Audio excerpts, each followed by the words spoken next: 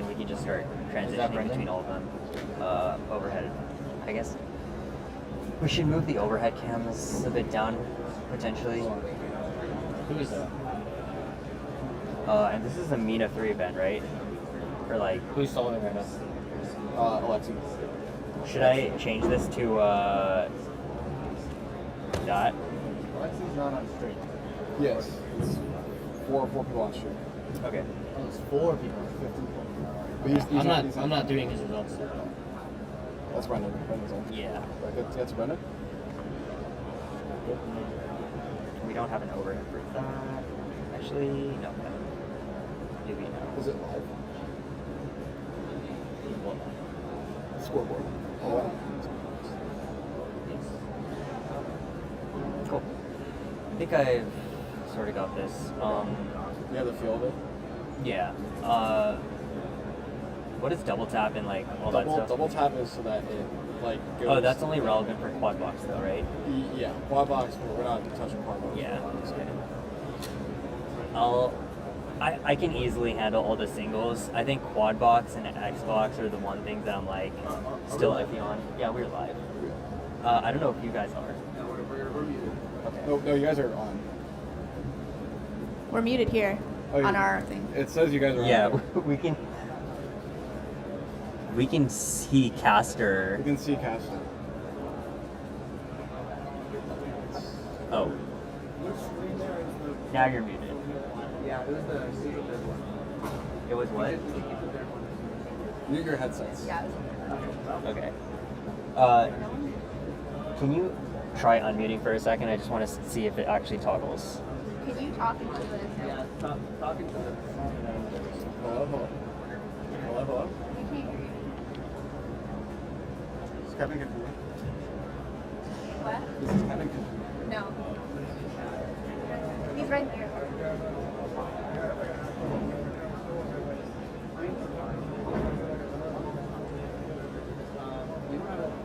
I should get. Do we have post-its? Yeah, we should get this. Okay. There is a headset here. This? Yeah. I don't know if you can use that to hear us. Oh, to hear you. Possibly. But I think I'm gonna be wearing the headset that Carter stole. Okay. Can you get a... Please, Two. Oh, just shit, sorry. let us know when we're going to review the live shot of it. Yeah, okay. This Thank you. on, right? Yeah.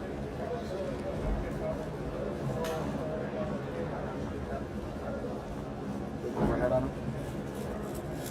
Overhead, The audio is yeah. fine. It's going to the audio is going to restrict. Yeah, it'll work. Couple notes. I think we could tilt the camera down a bit. Yeah. Right. If you're gonna fix the color correction, anyways. Right now. Yeah. So yeah, order is they need to get the GoPros. We were just gonna roll with this, so they get the GoPros fixed, and then we'll fix things as we like kind of swap in. Yeah. Okay. Okay. I mean, graphics look good. Yeah. Oh, nice one on that. Very nice. Dude, there's a numpad. That's just. We're okay right now. We got. Nice to see you. We're up and running. Yeah. Oh, was it rough? You're up. Yeah. Again, Doris.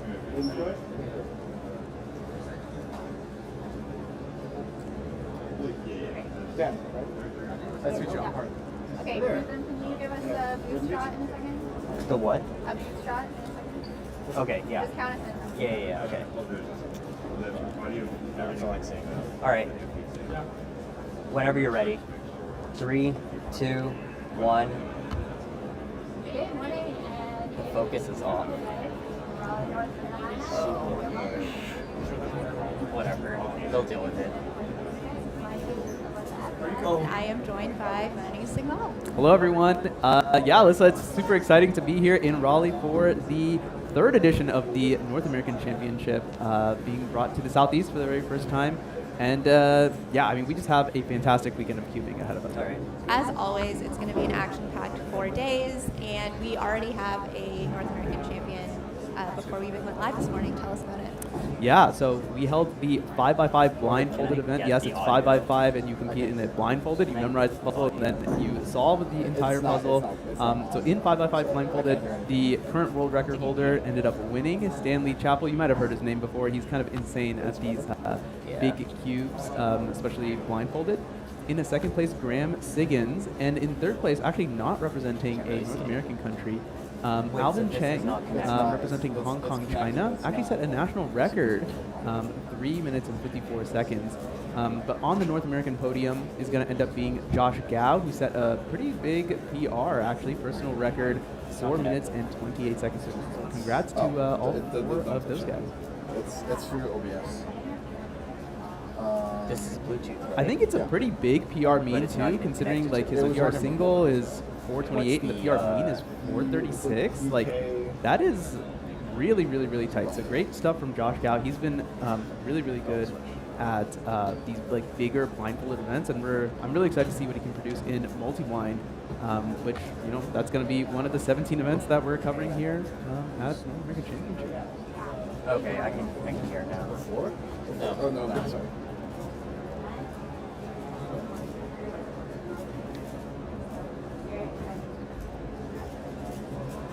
You can submit without it going away.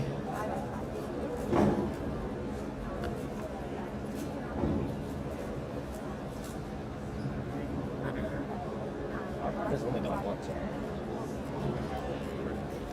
so, next one. This is Alexi's part.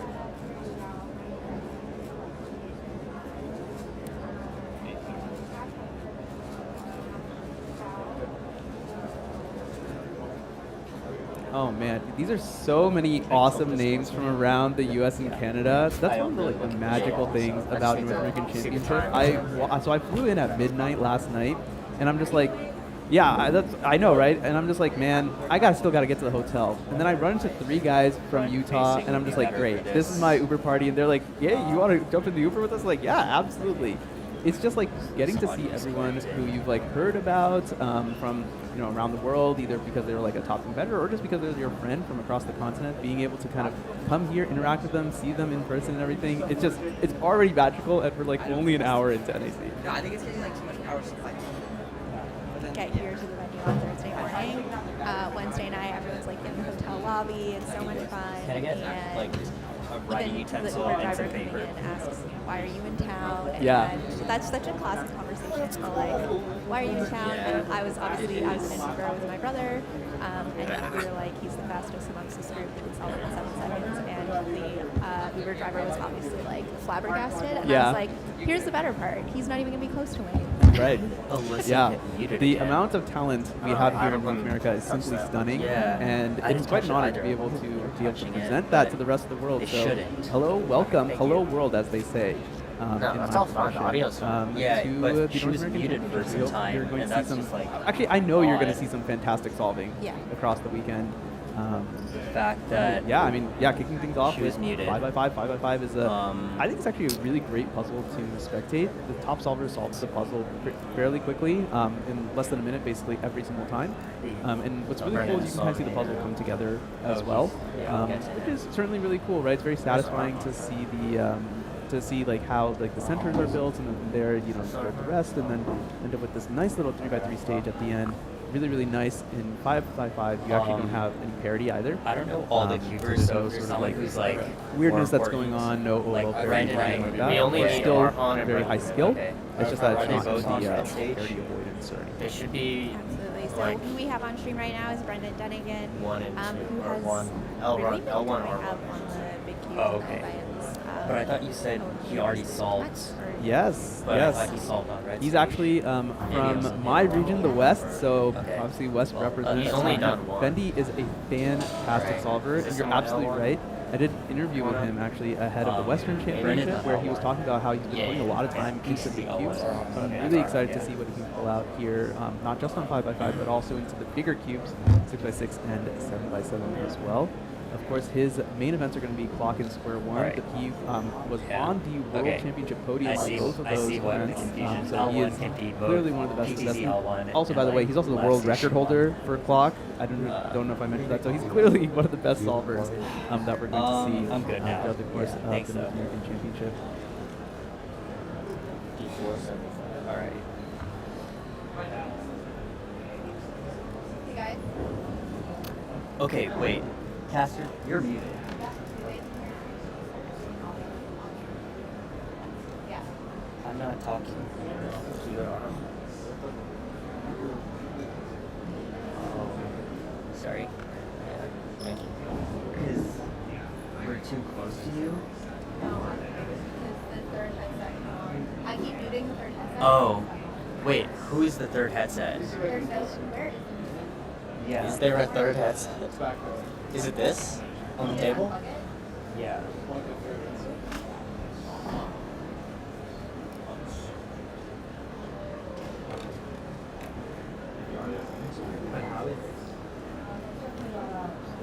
Okay.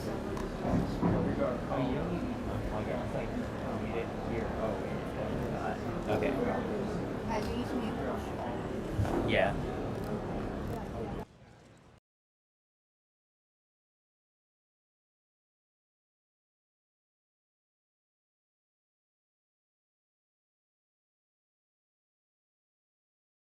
I messed up center. First to center. I got like a 36 and 38. You got it.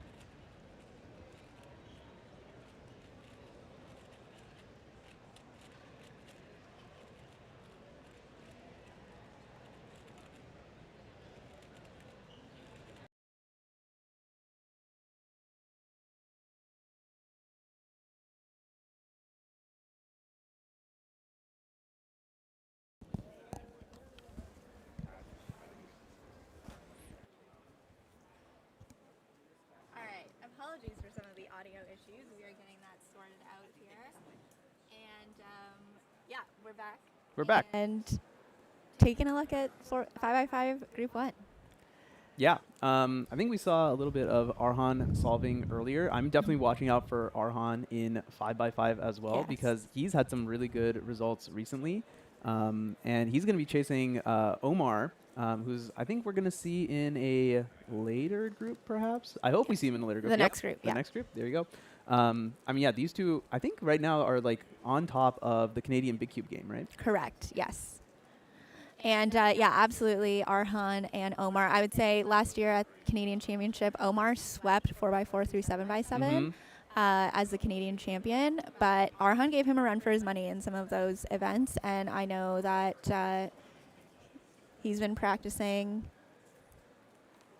and definitely just, yeah, really focused on those big cubes. He has set a few really notable national records recently.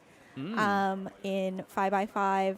It was taken back immediately by Bill Wang, but he had it for a week and also set a very notable 6x6 single national record, 1:06, I believe. It was that's it was fast. quite fast. Oh, that's really fast. Wow. So there you go. That's a little preview of some of the magic you're going to see later today. Brendan's pretty far back on his lap right now, so we don't fully see what's going on, but looks like he's not quite done edges yet, and he's just about to round the 40-second mark. Yeah, I think seems like he's probably wrapped up now. Actually, I shouldn't even say that. I have no clue what he's on. Okay, well, there you go. Well, now I know the cube is solved at least. 45.71, that's a much better time for Bendy. Awesome. Okay, and then we'll take a look at Arhan coming up next here. Arhan pacing pretty well right now, so let's see where this third solve is going to place him. Yeah, 39 and 42 already in the bank. Gotta feel good, I think, with that 42. That's a really, really, really solid time. I think it's going to be pretty competitive. Of course, this is just round one. I believe we have 3 rounds. Yes, yeah, we have 3 rounds of 5x5 at this competition. So for most of these top solvers, round one is not really going to be your round where you're really trying to razzle dazzle. If you're on the bubble to make finals, it's going to be your round 2.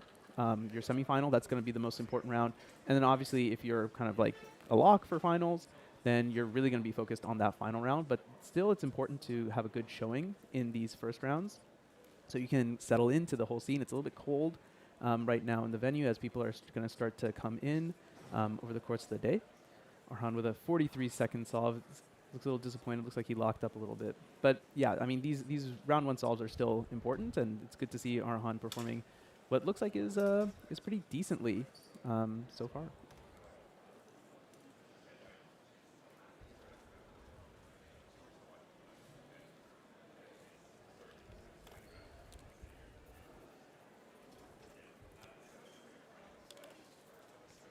Okay, we're taking a look at Alexei Sinyavin, another top competitor that we are watching throughout the weekend. 5x5 not his main event, if I'm correct. Yeah, he's a Mega Minxer. I think he currently has the North American record average in Mega Minx. Of course, that's going to be challenged by a couple other competitors later in this week, but still a pretty good big cuber. A lot of things actually transfer kind of between your big cubes and Mega Minx, especially because they're more, some people call them look ahead type events, and yeah, perfectly reasonable to call them that. What's really important, and when we say look ahead, for those of you who may not be aware, it's really when you're doing one step of the puzzle, you're kind of tracking the next pieces that you need to solve, and even if you don't know exactly how you're going to solve them, you at least have some idea of like where they're going to end up, so you don't need to find them later on. Obviously, some of the top solvers, they're actually so good that they can actually start planning how they're going to solve the next pieces as they're doing the current pieces. I'm not quite at that level, so it just baffles me that they can do it while turning so quickly as well. So yeah, keep an ear out for that term. Look ahead. You're going to hear more of that this weekend. Brendan, feeling decent about that one, it looks like, and I think especially when you're in this first round of the weekend, it's really about just kind of settling in, shaking out any nerves, getting used to the stage, getting used to the environment, and just really wanting to put down some solid solves. Yeah, certainly. I know Brendan, because he had missed out on the U.S. National Championship last year, where of course he definitely could have made a run at several podiums, certainly would have qualified for many events. I think this is going to be a nice little comeback competition for him to show what he can do on the world stage.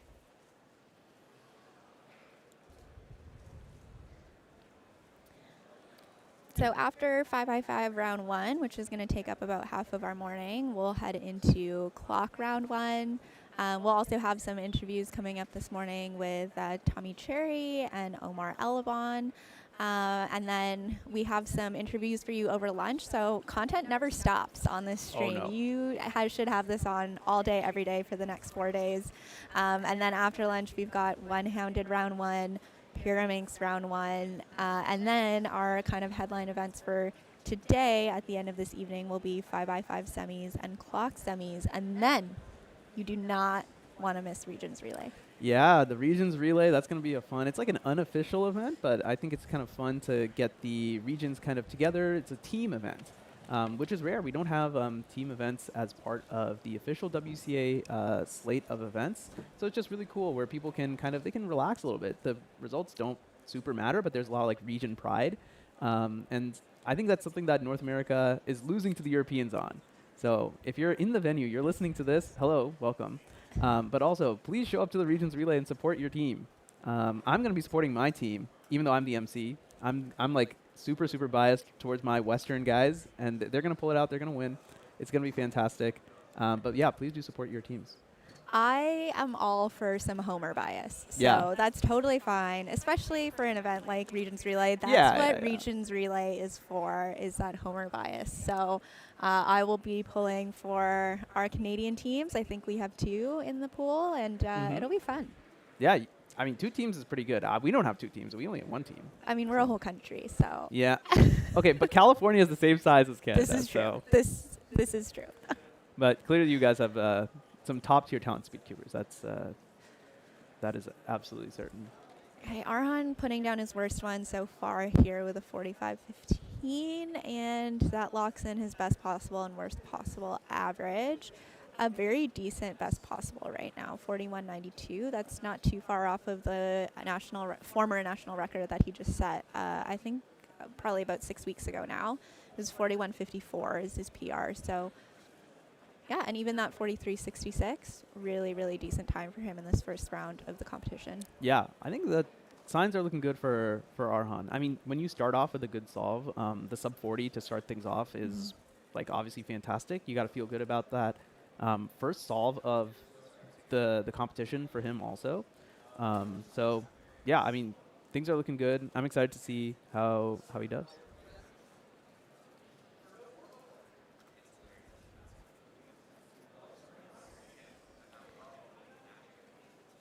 What event this weekend are you most excited for, Manu? This is the worst question to ask because I literally love every single event. As much as I meme about 7x7, I actually think watching 7x7 in a major is actually extremely fun. Yeah. Max Spark obviously is like insane, but even the second place race is going to be really exciting. But if I did have to pick one event, I'm going to cop out and I'm going to pick the 3x3 final because it is the marquee event. It's the one it's going to last for like an hour and a half. We're going to have two competitors go at a time in your traditional head-to-head style. And it's the one that has the biggest prize, the one that everyone is chasing, and the winner of that is going to be the winner of the competition. And yeah, it's just it has all the pride and prestige. So that is the one to watch out for. That one, very easy to remember. That one is going to be Sunday evening. It'll be the last event that we have at the North American Championship. I believe it's slated to start at about 3:45. Actually, we're going to hype it up a little bit, so show up a little bit before that, 3:30. I mean, Sunday afternoon is the most fun time of any major competition. Obviously, now we've spread out the finals across several evenings, which is the best thing ever and makes it super exciting. But even so still, that Sunday afternoon feeling at a major competition is so much fun. And yeah, you should definitely plan to have us on all of Sunday afternoon. Yes. It's just champion after champion after champion. I like to call it Championship Sunday. Yep. And it's going to be a lot of fun. But yeah, you're not wrong, Manu, to take the basic answer and just say that we're most excited for 3x3.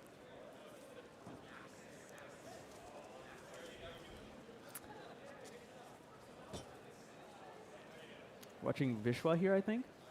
I think so. Yeah. Vishwa actually is a cuber from the southeast. He's from Georgia, so a state over.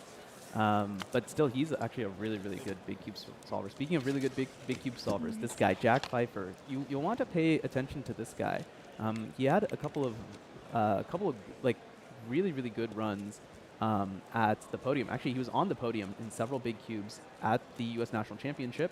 And of course, the U.S. is pretty good at big cubes both historically and currently.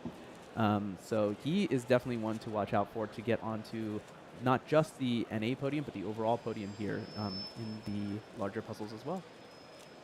And he's from Ohio. It's super cool. I think people feel a lot of state pride as well. CubingUSA does a great job of having state rankings up and stuff like that. So while I was prepping for the event, definitely looking at all of those rankings and yeah, it's just cool to, again, pull for your region, pull for your state. And yeah, I don't think Jack's going to be too happy with that. But again, it's the first round of the competition. So yeah. just get down yourselves. Definitely room to give. And he will advance to he should advance to the next round without too much issue. One thing that's a little bit new at this North American Championship is the qualification system. Do you want to talk about that a little bit? Yeah, in the sense of what is interesting to you. Okay, so what I find interesting is, so at the World Championship, they had pretty like lenient qualifications. Yes. And at the North American Championship, we have 6 events that basically have no qualification. Basically, you just have to have competed in them before, so that we know that you can solve the puzzle. But everything else actually quite a step harder than it has been in the past, which is certainly curious. As Worlds was the largest competition of all time, 2,000 competitors registered for Worlds, and there was still a wait list. Definitely, it's an interesting strategy to try and make sure that the folks who are doing their solves, they get like the spotlight and kind of make sure that everything fits into a nice, timely fashion.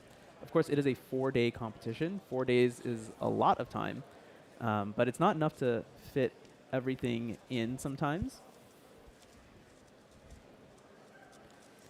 And so, yeah, like doing that, like time management is certainly a very interesting and pretty difficult task when it comes to kind of designing the schedules and such like that. So shout out to the organization team Oh for my trying gosh, to yeah. balance so much that goes into a major championship. It's so true. And well, I always appreciate just those few open events at a competition like this. So I will get to do my 3x3 solves and my 4x4 solves. Very There you go. exciting. And but I'll obviously be around here and not competing most of this weekend. Me as well. Yeah. So the both All of right. us. We are actually going to do a quick transition here, and we are going to cut to Brandon Lynn, a member of the casting team, who's going to be speaking with Tommy Cherry. See you in a little bit.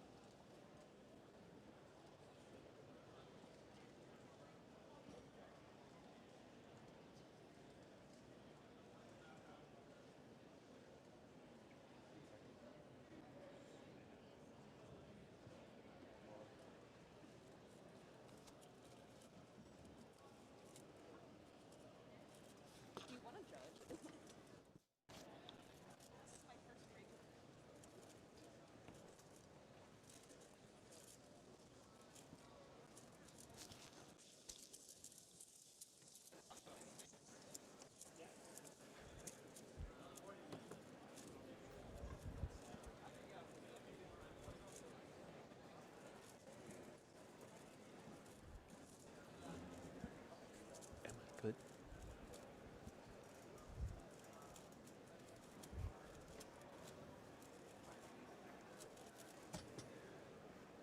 All right. Hello, everyone, and welcome back to the stream. I have a very special guest with me here today. I don't think he needs any introduction, but this is Tommy Cherry. Hey guys. Hello, Tommy. How's your comp been so far? I mean, not ideal in terms of competing. Like in 5-line, on my second solve, it was the only one I got success in, but I mistraced during wings and couldn't find my last cycle. So I traced over it like 4 times just to find like the last 2 pieces and got like a 5:30, which is like almost 2.5 minutes off my PR. So that was not ideal. And the other solves I just DNF'd, but and then we have got 5x5, which was just like, I mean, I'm not very relevant in 5x5, and the results weren't either. But I mean, I've been happy to see everyone at least. That's been cool, just seeing people. Yeah. That's always the greatest thing about like championships like this. You get to see your friends, old and new, and get to just connect with them through cubing. And Exactly. Such. I think everyone here wants to know about your recent world record single, which, by the way, congrats. Thank you. I don't think I explicitly congratulated you for this, but yeah, what's on your mind with that world record single? Like going into that solve, was there anything differently that you did, or like what was your mindset going in, and then just how did you feel after that solve happened? Because this is your first world record in 2 years. Mm-hmm. So yeah, just how does that affect you personally afterwards? Yeah, so I guess going into the solve, I was relatively nervous. I mean, it was like my third comp within the span of a month or so, and in the comps prior to that, I wasn't doing so ideal. But then the day of that comp, I literally just like put gravitas on like a certain part of the internal for the edges, and then it just made my cube so much better, and then I started doing really, really good in practice. So I started feeling a lot more confident, and then yeah, it just happened. So I just really got in the zone for that one.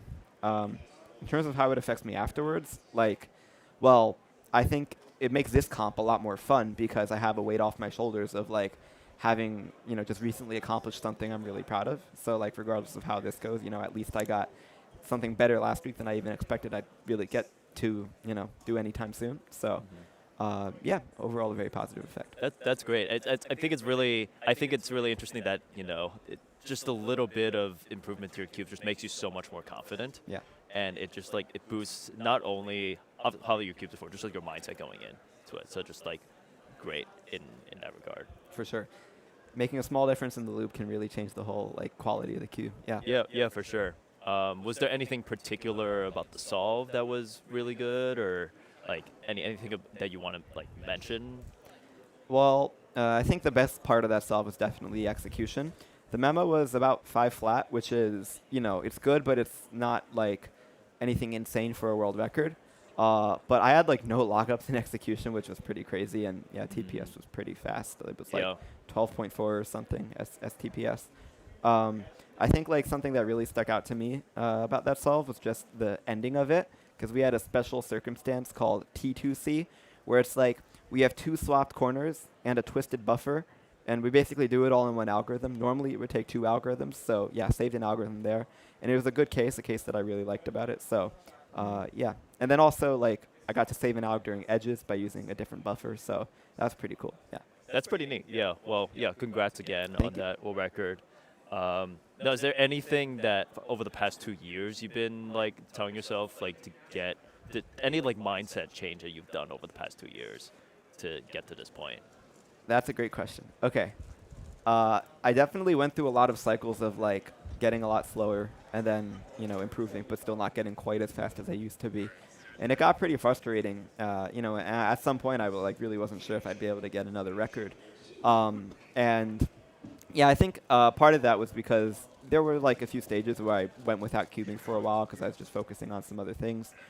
And yeah, I guess like I don't know if I can really describe like a specific major shift in my mindset like now versus at that time, but it's just kind of like it feels cool to like be back on the top of my game, and just it's starting to feel more similar than it used to be. I think like some of my recent comps, I was really, really nervous and not able to manage it officially as much as I used to be. But after going enough comps lately, I think I'm like back in the zone and yeah, able to not really like fall apart on every solve. You're back in the game. Yeah. Yeah, that's always great to hear, and hopefully you are back in the game for this comp, and we'll see what happens. Appreciate it. How has like the change to average of 5 in blind versus mean of 3 change anything about how you compete? Yeah, so it's kind of weird because I feel like obviously like I get more solves out of it, but it low-key doesn't feel like it. Like I'm still just doing a lot of the solves in a row, and then I just like take a break for a while until the next round, and then just have some more solves. Then I feel like I don't know. I kind of, at least based on how I was doing in some of my recent competitions, like I guess I just felt even more nervous than mean of 3 because it's like you have more opportunities for a good single, which I guess with enough opportunities it finally did come. So that was something. But no, I mean I've found averages like harder to get than mean of 3. I forget what the stat on that was, though. It's like if you have at least 25% accuracy, that determines whether average of 5 or mean of 3 is easier. That's like the cutoff point. I don't remember the math off the top of my head. Sure. But yeah. Would you say it's made you like more riskier in doing solves, or has it really not changed for much for you? I think it's about the same. I think like for the past many years, I guess I've had a similar approach. That's just like kind of one general speed I try to go at, and just like focus on the flow for that speed. Okay. Yeah. Okay. Yeah, for sure. So one thing that I saw in your socials is that you were involved in this new movie that is about cubing. Michelle Yeoh is in that movie as the star of. I actually don't know much about the plot of the movie, which I guess is a good thing. But I think she stars as a up and coming cuber. Yeah. Or something, yeah, and you were involved in it. So do you want to talk us about a little bit about your experience, working with the movie? Yeah, anything on your mind that you wanted to talk about with that? Absolutely. Yeah, no, I'm very excited about the movie. It's already in theaters in China and Malaysia, believe it or not. And the details about it being released to other countries aren't fully certain by now. But I know it will be on this streaming platform called iQIYI. But we don't normally use that over here, so it isn't the most convenient to access. But hopefully it'll come to more mainstream platforms like Netflix and stuff. But details aren't certain. But in terms of my role in the movie, I was a foreign competitor. I don't want to spoil too many details about the plot, but it was a lot of fun to be there. Just really cool opportunity. It's really interesting, like how much work goes into shooting something like that. Like we would, spend multiple hours on just one like 10-second clip sometimes. Like, there's really so much precision and just high tech devices that go into it. It's crazy. Yeah, it was definitely long hours of filming and stuff. Yeah, I was there I think for like 6 days in total. Ended up filming quite a lot, but honestly, like in terms of the entire movie, it's not even that big of a portion because like they were filming for months and months, so much goes into it. Overall, really cool opportunity. Yeah. Cool. Did you do any blind for the movie, or just 3x3, or do you not want to spoil it? Well, what I will say, because this was in the trailer, there is an aspect where Michelle Yeoh, like the main actress, she had a blindfold on and was turning a cube. So that's kind of just a sneak peek into what part of the movie is about. Yeah. Cool. That's exciting. Yeah. What's the movie called? I forget the name. For those that want to catch it later on.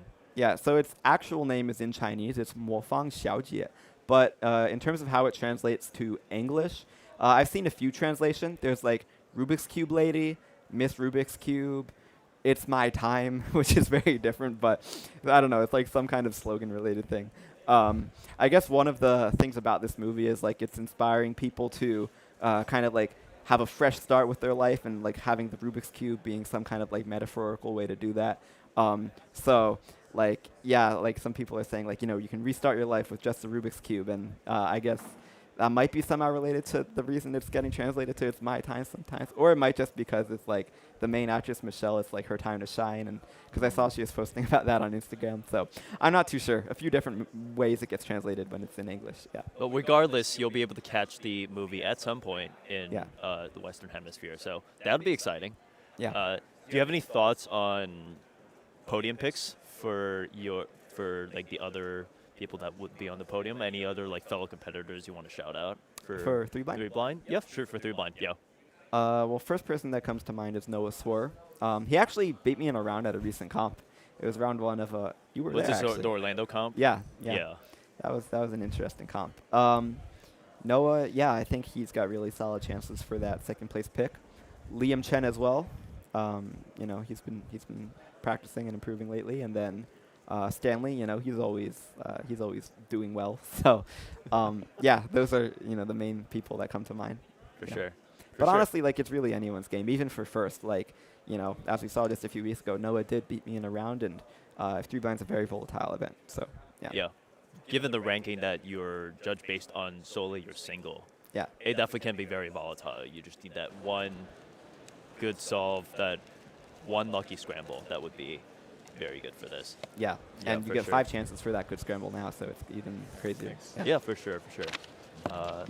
Is there anything else you want to tell your fans? Anything else you want to, anyone else you want to shout out? Let me think about that. Well, to tell my fans, well, just, in general, thank you all so much for the support. Really glad to be in this Cuban community, and, just, everything over these years. That's great. Thank you, everyone. And then, in terms of other things, I guess I'll, do a quick plug here. I've got my own coaching company now, Tommy Terry Coaching Company. This, right now is the biggest platform I guess I've actually announced it to. So you guys could check out TommyTerryCoaching.com and, sign up for my coaching. And we've got other coaches that are onboarding as well. Right now it's just one officially. His name's Sean Hartman, very close friend of mine and top cuber as well. If you guys are interested in coaching, check that out. But just wanted to do that quick plug there. Cool. Maybe I'll sign up. Nice. Well, thank you so much, Tommy, and good luck with the rest of the competition. Thank you so much. You too. Yep.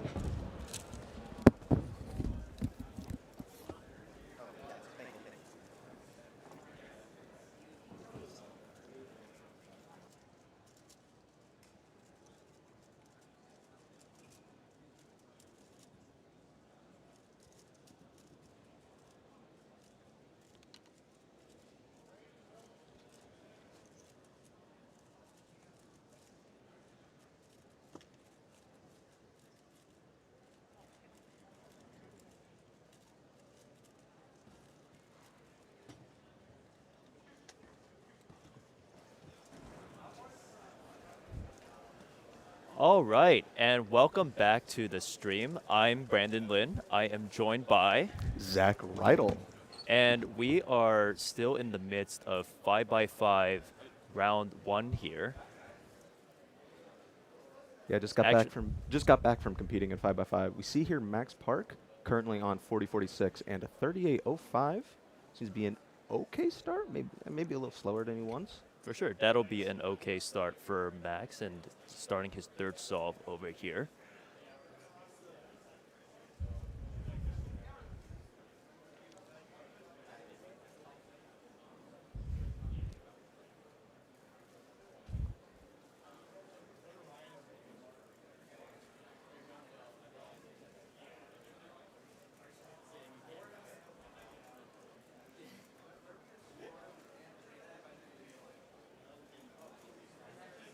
So taking a look at some of the other results from the 5x5 first one. Actually, whoa, Max getting a 34. Quite a the fast best solve. solve of his average so far. It's going to count that 38 time into his final average, and it's going to put him on good pace. Another good time will count, maybe even counting the 34. But yeah, some good results so far in the round. We did see Jerry Yao, 44.95 PR average, currently second.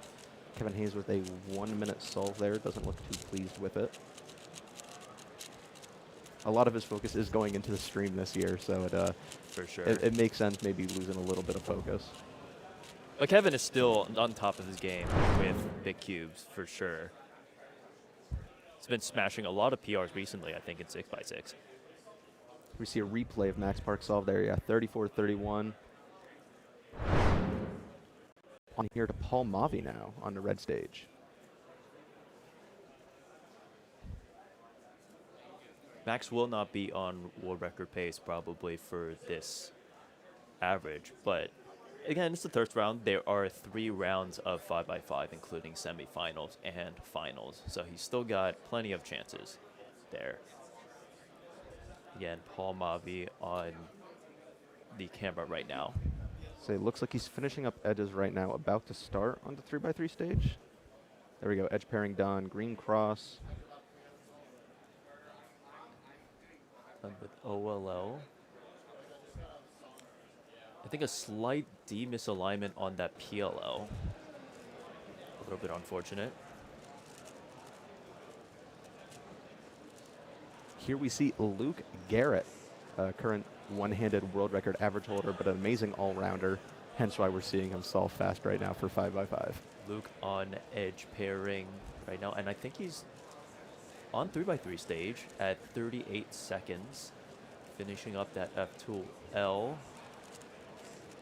Smoothly going to Ola for a 46-second solve for Luke. As I say, doesn't seem too upset with it. Maybe middle of the road right there. Luke has a PR average of 43.98, so it'll be an okay time for him. I'm not sure what his other times are, but he seemed to shrug at that. See Christopher Sun here, 49.20. Chris, currently second on the national podium for 3x3. Seeing him in a different event here, but definitely one of the names to look out here for, especially in 5x5. He's quite fast at that, currently 16th in the world for average. So Also a fellow Mid-Atlantic local.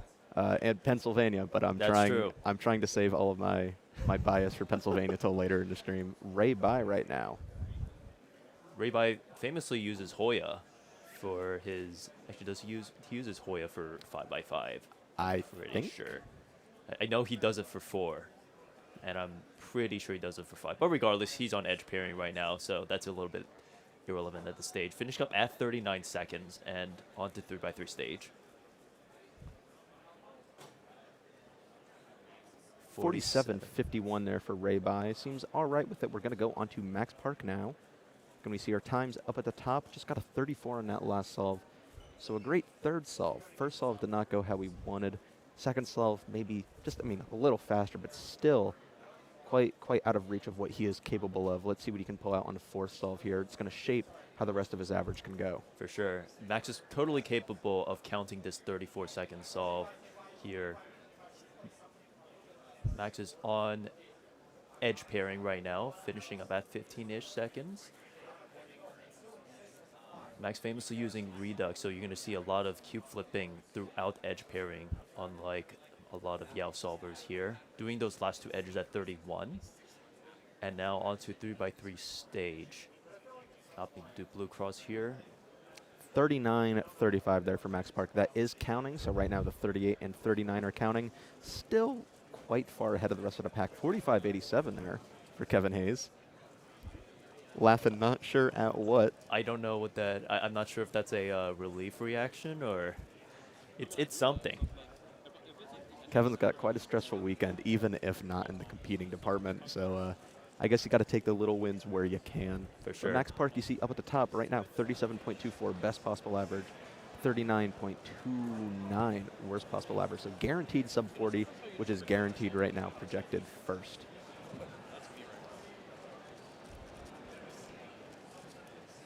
You've got Omar, who's on his third solve of 5x5. Doing some warm up.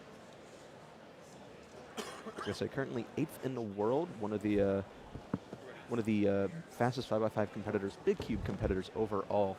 8th in North America. Oh, 8th in North America? It is not showing world rankings. I am a fool. I lied about Chris Sun earlier too. Then that's on me. No, you're good, Zach. As Omar starts his third solve of his average. On to doing those last 4 centers. Already got those Yao edges done. Last 2 centers over here, just shy of 20 seconds. Actually, there's the flip at 22. Big pause there. Yeah, quite a bit of pausing going into edge pairing here. Finishing up those, hopefully those last 2 edges. Actually, on the 3x3 stage at 36.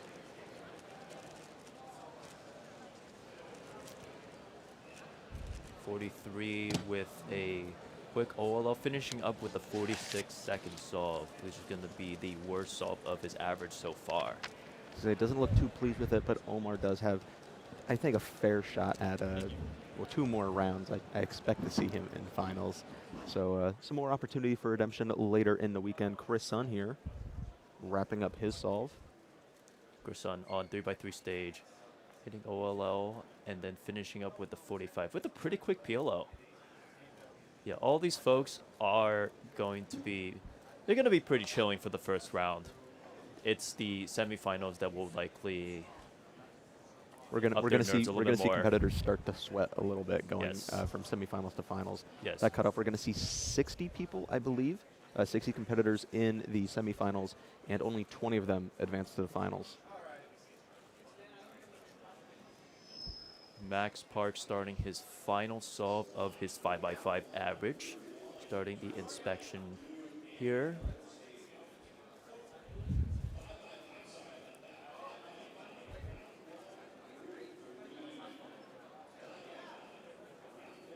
Yeah, we are going to see the method that Max uses for 5x5 is different than most of the competitors. I think basically all of the competitors in the top pack using Redux. So going for centers, then edges, then 3x3, as opposed to doing in and out of center and edge building. Max finishes centers at 15, is on edge pairing right now. Doing those last 2 edges right here at 33 seconds. Finding that cross onto F2L.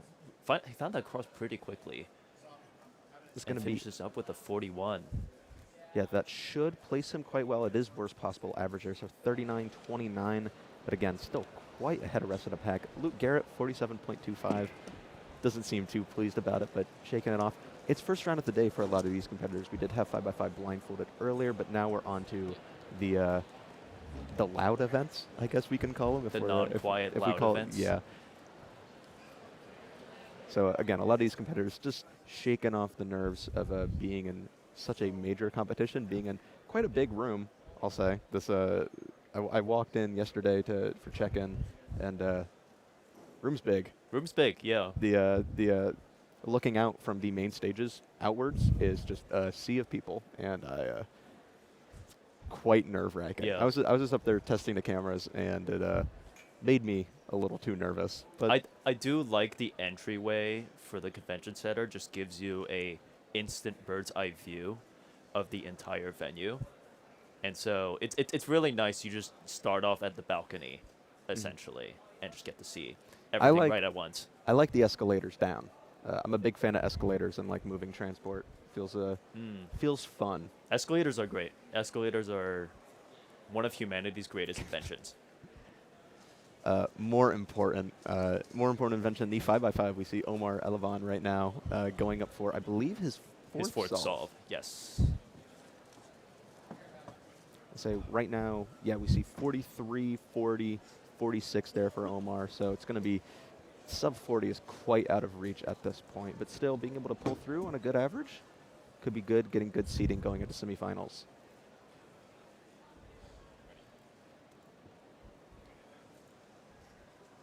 Omar starting his solve. Starting off with that white center. Actually, he started with the yellow center and then the white center, sorry.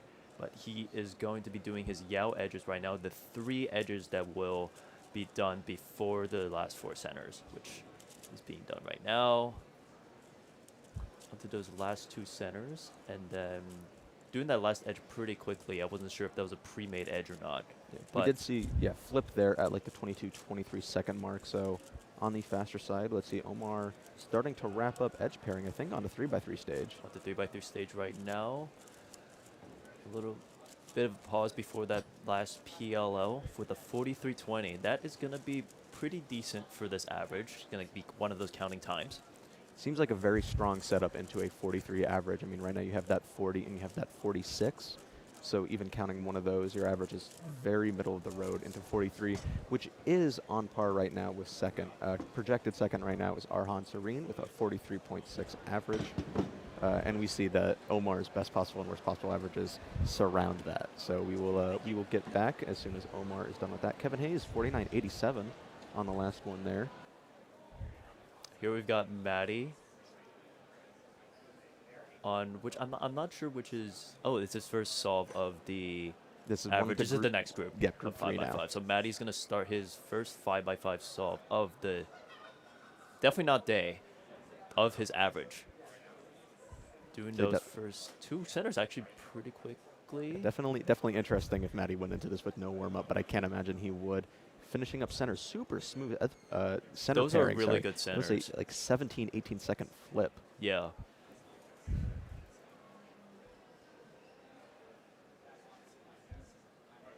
Last 4 centers there. Sorry, last 4 edges there. And there's the last 2 edges right there. Maddie onto 3x3 stage where he really excels.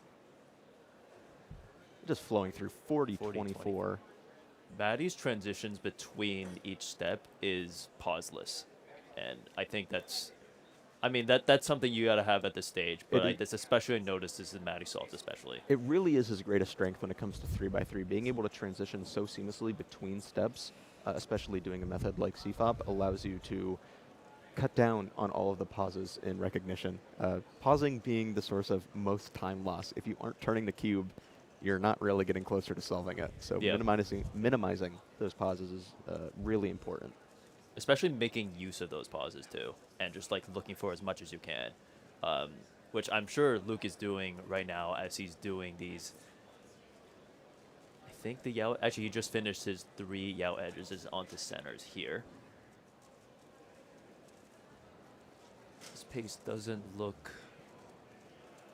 great right now. Yeah, there's a flip at 30 seconds. That is definitely not ideal for Luke here. We're going to see potentially his worst time in the average. Still on those last 2 edges, finishing up with that algorithm and the 3x3 stage at 45. Does he know the CBLO? Like a big lockup on there with the 53. Thumbs down. Not a fan of that time, unfortunately. For sure. Again, should still comfortably make it into semifinals. We see Kate Graham here.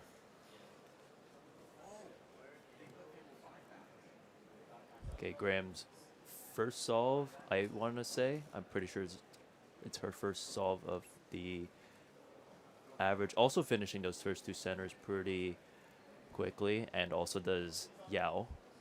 Kate Graham is the current female world record holder for 5x5 average. So looking right now, I think in North America, she's also ranked quite high. Yes, 15th in North America. So one of the big names to look out for in 5x5 at this competition. Kate, I believe, finishing up those edges. 3x3 stage here at the 37-second mark.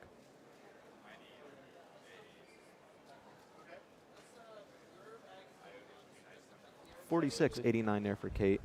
Doesn't seem too pleased with it, but again, first round of the day. It's going to take a little bit to get warmed up, especially a little cold in the venue too. For sure. I think that last layer was entirely R and U moves, so maybe it could have been a little bit faster. As I think Omar is saving. I think Actually, saving edge parity till the Yeah, very I end. thought 46 will be worst possible average there. 44.43 for Omar. Unfortunate still, again, quite highly ranked amongst the rest of the pack. Yep. But a lot of these competitors set quite high expectations for themselves, especially knowing what they're capable of. So right now, Arhan is still ranked second in the first round of 5x5. We still have a lot of top 5x5 solvers. You're including Maddie, who's on screen right now. Finishing up, getting those centers done at 19.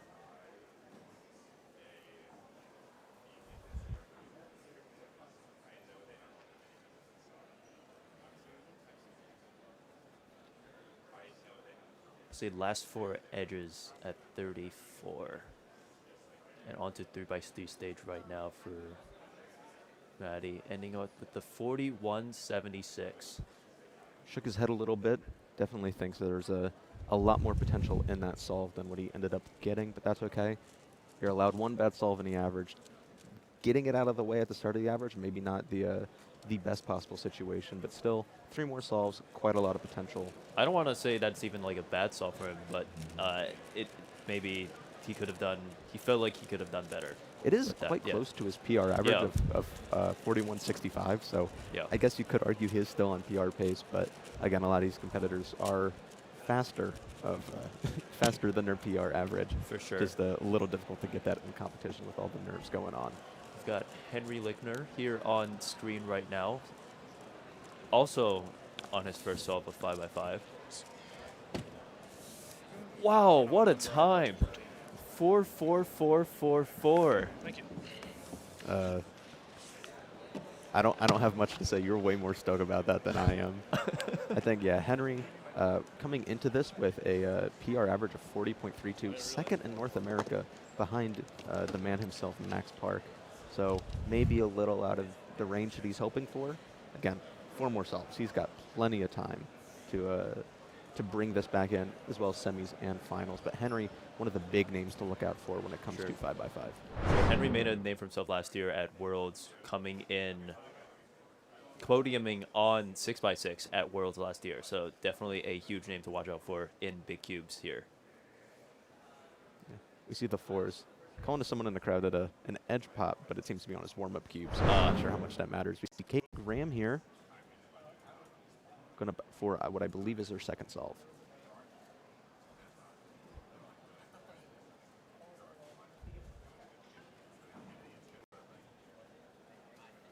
Kate starting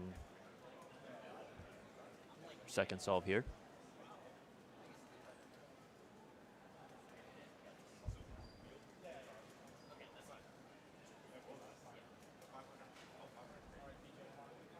Super fast center building. This is on par with Maddie's solve. Flip there. at 19. 1920. 1920.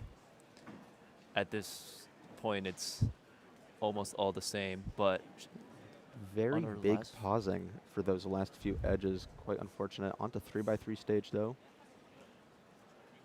Also some pauses on 3x3 stage, but onto OLO here. 43.86. A lot of potential in that solve, so maybe a little disappointed in how it turned out. But again, still on pace. That is quite close to her. That is sub her PR average. So can't really be too upset with that. Brian Johnson Current world record holder in both FMC mean and square one single. Not a combination of events you For sure. really think have anything in common. But those are his events. Yes. Those are what he's been practicing. 58.70 for Brian. Doesn't seem too stoked about it, But Brian's had quite the year with Yes. those 2 world records. I mean, he is on fire. actually one of the names to look out for, and a lot of events at this competition. Again, square one, FMC, but also 3x3 and 3x3 one-handed. Carter Thomas here, 44.9, one of our lovely commentators. Been on the big cube grind as of late.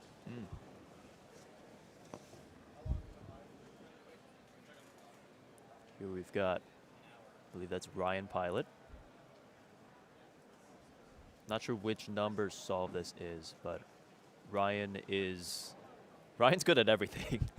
he is current world record holder for sum of ranks, both single and average. So he's just well-rounded in every aspect. Truly a jack of all trades, but I think a Ryan of all trades is a little bit more appropriate to That's put a good it. one. That's a good one, Zach. Maddie's third solve of his average is going on right now.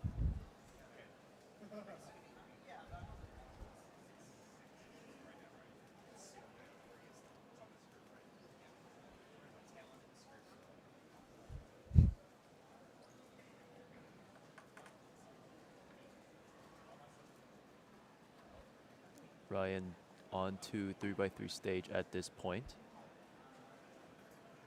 44.59 for Ryan Pilot. Over to Maddie now. Ooh, quite a long solution. 46. You could see it on the look on his face. Not too stoked with that. Again, more solve to the average. Still got plenty of room to wiggle around. Ari Rangers Pearson here, hailing from Virginia. Most well known for 4x4, but overall just a great big cube solver. The techniques do translate pretty well from 4x4 and 5x5.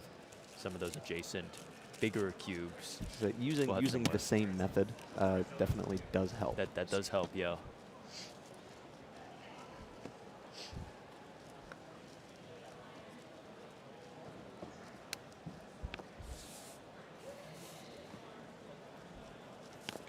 Ari is it appears to be an under the table solver, which is pretty common for big cubes. 45.66. One of the things I've noticed about Ari, nerves of steel, or at the very least, not really reacting after any given solve. Something that a lot of top competitors maybe wish that they had more of. I know, I mean, I get nervous, and I'm not even all too fast. So definitely got to keep the nerves together. The most important thing about the solve that isn't just the turning. Yeah, it's definitely 50% of the battle at these big championships. Henry Lickner back up for his second solve. Started off 44.44.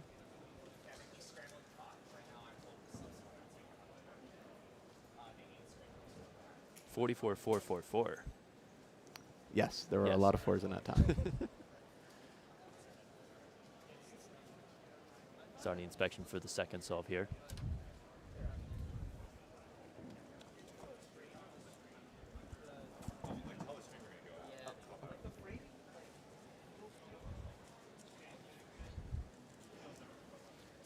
All right, we are going to swap out here, casters. I'm going to go get ready to compete in clock. Brandon, I will see you later. Good luck. Yep. Have fun with 5x5. All right, see ya.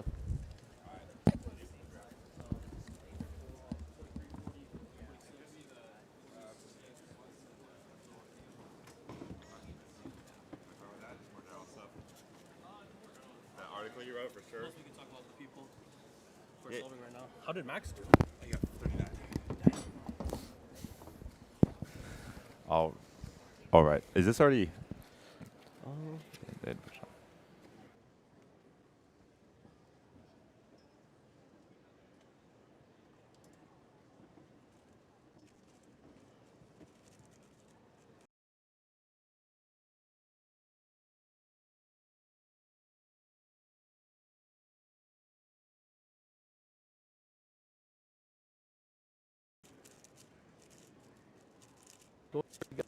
'We We competed against each other just now. Didn't do too well, but it's good enough for semi-finals, and then we hope to do really well there so we can make finals. Oh, I mean, I don't I don't think you're gonna have any trouble making finals here. I hope not. Yeah, I guess. I mean, you're obviously big cubes. If you're not aware, Omar Elvon, the Canadian big cube specialist, prior to Canada, top. I think you're eighth and seven. It's your best, definitely your best event right now. In the world, I'm 6th.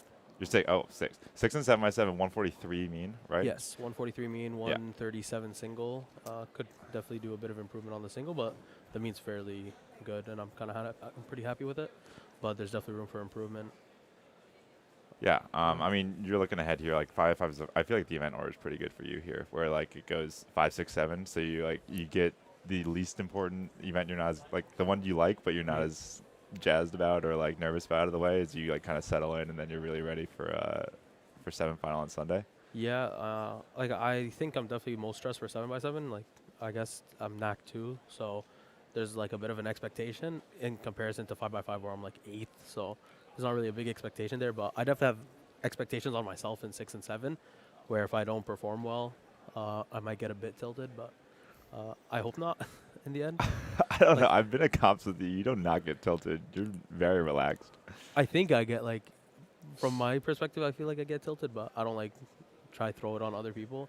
At the end of the day, like it's not going to change my results, but I just hope to do well. So that way coming next year for Worlds, like this is really good practice for my nerves and just trying to see what helps calm them down. But right now, like my biggest issue is just how cold it is on the stage. Like, yeah, no, it's being we fake. appreciate the issue. It's being worked on. And yeah, it also warm up a little as people trickle in. But no, that's important and it's being worked on. Yeah, so like you obviously a lot of NRs, probably NAR 2, which is kind of the pinnacle achievement in 7x7 right now because Max is still. All right, that guy's got that stranglehold in 7 still, but like you've not. This is like your first huge major. Yeah, I mean I'm excited. I'm so far I'm enjoying it. You know, I got to see so many people that I've never met before that I've always wanted to meet, like, you know, Luke Garrett, Stanley. I met you earlier, like when you came over to Canada. I haven't seen Maddie in a long time, or Max Shaw. Like there's just so many people that I have yet to meet that I thought I would have met before. Like even Henry I haven't met ever. So it's really nice, like, just seeing all these people. And on top of that, like, once the day moves on, like, once clock starts, there's going to be so many more people. And you really get to, like, feel the vibe of everyone being here. So I'm honestly really excited, and it's just, like, a really nice warm-up for Worlds next year. Yeah, I mean, I'm so excited. These events always are so special, and it'll be nice just to see. I mean, we have almost 1,000 people registered.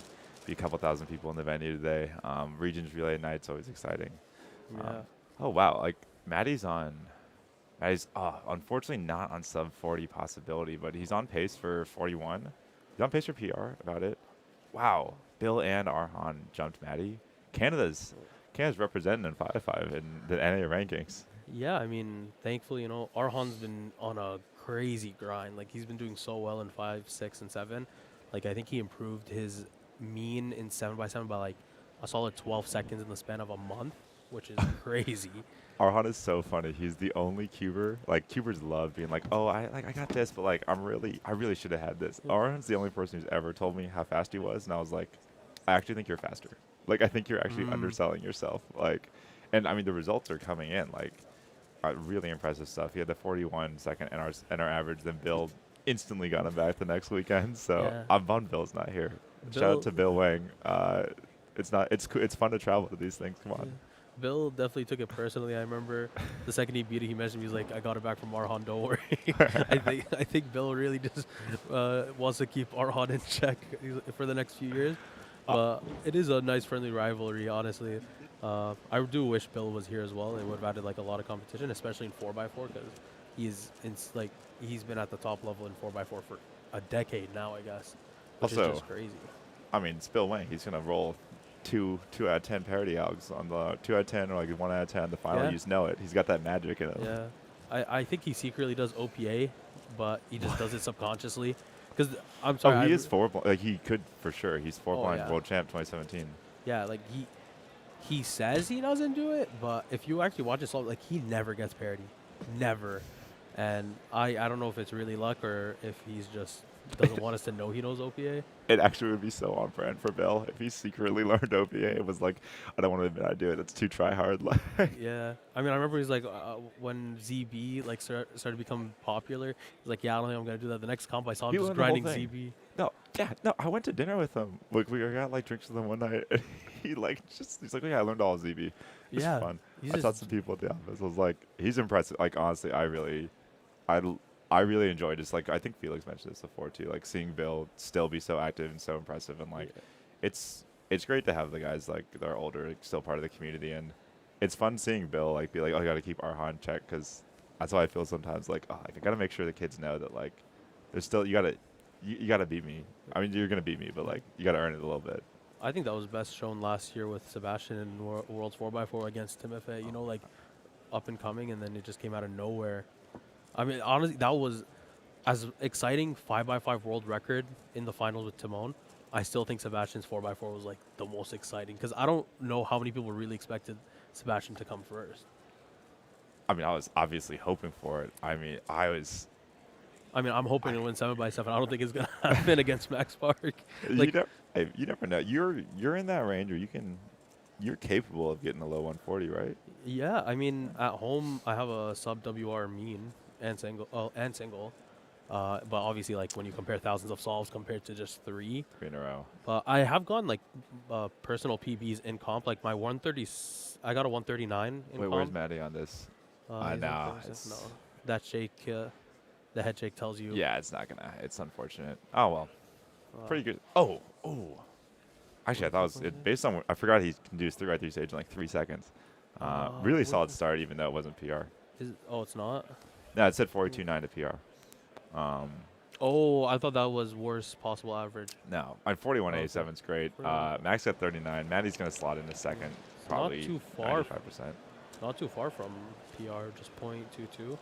No, he's very Or point- solid. yeah. It's definitely like a question of like how, like Maddie's results in 3x3 and stuff have kind of been a little up and down over the year. Obviously, big first year at Columbia for him, very busy. I was always like, the guy, he's a pro. He knows how to compete. He does well. I was like, he'll just get into shape and show up. And round 1 at NAC 41.6, yeah, we're doing well. Honestly, I'm excited. Like, has so many competitors where like second and third place is just up in the air for maybe, I think like a solid maybe 6 or 7 people can just randomly come out and get second and third place. I think first place is fairly safe with Max Park. I mean, he's almost 6 full seconds ahead of second place on Psych. And Max Park, just with the amount of experience he has at major comps, his consistency, his turning style, he has it all. That's the thing with Max. Like, even in, well, so 5x5, it's interesting because it's actually easily his weakest cube now. Big cubes, Yeah. like, because he's third in the world. He's like, I don't think, it's not even like someone just edged him on a lucky average. Like, Tamon is just straight up better than him. Oh. Timofey could be a toss-up, but like in America, in North America, he's by far the best. Yeah. Like all the really like high 30s cubers are in Europe or Asia. Like, I'm not too sure why 5x5 is kind of a weaker point for North America. I mean, across the board, actually, big cubes is not a big.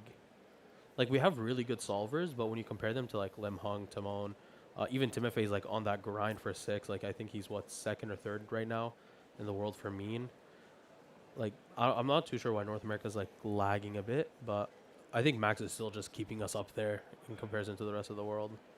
Yeah, I mean, it was Max just so far out in front, but it is interesting, like, all of the people, especially because 6 is wild right now. Like, if we had Worlds this weekend, it would be honestly one of the most exciting events, I think. Like, there are so many people who can get that world record. 57 is pretty quick, but 104.9 is still doable. Like, but they're all, none of the North Americans. Like, he has the best PR, but it's still 110, which is not, it's not quite in that range. We'll see what I was talking to him. He's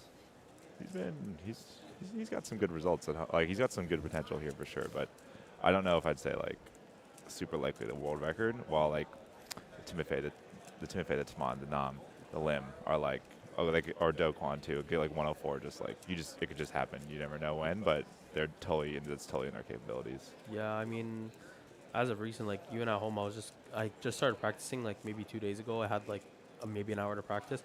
I was getting like pretty good results on 6. I think I got like a 105 mean, which is pretty good. Pretty solid, honestly. yeah. Like especially just like out of nowhere. I wasn't like I was expecting to average like 114, 115, but I was getting like some decent averages and some good singles. Like I only have 2 sub 1s, so I'm not really expecting a sub 1. But I've been getting a lot of low 1s. I think I just have to like this mental barrier that I have to cross for some reason to get that sub sub 105 consistently. But I really think 6x6 like just triple parity could just kill you. Oh, Henry. Okay, triple parity. Okay, the parity, the edge pairing parity on 5 and 6 is so cope. Do you not agree? On 5x5 edge parity is not that big of a deal. Same with 6. But 6, I feel like if you get PLL, Oh yeah, well you don't know your algs. yeah, but It's I'm not, the most like skill. Dude, we learned these in like 2011, man. I know, but like, why am I like? I'd rather just take that 50-50 chance and spam TPS and just hope for the best, you know. I think I might start. Can we learning it. switch to this caster shot right now? Because the crowd needs to see that this is Omar. This is ridiculous. This Like, is For just some context for people who don't know, like I don't know any of the 5x5 last 2 edge algs, but the thing is, this is not acceptable, man. This is not okay. Like I don't think it's. Omar's if- like if Omar- learn 6 algs to drop half a second immediately. No, do 10,000 solves to try and drop half a second. Oh yeah, sounds Yeah, good. Like, dude, this is not okay. Like I don't know. For me, it's just. I think I will learn it eventually when I have a bit more time on my hands. Like I got full-time school in the summer plus full-time It's like work. 6 algs, dude. Yeah, but then you have to practice recognition. They're easy to recognize, except all of them except for like 1, which is like. Yeah. I got PLO parity. I got edge parity on like almost every solve, but it was all the super fast edge parity, and I was like, okay. oh, it doesn't even count. Like it was just one of the good cases. But if you just know the case. So it's. I don't know. I'll probably learn it eventually because 5x5 is not that big of a priority, and It's important on 7 too. that's true. Okay, It's that really I will say. important Like on on 7, it makes a difference. 6, I'll be honest, I don't feel like it's worth it because even though you do that out, you're still at a risk of getting outer, getting outer layer parity. And I think if you combine the OLL parity plus that out, it's slower than my time for just doing the inner parity out. Okay, but like you're gambling. Also, okay, so there is totally a point to be made that the margins are much less on 6, especially if you're someone who can predict your partial your orientation during F2L, and so you can leave the parity out to the end, no matter what, if it's on your opposite cross color or your last layer color or not. But do not even begin to try and convince me that learning them is not a good idea, because that's just crazy. If anyone were to ask me, I'd definitely say like, oh, you definitely should. But, like, it's rule for thee, not rules for me. Like, I definitely think I should. It's just I don't like if I do get any time to practice at home, I'm mostly trying to get 6 and 7, just because I know that's my best events where I can get ahead. Or you could learn these all in 30 minutes. I probably could. I honestly, I think like maybe just randomly tonight I might just learn them and try to. Honestly, not tonight. No. On Monday. Okay, maybe Monday. Maybe on the Don't plane. learn On the something. plane Don't learn back. something while you're at the major. I don't know. I'm new to this. I'm just living life. The only thing that I'm like really gonna focus on is like no matter how good my practice cubes are, I'm not gonna switch my mains. That I'm gonna stick to because I've done that before and it went terribly.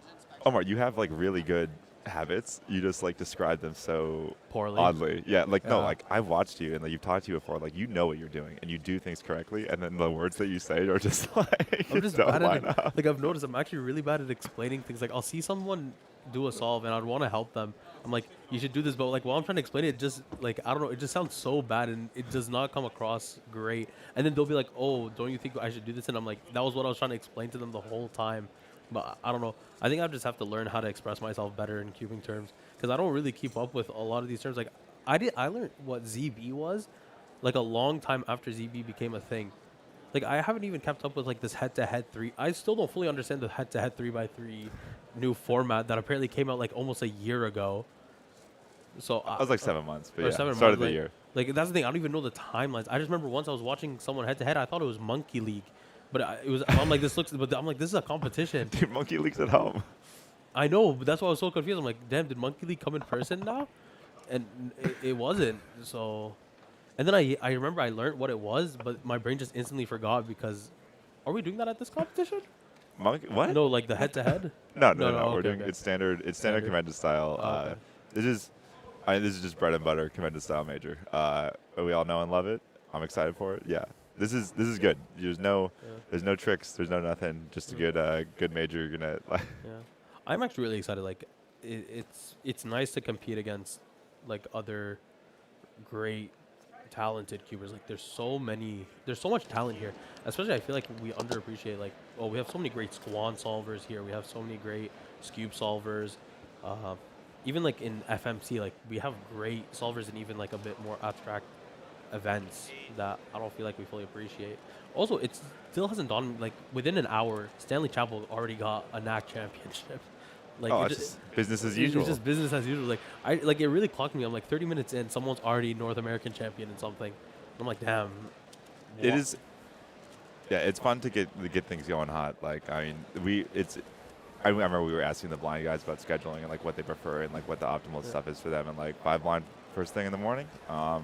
Yeah, Stanley just like clockwork. I mean, he makes it look so easy. He does. But it is anything but. To this day, like I learned blind once. I did it for like 2 days, and I was just done after that. Yeah, I solved it 303 blindfolded a couple times.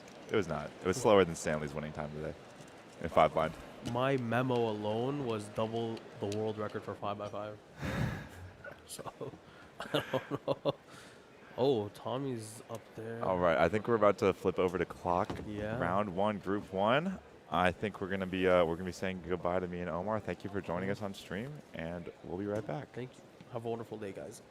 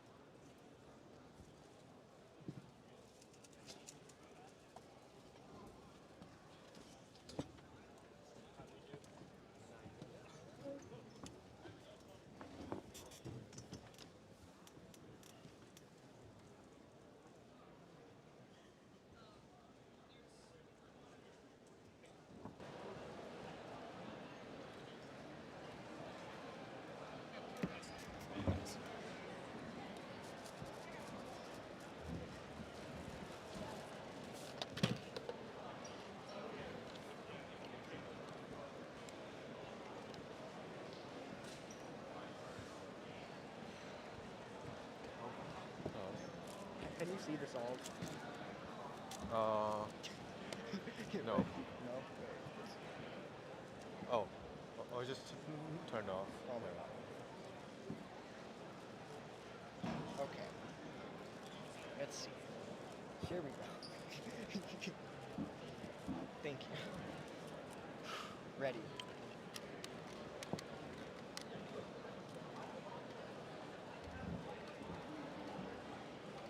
Eight.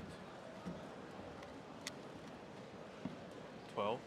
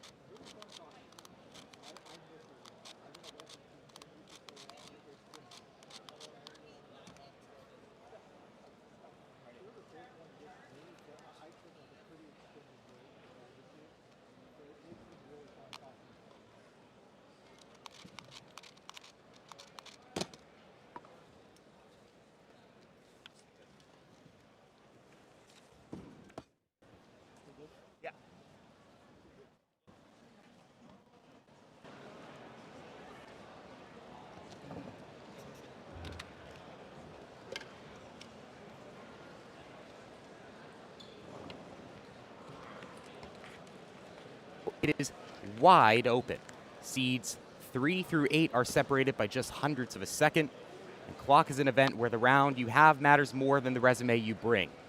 So keep an eye on some other cubers, like, for example, Fiona Bao, who is the women's world record holder and reigning U.S. national champion, with further history on the line here at this competition. But that's all down the road. For now, though, it's just round 1.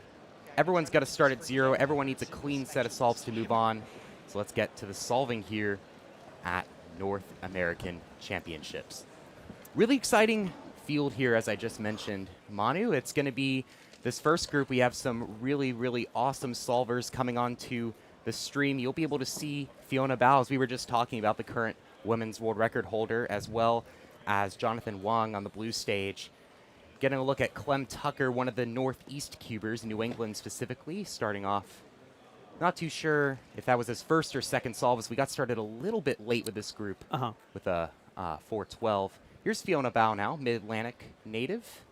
As mentioned, the current women's world record holder and national champion in clock at All-Stars in Providence, Rhode Island pretty recently. A little bit of a safety stop there, 322. Solve is good. It's a little bit tough to tell, as the judge does have to check the backside. Yep. Pretty good start for her first solve. And the name of the game here in the first round is just going to be not DNFing. Yeah. Yeah, It's for such everyone, an event with accuracy. You have to be very pinpoint with this event. Yeah, for everyone we're watching, it really is not going to be a problem of advancing to the next round, as long as you don't double DNF. But it is the most volatile. I think it's the most volatile event in the WCA. I think it's more volatile than your blind events, because even though, people DNF in the blind events a lot, it's kind of expected that you're going to DNF, and those events are built around the fact that those are best of formats, whereas this is the average of 5 format. You only get to drop 1 solve. So your double DNF, you're instantly out. Another phrase that I love to say whenever I'm in the booth, and I'm going to bring it back, is you cannot win the final if you don't make it into the final. And so that's going to be by far the most important thing for the competitors to do, is to punch their ticket into the future rounds. We got 3 rounds of clock, the last 3 rounds of clock that we're going to hold at the North American Championship, a little bit sadly. So yeah, best foot forward, and don't mess up. Yeah, exactly. As you mentioned, this is going to be the last time we ever hold clock at a major in North America as things currently stand. So this is going to be a bit of a bittersweet week, but this should be a good send-off. I believe this is, I'm not too sure. I think this is Zachary Cribb, unless I'm mistaken. I'm sure the chat will correct us. Yes. Also, hello everyone in the chat. I don't know if I've said hi to the chat before. Yeah, I don't think we've said hi to the chat yet. So hello everybody in chat. Hope you guys are having fun this morning. Got a long 4 days ahead of us. Yes, indeed. Indeed. And that is definitely Zachary Cribb, Wisconsin native. Choosing the pink LE this weekend. And as you're seeing as well, a little bit of a, looks like a DNF for Zach Cribb to start. But as we were saying, yeah, he's going to have to safety the rest of that average most likely. But as we were saying too, most of these clock solvers now use a no-flip method, 7 simul, as most in the community know it. Back in 2023, 2022, most clockers were using a sighted method where you would flip the clock. And now people use a method where you basically memorize both sides and you do simultaneous moves to solve the clock, which has revolutionized the event in terms of solving. Yeah, absolutely. It's actually really, really cool to see what kind of stuff has been developed for clock over the years as we watch Sebastian Stone. 250. All right, Sebastian. There we go. There he you is go. the reigning Western champion in clock. He actually beat Brendan Dunnigan, the world record holder. That was at the tail end of May. So I'm really excited to see how one of my homeboys is going to perform this weekend. Yeah, Sebastian Stone also, that was a 2-0, he had a 202 PR single, so that was actually pretty good for him as well. Let's see if he can maybe count that.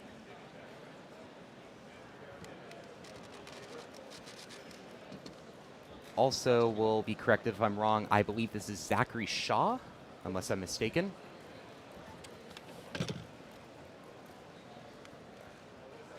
It's also interesting seeing how the clockers all customize their clocks differently. Everyone has a different clock. No one has the same clock from what I've seen. Not very good for Zachary for his first solve. My fellow Zachary. But 440 as well. I believe that was not a DNF. Yeah, from what I can tell, although there's a lot of writing going on there. Yeah, a lot of writing. But here's Jonathan Wang. He's the current Canadian national record holder for clock, someone definitely that we're going to be watching this weekend. Yes. I believe he's actually already started off with a 2-second solve, 286 for his first. This one looks pretty good. See how he does here. Little hesitant on those last few turns, but a 306 is something he will be happy with. Maybe he could have won it a little bit better given how good that front side looked. Here's Fiona's second now. 346 for her. She's a very fast turner as well. Yes. Yeah. But again, I mean, even if these solves are like not up to what you're getting at home or whatever, it's not really a problem. Again, Yeah. This is round 1 at your major championship. It's literally like the first day of competition. I think for the competitors, all you got to do is just think about getting into the zone, kind of feel the environment, kind of like get used to being on this elevated stage. Most competitors do not compete on elevated stages. It certainly is a different feeling when you're up there as well. So I think for everyone, this is your time to get adjusted, and most importantly, don't DNF. Yeah. And there's Zachary Cribb again. He's safety flipping now. Since he has a DNF, he's having to check the other side before he stops the timer to make sure he doesn't DNF out, as we were just talking about. Yep. That one is okay. 367 for Zachary Cribb. And here's Tommy Cherry, former world record holder for clock. Just broke another world record this past weekend in 3x3 blindfolded. He'll take a 437. Oh, looks like he DNF'd. Oh, it looks like he DNF'd. It was a little hard to tell. The judge did not lift up the DNF sticker for us. Not the best start for him, but he's definitely a cuber who's been in this situation a lot. So he's someone that can be mentally hardened to overcome that for sure. Definitely. I mean, you all will remember. If you don't remember, let me educate you a little bit on his 2023, I believe it was U.S. Nationals 2023, where I think he broke the world record. In any case, he had a really, really, really clutch performance in the finals. Tommy is that clutch guy. And whenever I talk to him about it, he's like, I don't know where this comes from. I'm like, Tommy, you got to look at the results. Like, you just performed, dude. Yeah. And he's just like, I guess it just happens. He's just built different. He is. And it also comes with all the comps you go to, right? Because Absolutely, he's one of the most hardened competitors that I've talked to. I think he's been to over 200 now. He travels all around the world. He's gone to China. He's going back to China. He's competed all over the world in so many different environments. And that's also something that really helps you as a competitive speedkeeper, just getting used to everywhere in different places and being able to show your skills off worldwide. Yeah. And all that comes down to is that you're going to be performing better than everybody else in these types of environments, especially. Certainly. And again, for something like clock, that matters a lot because it's so volatile, not just because of DNFs, but because of missed turns or whatever. If you make a mistake in clock, it's a lot harder to kind of course correct for sometimes. So that's where like all that experience really, really comes into play. And Tommy being one of the most one of the best competitors in the world, just straight up. I think he really exemplifies that. I think he's just going to put on a show, not just in clock, but in 3-blind as well. Jonathan Wang's third solve. Pretty decent there, 249, and that one is good. He's pretty happy with that one. That'll count the 286. Current Canadian national record is 266 for those keeping track at home. We'll take a look at Fiona now. 334. Looks like it'll just be pacing low 3 for her today. And as we said, no big pressure here. Just make sure you don't DNF, make it to the next round. The semifinal is going to be where you want to perform a little bit better later this afternoon. Yeah. Also, another thing, too, that I've noticed, and I will say this here just for context people at home, it's hard to feel it at home, but it is a little bit chilly in here today. Yes. So that is also something that's going to be impacting these competitors. Maybe a little bit stiffer hands. I do know that the venue is trying to raise the temperature a little bit, but it's such a contrast to outside right now. Yes. It is 93 degrees Fahrenheit outside, and it's like probably 64 in here. Yeah. So it's, already been talking to a few competitors. They're going outside to warm up. Oh, wow. It's been interesting, but I think people are handling it well and coming up with strategies to mitigate it. And that's part of sometimes how you have to adapt as a top cuber. Yeah, certainly. Oh, timer wasn't on for Zach Shaw. Ready. Oh, and he's gonna have some. That I honestly. Yeah, I'm not sure. Honestly, about I this. think the timer was not on. I'm not going to comment on anything, obviously. That's for the delegates to rule. But usually that should be an E1. So we'll see what happens with Zach Shaw. Yeah. But sometimes that happens. You know, incidents happen. And that's why we got delegates. I think Tommy's just having fun. 788. Yeah, I mean, he'll be good either way. He'll be good either way. Gives him more time to practice for blind, worst case scenario. Certainly, yeah. I mean, I know Tommy hasn't been putting in nearly the number of hours into clock as he has in other events, and that's perfectly fine. It's okay. I think it's still insane that he can perform at such a high level, even though he isn't like actively grinding. I mean, again, just goes to show what an incredible competitor he is. Hearing the announcement for Group 2 being called up now, so we'll get to see some more familiar faces in the stream momentarily, including one of our own, Carter Thomas. Yep. For now, we'll go back to Fiona. Yeah, this is just maybe some nerves, maybe the cold environment, you never know. But she'll guarantee at worst a 369 average, which should for sure advance her to the semifinal. So no concerns on her end.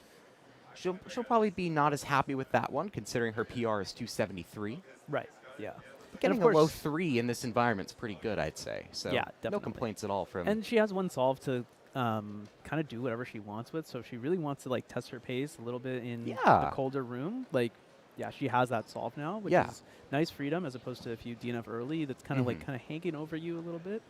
So I think she's handled things well. Yeah. Yes, she didn't get a PR. Yes, it's not a sub 3, but I think that's like something that cubers going into major championships need to be cognizant of. Is it's not about breaking your PRs; it's about making it to the next round and putting yourself in a position to win, because the win matters a lot more than if you get a PR. Clem Tucker again, Connecticut, born and raised.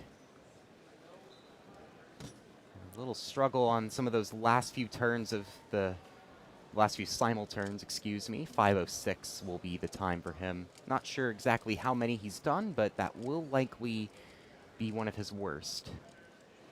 Yeah, I'm trying to catch it in the overhead.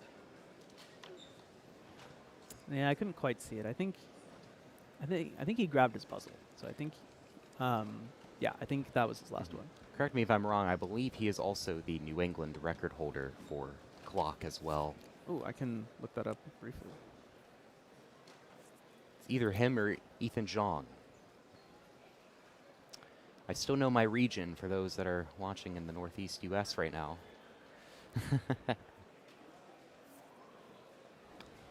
I miss you guys. Shout out New England.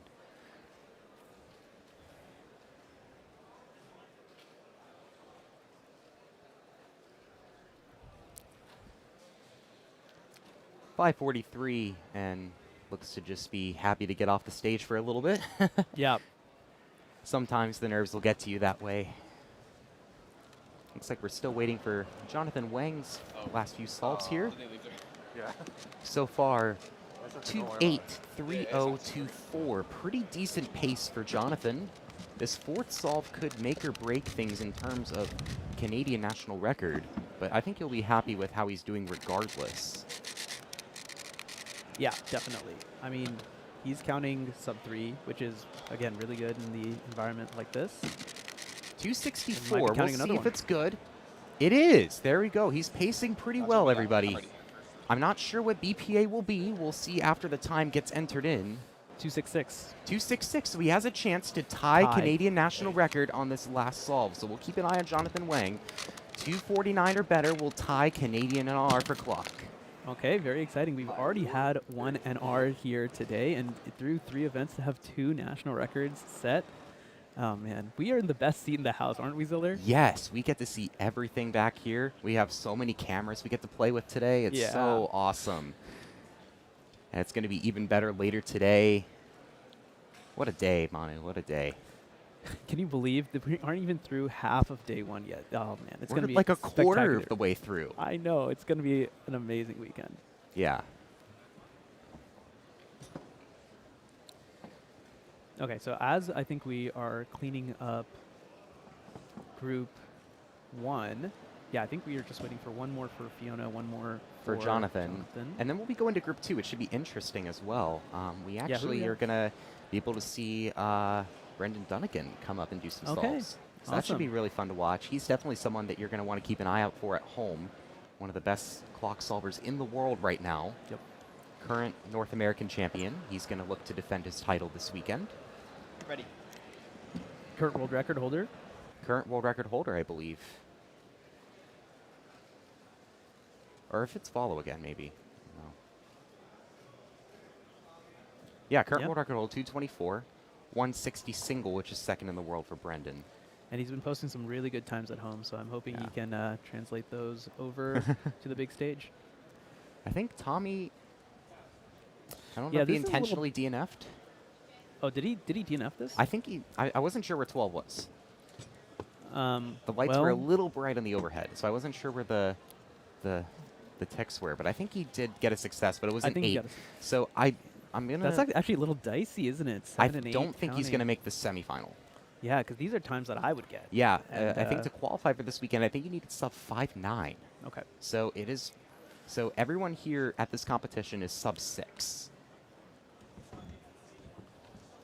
Yeah, we do see some Group 2 competitors here, because this is Alessandro. Yeah, this is Alessandro.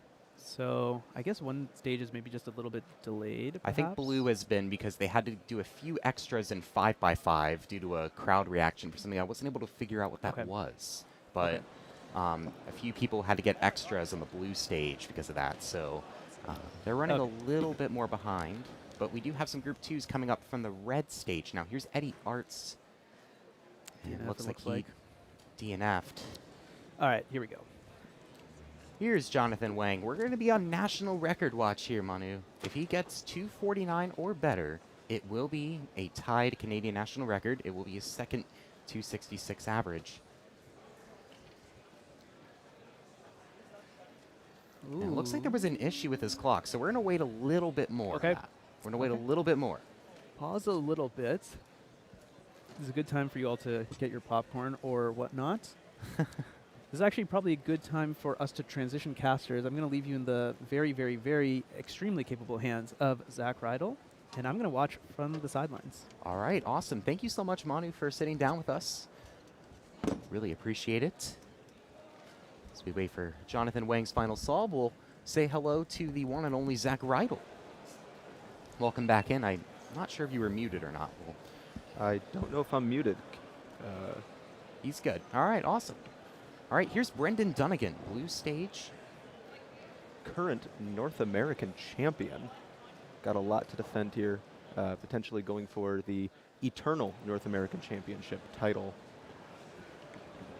Here we go. Solve 1 for Brendan Dunnigan. We'll also get to watch Jonathan Wang solve afterwards. Here he goes. And little struggle there, the nerves, and he's going to have to safety flip there, 647. So that'll pretty much just be his worst. So that's not the best way you want to start, especially in this environment. But as we were saying with Manu earlier, it's just about getting that average and making it to semifinals. I was going to say, that time does mean that Brendan can't really go all out. A DNF would. Jonathan Wang's last solve. He needs best for NR. It's not going to be it. That will be around a 2.7 average, but he did need 249 or better for NR. He'll be very happy with that one, though. That should probably place him near the top of the round. That is 273 for average, which is definitely well and ahead in first place. But no, as we were talking, Brendan with that 6 now can no longer go for the best possible time on every solve. It's important to make sure that he doesn't end up DNFing. A counting 6 might be able to cost him semis. I'm not sure what we're looking at time-wise, but he's got to play his cards right. Speaking of cards, Carter Thomas up here coming up on the blue stage, kind of taken his, not really his game away, but a lot more focused on big cubes than clock as of late, but still hoping for a good result, as always, really. My two favorite WCT members on the stream right now. And 337 with the cube drop. But looks to be good. Yes, he As is well a as 7. one of my other favorite ones in the chat right now. Shout out Kai. Carter is method neutral, so he switches between 7 simul flip and 7 simul. I think leaning towards 7 simul flip more often and only taking advantage of really good scrambles for 7 simul.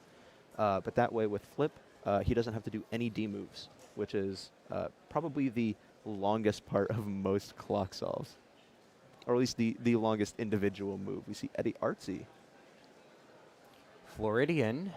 Eddie Artsy, one of the fastest Floridians at this competition in clock outside of Tommy Cherry.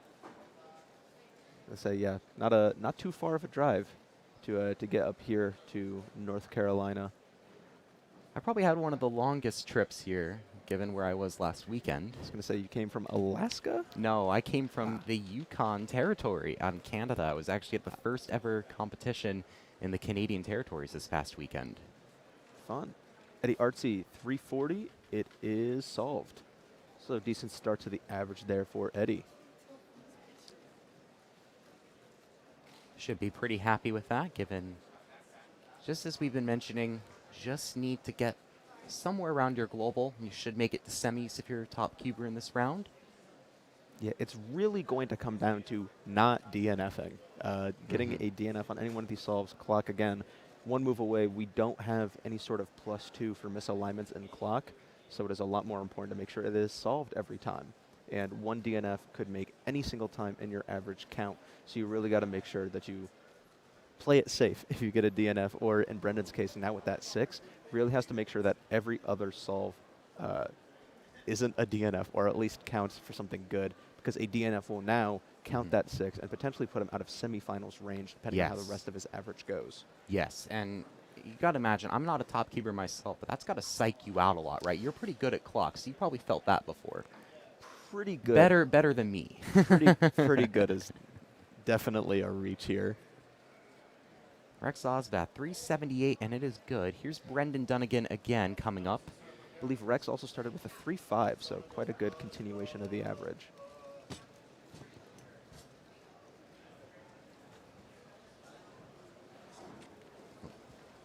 Brendan Dunnigan will look to make up that 6 that he started out with.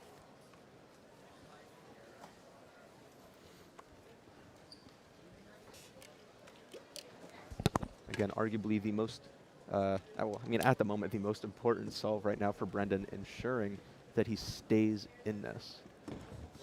Here he goes.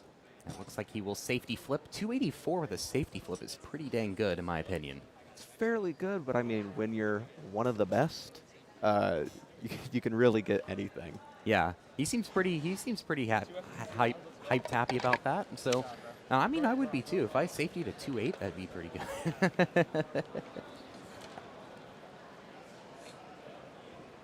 That's more like the Brendan we usually see. Yeah, again, got a lot on his shoulders going into this. Again, wanting to retain that North American champion title. I don't believe we caught this either, but Alessandro did get a 2.6 on that second one, so he's also on pretty good pace right now for him in terms of where he stands. Alessandro is one of the faster clockers at this competition. He's WR 10 right now, 262 is the PR. So that's around where he's. That solve would be around where his personal record is. Here's Eddie Arts again.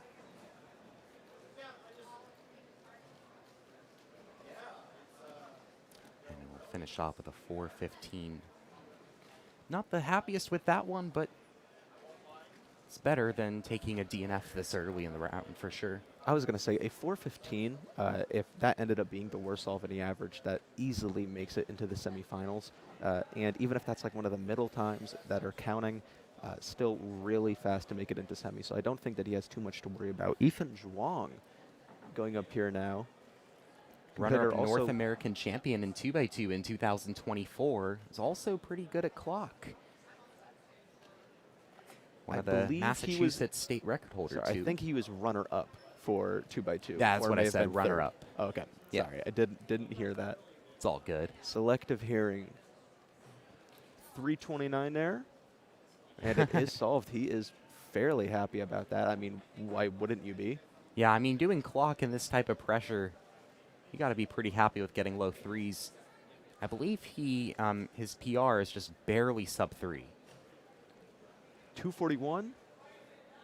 And it is solved there for, I believe, Alessandro. Yeah, that is Alessandro. He is pacing really well right now. Yes, that is. So he is pacing incredibly well right now. So we're going to keep an eye on Alessandro as he keeps solving here in Raleigh.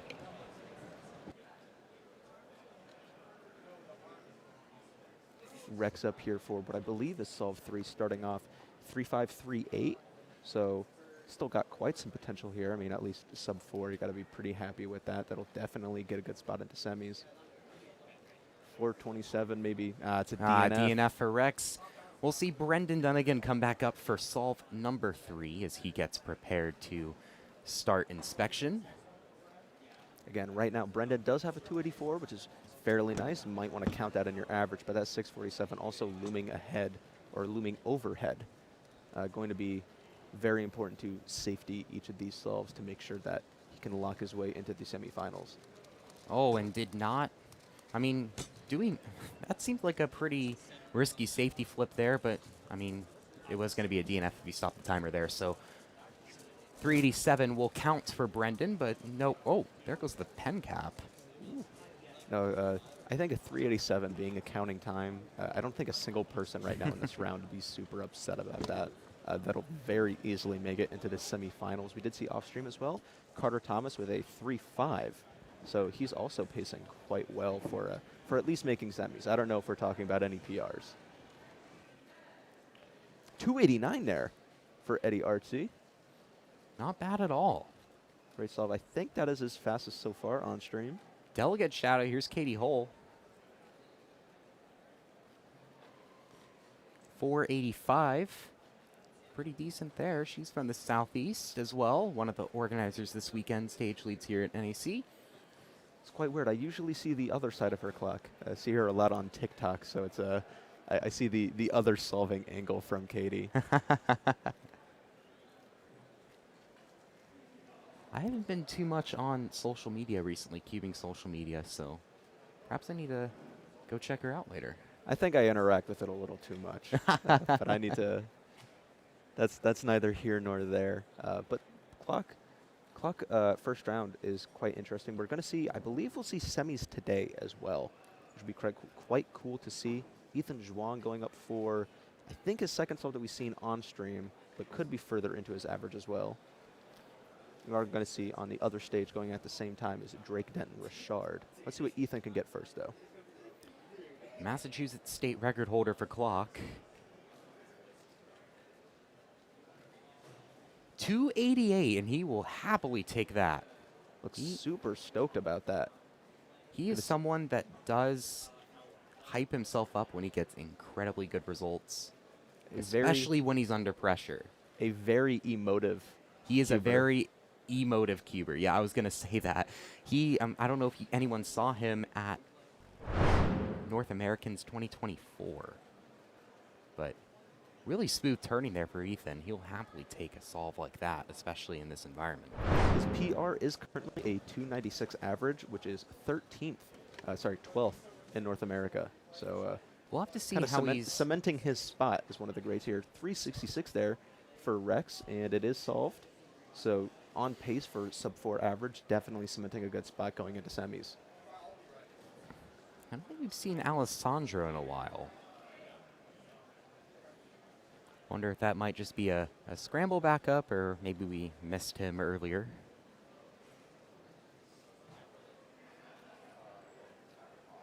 Get another look at Katie Hull. In the meantime,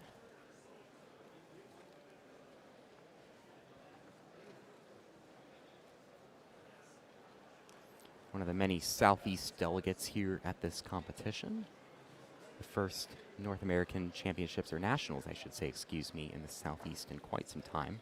Last one, I think, was Hilton Head in 2015, so it's been 11 years. Oh, yeah. 537. Jigs, you owe me a soda. I do not. We do see Alessandro going up here for what I believe is his fourth. Nice 232. solving from Alessandro, a 232, and that's going to pretty much lock in a very good BPA for him. Incredible. I think that is going to be his PR, as it's currently 262. 2.426.302. That's going to be close. It's going to be close. Brendan Dunnigan going now. Again, has that 6 looming. Has to safety. 245, even with the check. Fast time there from Brendan. That Fast was like time a from confident Alessandro. check. And our stream computer that shows our stats just died. It's all good, though. I got a backup right here for us.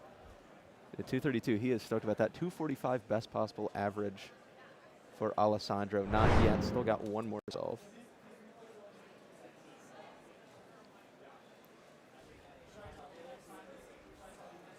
Yep. Yep. We do see Alessandro needs a 282 for a PR average, which, given his last few times, feels very well in reach. And that should also place him pretty high up if he does get a personal record. He is currently top 10 in the world for clock, has a chance to climb quite a few spots if he does. It's a great way to start this competition for Alessandro if you happen to PR in this last solve. Oh, yeah. I mean, really PRing on going the biggest stage? Can't do any better than that.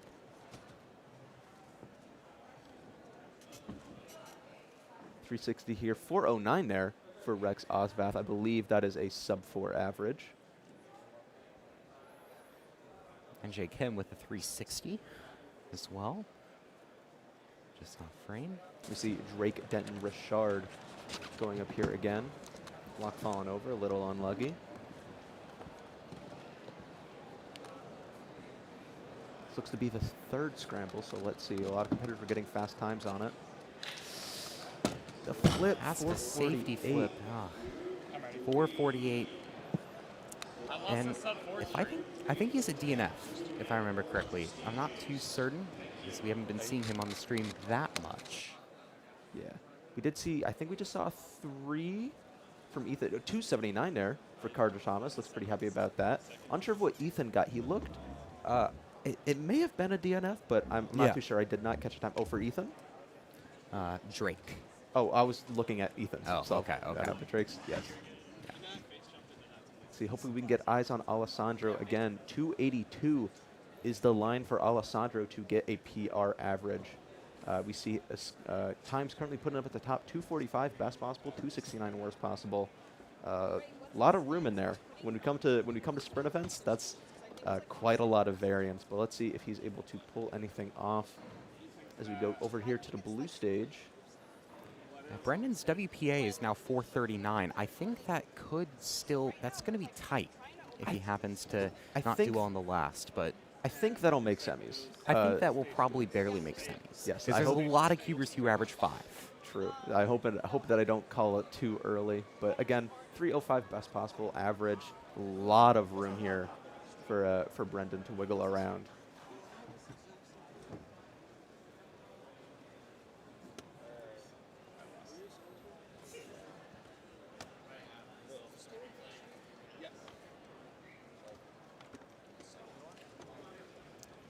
Here he goes, doing his memo for 7 simul now, and we have Alessandro coming up on just shortly after. Full send, 213 best possible average. That is, Brendan Dunnigan. I love that. Sorry, I love being aggressive there. Sorry, 305 average, best possible average, but a 213 gets. Let's watch for Alessandro here. 282 for PR. Oh, locks up. It's not enough, and it's a bummer too, because it looks like that scramble may have been really good with the time that Brendan got. But he's taking it in stride. Yeah, I mean, that's good mental there. You got to be happy at least with getting a 269 on the biggest stage here. That should be, I believe, the top average we've seen so far here in round 1. Yes, we'd have to check. There are a lot of competitors that have also gone, and we haven't really been keeping track of times on. But we will see, again, 2.69, quite a fast average for especially being worst possible. Yes. We have it's a little replay of unfortunate. that. We'll We'll see a little bit what happened here, Zach, and I think just that simul move, I think he locked up with the pins. That's sometimes something that happens. He may have had a face jump, too, because he also had to check the back and had to fix the back. Yeah, so face jumping, too. That's another thing that we've been struggling with a little bit with some of the hardware, but some competitors, lots of mods you can do, lots of different things, and sometimes it's just not enough. It's a quite unfortunate end to the average, but at 269, that should very well be top seed, or at least one of the top seeds going into semifinals later on today. All right, yeah, and I'm excited to see those. We're going to do a caster change here as I have to go compete now. You're not going to see me on stream, though. I am not good at clock. But you're fine. But Brendan Dunnigan finishing out this clock group here with a 213, being aggressive when it matters most. I was going to say, you have the wiggle room. You may as well send it. Exactly. So we'll be right back here on the World Cube Association YouTube channel for Rubik's WCA North American Championship 2026.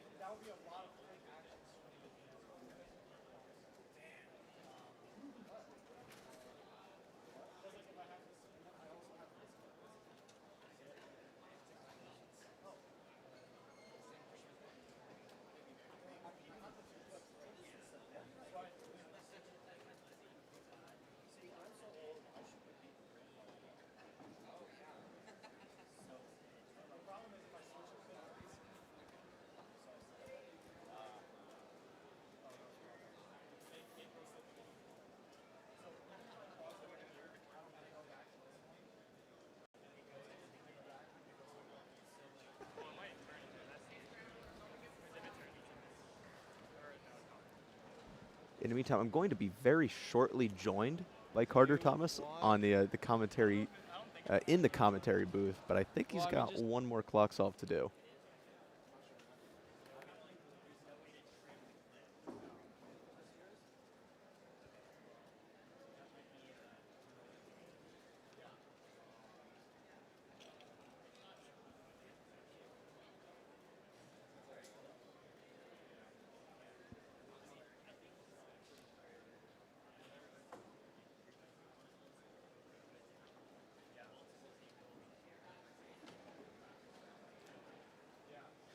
Getting in the zone here, deep breathing going into the solve on the red stage.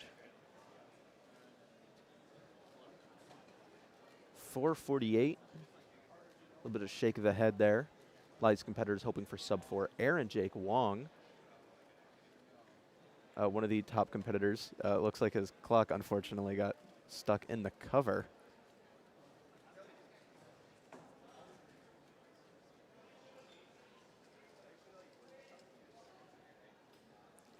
And we're going to see Carter Thomas again.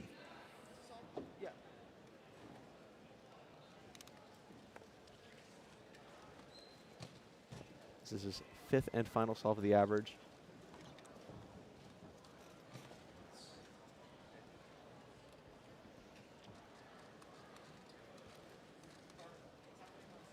Not the greatest finish there, 488 for Carter. Not too stoked about that. But he will be joining us in the booth, so hopefully get a smile on his face coming out later.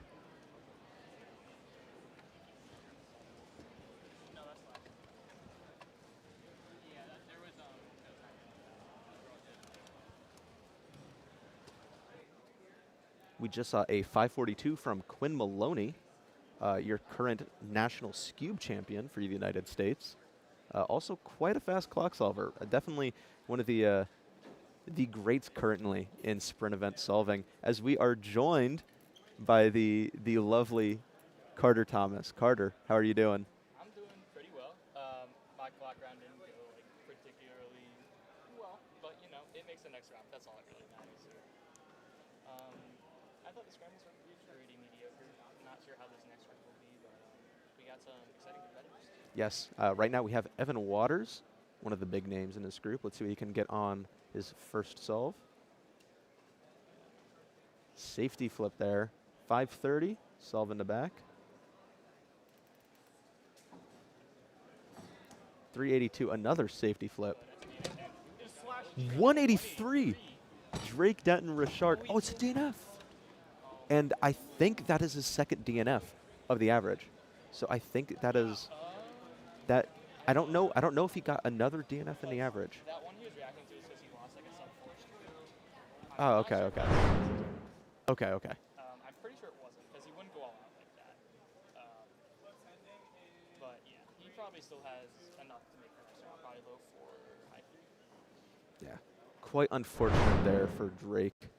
And now we're gonna see Aaron Jake Wong start his first solve. He's 258 official average. Yes, one of the fastest clock solvers in the world. Yeah, he had quite a performance at All Stars. He really came out of nowhere and snagged that second place. You know, performing well at championships is something you really need at these big comps. So we'll see if he can do the same. Yeah, that's right. That's pretty bad. I say we don't see any center edge pairs, so competitors are required to do D moves if they aren't flipping. At least 2 if they aren't flipping. Everyone really struggling on this one. 445 there. Looks solved. I would like to clarify Drake's 183 was on the fifth scramble of the last one. Yes. So he had a different scramble. Probably why he had Yeah, we did see some great times on that fifth scramble in the last group. Brendan ending off a 2. Quinn Maloney here, second solve on the red stage. 477. At least laughing it off. Quinn, one of the more relaxed cubers, I think, when it comes to clock solving. Volodymyr up here. Haven't seen good times on this scram. Let's see what he can pull off. Made it look like it was easy. I mean, when you are this great at clock, you can make your own luck. You can make any scramble really good. That was one of the most spectacular solves I've almost ever seen. I would almost venture to guess. Like, that is a horrible scramble, at least from my perspective. He managed to get it 2 flat, which is better than 2 flat with 2 D moves. Just impressive, really, all around. Here we see a replay. And no reaction. Nerves of steel after that. Yeah, I mean, he knows he can do better, but I mean, on a scramble like that, getting 2 flat, I couldn't imagine being being disappointed. yeah. Well, I mean, like, when you're at a top level and you, like, get a good time and make a bad scramble, you still tend to think it's not a good performance, but it obviously was. With Volodymyr also kind of having that nonchalant moment kind of keeps you aware that you should solve clocks. Gonna see Quinn Maloney coming up here on the red stage. I believe got 4th or 5th at All Stars in clock. Also a solved clock for Quinn Maloney. Anyone really solving? So I guess we could kind of talk about who's already done. We saw a 273 average from Jonathan Wang. We saw a 269 average from Alessandro Diamampo. And we'll hopefully see something good from Vladimir.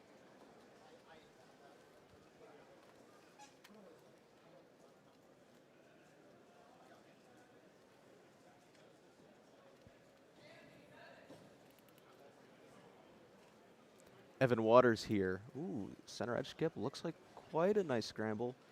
Fast turning, but a little fumbly at the end. 335. Not too stoked about that. He pretty much has to save me after that DNF on that first solve. Makes sense. I think people are shooting for low to or mid to high 4. So 3-3.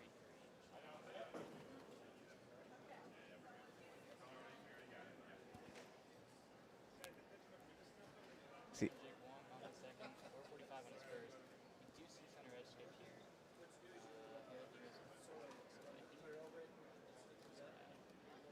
if anyone's gonna get a good time, could be Aaron Jake Wong. 273.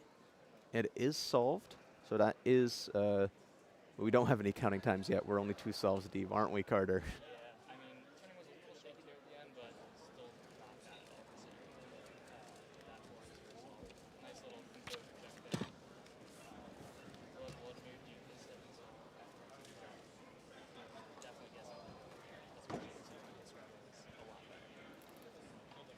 Again, it's going to be regaining composure is what's super important here. Not regaining, containing, keeping it. There we go. Again, sees that center edge skip. Skips one D move, makes the solve a little easier. 303, I mean, messing up and getting 303 is still quite nice there.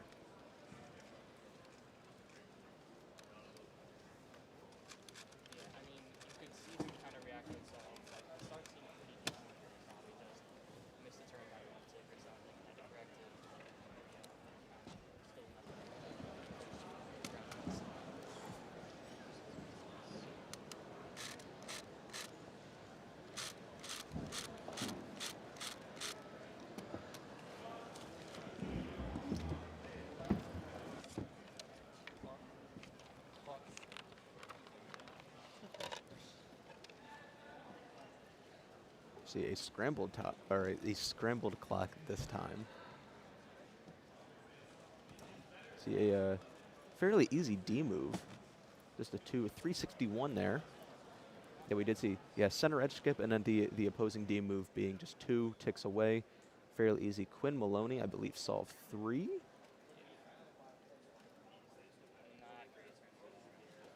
Big lockup, having the safety flip.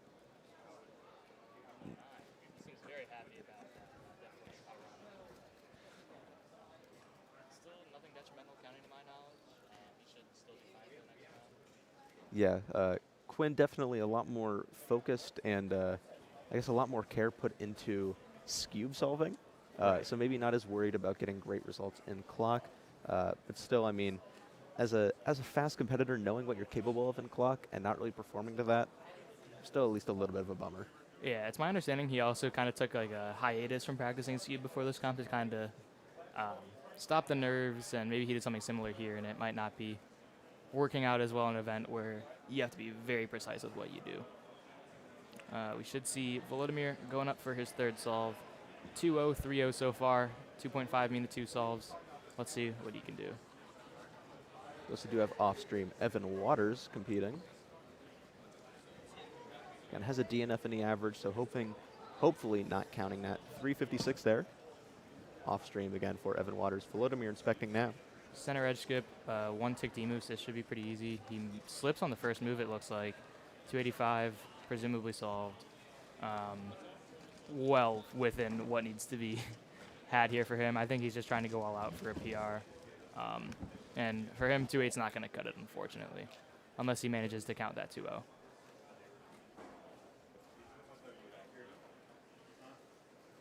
Evan Waters on this scramble.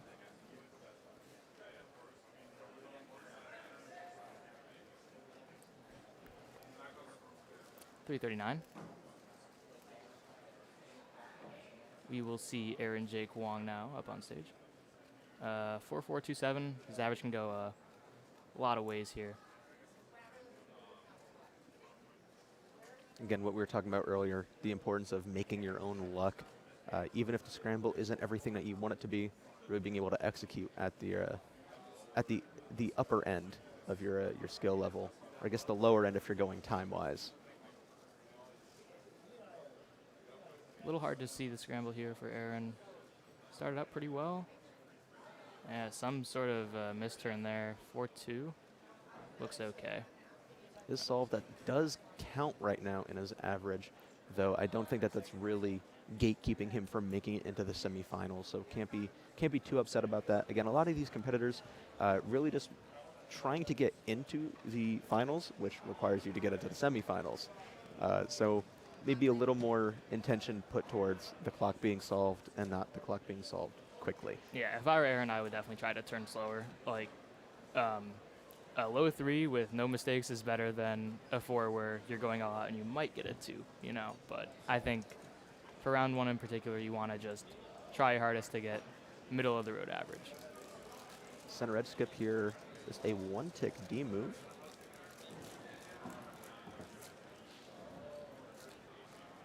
Yeah, like this turning is what I would like to see, but obviously it didn't work out there. Looks like there's some sort of memo error. Another center edge skip here. Quinn Maloney. 468, very gentle put down. Yeah. I think that's the fastest solve we've seen from Quinn so far. Uh-oh. Yeah, that's not great for him. Looks like there's some sort of error here on the blue station. And now us here in the booth. How did clock go for you then? I'm not sure. I'm not sure if you were muted earlier. Not sure what was going That is on. true, But yeah. how did clock end out? It didn't look like it ended great. Yeah, I started off with 3-3, which was like very slow turning. I just needed like low 4, and then I got a 3-5, which was some sort of mistake. 5-1 right to check the back. 2-7, that was really good, and then last was like a 4-8, which had a mistake. But it's enough. I got like a 394 average. I'll make For this the moment, so we'll see if we're gonna Vladimir clear starts this off his and fourth. so we can keep using this. Okay. Again, But count I will let you 285 know right when we now, end up. but a lot of, not really a lot of room between 2 and 3. Ooh. Having He to was pick probably it back done up. there around 2.3 if I had to guess. Yeah, a little unfortunate, but again, clock being such a precise event, there are no misalignment plus 2s. The clock needs to be solved if you want your time to count. Evan Waters here on the red stage. Yeah, this scramble has 2D moves, so not particularly lucky. The clock kind of going out of the way there for him. He has to adjust. Does have that DNF in there, and that 4-8 will be counting. Again, still seems to be quite well in the room. Yeah, he should be maybe borderline, which is really rough for him. Aaron going for his 4th. Yeah, he's still turning very fast, which I really don't understand. 4-8, counting 4-4, 4-2. I think 4 seconds will probably make it, or at least mid to high 4. But Aaron is not happy with that. I think there's another memorization error there. He does, again, still have that 2 right now, so leaving a lot of room for a good time to count in his average, really bring it down. But unfortunately, a very high worst possible average. Hopefully, still on the cusp of semifinals, but only time will tell, Carter. Did you like that? I don't like the clock fun, but I respect the commitment. Yeah, you can see there on the graphics we have a 382 best possible average for Aaron Jake Wong and a 451 worst, so 0.7 second variance there. Probably won't be the difference for this round, but if something similar were to happen in the next, that could be the deciding factor. Yeah, we are going to have to see. In semifinals, competitors don't really have as much wiggle room to safety every single one of their solves to earn one of those 20 spots. Quinn Maloney, 404. It seems like the slower he's turning and the longer his safety flip takes, his times have been getting faster, which is strange. But taking it all in stride, Quinn, very easy to laugh it off. 2.6 BPA here for Volodymyr. There's a center edge skip. We'll see what he can do. Yeah, some sort of misturn there. Pretty much saw that on 3 or 4 of his solves where he had some sort of major mistake that interrupted his flow. Which could be something to look out for later on in the competition, but 311, that's still probably top 5 in the round. I was going to say, very on the upper echelon there of our round's competitors.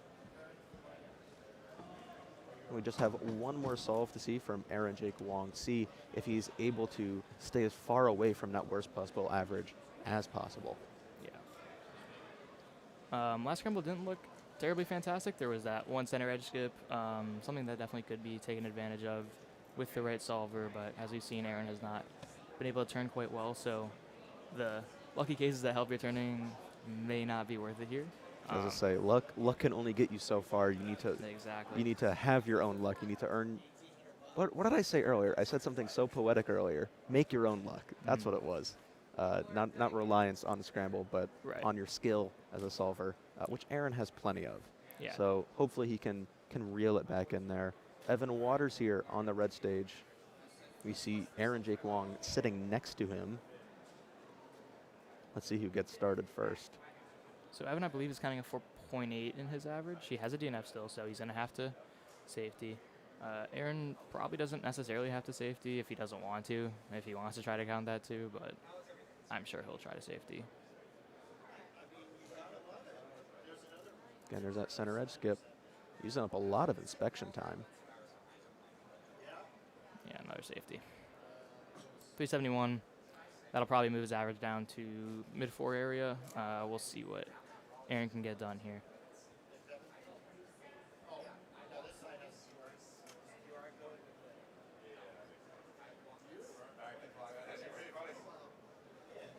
Oh, nice turning there. 249. Even with that flip afterwards, that'll give him his best possible average of 382. As I say, sub 4 average, quite good there for Aaron. Yeah. Maybe not what he was expecting, but still should give him a decent spot going into semifinals. Yeah, it looks like he's slotted in at about 8th place. That's not bad, especially considering those 3 4-second solves. The finals cut right now is probably around low 4, which is probably a lot worse than people would expect, but it is the first round, so more people are safetying. It'll be something to watch out for, though. It is a fine line that these competitors need to walk. 320 there. Fast end to the average.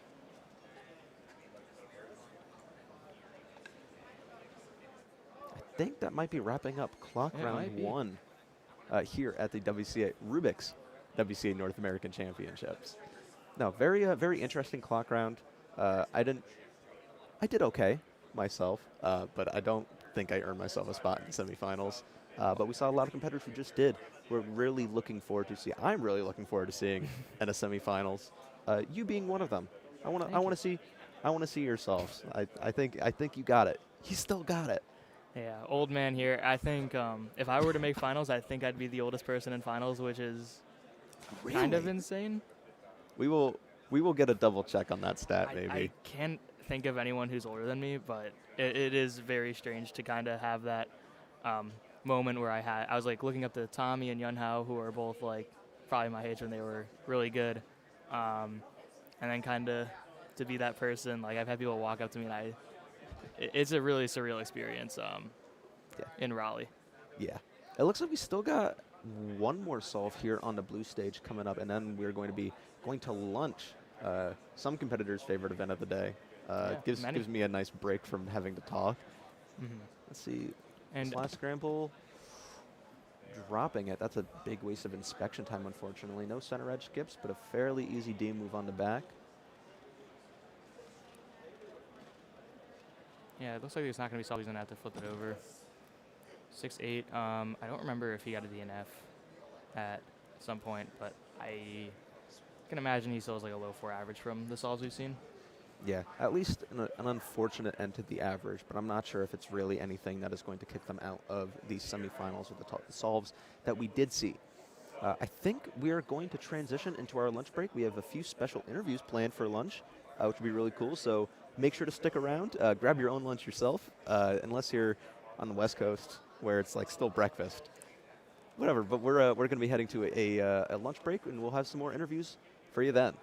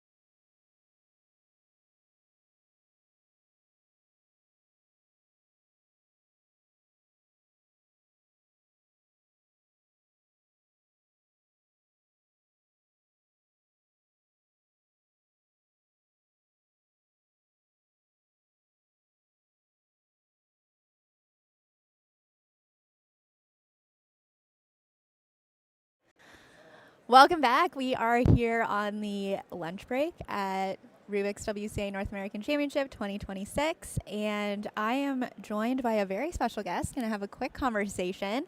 This is Katie Shields, wearing many, many hats this weekend. So why don't you introduce yourself and your roles in the cubing community? Yeah, so I'm Shields. I'm from Charlotte, North Carolina. I am a delegate for the World Cube Association covering North Carolina and the Southeast in general. And then I am on the board for Southeast Cubing Inc. And then I am an organizer for this competition. Awesome. Okay, this is one of my, it's like the most basic question, but one of my favorite to ask cubers, which is, how did you get into cubing? Yeah, so it was about 7th grade. There was a Rubik's Cube that I had gotten at some point, probably from Target, sitting on my shelf, and I was just bored. I'm like, I'm going to figure out how to solve this thing. So I went onto YouTube, found Pogabat's video, which is probably the most popular video at the time. It took me about 2 weeks to finally figure it out because, I was in 7th grade. And I was so excited once I finally did it. I ran upstairs, showed my dad, and he immediately scrambled it again. And then from there, I just got the bug and wanted to get faster. What is it that like captivated you that you were like, hey, I got to keep at the, like after one time you could just stop and be like, well, I did it. Why did you keep at it? Yeah, I guess like you put so much time into it the first time and then realizing, oh, there's kind of this element of getting faster and learning algorithms. And then I was pretty much stuck in beginner's method for a while, and then finally was like, you know what, I want to put the time in and learn more things, and then had an unofficial competition in 2013. We had an unofficial competition that I helped run and just kept getting involved. Cool. And maybe it was at that first competition, or you can tell me, but do you have a moment or an experience where you like specifically remember like, oh, there's something really special about this, not just the puzzle, but the community around it that made you want to really like stay and invest your time in as a volunteer and leader? Yeah. Probably one of the most fun competitions was Carolina Clock Extravaganza 2019. I had gone to over a dozen different Goodwills and thrift stores, bought over 150 actual analog clocks, hung them up all around the room. We had clock relay competitions. We had just had so much fun. Everyone got to take one of the analog clocks home. People were signing them. The winner, Carrie Creech, she got this giant clock that everyone had signed. And it just was so much fun. And then just from there, I've just continued spending more of my time. Any of my cubing time is no longer practicing. It is organizing these competitions, figuring out how to get everything to work. I don't think I've seriously practiced in a long number of years. It's the like canon event of a cubing volunteer. It's like, I have cube work and I have cube, I guess, practice, but not practice really. Doesn't exist anymore. No. Okay, speaking of, you are, as you said, a board member of Southeast Cubing. So tell us just about Southeast Cubing. What is it and how did you get involved? Yeah, so Southeast Cubing, we incorporated in 2024. The U.S. tax code changed, so where we could no longer do Stripe into personal accounts. We were trying to use CubingUSA, but they were just overloaded. We saw the need that we need something local. We were able to do the full nonprofit route, and then me being pretty heavily involved in the North Carolina scene for the last decade was very much, I was like, I want to be a big part of this. So we help do the finances for competitions in the Southeast, but then we also help events, like outreach events. We do charity stuff, so we recently donated a bunch of money to the Trevor Project from our Pride competitions. We also did the Cubing Against Cancer competitions, donated through there. We also help clubs stay organized when their meetings are, share information on that. So, because not everything is at a competition. So much can happen outside of that 1 day or 2 day event. So we try and do that. We have our Facebook groups and things like that where people are involved in Discord. I mean, there are kids on the Discord that just hang out there all day and have fun cubing with each other. Yeah, it's awesome. I think, the average person might not realize just like, even at that scale of like a quote unquote smaller regional organization, like how much goes into it and how big of an impact that it has. And it's just like this hidden gem to me, it's like your kid's local soccer league or your kid's local, like, I don't know, robotics competition. It's like your local cubing regional organization is such a big like community builder, and you guys give so much back to the community, like you were saying. So it's just really cool. Yeah, and we all work so well together. We're genuinely friends and have a lot of fun. We've financed ourselves completely for this year's Southeast Championship. Didn't go through CubingUSA at all, so that was a big step for us to host something big, running all the finances through us. And we're excited to just keep moving forward. Yeah, that's awesome. That kind of leads me into my next question, which is that a really big thing for a region is to have a major in the region. And it's very exciting. So tell me, like, what are you excited about that NAC is here in North Carolina? And what are you hoping that people who are visiting, like me, it's my first time in North Carolina, Yeah. what do you hope that we experience and take away from being in the community? Yeah. Other than it being over 100 degrees and 80 to 100% humidity this week, Nearly it's a lot 40, of fun. 40 Celsius for the fellow Yeah, Canadians out there. But it's, other than the heat, you're going to have a lot of fun. We have great barbecue. We have such good food. Our Southeast community is just so much fun. We take a lot of pride in having fun in a positive community. I mean, we've had some rough stuff this year going on, I'm sure people are aware, but we've been able to power through it, been communicative with, everybody. Being in Raleigh, when I found out that this was going to be in Raleigh, I was like, there's no way. You're actually going to do it here? Told the people that needed to know, and then we were like, all right, let's do this. Let's figure out how we can make this the best experience for people here. We had a warm-up pride competition last weekend that a couple people were able to make it to, so that was a lot of fun. We had hoped for it to be a little bit bigger, but it was still just so much fun welcoming people to the state in general and the Southeast. I think we're sometimes a little bit forgotten about because we're in the far right corner, but we have a good time here. Yeah, well, I'm having so much fun so far. I've not even been here 24 hours yet, and I can already tell just, you got to go to Cookout, Waffle House, Okay. Bojangles. I'm making a list. I'm seeing, even in the Discord, like I'm seeing things come in, and I'm like, okay, I got to do this. I got to get out there. So I definitely will. Okay, and then you are not only obviously like a local here and all of that, but you joined the CubingUSA organizing team this year. So tell me what that experience has been like. Is this your first major competition? This is my first major that I'm organizing. Yeah. I've always volunteered at the majors, but this is my first time actually having a much larger role. So this year I was in charge of all the equipment, so all the timers, helping with banners and batteries and making sure you have everything that you need to actually run a competition, including buying printers, buying a TV for the WCA booth. I had 2 very full trunk loads of stuff. I was going to say, you kind of pulled a short straw being the local on the organizer team, because they're like, can we ship this to your house? Can we hijack your car? Can we Yeah, I kept getting lots of deliveries to my apartment, and I mean, I had to drop off stuff at my grandparents to hold it. And shout out to the grandparents. Oh yeah, I think they're watching. So I they love know. it. Yeah, I mean, give us more into that, like behind the scenes. What has it been like for you? Is there anything new that you were like, oh my gosh, I never realized that about organizing? Yeah, I mean, major? I knew there was a lot of moving pieces, but just when you get to this scale, there's so many different pieces that have to come together. Everything from lanyards and name tags to scorecards to having working printers to, going with a different streaming setup than last year that, y'all have put so much time into. Venues, contracts, hotel contracts, following all the legal stuff. Lot to learn, but I think so far things are going pretty well. The major catastrophes seem to have been avoided so far that we were concerned about.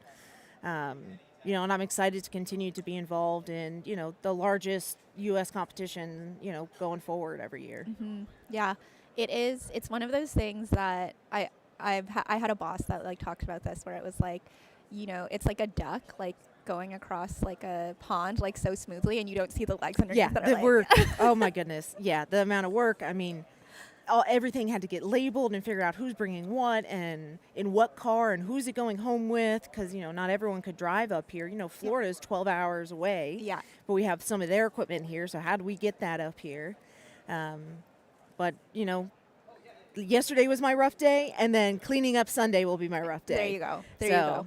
I get to relax in this middle part. Yeah, totally. You get to just like soak it all in. But yeah, I guess for context for people who are watching who might not know this, like we see the red and blue stage, and we see like 2 or a few stations of those stages on the stream. What people who aren't in the room don't see is there's like a whole other set of stages for other competitors. There's over 1,000 competitors.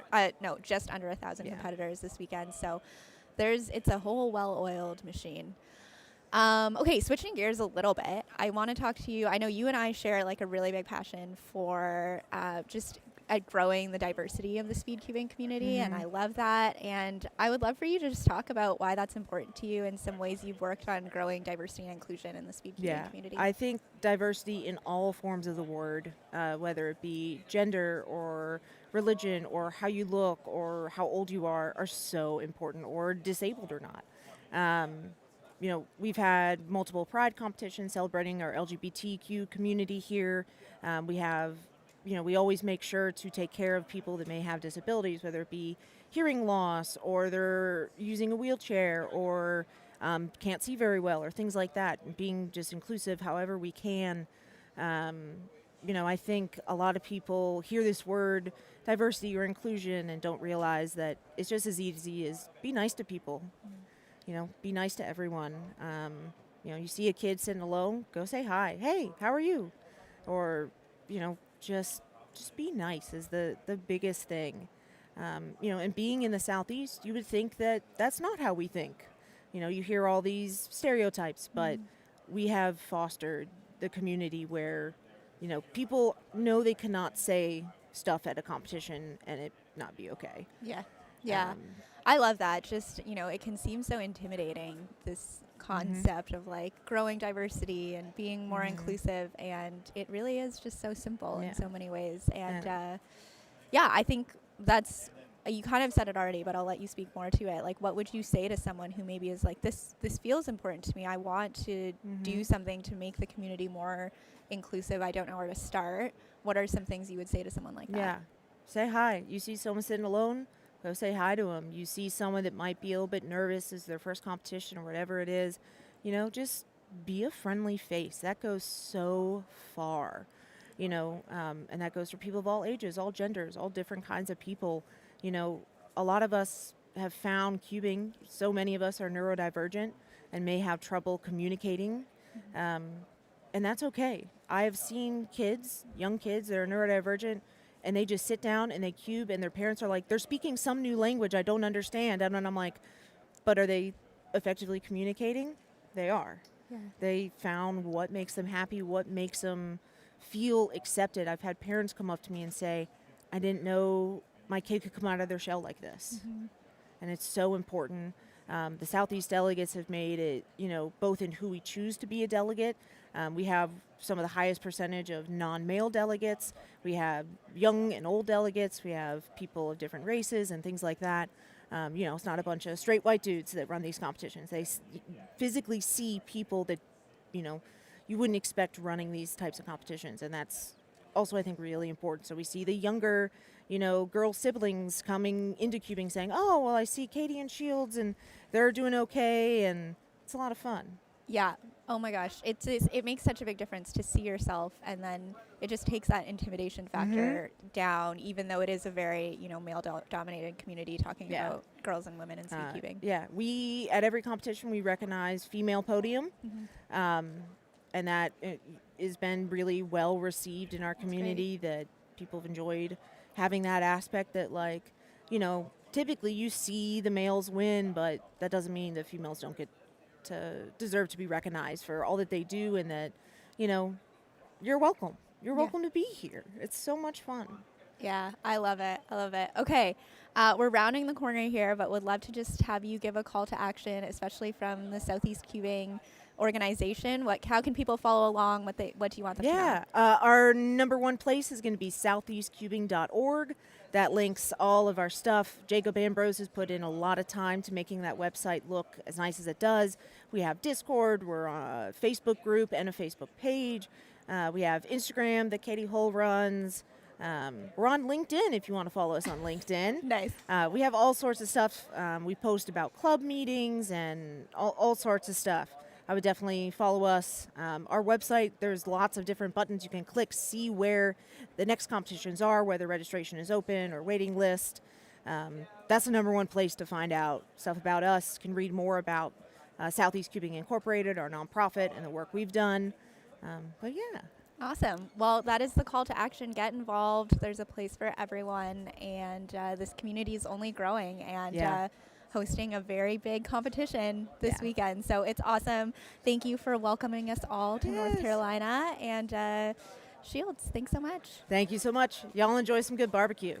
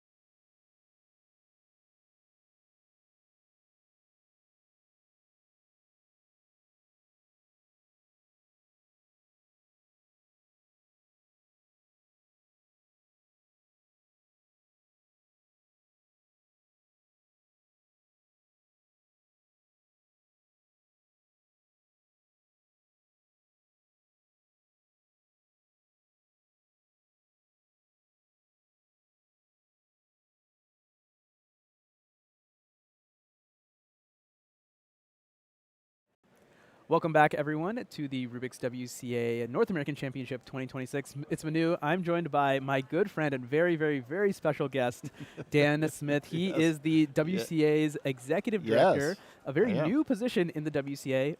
Welcome, Dan, to the stream, and welcome to Raleigh, North Carolina, the city of Oaks, for the North American Championship. How's the comp been so far? It's been amazing. I don't have a lot of meetings scheduled. I've been walking around talking to everybody, and it's been amazing just walking around, and lots of people just coming up out of the blue and talking about their favorite issues and wishing me well, and just talking about all kinds of different things. So I'm planning on doing this for 4 days, so looking forward to talking to everybody. Yeah, totally. One of the things I think is the most fun about the majors is that, like, you just show up and, like, everyone who knows you and everyone, like, you don't know who somehow knows you is just like, hey, what's up? What's going on? Which is just awesome. Dan, introduce yourself a little bit to the audience in terms of, like, as a cuber. How did you get into speed cubing? How did you become a delegate? Stuff like that. Okay, so I'm a 2018 ID, so coming on 8 years now. I've been cubing since I was a teen. So I picked up a Rubik's Cube when I was a teen, hiding the book under the desk in history class. I remember solving my first cube. It just cubed forever, and it was always had a Rubik's Cube with me. It's always been that fun trick you do for friends. when I hit 50, so everybody has this weird midlife crisis, and some people build Mustangs or whatever, or build a house. I said, I'm going to break my old high school record in solving the Rubik's Cube. So I picked up Jeffrey Ferrasano's Solving the Cube in 45 Seconds book. It's a Corner's First Method. Okay. I had that because I collected solution books. And I just, I said, I'm going to break my old high school record, 54 seconds. Very proud of that. And within a couple of weeks, I had broken that, and I thought, okay, midlife crisis over, I'm done. And then I ran into a lot of JPerm videos and CFOP, and I went, oh, here's another. And it got worse. And then I found a comp and went to a comp and just said, I'm hooked. I found my peeps.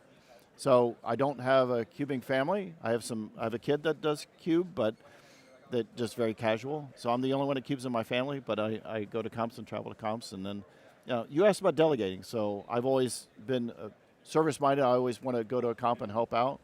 Even when I wasn't staffing, I was always doing data entry or setting up stuff.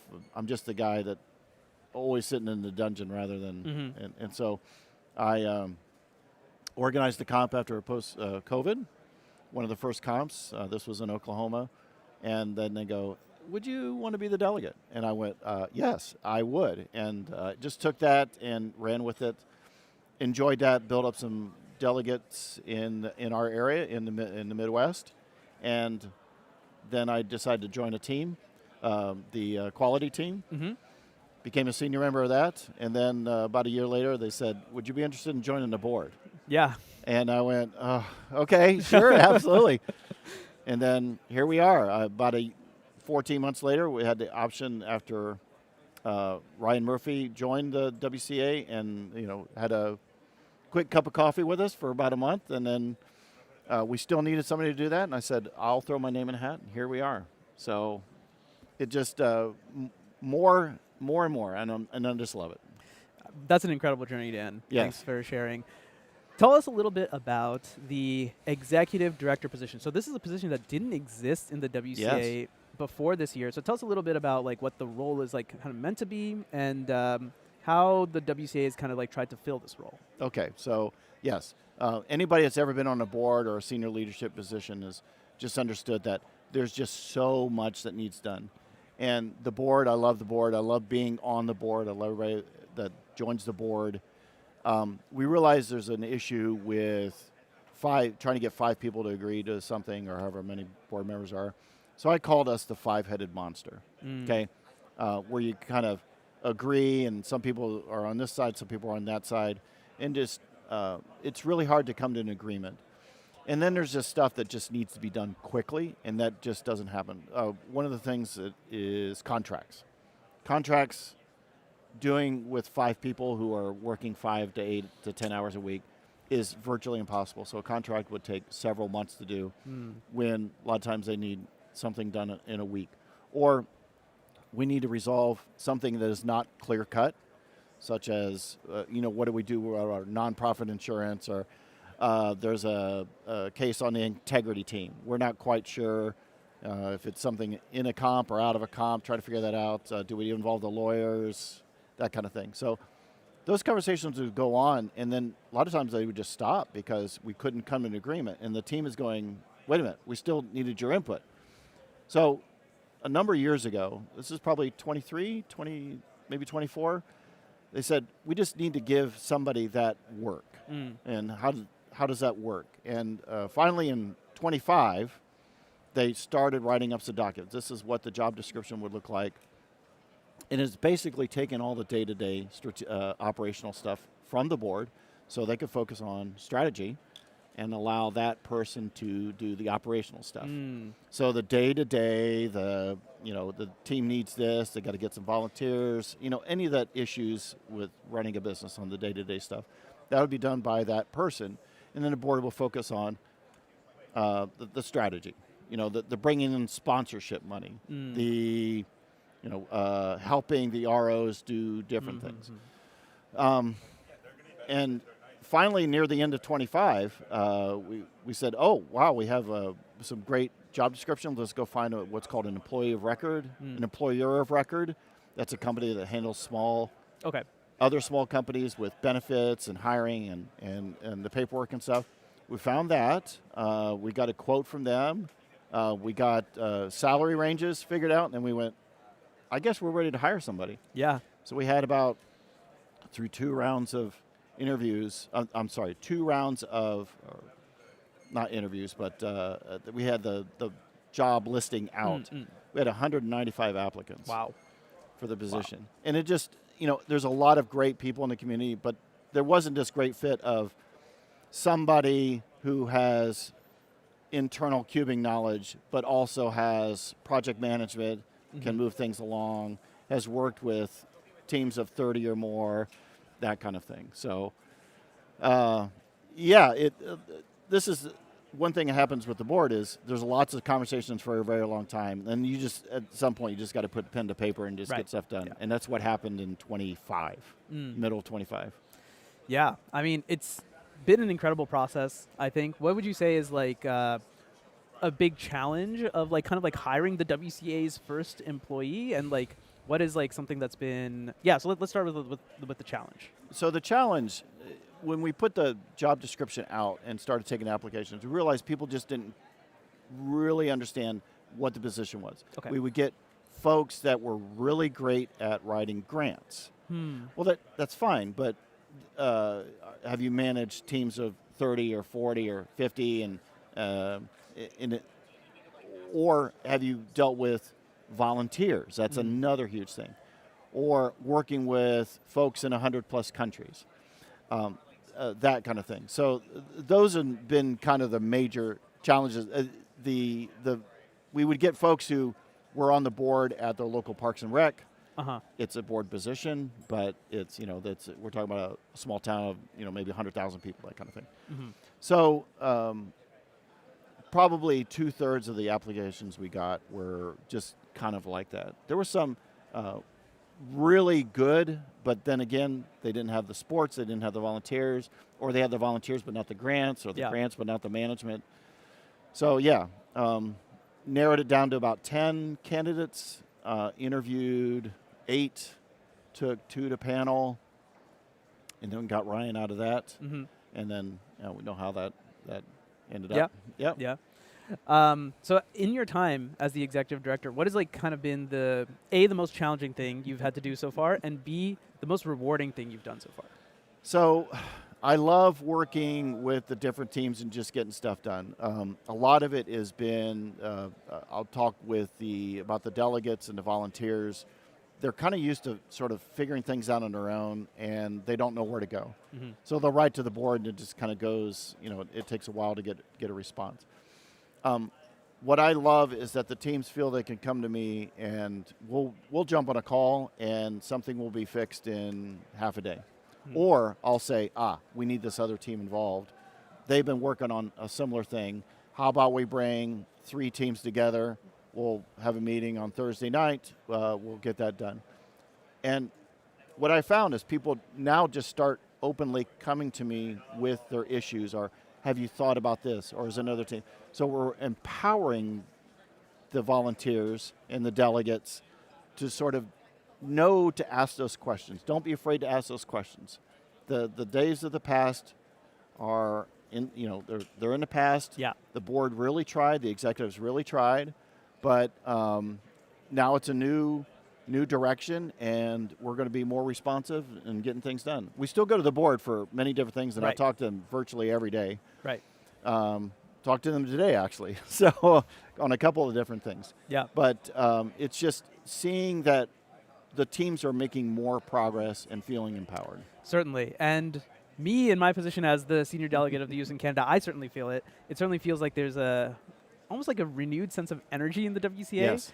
So I definitely want to thank you for that, Dan. Yes. Because I know firsthand that there's a lot of stuff that's going on behind the scenes. I know people are like, the WCA is so slow to do X, Y, Z. Yeah. There's so many moving pieces that I think it's really Yes. hard to kind of explain to the audience exactly It what's is. going on. But I rest assured, Dan and the rest of the WCA are doing a fantastic job. Dan, I want to talk about one thing I know you've been excited for. FTO, it's the first new puzzle added to the WCA since Scube was added in 2014. 2014. Yes. Yeah, so talk to me about a little bit like why was FTO chosen, and what was the process like to add a new event? So it's probably a little more straightforward than you might think, or a little easier than you might think. It was about just trying to understand what we did for Scube and who's around that understood that, who's around that did that. Are there any documents that still exist? Turns out there's very little, because most of the stuff on our Google Drive is from 2019 and beyond. Right. So 2014 is earlier than that. And that we have a working group called the Competition Events Working Group. They're doing a great job. They're coming up with the processes, not necessarily the details, but the processes of how would we do stuff, what would be the recommendations. And I'm in a meeting with the leader of that, and I said, let's just add an event. Can we add an event? Have we thought about adding, I don't know, what's the most popular event? FTO. We haven't thought about that. We weren't going to recommend it. Wait a minute. We're going to, let's recommend it. Let's just do that. So it's about going to the different teams and say, hey, software, what's it going to take to add a new event to the WCA? Oh, well, we'd have to do a couple things in the database, a couple things on the front page. So it's pretty easy. Regulations. What about, the regulations would be pretty straightforward. How about we just do it then? Yeah. Can we just do it? And how many times have you been in a room full of people where you just needed to get everybody on the same page? Right. Everybody wanted it. Everybody knew it was popular, but it was about just bringing those people together to say, let's just do it. And it turns out the momentum has really picked up. So yeah. I think the reception to FTO being added is like overwhelmingly positive. I want to thank you for getting FTO through, because thank you. Definitely one of my favorite events I've had the opportunity to kind of compete in unofficially. It'll be really, really, really cool to add one of the platonic solids, to the WCA. Absolutely. Lineup. Now, there's a thought about calling it the Octominx. I don't think that name's going to stick. You don't like Octominx? I just think FTO is just such a cool name. FTO has kind of been around forever. Yes. I think I would be cool with it either way. Yeah, I think I'd be cool with it either way. It's the puzzle that I want, right? I don't really, the name is kind of whatever. I feel like if you just called it Octominx, it would probably confuse people new to the sport, maybe, perhaps. Yeah, maybe. I guess everyone knows it as the FTO, and when you look up YouTube tutorials, actually it shows up as FTO. It doesn't show up as the Octominx. So maybe that's a good reason to keep it as FTO. So if we changed it to the Octominx, would we have to change Megaminx to the Dodecaminx? The Dodecaminx, I guess. Dodecaminx? I don't know. Whatever. We'll figure that out later, perhaps. In any case, it'll be very exciting. January 2nd is the January 2nd. Yeah. So we picked January 2nd because January 1st is a Friday. It just wanted to be fair to folks around the world who wanted to be able to hold it on that Saturday. Yeah, totally. That's going to be really, really, really exciting. All the fun, exciting stuff that WCA is doing has been accelerated now thanks to having the executive director. Dan, unfortunately, I would love to sit here and talk for like 4 hours, but we do have a competition to run. We do. So everyone, big thank you to Dan Smith. Little insight into like how the WCA operates, and cool insight into a very new role that the WCA has put together recently, a role that I think will serve the WCA very, very well. And of course, we have an excellent leader in Dan. Thank you very much. And it's just an honor to serve this amazing, passionate community. And I've talked to a lot of folks out there in the audience who are just super passionate about everything. And I'm looking forward to 4 days of conversations with everybody in this room. So I'm going to volunteer Dan to shake anyone's hand here at the North American Championship and the European Championship as well. I'm going to European Championship to be with the board. The whole board would be there, and the executive. So there you go. Full executive team. We're going to be talking to a lot of ROs there. So if you see Dan, you have my permission to harass him a little bit. Anyway, Please do. That's Dan Smith, everyone. Dan, thank you very much. Thanks for joining. It's a pleasure joining. talking to you, and take care, everybody. All right, everyone. We're going to go to a quick break, and then we're going to bring you the afternoon action at the North American Championship, starting with the one-handed event. Don't go anywhere. The Rubik's WCA North American Championship 2026 will return right after this.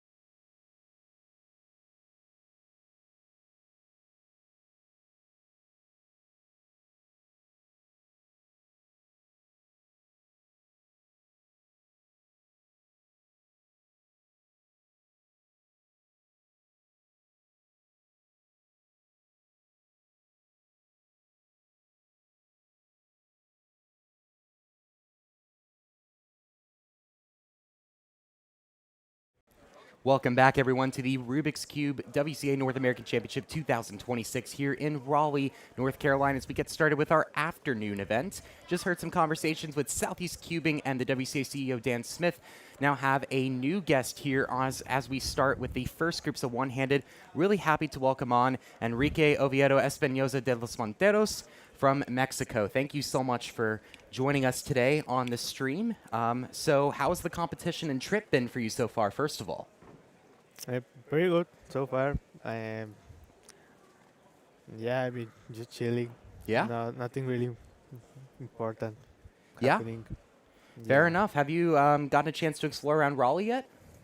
Yeah. We arrived here on Tuesday. Mm-hmm. So we had we were here yesterday all day. Awesome. Did you do anything fun around town or just walk around, Just see some walk sights? around. Yeah, we went to a shopping center. Awesome. Yeah. Yeah. Just you walk around everywhere. Yeah. You know. Fair enough. Fair enough. So for those that don't know you, as you're a rather new face here on the stream, tell us a bit about yourself. Maybe where you're from, how you started cubing. Give us a little bit of a rundown here. Well, I'm from Mexico. I started cubing like 10 years ago. I was like 5 or 6. I'm 17 now, by the Mhm. way. I was just watching these cubes, these Yeah. Rubik's cubes, these toys, and Mhm. I would look. Oh, I want what that Yeah. one. Yeah. So an uncle of mine, he gave me one, Mhm. and I just learned to solve it. Yeah. Yeah. So, yeah, that sounds a lot very similar to how a lot of people different started cubing. Yeah. Like, I mean, I started when I saw my friends at school cubing, so it's Mhm. probably something similar to that, right? Just with a Yeah. bunch of other people that you saw in other places, right? Yeah. Yeah. I just in YouTube. Yeah, that's valid. Yeah. So, in my city, there's not too much queuing. yeah. Yeah. So, what it's city are you from? Monclova. Monclova. Yeah. Do you know Monterrey? Yes, Monterrey. Yeah. It's like 3 hours from Monterrey. Okay, so you're in the Yeah. northern area of Mexico for those Yeah. at home. So, you're closer to Texas than the rest of Yeah. Mexico. Okay. Yeah, I have actually competed in Texas. Yeah. once. Yeah, in actually, Arizona. that actually leads into my next question I wanted to ask you, because you've only been to a few competitions, but you've mainly Yeah. competed most of it in Mexico. Yeah. But you've attended a competition in Dallas in 2025. And since you do have a few competitions under your belt in that one, how different are those competitions in like Texas compared to the ones in Okay. Mexico? I think there's not too much difference. I mean, the format can change a little bit, the competition format, but I didn't notice a very big differences. Yeah. Do you think it's harder to compete down there, or is it more the same type of environment? Yeah, it's the same. Okay. Yeah. Yeah. Yeah. So this is. It also depends on what kind of competition. Yeah. I mean, the level. Mhm. You know, it changes. Yeah, exactly. It's It can just like vary a lot. it's such a Mexico and the U.S. are such big countries. All the cubers are Yeah. kind of split. I imagine like yeah. Mexico City probably has a lot, but it's probably a bit hard to find cubers in the north sometimes. It's hard to travel around, I imagine. Yeah. Yeah, that's mainly why I started cubing like 10 years ago, Mhm. but I just started competing last year. Yeah. Because there's not too much competitions around my area. Yeah, in Monterey, in that area. Yeah, there's a few in Monterrey. Yeah. Okay. So another thing is you mentioned you haven't competed a lot. This is also your first major, if I remember correctly, outside of your country's Mexican championship. Yeah, outside of your country's championship, of course. yeah. So far it's only been about a few hours since the competition started. But what's kind of stood out for you so far compared to like your local comps? Well, it's a lot of people. Yeah. I mean, it's a very big place. It's very different from Mexican championship because it was like in a building, Mhm. and the competition was in 2 different floors. Yeah. So it's much different. I mean, this is not my first competition with like I don't know, maybe over 200-300 people, Mhm. but it's really different because it's a bigger place, and I can see everybody. Yeah, and that kind of gets me more into my next question too. Compared to like Mexican Nats, Yeah. and other maybe local competitions too, have you noticed a little bit more pressure since you've competed here? I mean, you've already done 5x5 here. Did that feel a little bit Yeah. more pressure, or did it kind of feel like your usual local competition in northern Mexico? Yeah, I didn't really feel pressure. Ah, I'm yeah. I'm pretty chill. Ah, yeah. There we Yeah. go. Yeah. What was kind of your mindset going into that? Was it just like more like just another solve for you at home, or was it like? Yeah, I like just get to second round. Fair enough. Yeah, Fair enough. which was pretty easy. I mean, Yeah. Yeah. So a lot of people watching at home might not know a lot about the cubing community in Mexico. As we have a lot of viewers from the U.S. and Canada, but we also have a few from Central America. Not many have competed in Mexico or really know what the environment there is like. What do you want people from other cubing regions to know about the community in Mexico? What do you think is unique about it? I think in Mexico, I mean, the culture is very different. Mhm. The people is different. You know how the community gets along. Mhm. I think it's really nice in Mexico. It's, Yeah. It's different, you know. Yeah. Than here. Yeah. Like, what are kind of like the things? Is it like a lot more tight knit down there, or is it like a lot more closer in terms of like connections you form at those competitions, or Yeah. is it like okay? Yeah, I think so. Awesome. Although I don't really know too much because I just competed for 1 year, so that's from my short experience. Yeah, yeah, and I think you have a lot more in you in terms of competing. Obviously, since you're so early in your career in terms of the amount of competitions you've been to. I Yeah. mean, you've only been to 6 competitions or so, Yeah, or 7. 6. This is This is the 7th. This is your 7th. Okay. Yeah. So you've already started competing really recently, and you already actually have multiple NRs under your belt in both 6x6 Yeah. and 7x7, as well as a national title. So Mhm. how have you approached your competitive career in that sense?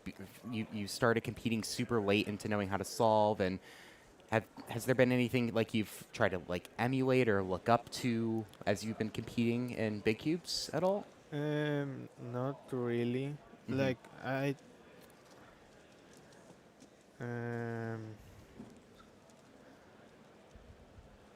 I mean, it's just like pretty normal for me. I mean, although I haven't competed too much, I don't really feel like I have a short experience. Yeah. Like I'm pretty chill Yeah. solving. Mhm. Yeah, it's pretty normal. Eh, eh, for my run, like from when I started competing from to the NRs and all that, I think something that helped me is that in every competition I've gone, I've gotten out of there like very motivated. Yeah.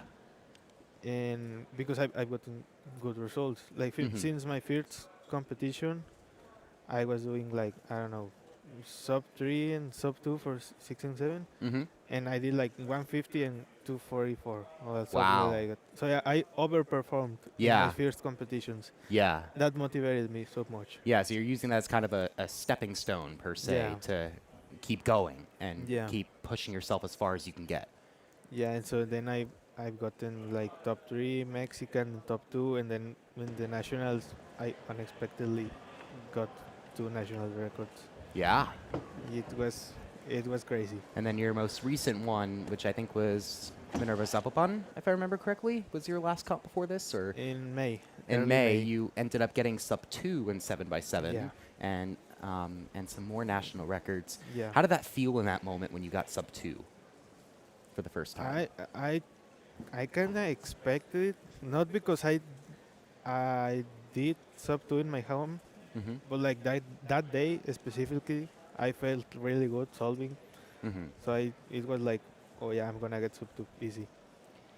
Yeah. That was weird. Sometimes you just like go to comps and you Yeah. just feel like I'm gonna just destroy my PR today. Yeah. Like, was that kind of how that felt that day? Yeah, I Yeah. think I'm better in competition than in my home.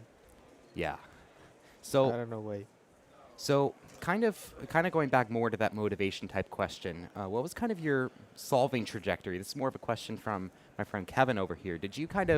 Were you more of someone that did like tens to hundreds of 6x6 and 7x7 solves a day, or did you kind of like work on optimizing areas of your solve and doing slow solves to work on technique? Or there's kind of two different categories of big cubers, the ones that like do tons of solves and the ones that really spend a lot of time working on what needs to improve. What kind of practice did you do in leading up to your most recent competitions in terms of improving? I think I've done both, but more recently, and I will say from Mexican nationals to here, which was December the last year, I've been so much like more optimizing my solving and not burning myself with a lot of solves, which was something I used to do. Like before nationals, I was grinding a lot. Yeah. Yeah, I went crazy. So a lot of solves. Like how many were you doing a week? A week? I don't know. I don't count it a week. But or a like day, more daily, maybe. Well, I don't know how many solves, but I'd say probably 4-5 hours a day. Wow. Okay. Yeah. Before nationals. Wow. Yeah, that's a lot. That's Yeah, probably that's more a than lot. I've ever been able to do in a sitting. But yeah, that's definitely a lot. But for that sure. was like for a month before nationals. Oh, okay. Not, yeah. Not too much. Yeah. Yeah. Don't want to hurt the hands too much, right? Yeah. Yeah. So another question I want to ask too is I haven't really I tried to do some like internet sleuthing and find some videos, and I wasn't able to find anything. Are you more of a do you still use Redux, or did you switch to Yao or Hoya at some point too? No, yeah, I was use Yao Yeah. for everything. Yeah. When did you switch to that? Was that kind of at the start, or? No. Okay. I switched like maybe 3-4 years ago. I doubted about it. Yeah. I doubted about it, but I Yeah. mean, it's like I'm gonna do it. Like I'm just gonna do it. Yeah. And I switched, and it was hard a little. It's a bit of a learning curve at first. Yeah. Yeah. But I think it's better. I think Yao is better. Yeah. Do you think that in terms of 6x6 and 7x7 now that like Yao's pretty much the standard, like you kind of have to use it right now if you want to get to the level you are, or do you think people can still get there with Redux? I think you might get with Redux, but I think it's much easier with Yao. Fair enough. Fair enough. Yeah, unless you're Max Park. So last few questions here as I believe, take a look at Caleb Chen's OH solves here. Are there any cubers that you're looking up to this weekend, or maybe in the past, or some people that you're really excited to meet or see solve in person at this competition, considering that it's such a big competition with everyone here? Who are you excited to see most this weekend? Like, nobody really, I mean. Like any fast solvers, like Max or Maddie or anyone? Maybe Luke. Luke, yeah. Luke, Garrett. Yeah. Yeah. He's always super chill. He's always super fun to solve with Yeah. and watch. Yeah. Yeah. Anyone else on your mind? Not really. All right. I mean, like everybody, I like to see everybody. Yeah, that's a good answer. I don't have like one specific cuber. Yeah. Yeah. Yeah, and finally, kind of getting more into your short-term and long-term goals here too. What are your goals for this competition? Like, do you have any specific things you're setting out to do this weekend here in Raleigh? For the competition, I like to make finals for 5, 6, and 7. 6 and 7 should be relatively comfortable. Yeah. But 5x5 is gonna be hard. Did you bring any flags to bring with you on stage? Do you know anyone with a Mexican I don't, flag? but yeah, there's Salceda has a Mexican flag. Ah, okay. You gonna bring it up if you make it? Yeah. Awesome. Yeah, that should be fun. Yeah. Yeah. So, more medium long term now. Do you have any goals going forward for the rest of the year, I or have just no idea. focusing on now? Yeah, I have a competition in 2 weeks in Monterrey. Nice. I'm going because it's close from my city. But yeah, but after that, I actually don't know. Yeah. Yeah, fair enough. I mean, looking more at the close is a pretty good mental strategy, just focusing on what you can do now instead of gravitating on something way out in the future. I mean, you never know what could change, right? So, one final message I do want to ask you or let you give is if you have anyone at home that you want to shout out, any friends or family that might be watching, feel free to use this as your soapbox. All my friends in Monclova and my family. I mean, yeah, that's it. All right, awesome. Well, thank you so much, Enrique, for joining us today. Really, really appreciate you coming on and talking to us and telling us a little bit about your solves, the community you have in Mexico. It was really, really great to be able to talk to you today. We're watching some pretty awesome OH solving here today. So thank you so much for tuning in, and we should have some more guests coming in later in this competition and as well as the day. So we'll now go ahead and get back to some OH solving here as we go ahead and change casters. So Enrique, thank you again, and good luck with the rest of the competition. Thank you so much. Yeah, appreciate it. All right, so you can feel free to you can put that up and yep. Thank you, Carter.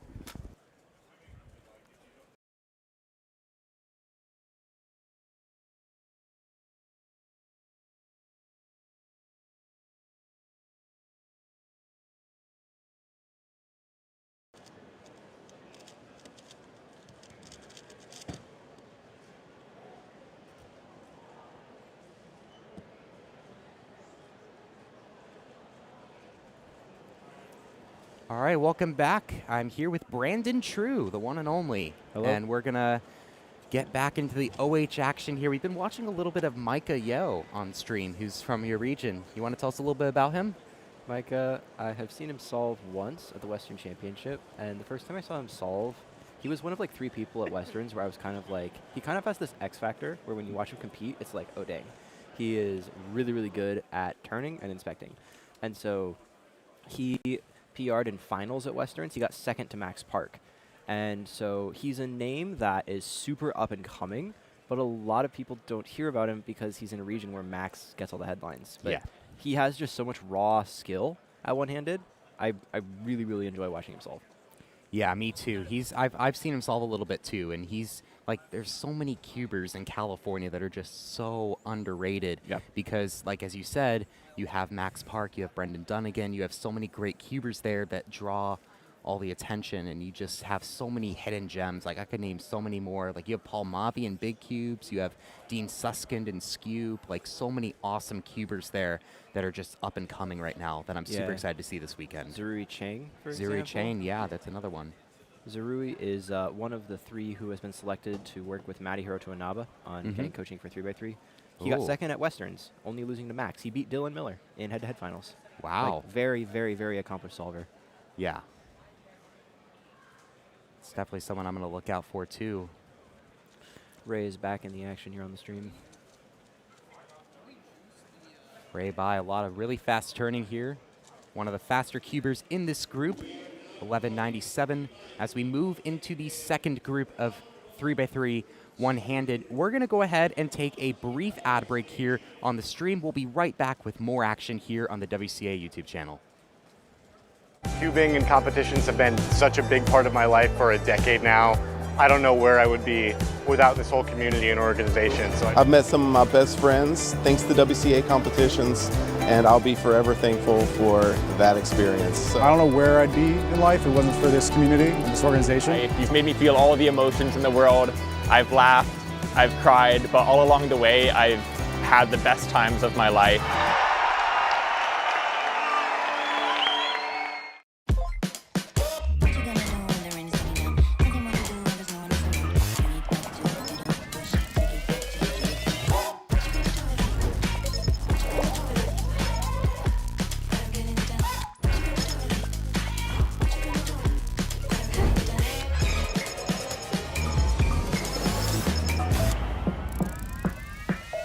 Play again. Let's go.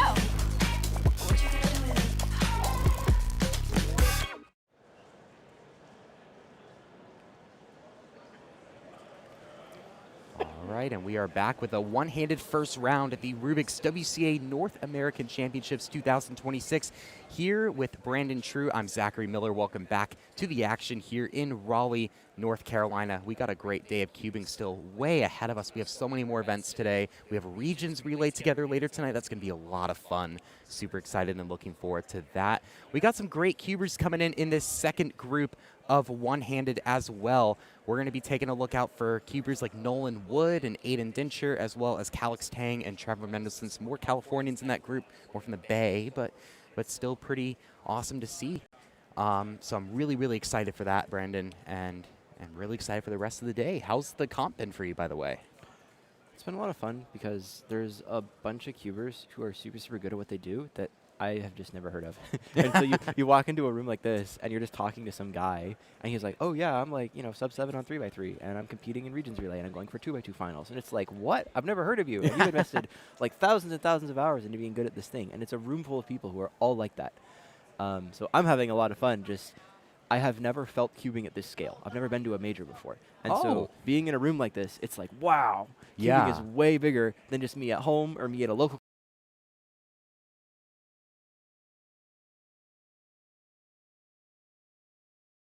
But yeah, you were just talking about like your first ever major. So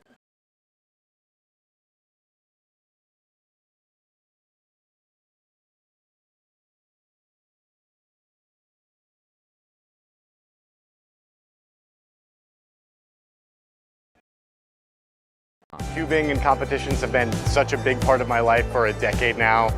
I don't know where I would be without this whole community and organization. So I've met some of my best friends thanks to WCA competitions, and I'll be forever thankful for that experience. So I don't know where I'd be in life if it wasn't for this community and this organization. You've made me feel all the emotions in the world.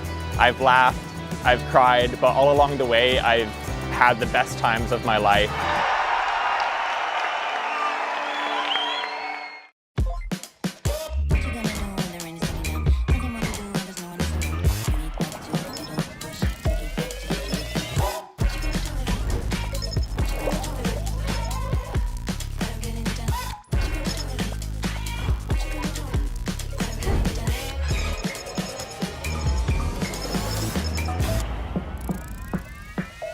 Play again? Let's go!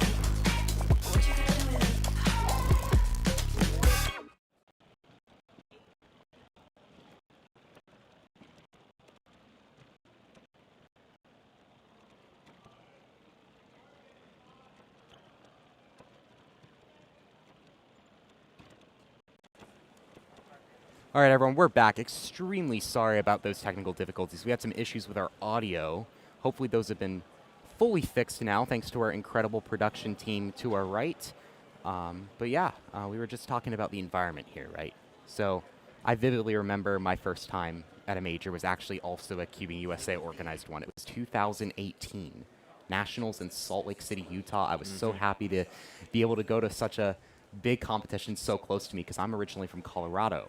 So it was only an hour flight from Denver. And I was like, oh my goodness, I can finally go to a major. I got to go see all my favorite cubers, get to meet everyone. And I was like 13 at the time or something. And I was like, it's like the best time of my life, basically. I was like having a blast. So it definitely feels, it's so surreal. I can only imagine all the thoughts that are going through your mind as you're taking everything in on the first day here in Raleigh. Yeah. Tons of people who you've watched for kind of a lifetime on YouTube, seen their work, benefited from it, and then they're just a guy sitting at a table with you. And it's like, wow, these people who've contributed a lot of stuff to my life are all getting together, sharing the thing that they love. Yeah, so during this second group, we're going to be taking a look mainly at Nolan Wood from the Pacific Northwest, as well as Calix Tang, who's from the Bay Area. Both those competitors are pretty good at what they do. Obviously, they're on stream, so. But both of them have done excellent in the past. Getting some stuff up, because some of our monitors are down here. Yeah, from the times that we're seeing so far, I don't think anyone's very happy with what's going on. Venue has been like really cold all morning, so I think a lot of people were kind of struggling to get warmed up. And also, we're only like 2 or 3 events into the competition, so most of these competitors haven't really gotten used to the way the stage feels. It's kind of like bouncy when people are walking around on it. It takes something to learn to tune that out, getting used to the way the venue sounds. at this point, just about everybody who we're seeing on stream is mostly looking for a decent enough average and data and how to do better in later rounds. Yeah, and most of these earlier groups are going to be people that were mainly just showing off because they're fast in general.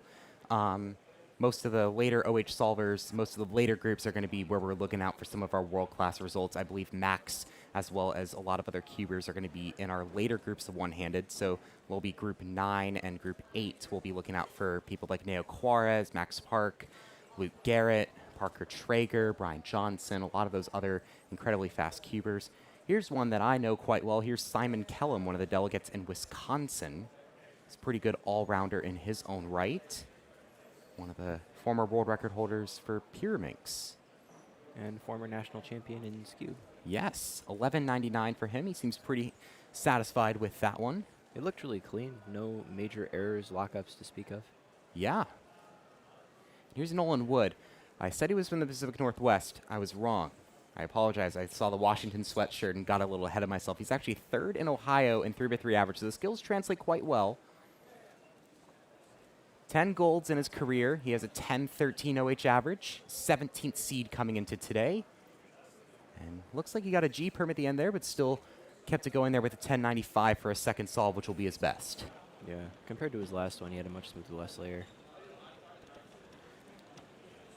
I believe this is Trevor Mendelssohn. Yeah, he looks happy with that one. 11.41. Wait to see how Calix does in the second solve. Calix is someone who is a lot better at other events, like blindfolded. He actually is really, really good at blind out in California, and he actually has gone pretty viral on social media as well as Billy out in China for doing team blind with Tommy. We'll get to see that on later this weekend, but they people do like team blind. They do it sighted. Calix and Tommy do blind memo with no inspection. So one of them just goes around and does like all the letter pairs, and then they just execute it as they go. And they've gotten pretty good with that. Like they won Team Blind 2 years ago doing that. But there's a few other cubers who have gotten really good at doing it sighted without having to do blind. So we'll see how they haven't. I was talking to Tommy a little bit. They haven't really practiced a lot from what I've heard. So things could go any way this weekend, but that's something I'm watching out for with Calix this weekend, honestly, is just how he does in team blind with Tommy Cherry. Yeah. So here's Aiden Dincher. He's really, really fast in a lot of different events from New York. One of the faster New York cubers here, along with Parker Traeger, a lot of other great names from the New York City area. Looks like he's on last layer. Does he know the ZB? He does. 1087. I think he got to last layer at like mid-7. Yeah, he got the last layer pretty quickly there. It was just a matter of if he knew the ZB or not. Looked like he paused a little bit to recognize, and I think he was able to get it quite well. I think he'll take a 1087 for sure. Looks like Calix is just waiting for his second solve there. Simon will take a 1366. Take a swig of water while we wait. But being so hot outside, you got to stay hydrated, right? It's cold enough inside that I think it counterbalances. Yeah. It's been so cold in here this morning. Yeah, it's just insane. Like, you go outside. It's really hard to describe if you're not here right now in North Carolina. But, like, it's nothing against the venue or anyone here. It's just AC in a big room and heating in a big room. It's a lot of change. Yeah. But it is, like, 63 or 64 degrees in here. And you go outside, and it's, like, 100. And it's like, what did I just walk out into? So Calix staying 10-13 PR as well, along with Nolan Wood. He currently has 3 blind SR. And is also 6th in California for Square One. Is pretty good OH in his own right. He's one of the many Rue users at this competition. But he'll take a 17 for his second, so he'll count that 13. I think he's still okay if he counts that 13, considering it's still only the first round. You're not really going for the most insane results here. Yeah, that was just a bad solve. Yeah. Like, inefficient first block, couldn't find a second block, poor recognition, like nothing went right. So yeah. He's fine, just get it out of your head, keep going. Yeah. Happens. That's why we don't count the worst solve, right? Yeah. All right. Trevor's free clock sign is blocking his solve, but he got a good one on, good one on the last. We'll see what he can do here.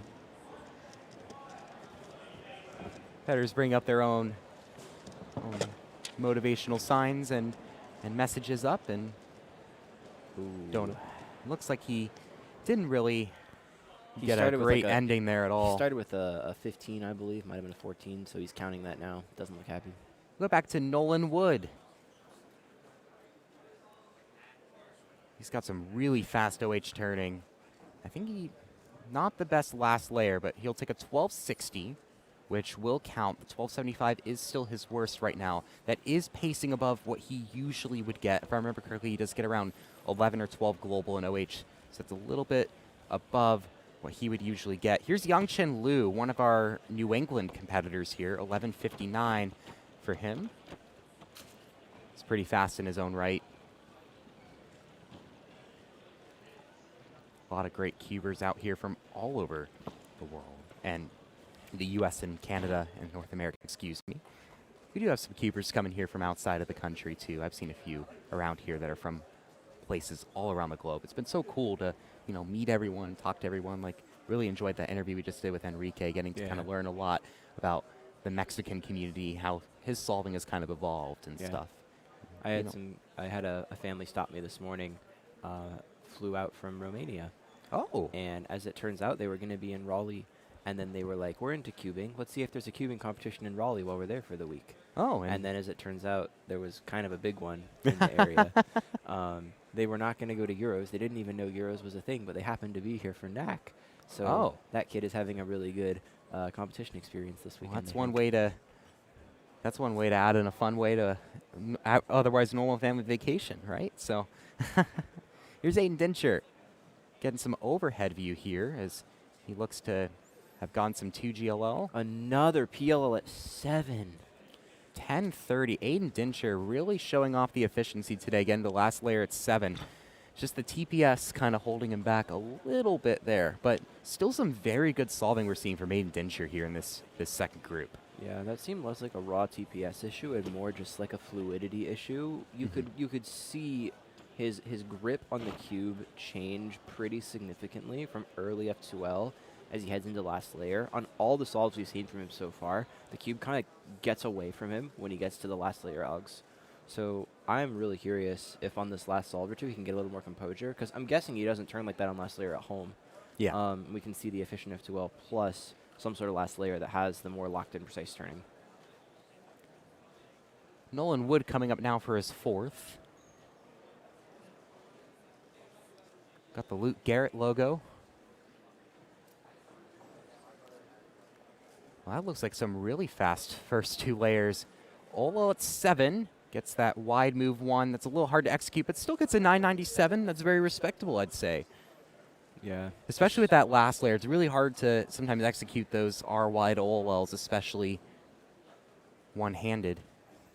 Yeah, just raw turning speed gets him out of that one.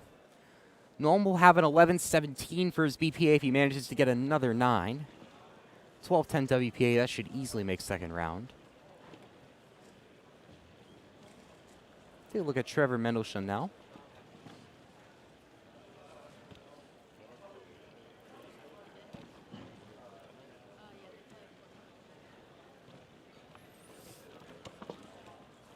Sign is blocking a little bit of what we can see, but definitely is showing off some of that turning for us. Looks like he got the last layer pretty quickly there, and I think he'll take 1197. He looks a little nervous, but I think he's holding himself together. He needed that one. Yeah. Because he was counting the slow solve from before this. Yeah. We'll sign off for that last one, and we'll just wait now for Nolan and Caliph to come out for their last 2. We'll see how they finish out. But yeah, so far so good for most of our OH solvers here. We got to see a few of them when we were interviewing Enrique. We got to see Dylan Miller put out a few 12s and 13s. We also got to see some other cubers like, for example, Michael Yeo and Caleb Chen. Also, some other, talk about another fast cuber as well at this competition, Caleb Chen from Georgia, one of those other younger cubers that's really made a push onto the scene as of recently too. Got 4th at All Stars. Really excited to see him compete this weekend as well. And we're also going to be talking to him later this weekend too about some of his solving and how he's been doing in terms of cubing. So I would almost hesitate to call him a younger solver at this point because we've seen him on the major stage for a few years now. And with the top competitors in North America kind of aging out, if he continues improving a little bit and competing consistently, he's probably going to remain a top 3 North America threat for at least a few more years. So almost not up and coming. He just kind of needs a breakout moment so that the world kind of sees his skill. Nolan at last layer there, That's just tough. barely missed out on BPA. 10:35 to finish. That should still get a mid-11, which is very respectable for the first round of OH, especially considering that that's probably, if you're Nolan, one of your first rounds of the competition. Pretty good to get mid-11 in one of your main events here. 3x3 definitely translates a lot over to OH. You know what you're doing. Definitely a lot of the solving factors definitely translate over quite a bit. But it's also a different skill set at the same time because of all the finger tricks and everything that you also have to adjust to and all the algs that you might have to relearn.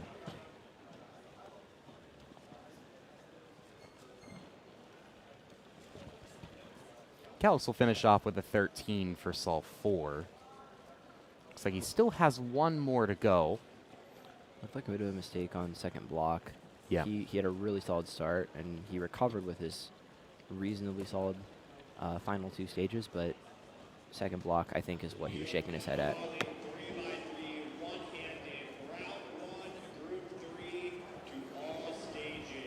Now hearing Zach Garber's wonderful voice come over the PA, calling up the next group of one-handed, which means we're going to be doing a caster change very soon. We're going to get to see Manu come back on, talk to you for a little bit as well, and we'll also get to see some other cubers like one of my favorite OHers, one of the more underrated ones coming in. Eli Parker is going to be solving next. One of the more skilled one-handed solvers that I know for sure, as well as Jerry Bombot from the Rockies, Arizona. Max Shao as well. We haven't seen him very much recently. He's going to be competing this weekend here at NAC. So really excited to see how he does this weekend as well. Any other OH solvers you're particularly looking out for, Brandon, this weekend? I just want to see Max and Luke face off in the final. Oh, I think yeah. that they both bring 2 different CFOP styles that are really fun to watch. I enjoy watching Rue solvers, but my knowledge is limited enough. I just find like turning it out really fast with CFOP really fun to watch. So I want to see both of them go all out in the final. So last year at Worlds, it was Rue versus CFOP on the biggest stage, and Rue ended up winning. Do you think it's going to be Rue again, or do you think that a CFOP solver is going to take a title this year? Well, who of the NA competitors has a world-class Rue one-handed? Fair. I think the only one I can really think of is maybe Carter Kukala. Sure. So I think when you compare someone like Carter to somebody like Luke or Max, I would take Luke or Max any day of the week if I had to, predict. Yeah.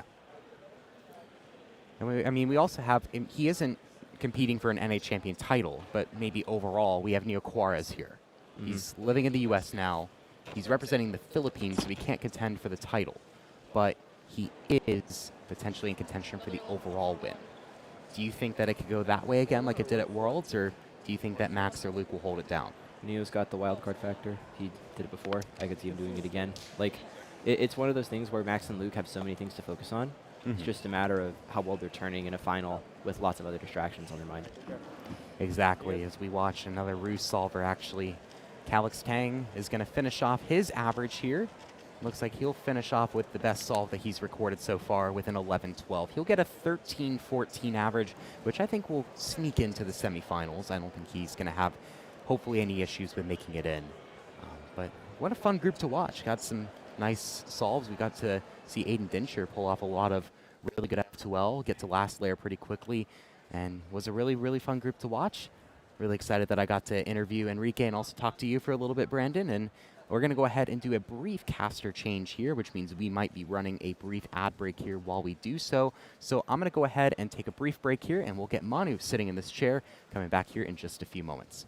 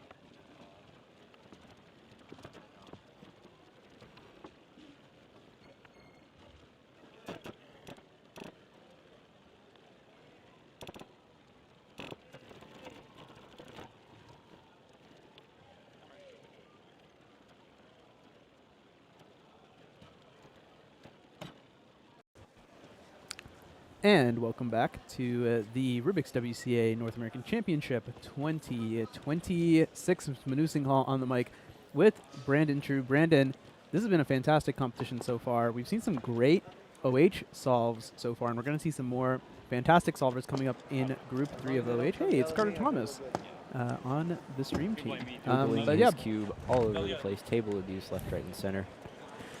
I think finished. we're going to see a lot of use of the table in this group, and honestly, in all the groups. I mean, it worked for Max Park. It works for the current world record holder, Luke Garrett, as well. So I think we're going to see a good amount of it. I actually don't know if there's that many people left who still hover the cube above the table. Yeah, anymore. who feel very particular about that. Patrick Ponce still feels pretty strongly about good posture. Here's a solver right here. Oh, never mind. Well, I mean, if you're Rue solver, if you're then Rue, you have to. Yeah. And I mean, there's a good reason to do it for Rue because the whole point is that you get quite a bit more efficiency out of it. I actually didn't know Hassan was a Rue user also. So yeah, I mean, did you guys talk about Rue yet? Not in depth. Okay, let's talk a little bit about Rue because we're going to mention it a lot. Yeah, it's this interesting method, and you all might be familiar with CFOP. You know, you build the cross, OLO, PLL, etc. Rue, very interesting. You build a block on one side, then you build a block on the other side, and then you kind of solve the rest of the cube using M moves, which is a pretty interesting strategy. And you might wonder, why do that when most people just know OLO, PLL? One of the big advantages that Rue is supposed to have is on move efficiency. It's just a fewer number of moves overall. And obviously when you're solving OH, your TPS is very limited. And TPS is two sides of the equation. One, you can turn fast, or you can just do fewer turns and just do them at a normal speed. And so that's where Rue can kind of has some advantage here. Yeah, where do you see kind of Rue fitting in the NA field? I'm not super familiar with which solvers use it and which solvers don't. I think that the tricky thing with Rue is that in order to be really, really good with Rue, you have to be willing to invest a lot of time into learning more complex solutions and then use your brain enough as you solve to come up with those solutions, which is a big reason why it didn't catch on as quickly with 3x3. There's a lot of more specific, deep knowledge that it's hard to teach and hard to do on the fly. With one-handed, the slower turning kind of lends itself to that. The reason I don't think Rue will catch on as deeply in NA is two things. One is the friction it takes to learn the method is really high. There aren't nearly as many tutorials or resources for it. And two is NA is home to a lot more all-rounders, a lot more people who enjoy the experience of competing, less than the experience of winning their particular event. So I think that for most cubers who are competitive enough to be doing one-handed, odds are they're going to be competing. They're going to be learning CFOP and sticking with it, as opposed to learning Rue specifically for the one event and then making it harder to do big cubes and having to fight through difficult resources to learn the method. So I don't see it catching on as highly in NA, but I definitely think there are going to be a few competitors who at least give it a shot. That's some pretty top tier analysis, I gotta say. Because yeah, that's basically what we see in Europe is that we have a lot more specializers in Europe. Now, something I think is going to happen in speed cubing is I think that we are probably going to see more and more specialization as cubing continues. It'll be harder and harder to break every record, right? So then at that point, if you devote yourself to all events, it'll be certainly trickier to break a record. As we watch Jeremy Blambot with nice looking ZBLL there. 11-12 for him. I would definitely agree with what you just said there, where if your goal is to specialize in one-handed, it's essentially consensus that what you should do is learn Rue and devote yourself to that turning style. But one-handed is an event that by its very nature is low friction to pick up because it has a lot of knowledge that cross-applies from normal 3x3.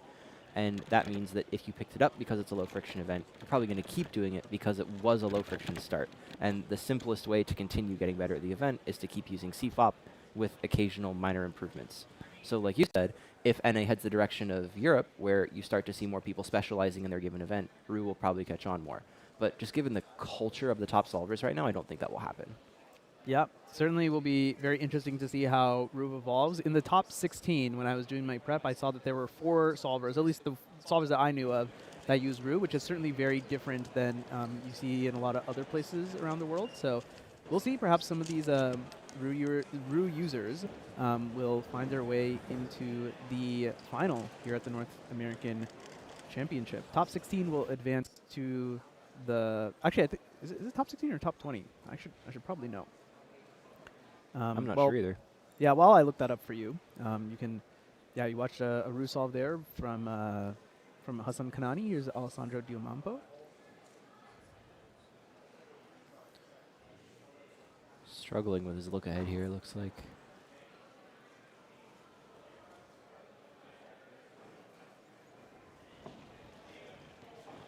Carter Thomas.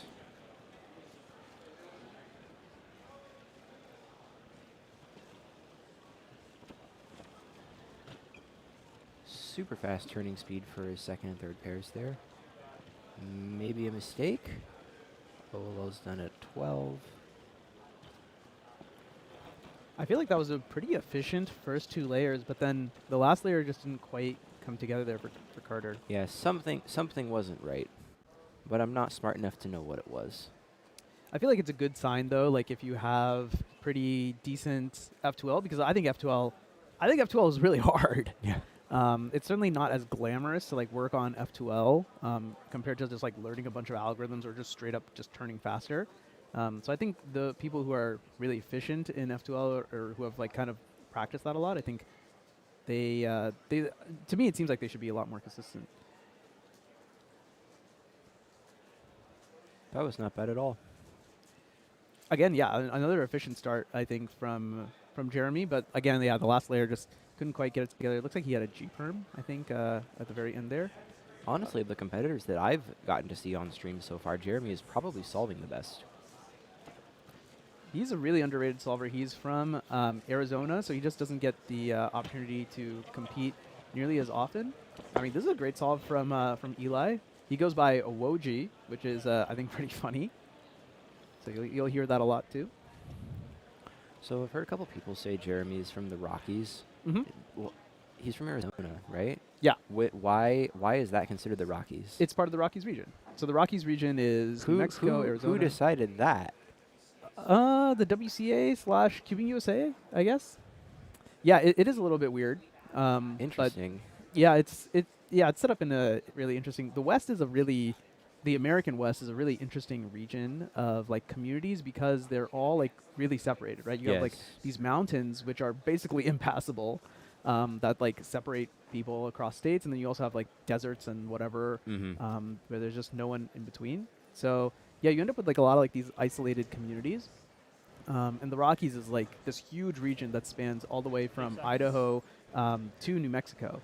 So yeah, you end up with like a lot of these like fun little isolated pockets, but yeah, the communities really are still really strong.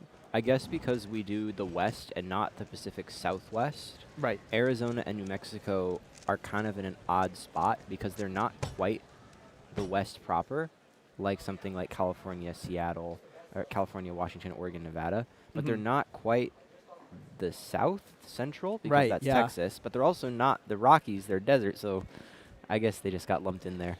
Yeah. Sorry, Arizona.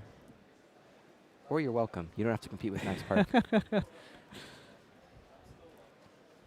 I will say I've been to a couple of like the regions, the sub-regions in the Rockies, and every single community is so awesome. They have their own like kind of like unique spin on things. Utah is great. Colorado is great. Arizona is great. So if you ever get a chance to go out to a competition in the Rockies or whatever, you will not be disappointed. You'll have a fantastic time. Some fantastic folks out there in our mountain states.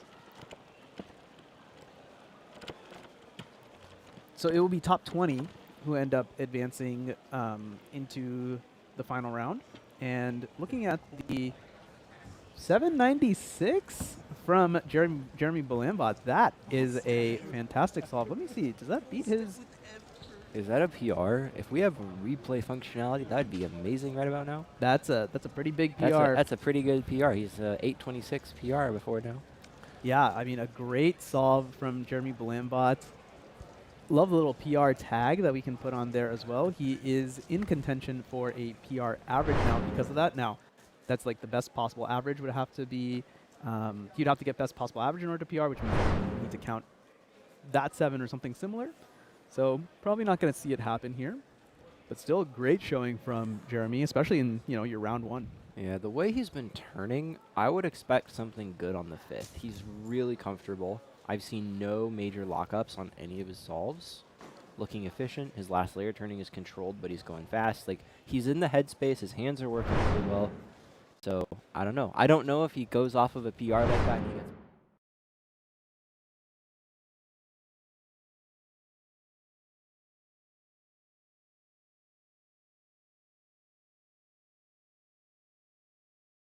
another 10-second solve, so he's going to count 2 10s actually. So 10:54. So yes, I mean this group we've seen some good OH solving come out. Maybe it's just the scrambles, or I mean the level of competitor is certainly extremely high across the North American Championship.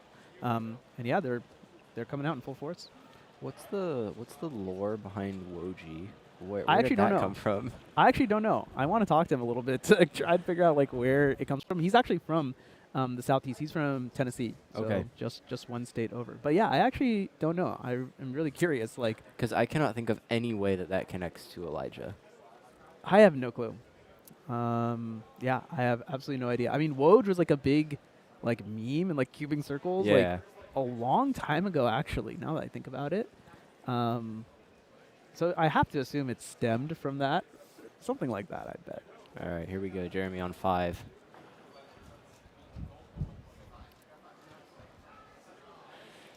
You can't see Manu and I, but we both just leaned in a lot. We both want to watch this one.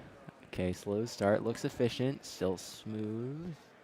I feel like his F2L was too long here. Yeah, way too many things happening. And we're going to get worst possible average. Yeah, I feel like the commentator's curse, bro. I'm so sorry, Jeremy. Yeah, it's just a bit unfortunate. I'd like to see him kind of smile it off. Yeah, I just feel like nothing in that solve really like was able to get going. Seems like he did EO into ZB, but I mean U is like generally not a bad set, but it seems like whatever case he got there was just not quite ideal. A little hard to tell from our front on angle, so we'll work on getting you some top downs for future rounds as well. But I think Jeremy can be very, very pleased with this 1173 average. If we look at the results that have been entered so far, that puts him in 3rd place amongst all competitors who have been fully entered, thus far at least. And looks like Eli Parker is actually guaranteed to beat that time. So he's going to end up in 4th place because Eli has 1138 worst possible.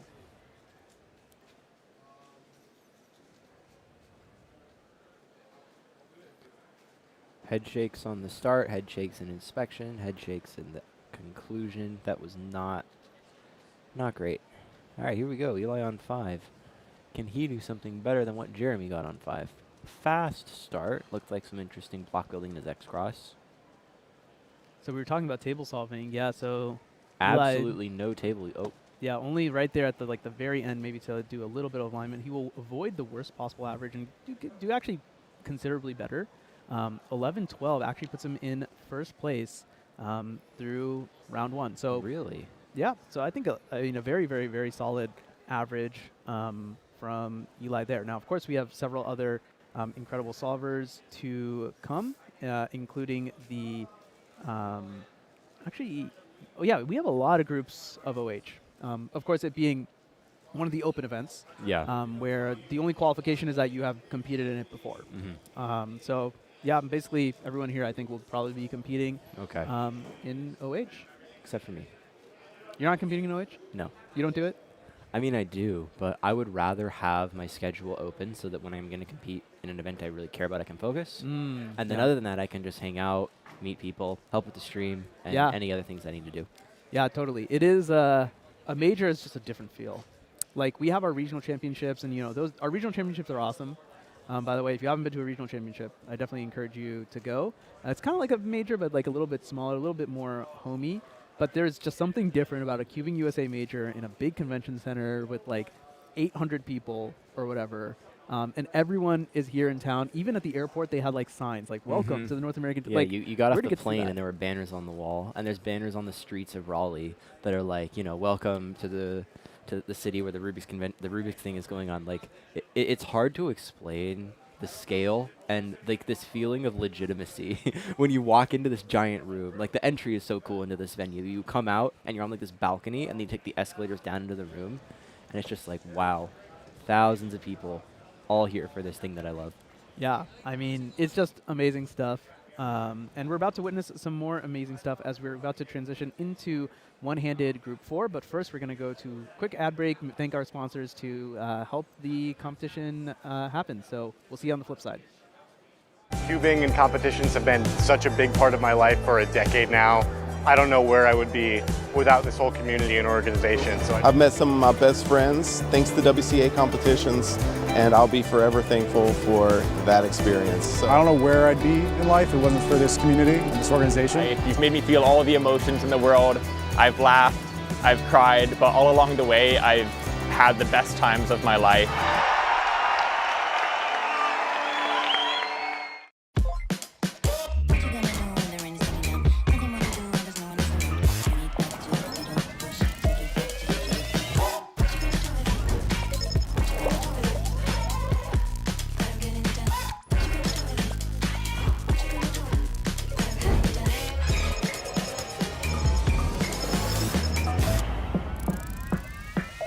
Play again. Let's go.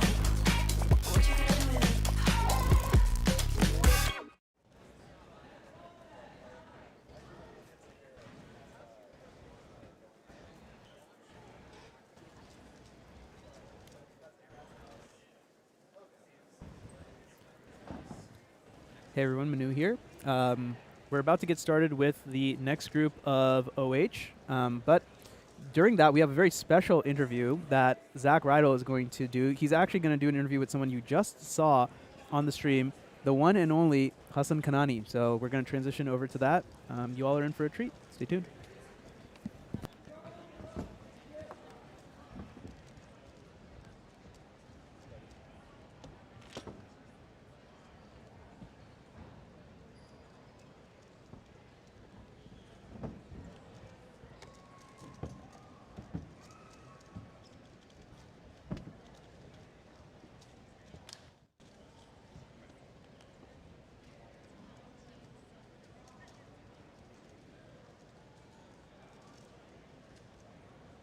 Seconds.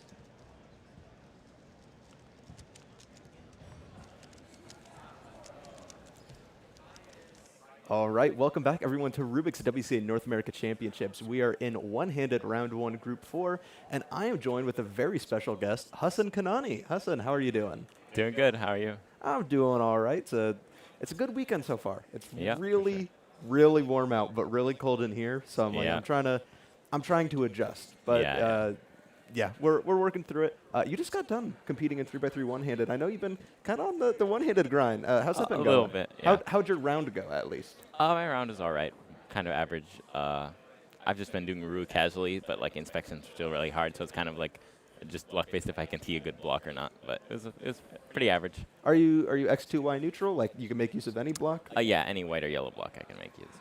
Awesome. Well, I got a few questions. I mean, of course, we're talking about mostly we're going to be talking about Square One being your main event, but we also have one-handed going on. So if you see anything interested in one-handed, you have at least a fair bit more knowledge than I do. If you see anything cool, like I think we see that was not a Rusev. Okay, I got so excited for just a there's moment. not too many Rurers here, but we'll keep an eye out for the MU turning at the end. We see Sean Mack actually, Sean, yeah. another Mid-Atlantic competitor Yeah. who we're all very familiar with. Sure. While Sean is inspecting, it's super nice to actually get a chance to interview. I've interviewed Zane twice, so I've checked off another member of the Kanani family. Only missing Ibrahim's next. Ibrahim, he's got to get a little faster, but I think we'll definitely get him on sometime. Yeah. Just to complete the trifecta. For sure. Let's see. Let's watch Sean. I know Sean's been practicing a lot of one-handed recently, being one of his main events. 1198 seems okay with it. Sean is also a volunteer at this competition, so a lot of effort is going into that, and all of our amazing volunteers making this competition run. Anyways, you're coming hot off a win at CubingUSA All-Stars in Square One and a second-place finish at Worlds. But there's a lot more to you than that. Do you want to give a little elevator pitch on, I guess, who you are and your place in cubing? Yeah, I'm Hassan. I'm one of three. A lot of you know my older brother Zen. He's the 2x2 guy, and I'm kind of the square one guy. But yeah, I just like going to competitions, seeing people. I don't really have too many like specific goals for square one or limited to square one. Just seeing friends from all around the country is kind of why it's fun to come to these big competitions and see all the exciting solves like that are currently happening right now. Yeah. As I say, Brendan Dunnigan right now, 11:54. Quite rocky ending, but still seems like fine with it. Rocking the shades, though, he's taking it in stride. You just got into Raleigh last night, correct? Yeah. Have you had any time to like explore the city, enjoy any of what Raleigh has to offer, or have you just been no, just not hanging too out much. with Yeah, with just people? hanging out with the cubing people, but maybe over the weekend I'll have a chance. So I do have I have some questions to ask you about cubing, Yeah. believe it or not. Wow. That's kind of what an interview is, I guess. We still have another day until Square One Round 1 happens. Yeah. It starts Friday, which is tomorrow. What does your preparation look like leading up to a major championship, especially in the realm of like Square One?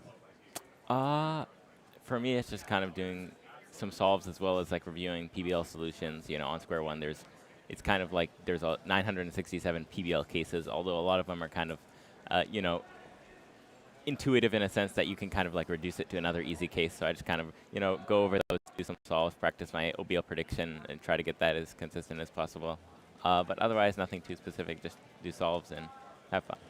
You did mention OBL prediction. I wouldn't say it's really a new method anymore, but it's definitely still something that is in strong development. I mean, it is kind of intuitive in the name of what it is and what it does, but what all have you done for OBL prediction? Like, how have you explored the method yourself? Yeah, it's a little tricky because it's like, obviously in Square One, you also have the cube shape parity, which is like you have to trace out which parity the cube shape is, and that takes a bit of time. And then after that, you have to go into tracing your OBL, which is at least tracing the 8 like different black and white pieces that are on both the top and bottom. But yeah, as far as that, it's like you have to learn a lot of schemes on how the pieces move around and where they're going to end up. And it gets pretty complicated, but it can still be fun because it's kind of a challenge, and you're always trying to like push that 15-second inspection barrier. But yeah.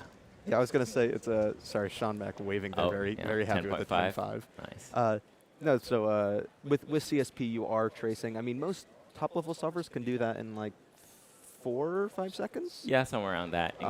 So OBLP obviously. Not only do you have to like track the pieces, but then you also have to remember the scheme and how everything is laid out. Yeah. How have you been trying to handle the speed up of trying to make sure that you don't like waste any of your inspection time? Has there been anything that you've been implementing, or is it kind of just grinding out attempts? Yeah, it's usually just practicing, having a consistent CSP, not like forgetting any cases. Sometimes you can be like, wait, was this even or odd? Like the good solution and remembering your CSPs. But other than that, it's just trying to stay consistent and not like blanking. The biggest thing is like if you kind of blank out, like what was this one, then you can like easily lose 5 seconds. But if you just like stay calm, stay consistent, then the 15-second sub inspection isn't too hard. But it also depends on which cube shape cases, because some are a lot harder to predict and some are easier, so it just kind of depends. But do you think, or are you quite confident that OBL prediction is the future of Square One? Yeah, at least for the foreseeable future, is definitely I was just saying, CSP with OBL prediction, and then some tricks to maybe influence OBL into like perfect PBL. But I think there could still be stuff after that. But that's kind of like the current meta. I was going to say, so we are, 10:50 there from Brendan Dunnigan, just a little faster there from, a little faster than Sean Mack on that solve. Yeah. So we went from 5 looks, so 5 different steps for solving Square One: cube shape, corner orientation, edge orientation, corner permutation, edge permutation, and then we brought it down to 3 look with the invention, or I guess the application of OBL and PBL, combining both the orientation and permutation steps into one. Yeah. And now we're on to 2 looking with OBL prediction. Do you ever see 1 looking to really be a viable option on Square One on like a significant number of scrambles? Do you think anyone is going to grind it out that far? I mean, the thing is, like, with 3x3 we've seen some insane inspection ability, so I'm not like certain on like, I don't think it's possible. I think in the future at some point it could definitely be possible, but it's not something I'm going to be probably pursuing. It's super difficult. Just doing the CSP and OBLP is already hard enough, but I think one day we might be able to see, maybe some people who have insane tracking abilities who are able to, consistently see their PBLs. But that's a pretty far out question, I would say. I was gonna say, do we? I'm not too familiar if there's anyone who's full OBLP or if anyone is like consistently using it 5 out of 5 solves and an average, because it still has its own inconsistencies. At least some people can trace every case, but in competition with all the nerves and everything, getting it under 15 every single time and correctly is that's a tough one. I don't think anyone really is like, even with CSP, people still make mistakes here and there, but no one's really at like it's still a developing method in the way, like at least for some bad cases, there's still stuff to improve. Of course. Sean Mack there with a 1353, not getting a +2 on that one, Close though one, fixing a potential +2, I think took about 2 yeah, seconds as well. It might have taken around 2. So I did want to talk to you about things more than just cubing, because you are a person outside of cubing. You did just recently commit to the University of Virginia, and you are starting there this fall. A question that really comes up when cubers start to like grow up and go back to like higher education. How do you plan on maintaining your cubing? Do you still intend on practicing to the same degree that you are now? Is it maybe going to get toned down? What's your outlook looking like on that? Yeah, I think it's definitely going to be toned down. But I hope to. There is a cubing club with my brother Zane and Ari. So I hope to join that and maybe have a competition a semester or something, and meet up once a week or something like that. But definitely just some casual practice and just having fun, and maybe pulling up to the bigger competitions, like hopefully next year Worlds 2027 in Sweden. But yeah, just more casual and maybe try to grow the cubing club. Of course. So I do have a question as we're talking about Zane, and especially your connection to the Kananis. You are the brother of Ibrahim, Big Cube fanatic and Duke University alumni. Yeah. Also Zane Kanani, 11-time world record holder, former North American champion in Scube and 2x2. How has it been being able to solve with Ibrahim, or I guess Zane being the much more speedy of the siblings? How do you feel like, do you guys practice together, and do you feel that practice helps improve, I guess, like nerve handling, or how does the relationship between you guys look in terms of cubing improvement? Yeah, when we were younger, we definitely did like a lot of, even just at home comp sims and stuff like that. And nowadays, sometimes we'll do like the night before a comp or something, do some comp sims just with you would each scramble for each other's cubes and just practicing under a competition type of environment.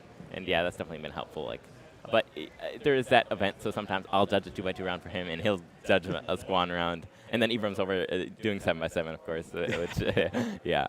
So, but yeah, it's definitely like preparing for competition. It's a lot of fun. As I say, I don't know if you've been helping him prepare for Square One a bunch as of late. Has he lost his touch with OBL? A couple of years ago, he went on the OBL PBL grind, but now he obviously went to college and everything, so he hasn't really kept up with that. So he's kind of forgotten his CSPs and his OBLs. So, but maybe he'll get back into it one day. I was gonna say I kind of miss our streak of the HZZ podiums of you winning a comp and then Zane and I getting some combination of second and third. I feel like it's been so long, Hassan. We need to bring it back. Maybe we can bring it back this weekend. That will not be happening this weekend. Yeah. 11:59 there from Sean Mack looks very collected going into that. We see an 11:37 BPA, 12:37 BPA, a full second between the two. Isn't that fun? Seeing Dominic Radici, 13:28 there. Dominic being very well known for Scube, but also being quite a good 3x3 solver. Yeah. And I guess when you're good at 3x3, you're also kind of good at 3x3 one-handed as that comes along. Otherwise, of course, we're at like the North American Championship. It is the crown jewel of North American competitions. Any specific goals going into this, especially even if not Square One related, but any goals for this weekend? Doesn't even have to be cubing related. Yeah, not really any cubing related goals. I don't like to set like a big goal. It adds a lot of pressure and stuff. Just have fun. Like see my friends from a lot of people come across the country and even from Canada and Mexico just to be here, and it's always fun to see people who I've talked to online but haven't gotten a chance to see in person. Yeah. Something I don't know as we're talking about like talking with friends online. Of course there are very large communities of speed solvers like on online. We knew where the question was going. Sorry. There's an issue, or not really an issue, but something that's definitely a topic with Square One is hardware. And trying to perfect it. Something I've noticed is that you, I mean, you've made me a cube before with its own like magnet modifications. Have you like worked with other cubers on potentially like improving Square One hardware? I mean, we've been using the same cube for years, and now there's an alternative with a new one that just came out. But do you still think where do you think the future lies for Square One improvement? Are we looking at like coatings? Or are we still looking at different magnet configurations? I mean, for now, I think, you know, a lot of the mods we've been doing is just like adding edge magnets, you know, things that just like fixing, making it more magnetic and adding maglev, other, just overall like small improvements. And I think that's just kind of how it is. Square One hardware still, unfortunately, isn't the best. But, you know, we just kind of make do, and that's why a lot of the Square Oneers are always like taking apart their cubes, finding a different setup, trying different mods, and that kind of still continues. But a lot of those key mods like edge magnets and maglev are like the more important ones for depending on the cube. And even like color scheme modifications, like Bumblebee, the famous, like going black and yellow. Of course, you are a black-white solver. Do you have any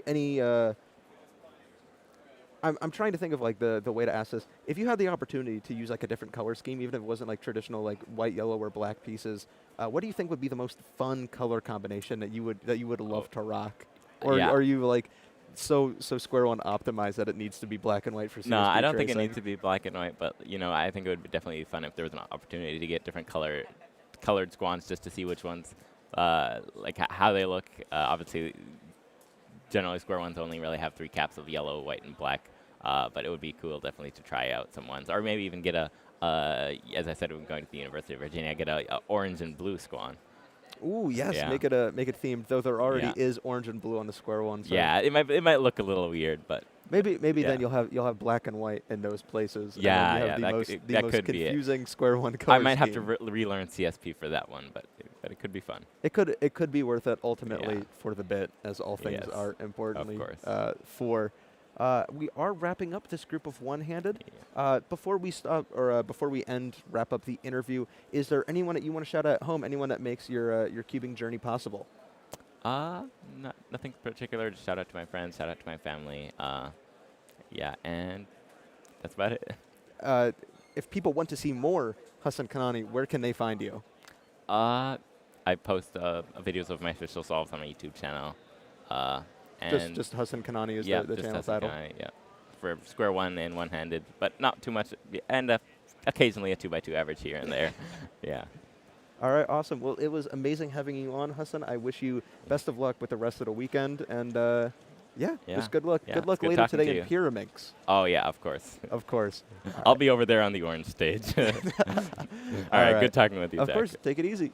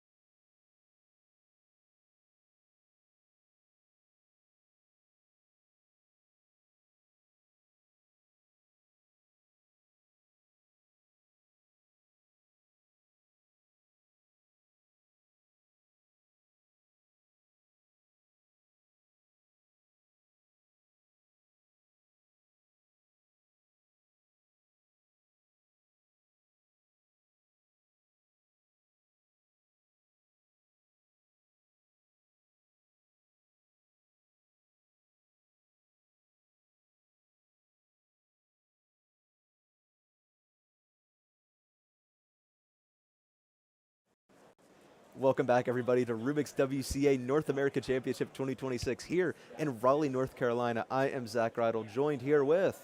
I'm Carter Thomas, and I'm really excited to see some more OH solving. We're going to transition into our 5th group right about now.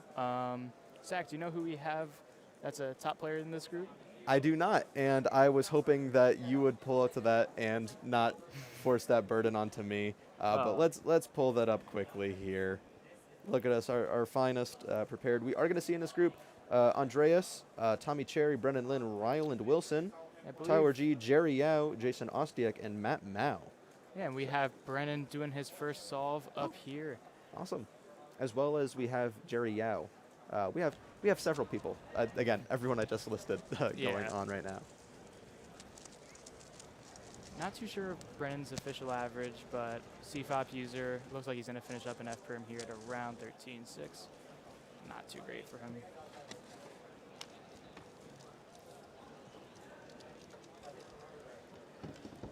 We can see Jerry Yao here, just committed to Berkeley in California. So going to be making quite a move from the Mid-Atlantic region, unfortunately, to the western side of the U.S.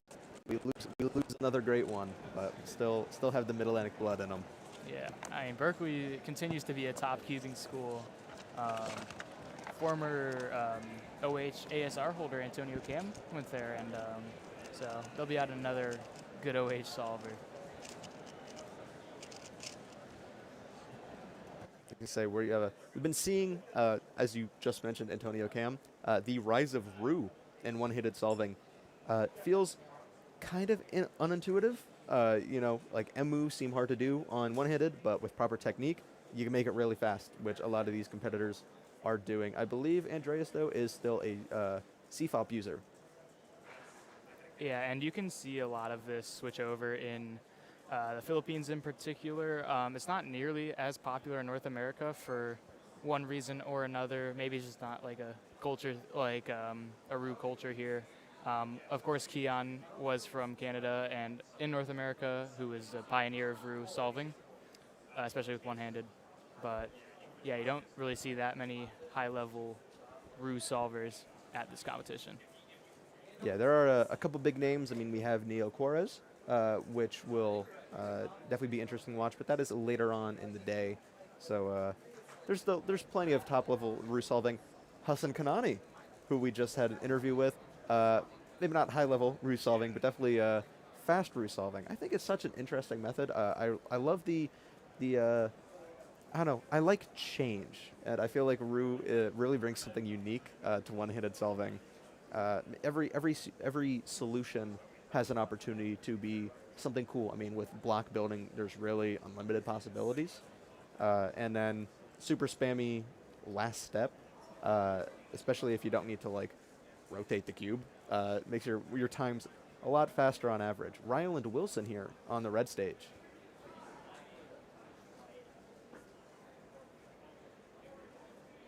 It looks like another CFOP solver. Decent start there. Probably will finish up F2L at around 8. Nice OL skip case into a U-perm. 1188, that's pretty solid. Ryland, a delegate from Virginia, Mid-Atlantic region, represent. Also one of the volunteer members here on the red stage. To my left, to everyone at home, just on the screen in front of you.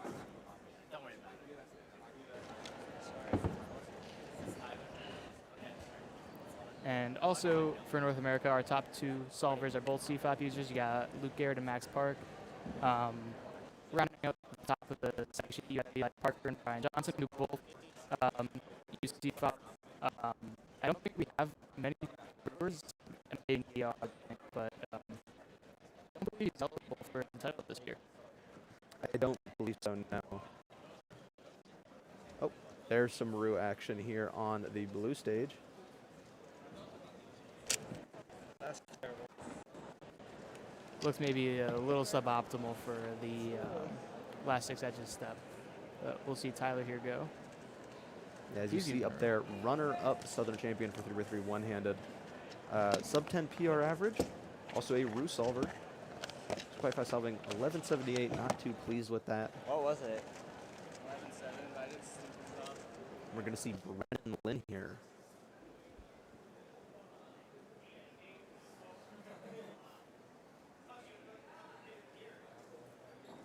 Looks like his turning can be very fast, but at the same time, it kind of looks like it's not there. 1381 there for Brennan Lynn. Yeah, something that you see, especially in comparison of Ru to CFOP and one-handed, obviously rotations. Ru being a fairly rotationless method once you get your blocks built. CFOP might just be more optimal sometimes to rotate, which unfortunately eats up time when you only have one hand to be doing it with. Also, reducing the move count is super important because, again, you only have one hand to turn with. Yeah, and then after that first block, you pretty much only need R and U moves, like wide R, like regular R moves and U moves, which are the most ergonomic for one-handed.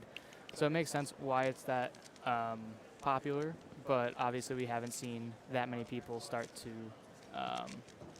use it at the top level here. Jerry Yao getting PLL at high 8 there, but I think messing up the algorithm, unfortunately. Yeah, I think you're trying the one-handed V-perm, which like requires a rotation and a bunch of RUD spam, but it looks like you might have messed that up. A little unfortunate there, and 18 will set him back quite far. Just hope that he doesn't count it. See Rylan Wilson again here. 14-10. Not too bad, considering cases. I think he had a pretty bad OLL there, but JA at the end for one-handed. One of my personal favorite cases because it's so short and pretty easy to execute, but I think I'm kind of alone on that one. I prefer skips. Skips are my favorite cases in one-handed. Yeah.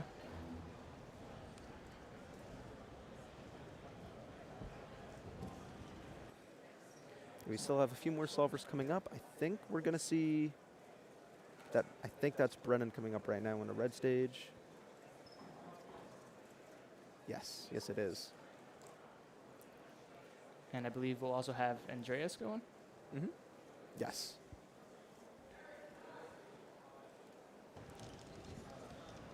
So I believe this is Brennan's third. He has 213 so far. 8 seconds.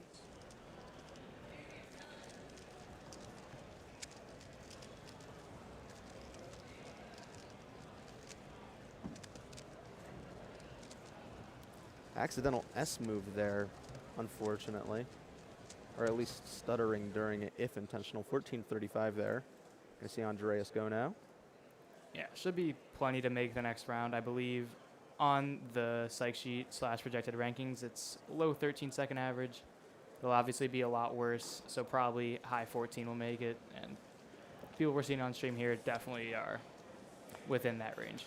Yeah. Here we see Tyler G. What is up? 902. Yeah, that was a very clean solve. Again, the battle of Ru versus CFOP.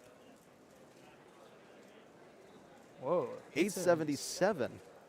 Looks like CFOP is going to win that battle. Yeah. Though it's fought over the average and over the competition. Yeah, it looked like he did some sort of COL case that gave him a really spammy U-perm, which is what you want to do. Still feels his turning is a little off clearly and does some more turns after the fact. As I say, that moment before you submit your cube back into the cube cover gives you an opportunity to either switch it out or just make sure that everything feels right. Get used to the turning of the cube. Make sure you're locked in, as the kids say. Some more Ru action here on the blue stage. 12:63. Yeah, again, Ru being such a low move count method, even with slower turning, you still have the opportunity to get faster times. Don't need to spam moves to get good times. Yeah, I was talking to Hassan about this. We were in the same one-handed group, and he's like, my turning is horrible, but I'm getting mid-12s, and he's like, my turning is awful, but since it's such a low move count, it's not too difficult to get the times you need.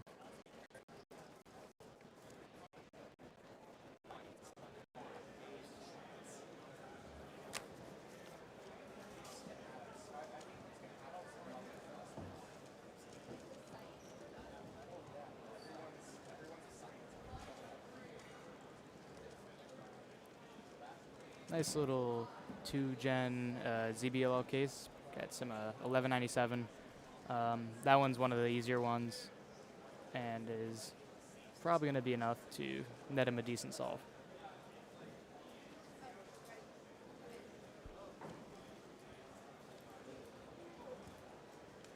We'll see Brennan Lynn, I believe, going up for his 4th.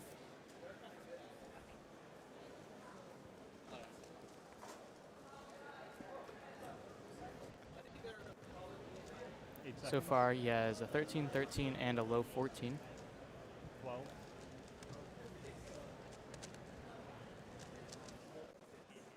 Fortunately, we got some technical difficulties. We'll work on getting those cameras back to you. For now, Zach, how has your competition been going? Fine. Things have been going quite good, actually. 5x5 didn't go as well as I was really hoping it would, but I also didn't do any practice, so maybe that's on me. Clock actually went fairly well. I counted a 4.2, which for also not practicing, really good. Unfortunately, not practicing means I also counted a 5 and a 6, so it kind of just does that. But I feel like I got a decent average for how unprepared I was. So I'll take that, and I don't think I'm competing in anything else today. So okay. I will take the little wins where I can, but I'm going to be enjoying commentating the rest. Did you end up making semis there? I am not sure if I did, though I'm going to be putting priority into commentating. Yeah, I remember we were talking about you had 35 people who were guaranteed in, and you were like 51st. 57. I did actually make a clock semis. Hey, so you got though I will not be competing in that. I think I'd rather commentate. Okay, fair enough. It's such an interesting event, especially in the moment. Feels so cool.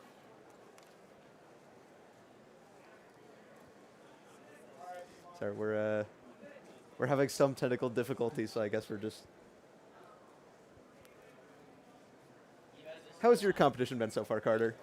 OH went pretty poorly. My official PR average is 12:31, and I got somewhere in the 15 to 16 range. Turning's a little difficult. Venue's like a little chilly, but nothing I can't really blame entirely on there. I was just solving horribly. Warming up, I felt good. I was getting 12s, 11s, and I saw you were getting some good times. Yeah, I got a picture of one of them, I think. Yeah, Zach's doing something for our good old communication team, a project that we'll probably post after this competition. We got a ton of ideas that we're trying out with this competition in particular.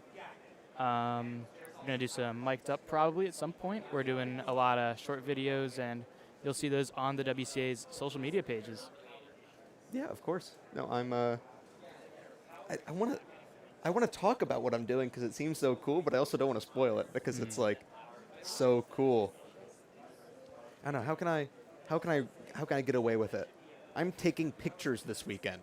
There we go. Yeah. Wow. Very specific. very so very specific.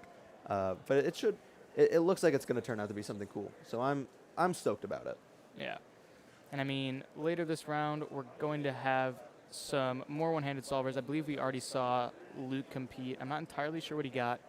We're going to have him be interviewed during the next round of Pyraminx, which will be in an hour or so.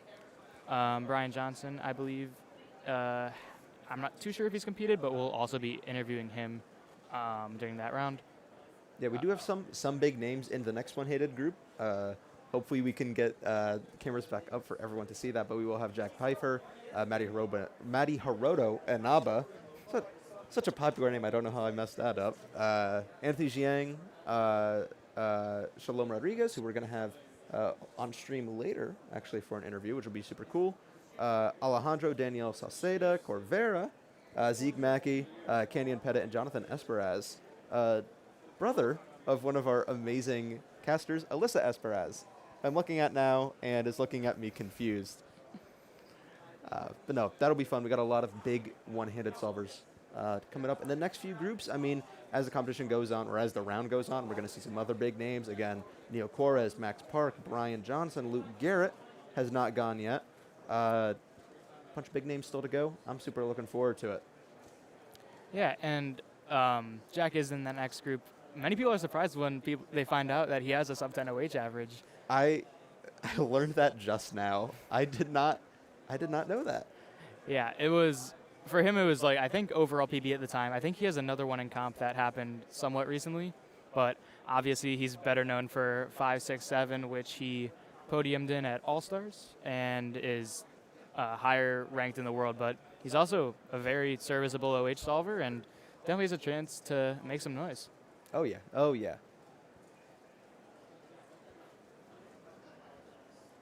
One second, sorry.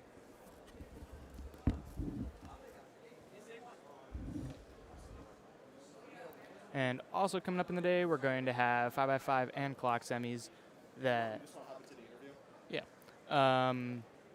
those will have some exciting competitors as well. 5x5, we have Max Park, Maddie, and others. And we're now going to be transitioning into our interview. Yeah. Carter's going to interview real quick. If he's able to wear the headset, microphone here or not. Yeah, you can put it on if you like.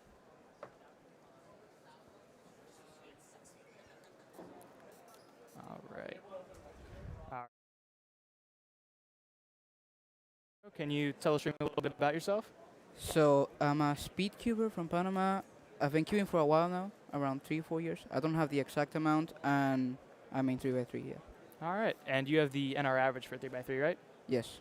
6.5, does that sound right? 6.5, yes. Nice. So you've only gone to around 20 competitions, and your ID is 2 years old, 2024, right? Yes. So you were cubing a little bit before then? Yes, a little bit before then. It was actually not a bit. It was actually quite a lot of time before. I gotcha. Because what I've found with those people who have really fast like first results, like Brendan Dunnigan comes to mind, like he competed in 2021 and held a lot of the first timer records. Like they've been cubing a while before it, they just haven't had the chance to compete. Do you feel like you kind of have a hard time finding competitions? I mean, it's going to be a bit more difficult than in some areas because we only have one delegate in Panama, and he can't be hosting like competitions every weekend. Right. So it is a bit difficult at the rate because maybe I'm going to like a comp every 3 months or something. But I didn't really look for comps before my first one because I only found out that there were comps in Panama like later on my cubing career. Yeah. So have you gone to other countries to kind of compete locally, or just the major competitions? I mean, no, I haven't gone to a local comp in another place. I've only been to big ones. Yeah, you went to South American Championships. How'd that go? That was really good. It was by far my best comp. I got like 5 NRs. Oh, nice. And then I got the 650 average you mentioned, which was crazy. I dropped my average more than a second. Oh, wow. Which is huge, yeah. Yeah, so are you kind of averaging in that 6-second range, or is that like a... I mean, it's a bit of a fluke, but I mean, I can beat it, but I don't know if soon. But I'm around the low 7 range, high 6. Okay. So I mean, yeah. Yeah. What events have you done so far today? I've only done OH. Okay. How'd that go for you? It wasn't great. I got double NR. I got a 10.92 and then a 12 average. I didn't calculate what it was, but it was a 12. That's not good for you, you said? No, I mean it is good, but I just didn't really look for it. It's kind of average. I averaged 12 at home. So. Okay, cool. So your main events are the N by N's and OH. I mean, like 3x3 to 4x4 and OH. Okay, gotcha. Because I saw I'm trying to remember the delegate's name, but he has a lot of the other Panama NRs, right? Yes, he's basically the reason we still have comps on. Okay. Is his name Gabriel? Is that Edgar. Right? Edgar, okay. Yeah, so have you tried organizing competitions to try and get yourself to compete a little more? I mean, my mom has helped me look into like getting the actual place because that's always the most difficult part. Right. But I mean, like actual organizing, I haven't really done that yet. Yeah. For me, at least, it also took me a very long time to find competitions, especially after COVID. So one of the steps I took to get myself more rounds was to just organize, and ended up working pretty well. We do have the stream back up for one-handed, thankfully. Thanks to the team for fixing those technical difficulties. Has this championship felt any different to you compared to the South American one? I mean, not that much. I do feel like there's more people. Like I can tell that, and the place is a lot bigger because the South American was like a gym. But I mean, so far not really. I've seen a lot of familiar faces that people like I saw a couple of weeks ago. I'm seeing them again, and yeah. For South Americans in particular, did you find it like, I guess, a more personal experience where you were able to talk to people that are from your area more than here? Or it was in Bogota, right? So that was a little closer to Panama. Yeah, I was talking in Spanish all the time, talking to a bunch of people that are slightly more similar to me than here, because of course it was Latin America, different area. Right. It was like slightly more personal, yes. Yeah. Another thing I really liked about SAC was a lot of the people were very animated. We did a lot of interviews for the communications team, and do you kind of feel that in that South American region it's like a little bit tighter knit? I mean, I did see like the crowds were really, really high, and they did a lot of noise. I don't know if in the stream of the South American ones got caught, but every single time they called up like a Colombia finalist or something, the crowd went ballistic, insane. I remember, I think at Worlds the Colombia people were very animated there as well. Yeah, it does kind of suck like in America where people are very emphasized on no distractions, perfect environment, and those cheering moments are kind of really exciting for the people who aren't from around here. Can you kind of talk about more what the cubing community in Panama is like? I mean, it's a pretty small community. It's not that big. Like, of course, you don't have that many comps, so it doesn't grow that much. But I feel like it gets to a point where kind of everyone knows each other. If you go to a lot of comps, you kind of see the same faces every time. And yeah, it's more like that. Everyone knows each other, Where do you normally host like competitions? Are they just gymnasiums, or is it something else? I mean, it's normally like gymnasiums. Most of them have been open like recently, like in like an open area. And like a lot of time it's schools that you can kind of talk to them more easily and get them to bother. Yeah. You did kind of compete very recently in RDF 15 NRs, and you're a two-time national champion. How have you kind of approached cubing competitively compared to as a hobby? Yeah, I mean, I've taken it a lot more seriously than just like a hobby. I do practice a lot, and I've always tried to kind of keep myself calm, taking it pretty seriously, like not try to not get that many distractions in. So yes, I do approach it more competitively. Have you played like a sport or anything that would be similar to kind of how you treat cubing? Not really. Like cubing is like the thing I do. It's like my thing. If you ask me what I am, I tell you speed cuber. Yeah, I mean, I feel like that's the case for a lot of people. It's just such a unique hobby with different aspects that kind of make it half sport, half hobby, and it's honestly a really cool combination for me in particular, because like at a certain point when you get older, there's only so much you can be really good at, and cubing is kind of a way you can improve as you age compared to others where you need to be better and better. We are starting our sixth group of one-handed, I believe. Just saw Jack Pfeiffer do one of his solves. I believe he got a 12. See Maddie start one on the red stage, and we see someone else going on blue. Maddie, I believe, has a low 10 or sub 10 average. We'll see him do his first solve here.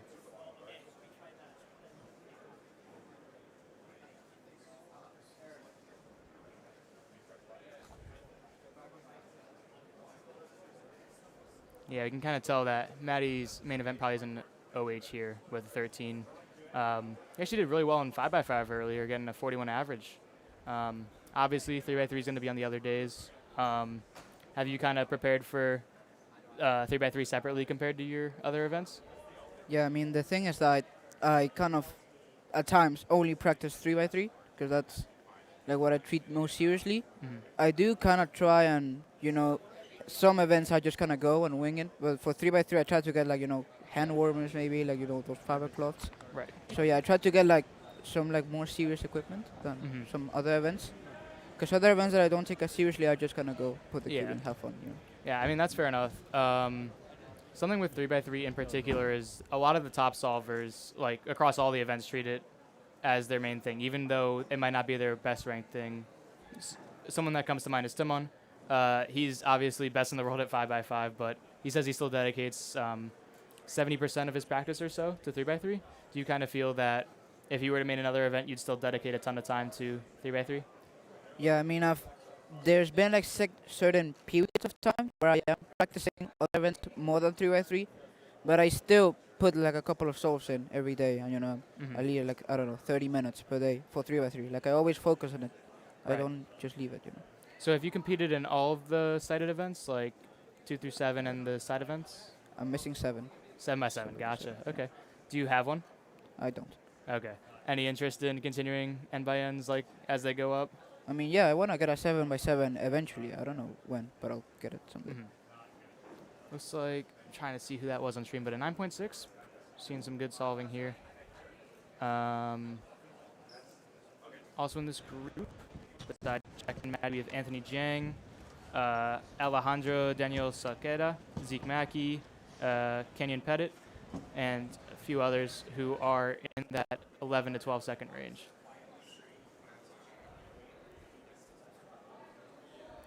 Are there any cubers in North America that you kind of look up to? I wouldn't really consider it because I don't really look up to cubers, but I mean, Any like person in particular you try to solve like or kind of emulate how they solve? well, like the closest thing to that would be like Dylan, because I've taken coaching sessions with him, so Okay. they're kind of similar solving styles. So you're more so CFOP and not very alg heavy like ZB, any of Yeah, that? not that alg heavy. I don't know that many CBs. Okay. You know basic ones, I'm guessing? Yes, I know like 2 GLL full. Okay. Yeah, I Like mean, a that's not couple ones. nothing. I mean, I know it took Dylan a decent bit of time to learn those himself. Do you kind of see yourself learning a big alg set like that? Yeah, like if I really tried, I found that when I want to learn something, I can like do it, and I can do it quickly. Like for example, with 2x2, I learned like EG1. I learned it in like a week or something. Oh, Because wow. I just learned a bunch of algs per day. Mm-hmm. So like if I really tried, I could probably do it. How often do you cube a day? Yeah, I cube every day. I mean, sometimes it's less than other days because I'm busy and stuff. But I always just every once in a while while I'm doing something, I grab the cube and fidget, and also just do solves.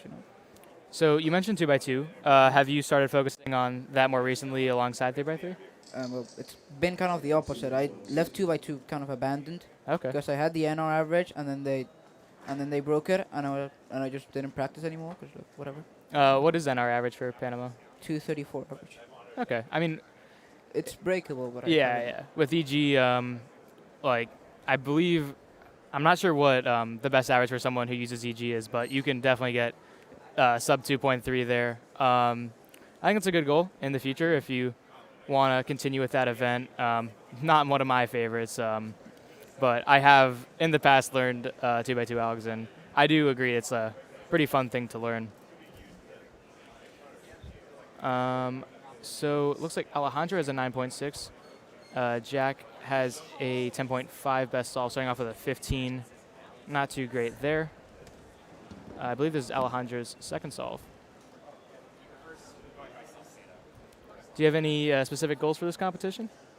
Well, like I actually haven't set that many, or like I haven't taken this comp as seriously as I should have, because when I went to SAC and I said that it was like basically one of the best comps I've had, if not the best, like, and then I like all the goals that I could like realistically set here, I broke them there. Okay. So like I haven't taken it that seriously or like any goals. I just want to do well, get some good times. SAC was 2 weeks ago, right? I think a bit more, but yeah. Oh yeah, it was 3 because 2 week gap, I'm pretty sure. Do you have a goal of like making 3x3 finals? Do you think that's in range? I mean, it is with like if I solve out of my mind, but you can always just do that, get faster.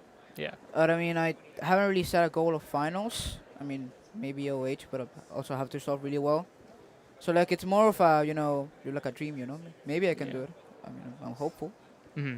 I feel like with cubing, long-term goals are very important to set because one round, if your focus is one round and you don't do well that one round, whether it be scrambles are bad or like the circumstances aren't great, you can get really in your head and not focus for the rest of the competition.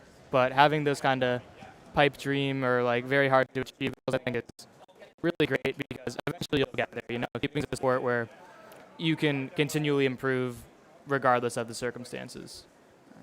I believe we also have Zeke Mackey up here, and Maddie also doing his solve. I believe this is going to be his third.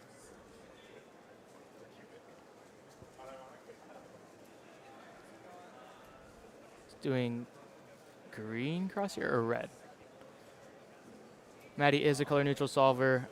Not sure how much he uses it for one-handed, but for 3x3 it is very beneficial. David, are you color neutral or white-yellow? No, just white-yellow. White-yellow, gotcha.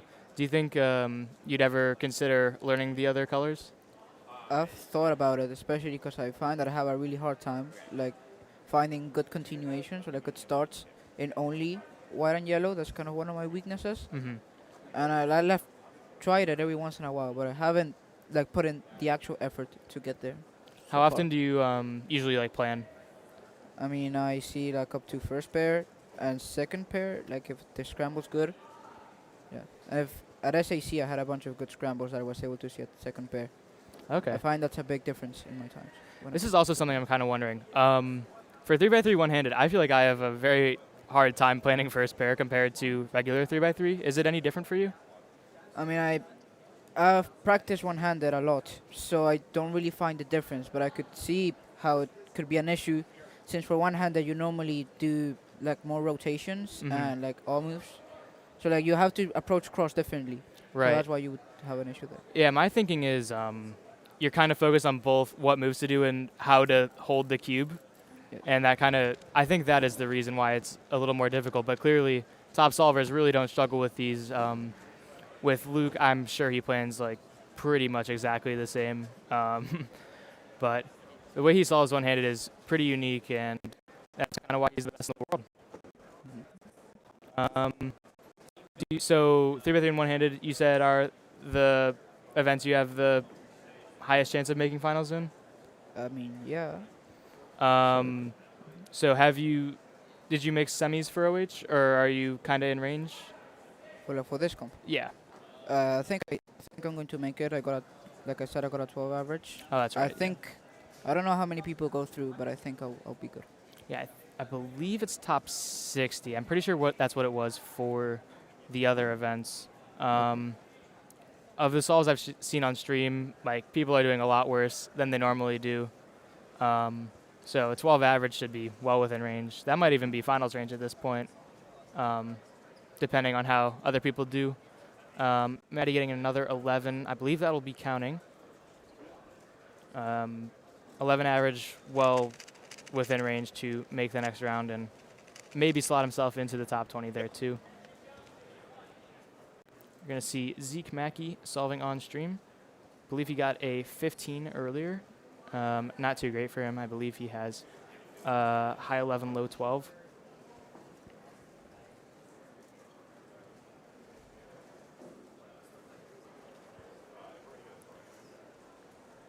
Nice little U-perm there to give him 1171, so that's definitely not bad. You also went to Worlds last year, right? Yes. How would you compare that to some of your other competitions like this one and South Americans? Well, there was, of course, the mere size of Worlds. It was such a big competition, you know, that's, again, a huge difference. And also just, like, in Worlds, there was also a thing of, it was a giant variety of people. They were basically from all over the world, so you could see a bunch of different faces, you know, people from different parts of the world and everything. Yeah, was there a big Panama presence there? We were 4. 4 people? Yes. That's awesome, man. So in your community, how many like constant competitors do you think continually show up to comps? I mean, there's quite a few. I mean, off my head, I can pinpoint, like, I don't know, maybe like 12 people or something. But like, our comps normally go up to like 30 people if it's like an easy to reach area. Maybe sometimes 20.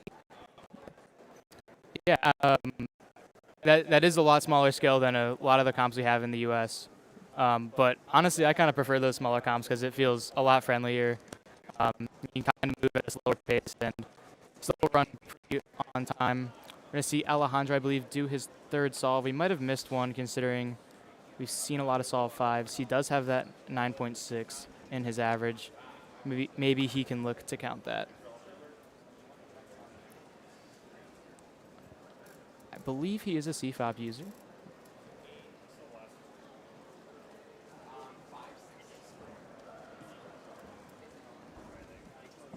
Some really good turning to start. Looks like he's doing white cross. Last layer at around 7. I believe it's an E prim to end out the solve, so definitely not what he's looking for. Also kind of regarding Worlds, did you perform particularly well at that competition?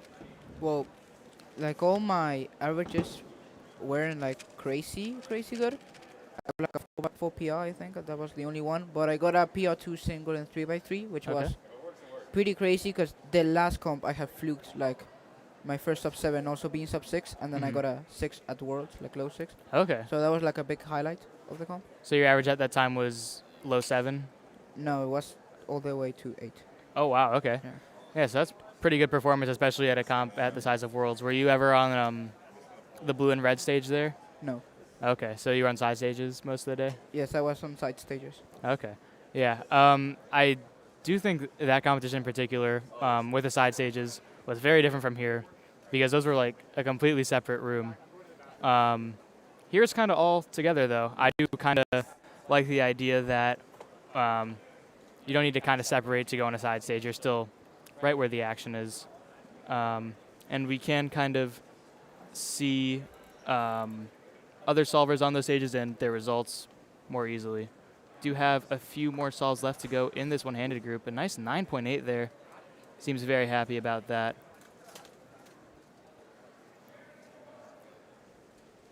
Not too sure what his final average is.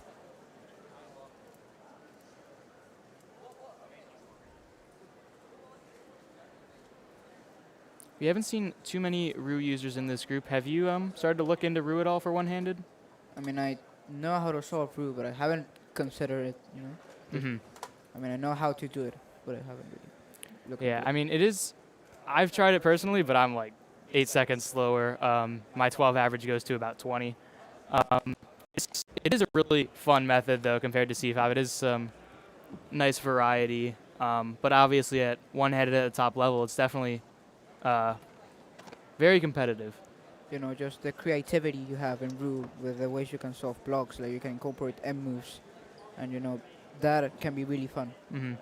You also said you do practice 4x4 a fair bit. An event that kind of reminds me that's similar to 4x4 is our newest event, FTO. Have you tried to solve that quite yet?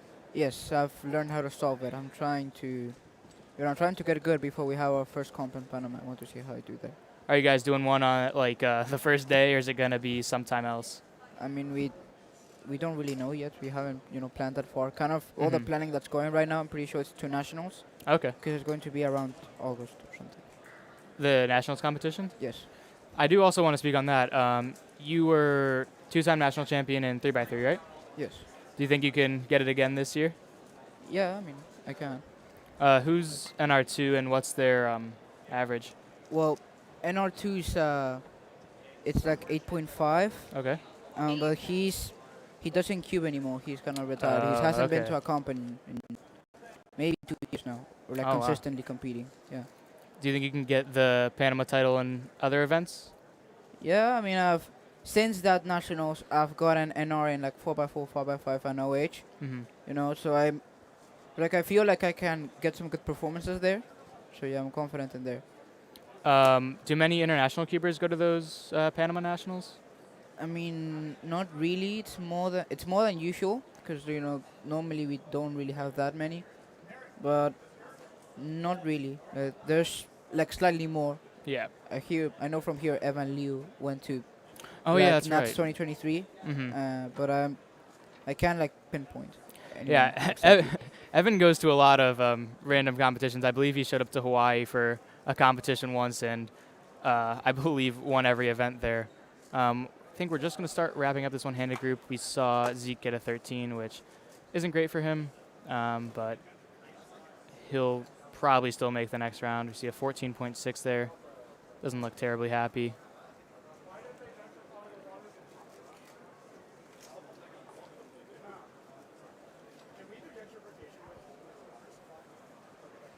we'll see another competitor on the blue stage warming up, and then he'll do, I believe this is going to be his last solve.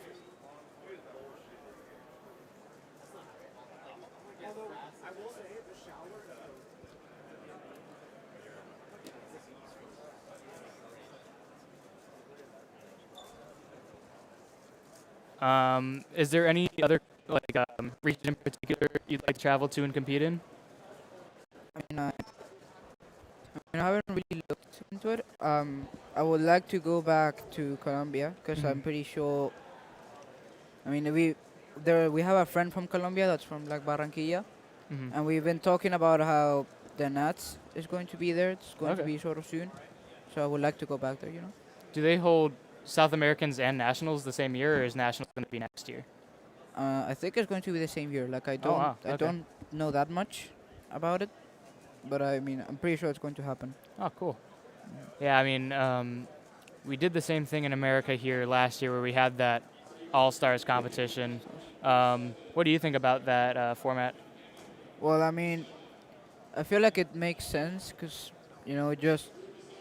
of course for countries like here, then something like Nationals is going to be a giant event. And hosting 2 of those in 1 year can get a little bit complex.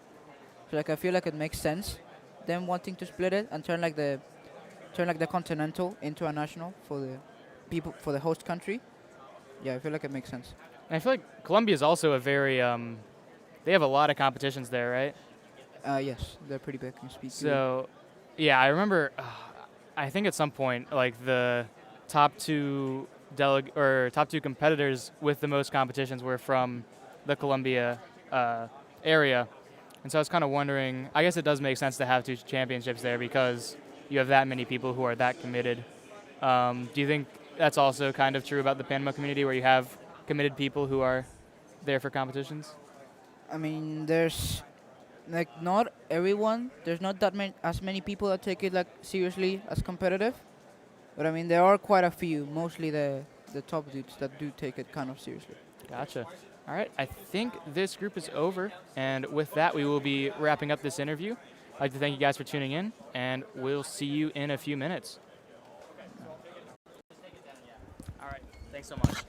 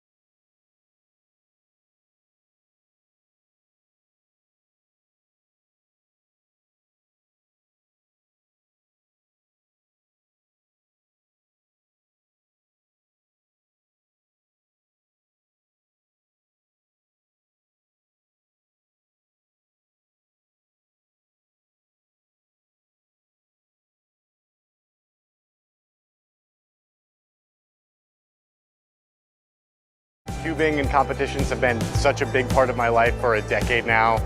I don't know where I would be without this whole community and organization. So I've met some of my best friends thanks to WCA competitions, and I'll be forever thankful for that experience. So I don't know where I'd be in life if it wasn't for this community and this organization. You've made me feel all the emotions in the world. I've laughed, I've cried, but all along the way, I've had the best times of my life.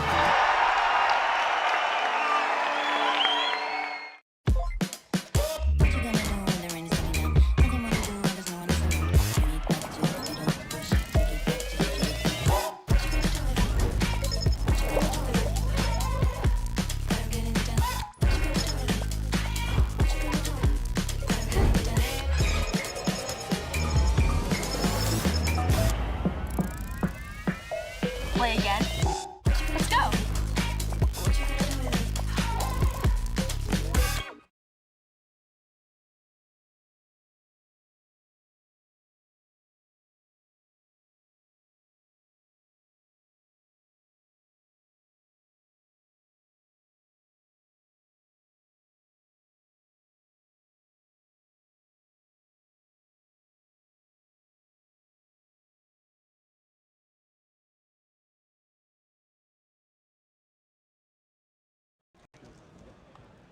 Did we add tape to block out the third digit? Yep, and it's really annoying. Yeah. Because it also, like, you can't, like, see it from the thing. Oh. It was this one, yeah. Yeah.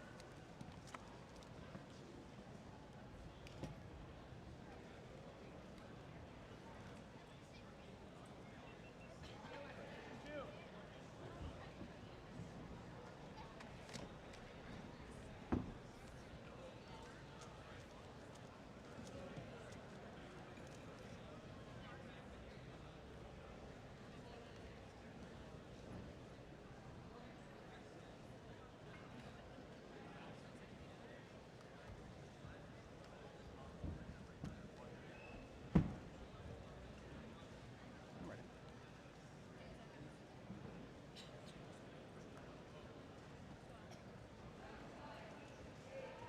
8 seconds.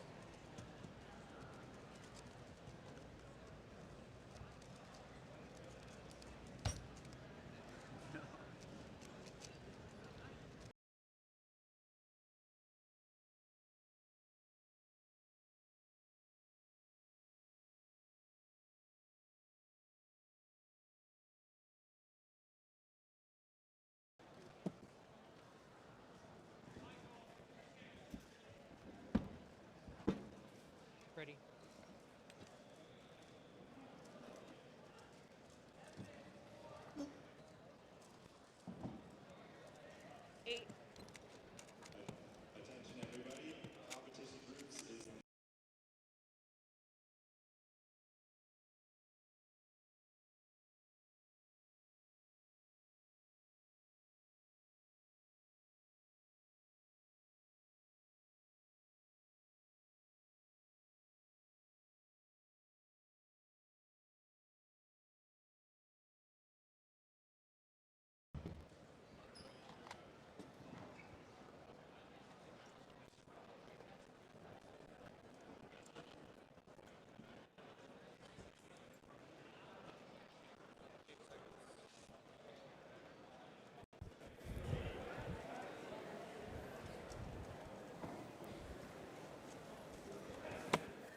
Awesome. Welcome back. We are joined by Shalom Rodriguez here on the stream for a interview.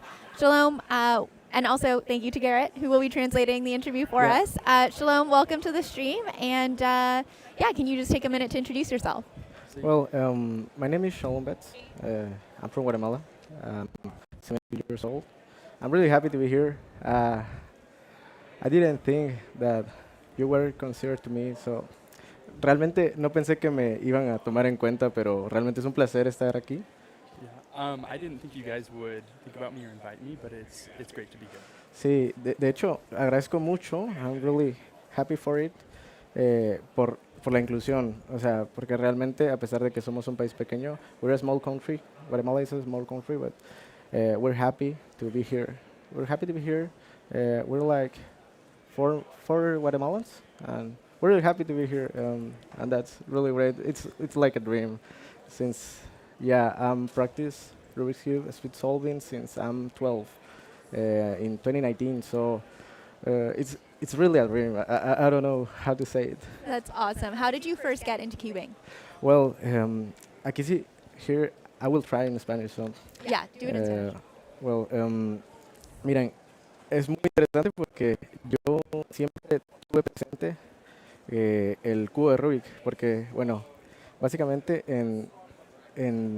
bueno, desde niño que en las ferias, allá se hacen mucho ferias, justo yo soy de Quetzaltenango, Guatemala, que es un departamento. Guatemala tiene 22 departamentos. Guatemala has 22 departments, I think. And yeah, I'm from Occidente.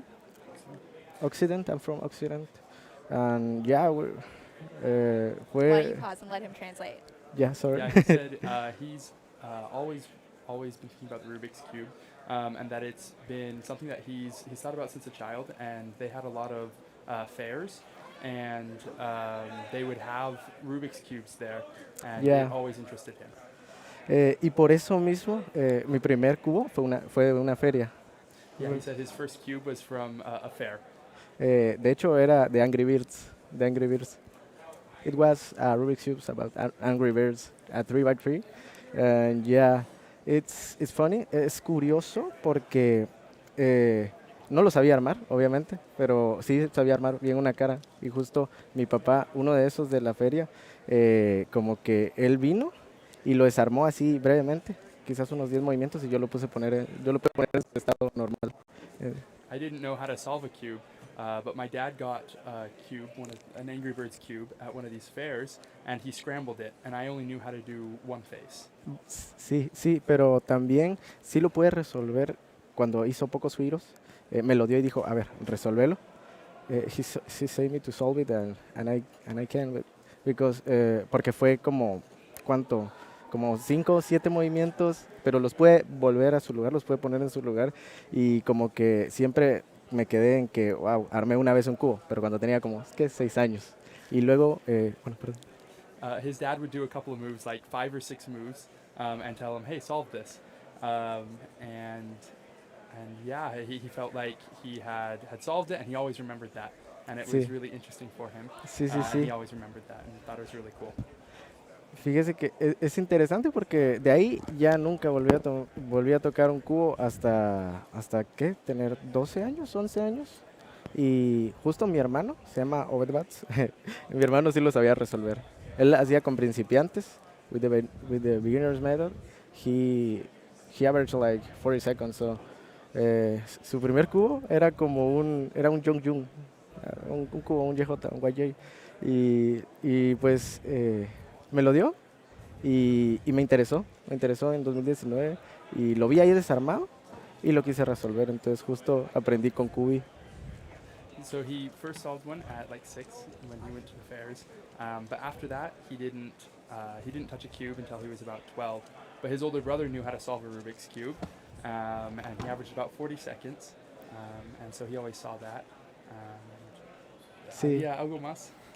Sí, fíjese que fue muy lindo como la sensación de poder resolver algo y realmente lo sentí muy bien, y justo hubo un torneo en Guatemala Open 2019, que fue mi primer torneo, y yo en ese momento promediaba 40 segundos y así, entonces yo fui y se me dio la oportunidad de ir y conocí la comunidad, conocí a los récords nacionales de Guatemala en ese entonces, y fue muy bonito ver que otras personas tenían también esa misma pasión por lo mismo, y me interesó mucho el speedcubing, y justo en la pandemia, en 2020 hubo parones en torneos, en Guatemala no hubo torneos hasta 2021, pero justo en el tiempo de 2019 a 2020 y 2021 le di mucha importancia, practiqué mucho. I practiced a lot in 2019 to 2021 because there wasn't not tournaments in Guatemala about 2 years for the COVID, so it was really good, and I practiced a lot, and in my first national tournament of Guatemala in 2022 I broke my first 2 national records, a 3x3 and 2x2 single.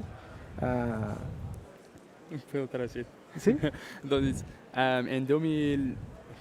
that's Spanish. In 2019, he went to his first competition, and he thought it was really cool. But then in 2020, because of COVID, they stopped having competitions for a couple of years, and so he spent a lot of time practicing. But they didn't have those competitions. But then in 2022, he went to his first national competition, and he broke his first 2 national records. Yeah. And he really enjoyed getting to know the community at those competitions. Sí. A pesar de que la comunidad de Guatemala es una comunidad pequeña, es muy unida, y justo esperamos el día de hoy participar en la Copa de Naciones y poder hacer bien ese torneo. Y luego, pues la historia sigue después de mi primer torneo nacional en Guatemala. Pude coronarme como campeón. Y ese fue un récord nacional, el de 3x3, que fue 8.21, que luego me tardó como 3 años en volver a romperlo. Y yo iba torneo a torneo y me decepcionaba porque no podía, pero hubo un momento donde decidí practicar más y seguir constante. Y después de 3 años pude hacer un sub 8. Después de 3 años pude hacer un sub 8 el año pasado. His first national record in the 3x3 cube was 8.21 seconds, and it took 3 years to break it afterward, but he decided, I'm going to put in a lot of time and a lot of practice so that I can break it. And then fue un año pasado que lo rompió. Pues de ahí fue el año pasado, cabal, que lo rompí. Bueno, fueron 2 veces, que hice un 7.78 y luego un 7.19. Y aparte de eso, pues tuve la oportunidad también de practicar otras categorías. Practico otras categorías y me gusta mucho.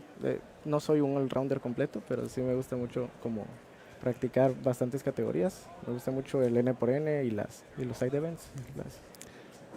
Last year he broke the record again, and he has been practicing a lot of events since then. He's kind of an all-rounder. He doesn't do every event, but he especially likes the N-by-N cubes. Awesome.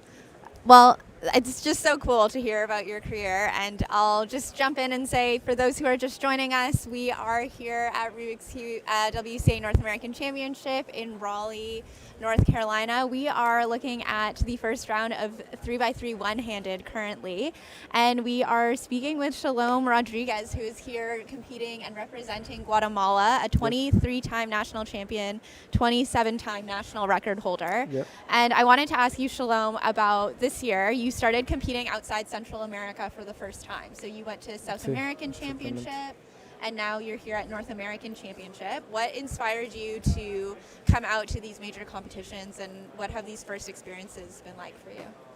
Well, can I try in English? Yeah. So it was an opportunity that I have to be at Colombia in South American. It was really good, that tournament. The community is really well. I was very happy in it. So it was, bueno, voy a probar en español, perdón. Fue muy bonito, sobre todo la comunidad. Allá yo siento que es mucho más unida, por lo mismo que es un poco más pequeña. Acá veo mucho esa diferencia, como que igual siempre son muy buena onda acá, son buena gente, pero como que the community there is really beautiful. I loved how tight-knit they were. It's a little smaller, and I think that helps. I see a lot of differences here in the way that they do the competitions, but it's really cool as well. Sí, es muy bonito poder representar a Guatemala en otros países. Tuve la oportunidad de ir a Colombia, como bien mencionó el sudamericano. Asistieron 430 personas y la verdad muy increíble todo. Tuve la oportunidad de quedar tercero en Sum of Ranks. I got third of Sum of Ranks in South American, but the level here is really high. So yeah, he really enjoyed his time at the South American Championships, and he got third in Sum of Ranks. But the level here is a little bit higher. There's a lot more people. Yeah. He's really enjoying it, and he thinks it's really cool to be here with the level of competition. Sí, definitivamente sí se nota mucho la diferencia también de la dedicación que le ponen acá. Acá yo siento que sí es más profesional. Lo que sí esperaría es que también podamos subir siempre el nivel también en Colombia. En Colombia, en Sudamérica hay gente muy preparada. Está Teo Golubov, Saboya, hay varios, Cayo Sato de South American Record.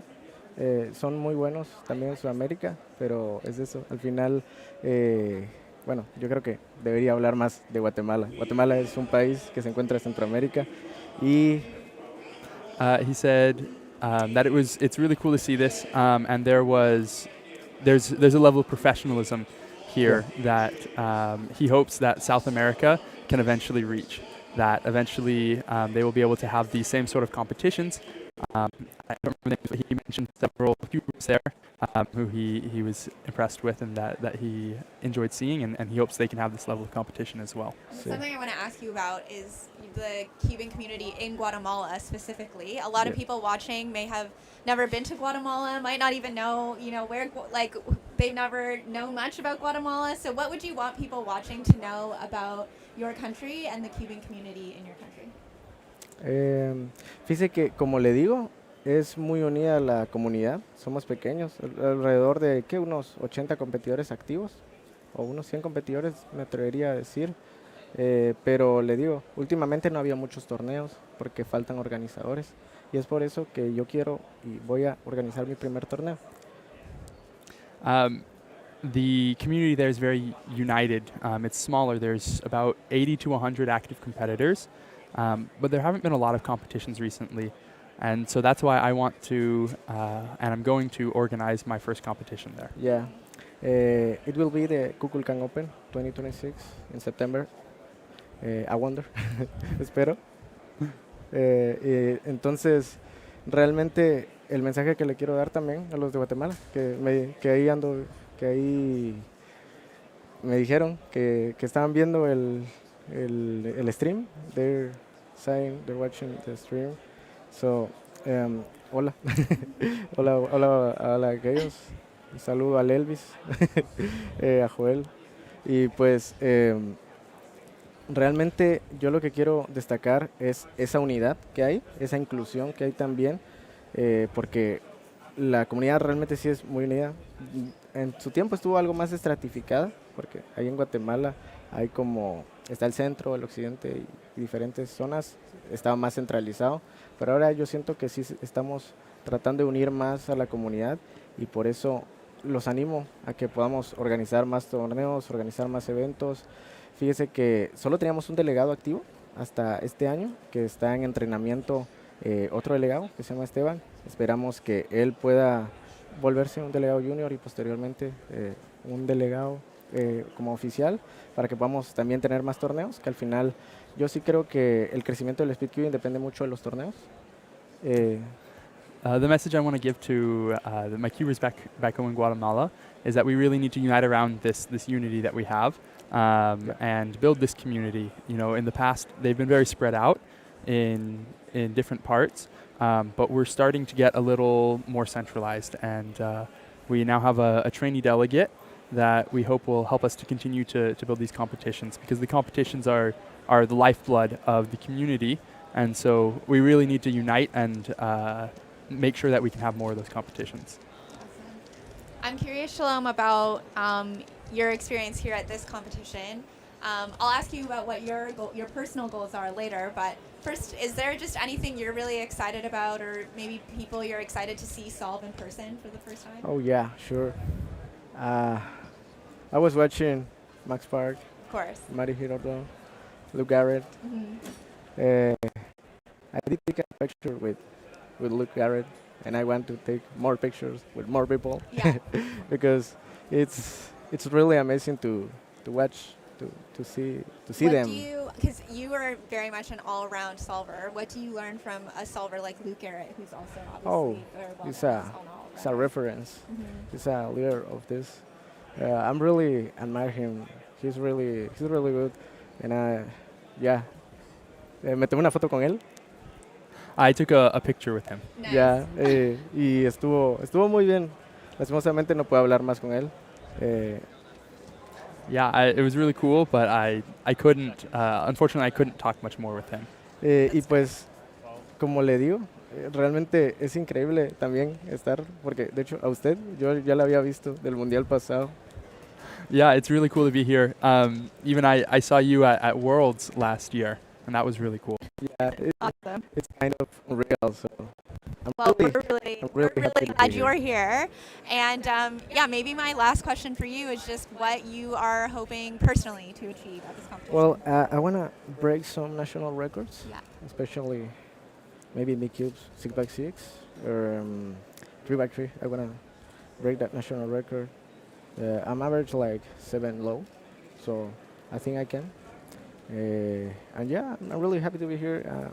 Meet the people, meet in the community. Yeah. I didn't be here. I were in USA, but it was in 2020, so Yeah. it was a long time. So voy a probar en español otra vez, perdón. Pero sí estoy muy agradecido, primeramente con Dios. Bueno, gracias a Dios por estar acá.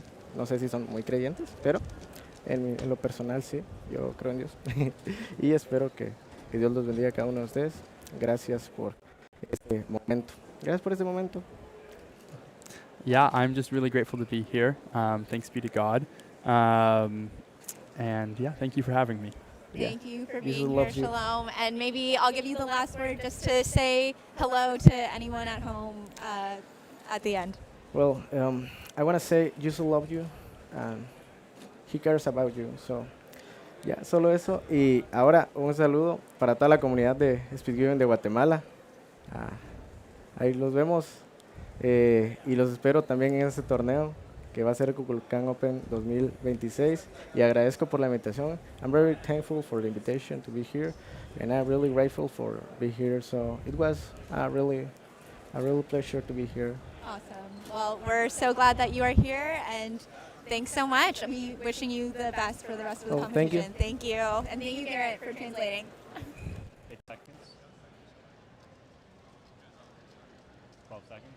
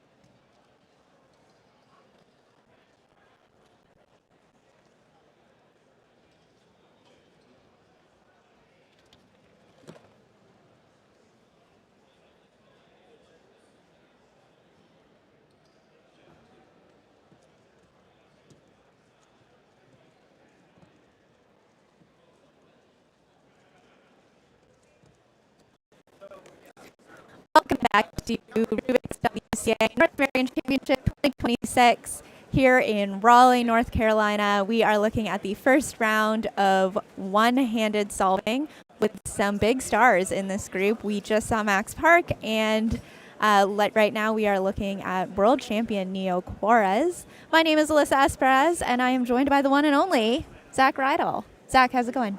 It is going quite well. I just got coaching on 6x6. Which is super cool to me because it's an interesting event, though it's not happening today. So I won't talk about it. I'm going to talk about one-handed solving because that's why I'm here assigned to commentate. We do see two big names in this group. Max Park, Neo Juarez, world champion versus former world record holder.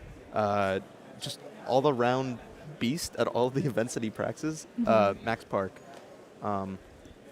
We're seeing the battle of three-letter names. It's nice seeing like in the score graphic. It feels like there's too few letters there. I was going to say, yeah. But fewer letters means it's faster to write, and then I guess faster to solve. I think I'm extrapolating here, Alyssa. But we do see here on the red stage Noah Swore. That is not Noah Swore. There's Noah Swore. Got it. So, well, his three-plane solving abilities as well as FNC. But here in Which as well. A root user as well. We have seen the growth of Bruce I was talking about earlier with Carter Thomas. The switch, I guess some computers are making to the root method instead of CFOP. So of course, with CFOP, it is more traditional or more akin to two-handed solving because it's the same method that you're using there. But with Rue, it's a much smaller move count. It's more centric around block building, and then a very spammy end with M and U moves, which doesn't seem super intuitive, but once you get the hang of it, can get really fast, as we're seeing competitors like Neo pull off amazing times. Yeah, absolutely. Okay, coming up here, we've got a few cubes being delivered. So I think we're going to see Kyle Santucci, a fellow Canadian, up on the blue stage, just starting his inspection.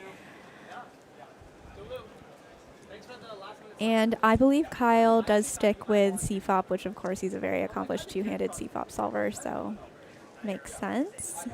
I was going to say, I know I always put on for my Mid-Atlantic people, but I feel like you even more so with Canada. I will unashamedly be a Canada homer. Here's Neo Corez again, the reigning world champion in Seattle last year. And this will let us know what his BPA and WPA is. So 10:07, looks out into the crowd, some commentary. He doesn't seem like too happy with it, but like looking at his counting times right now, I mean, worst possible average of 10.25, best possible 868. Still far and ahead, one of the like top few in the pack right now of one-handed solvers. Of course, being world champion, you got to have some level of skill to get that. Luck will only get you so far, and Neo making his own luck, even making a 10 not look bad, but just be so upset with a 10 that it's I don't know. It's fast. All these fast, so many fast solvers here in Raleigh. Curtis Chai right now. CFOP solver. I'm just pulling up our current results right now, and leading the pack in this one-handed first round so far, based on the data that's entered, is Brendan Dunnigan with a 10.25 average. So, yeah, I mean, looking at that average that Neo has right now, I think he's already, oh yeah, 10.20. Okay, there we go. So his worst possible is already our best time that we've seen so far. And he does also have the faster single than Brendan, so he would win the tiebreaker and go in as first seed. 2 semifinals. Not today. Tomorrow. Tomorrow is our semifinal, and I believe there's 100 competitors moving on to the semifinal, so there's a little bit of variation between some of the semis, and this one has a little bit more of that buffer for people. I think some of the other semifinals are only 60 advancing, and so that just some big cuts happening. It is. I was able to make clock semifinals somehow, which feels really cool, but that was also a top 60. So the top 100 cut off a little more lenient for some of these solvers. Max Park here, another one of the big names to look for. And Neo Corez. We're going to check out Neo first as he's inspecting.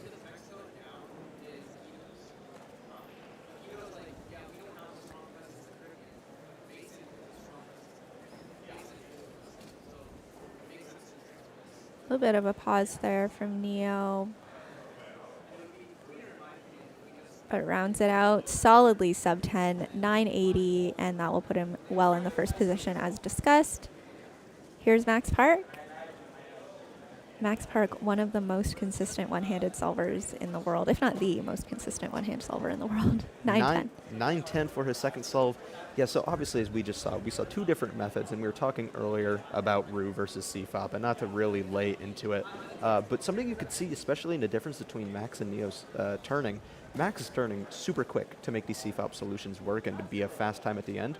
Thanks to Ru's low move count, though, Neo doesn't need to turn as fast as Max is. Here we're going to have a slow motion replay, but it's not really slow motion, but he's still turning very, very fast. In Ru, you can turn at like half that speed, and since your move count is so much fewer than CFOP itself, you don't have to worry about high PS to be able to get such a fast time that, the world champion. For, again, known as a blindfolded solver, as you could tell from the blindfold on his forehead currently, and just gonna kind of phone it in on the end there of a 17.5 solve. I was gonna say, fairly sure multi-blind ended not too far long ago, and I'm fairly sure that Noah competed in multi-blind.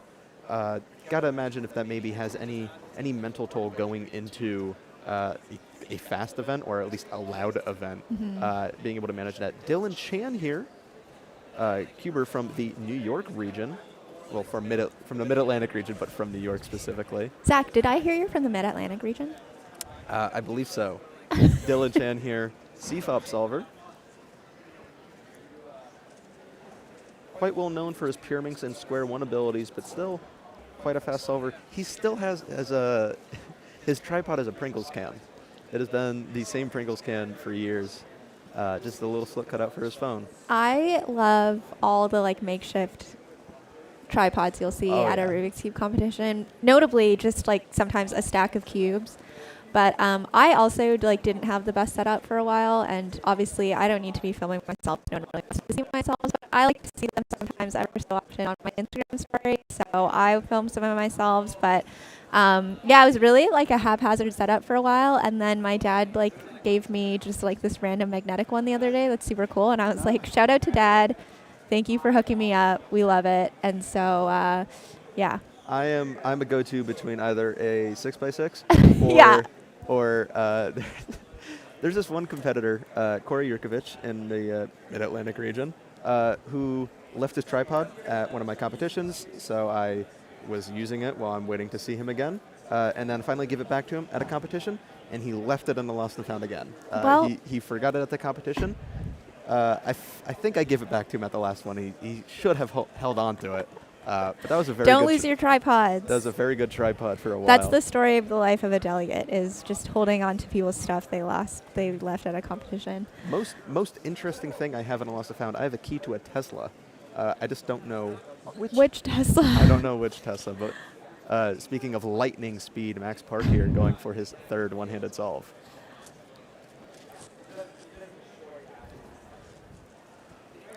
Amazing TPS there from Max Park, 950.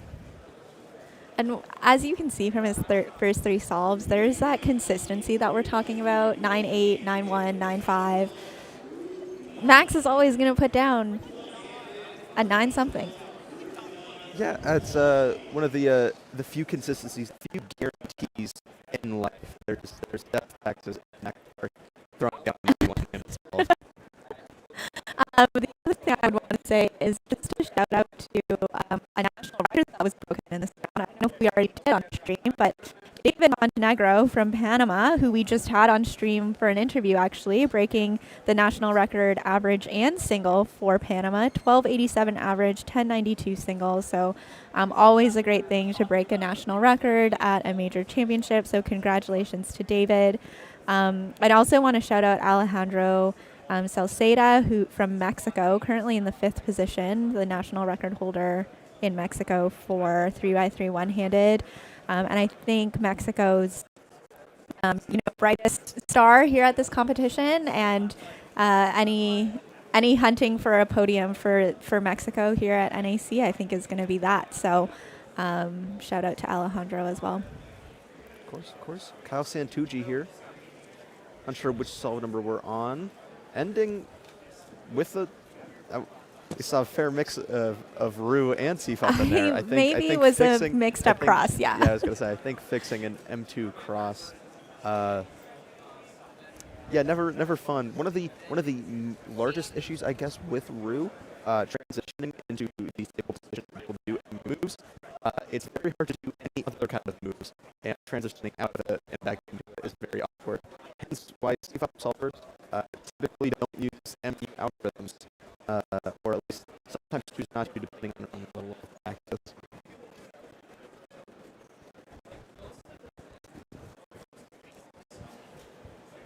Okay. We're starting to round out this group, although I think we're still waiting on 2 solves from Max Park, so we will look for those.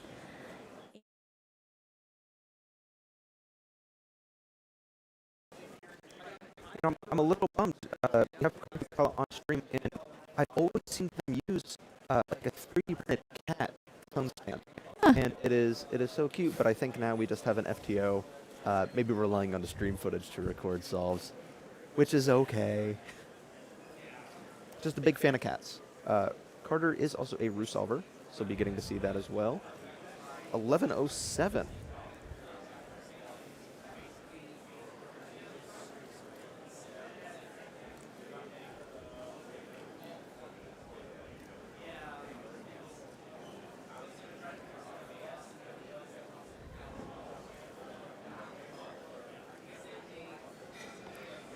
All right, here's Max Park coming up for his 4th solve, and this will most likely, if I had to guess, solidify that kind of very standard average for Max. If you had to take a guess, it would be a 9? I think so. You know, not going to count on it, but As I say, yeah, very consistent solving so far, again, as expected from Max Park. This solve will lay out his best and worst possible averages, though I don't think they're going to be that far apart given the first 3 times. getting started there, so fluid, even with the like regrips. It just looks so smooth, and there we go. 893, that locks in a surprise, 9-second average for Max Park. Yes, is going to be a guaranteed. Here we see the best possible 918, worst possible 949, easily slotting himself into the top seeds of this round. What did Neo get again? He didn't get best or worst possible, so we will probably a 953. So he is guaranteed to beat Neo. Max is. Yeah. Regardless of solve number 5, he could just walk and go to practice some other event and be fine. Though I don't think he's going to do that. I think he's going to opt to do the last solve, of course.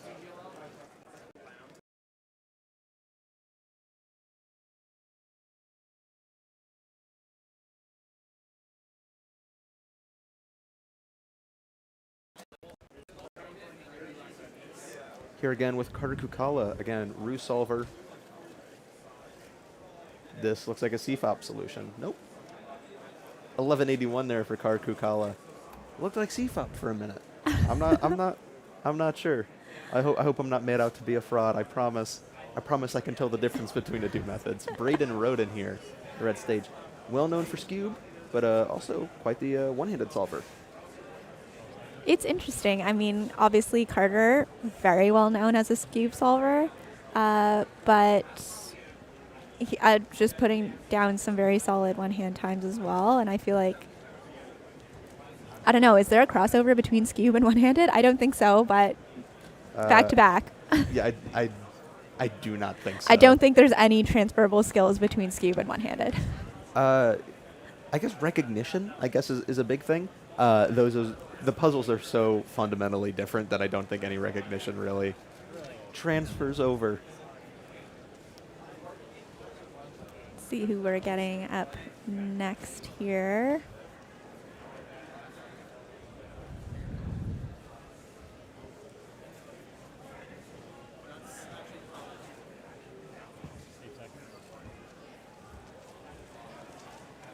Looks like we've got CFOP.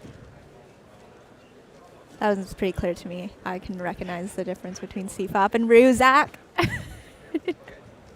So polite, Alyssa. 1579 there. Seems a little bit bummed, but we're on to Carter Kukala.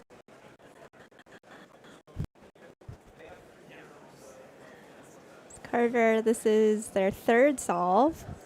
And PR average 945. That is really impressive, actually. Yeah, again, with Rue, you don't need to turn as fast to get fast times. Just a good solution.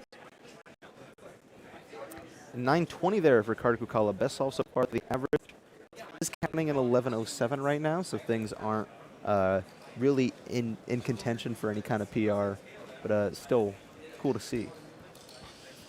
Kyle Santucci did not look happy with this solve right here.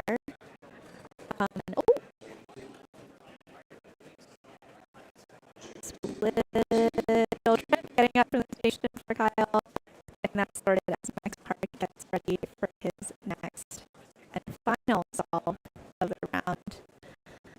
And we will see there is not a big variation at all, Zach, between best possible and worst possible. So Max will get to best here. Yeah, it's a whole lot of range. I mean, we're looking at 0.31 seconds of range here. Let's see what Max can find on this last solve here. Opting for a white cross.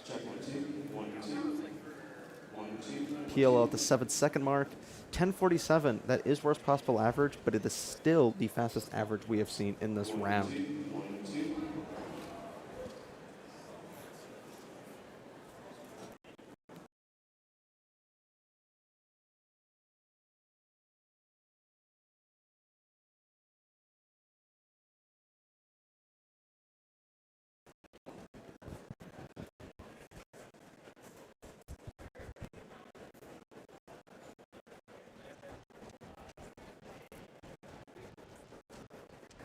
So Max Park, obviously, pretty clearly the favorite. I mean, not pretty clearly the favorite, but very much a favorite to win this event. I think the only person that might be sniffing at it is Luke Garrett. But we'll see what happens. This is just the first round. I don't think Luke is on yet, actually. I think we're going to see Luke in the final group. Yeah, so Luke will be in Group 9, which Okay. is coming up here very shortly. I think they may have just made an announcement for it. Though I'm not listening. I got big headphones on. It's hard to hear anything else that's going on in this venue when you've got the headset on. Carter Kukala 1272, laughing it off a little bit.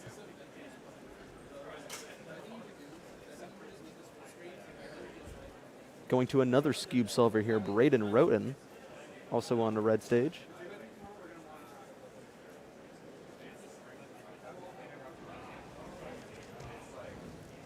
$13.53, a little bit of luck up there at the end on that final AUF there. Oh, and here we are. Third place at CubingUSA All-Stars, Parker Traeger, one of the top all-rounders that there is. Quite well known for pyramiding. He was first seed going to World Finals for pyramiding, but also quite the stellar one-handed solver. A top solver as well. And here's Parker Traeger. We're also going to be talking to him on the stream a little bit later this afternoon. Yes, and well, not just a little bit here. Still got quite a while. Yeah. We'll talk to him. I think it'll be well before his pyramid round. Pyramid group. Sorry.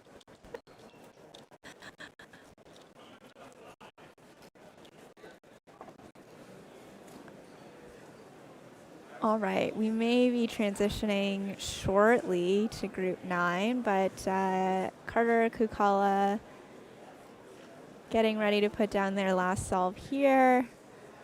And a bit of a range between best possible and worst possible.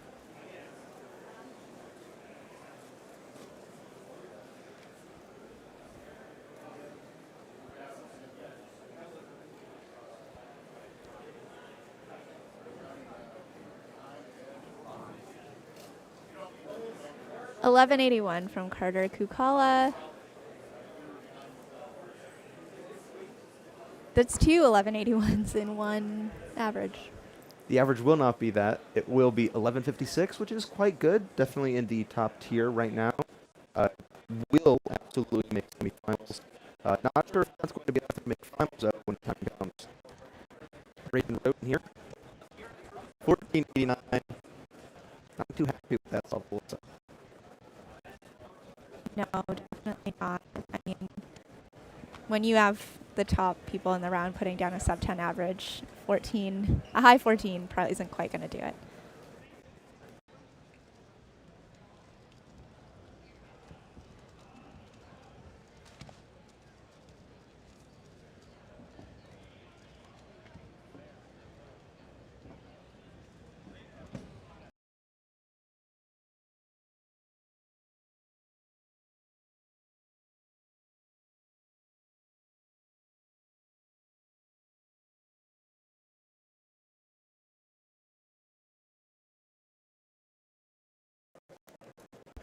Here on a blue stage.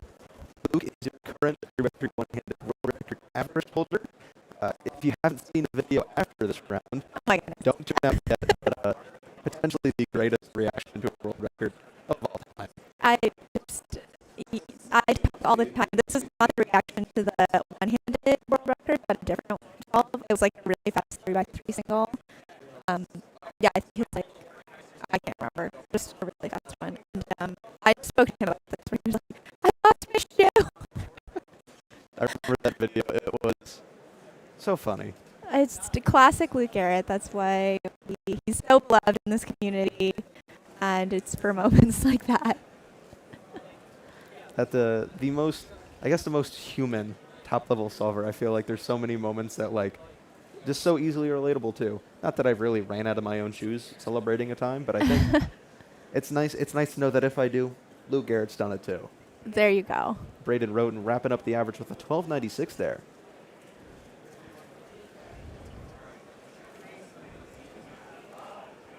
And then again, we are transitioning right now into Group 9. So we got some more top-level solvers again. As we saw already, Luke Garrett and Parker Traeger are the two big names in this group. Mm-hmm. There might be another big name. Let me double check. Let me do we'll my look proper for check. it. Yes.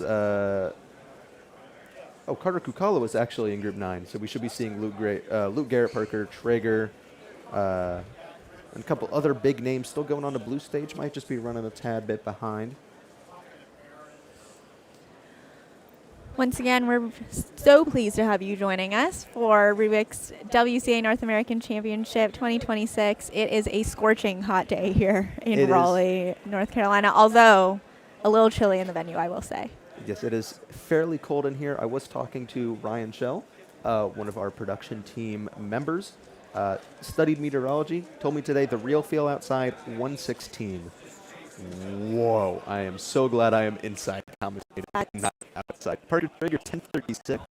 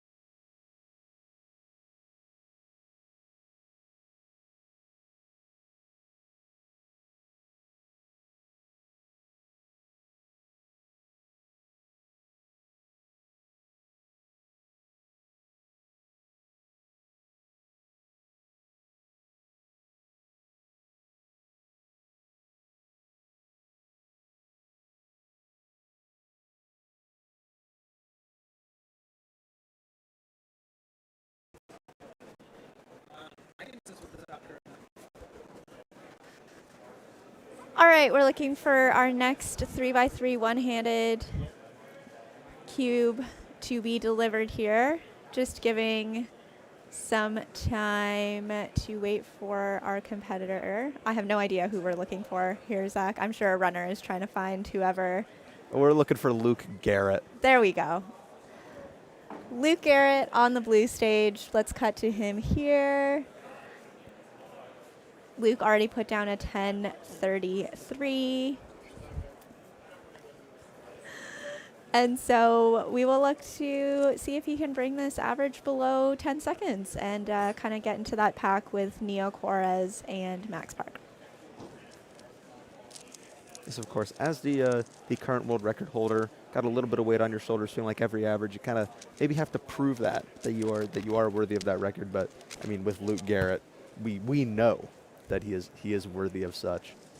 Again, CFOP solver, so going to be focusing a lot on high turning speed. 935 there, kind of shrugging it off, just so chill with it, like it's not just such a great time. And there he is smiling Hey, for the Luke. camera.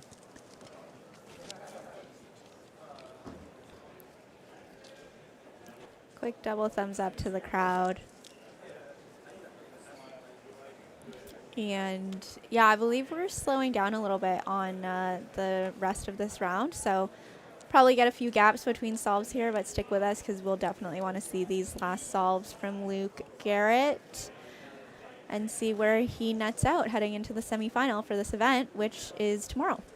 Yes, it'll be tomorrow morning at 11:40. So right before lunchtime. Don't know if competing on an empty stomach is going to be an issue for any of these cubers. I know it is for me. I think sometimes you get like so just focused on everything that's going on, and then you're like, oh my gosh, I haven't eaten. I noticed that so much. A lot. Like as a delegate, not that I overwork myself, but I'm just like, I need to do this for the competition. That this needs to get done. And then it's like 2 o'clock. I'm like, why am I so crabby? And had skipped lunch. Don't skip lunch. Don't skip breakfast. Lunch. Don't skip breakfast. Make sure you get that coffee. I know. Priority number 1 on a competition day. Where is my coffee in the morning? I remember. Just this morning, I beat you. I beat you to the coffee shop, but true. Tried waving, and Alyssa and Kevin Hayes just looked away when I tried waving at you I'm guys. sorry. No, I'm it's sorry. fine. No hard feelings. Just easygoing vibes here at North American Championship. Back here on the blue stage with Parker Traeger.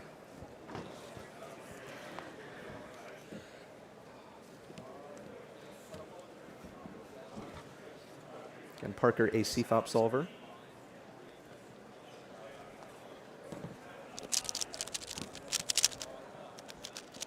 Taking his time here with I was going to inspection. say, using quite a lot of time in inspection, which... It seems to be paying off, though. Yeah. Ooh. Just a few misses with that pinky, I think, there. And a 12-20 from Parker off stream as we cut to Luke Garrett. Luke is putting down his 3rd solve here.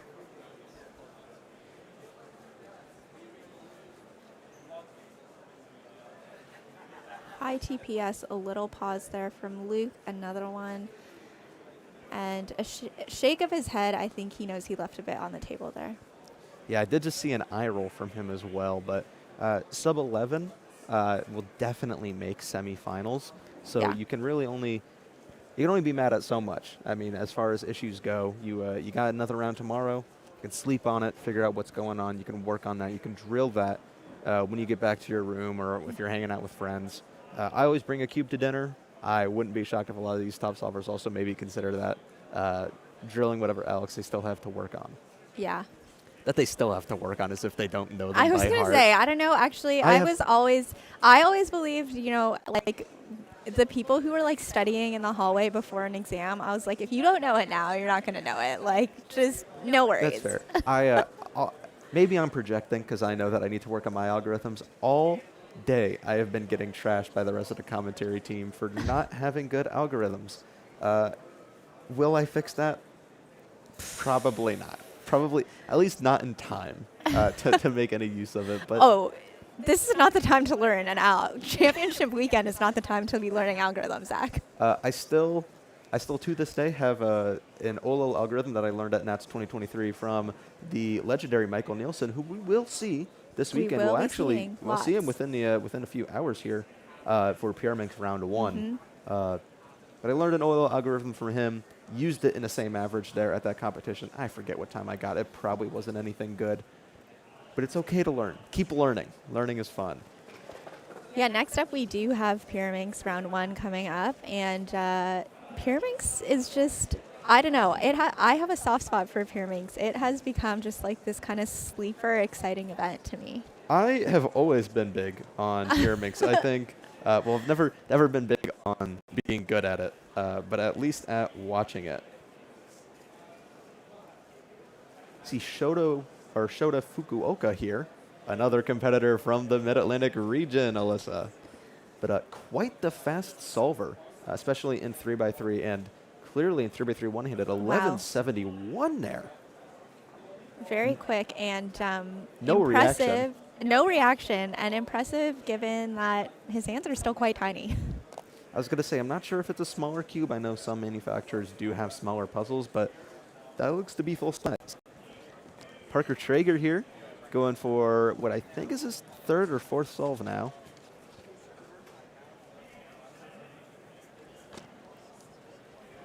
And I suspect we're about to get Luke Garrett back-to-back, so we will get you both solves as we have them. Parker is, again, CFOP, looking for some of that really smooth turning, hopefully. And, not quite there. Yeah, a bit lucky going into PL at 11:53 though. Shrug. Shrug it off. He's got 2 more rounds. He'll make one of them count. On to Luke Garrett now. Counting a 10 already, and so I think that he wants to keep those counting times to the low 10s or, of course, sub 10. That was also Parker's last solve. I saw him take his cube afterwards. So Parker is done with his average. And Luke Garrett, 1180. That is his 4 solve. So that does bring up his worst possible average a little bit from the more consistent times we were seeing. But 1103 worst possible, 1021 best possible.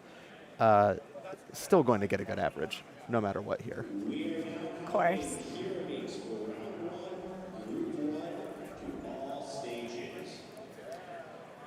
I remember one of our fellow casters from Worlds, Keaton Ellis, would always say, you can't win the championship in round 1. And so the point is just to put down an average that gets you into the semifinals, get you warmed up, and get something that, gets you feeling good into those later rounds where it does really count and where you can win the championship. Of course. I mean, we are going to see not the semifinals for this today, but later on tonight we have 5x5 and clock semis.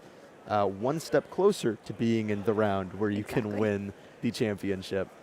We are right now in transition to Pyraminx round 1, where we got some more top competitors. I mean, just names to look out for through the competition: Michael Nielsen, Parker Traeger, as we just saw, Kyle Mead, Elliot Perkins, and more coming at you soon. Yeah. All right. We'll maybe wait here and get Luke Garrett's last solve before we head to a break and just transition you guys really quick. But let's just wait and make sure we get all of Luke's average on stream. You know what I'm really excited for, Zach, is that 5x5 semifinal, because very famously at the last 5x5 semifinal at an NAC, we saw Max Park break the world record. We did, and I think that's putting a lot of pressure on him to That's not what I mean. Well, it's not what I expect. Well, not just to just demand a world record, but also at this very specific moment. Can Max Park not just give us world records on demand? Is that not a thing? Does he know this? He might just be forgetting to do it.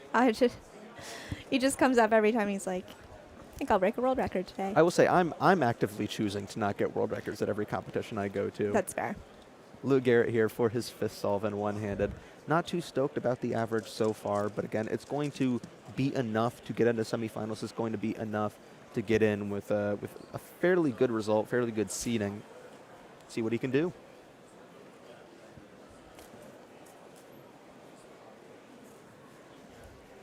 All right, Luke.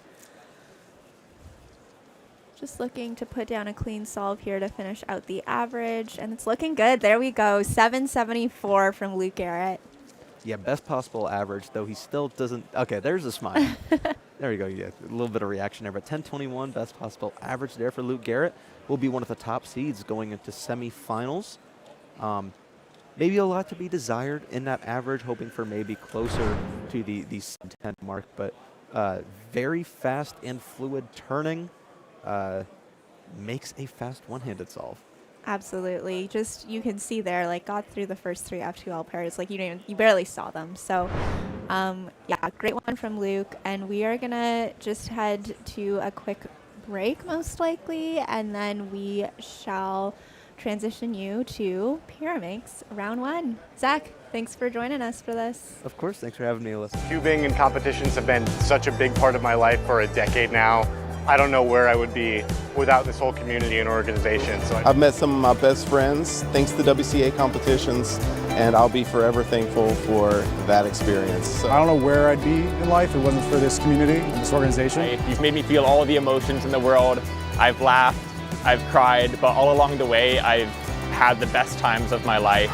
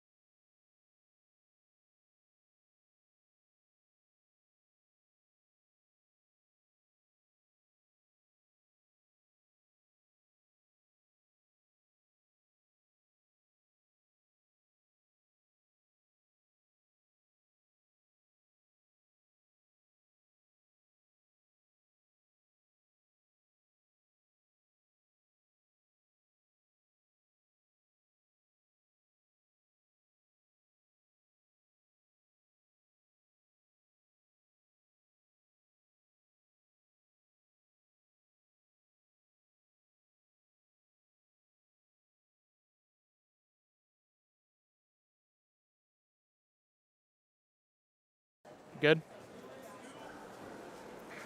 All right, welcome back to WCA Rubik's North American Championship. My name is Carter Thomas, and I'm joined with Brian Johnson.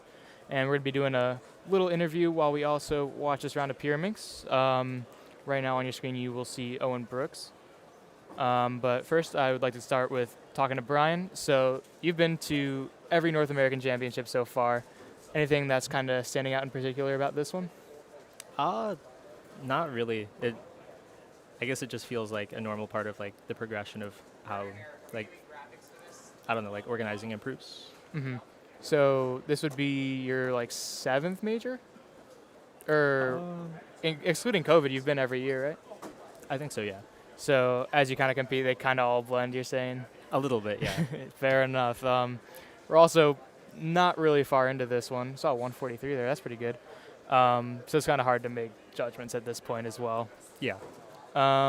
So kind of talk to us about what you've done so far. Like as in terms of like just today? Yeah, today, like your results. Okay. Yeah, so I've competed in 5x5 and one-handed. 5x5 was really pretty terrible for me.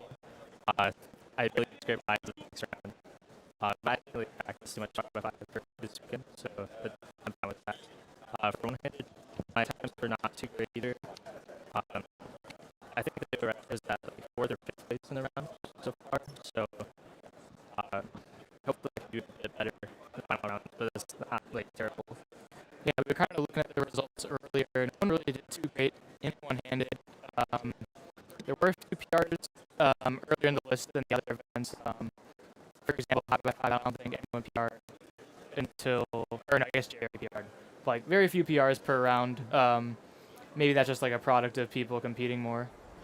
But OH in particular, no one really did too well there. So we're currently watching Pyraminx. Do you have anyone in particular who you think might be a sleeper pick, or do you have like a favorite who you think will win?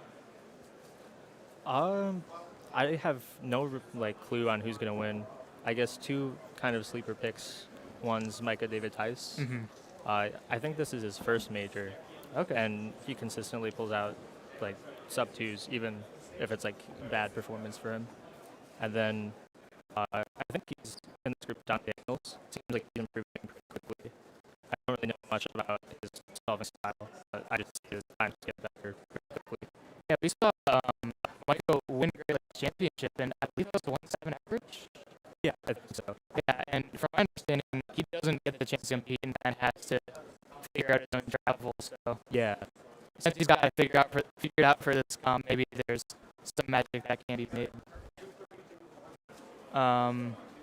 Pyraminx, we do, I believe, have 9 or 10 groups, so all of our top solvers are kind of spread across the groups. So I don't believe our top seeds are in this one, but they will be shown later on. Next kind of question. So you practice, or you're very good at both Square One and FMC, holding a world record in each. How do you approach like such different events in a way that you're still like consistently very good at them? I think both of them, they kind of alternate with kind of like the stuff that you need to know for them. Like they feel like different events. Square One is a lot of turning based, like algorithm call stuff. I quite enjoy like optimizing algorithms. So that one's usually pretty fun. Sometimes it can be frustrating, like with hardware, like turning. But for fewest moves, I don't really have to deal with that too much. And for fewest moves, I definitely notice when I'm tired, it affects me more. So sometimes if I'm a bit more like just mentally exhausted, then Square One's like a good option for me. So they kind of balance out each other. Well, that's how you balance out your practice. Whenever you're tired, you do Swan instead of FMC. Yeah. Or a lot of one-handed recently. Okay. Yeah, you did get a 10-5, which will be pretty high in the round. Is that like when you're trying to get a podium in? Yeah. That's when practicing for the competition. Okay. Because Square One in North America, very competitive. You're WR 6 for average, and you're also NR 6 for average. So, might be tough to grab a podium there, but I believe Samir's not here, right? Or Max? Samir's not signed up. Of course, Dylan is not signed up either. Oh, right. Max, I have not seen him yet, but Square One and 3x3 are both. I think those are the two main events he does now. Okay. And they haven't happened yet, so he might just be like skipping today. Yeah, we also saw Leyland get a 1.12 Pyramid single, and he's counting a 1.4. That's a very good start for him. I can look what his PR is. 176, so he is well on pace for that. Keon got a 2.1 on that third scramble, so there might also be something there if Leyland can find it. It looks like that second scramble was very good. I think I saw a 1.4 on it. But yeah, I think that for you in particular, 3x3 is also very undersold, because when people are predicting podiums and stuff, they say Luke Garrett, Luke Reiser, Dylan, Max, obviously, and Maddie. But you're NR4, I believe, and you're like kind of not talked about in the same breath, and I think that's disrespectful, honestly. But do you think there's like a reason where it gets oversold a little? I mean, maybe slightly. I think I'm kind of more just like a wild card pick. Okay. Because obviously, like 5-2 is very good for me. I'm not really sure how I feel them. But yeah, like a solid, like maybe like a second faster than my normal times. Okay. I definitely get a lot of averages that, but like there's like pretty bad. Like not really what you would expect someone with 5-2 to have. Right. Do you think that's more of a product of not practicing it because you're better at other events? That might be, yeah. Because I feel like a lot of my force averages is just like inconsistency stuff. Right. But I also, like 5-2 feels not very touchable for me right now. So I don't have too much motivation to like practice 3x3. Right. We also just saw Leyland get 1.9. So assuming he gets another time in that range, he's pretty on track for PR. I was not really familiar with this game. I kind of wonder if he's maybe a sleeper pick here too. I wouldn't think he'd be. He's probably top 5 on site. I'm not entirely sure. I mean, this PR is 1.7.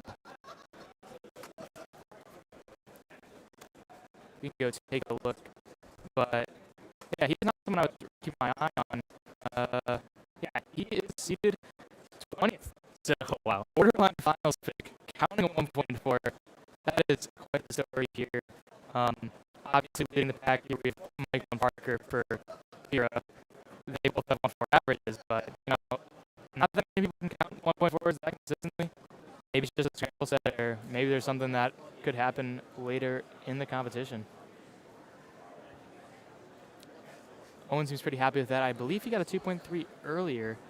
I'm not sure what his PR is. He has 231, so it's probably right around there. Easily should make the next round, though.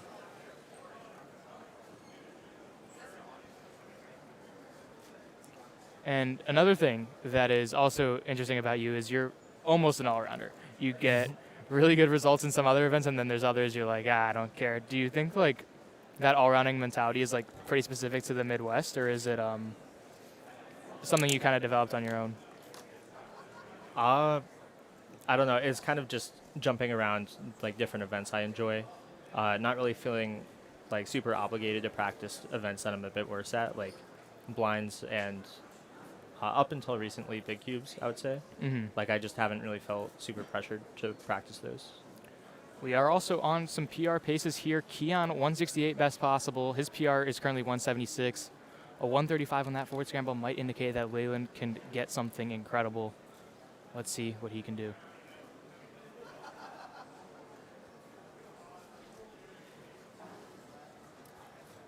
He was obviously a little nervous. A 2.31 plus 2.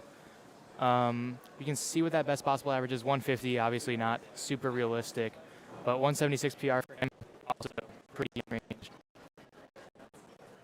He has a three-way tie for 176 on the stage sheet for this competition. Two of them actually doing right now.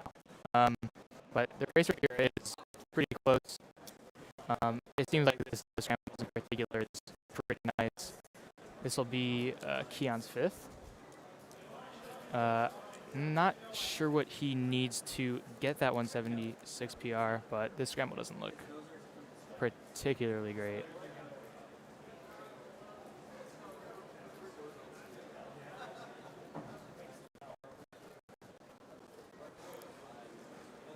Solution might have been there, but the turning was not. He will get his worst possible 201 average, still well enough to make it to the next round.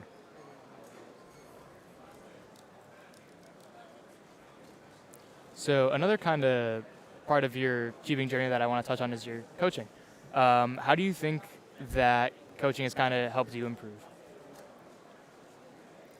I'm not sure if I've really improved much since like starting coaching. I think for 3x3 it makes me think a little bit more about like I guess how I got to my level, but like not really much to like improve my solves specifically. Like your experience with diagnosing others' problems hasn't really helped you with your own? Yeah. Gotcha. Do you mostly coach like slower solvers, like above like 10, 12 seconds? Yeah, so I would say like intermediate level. Okay, gotcha. We saw 1-6 there on that last solve.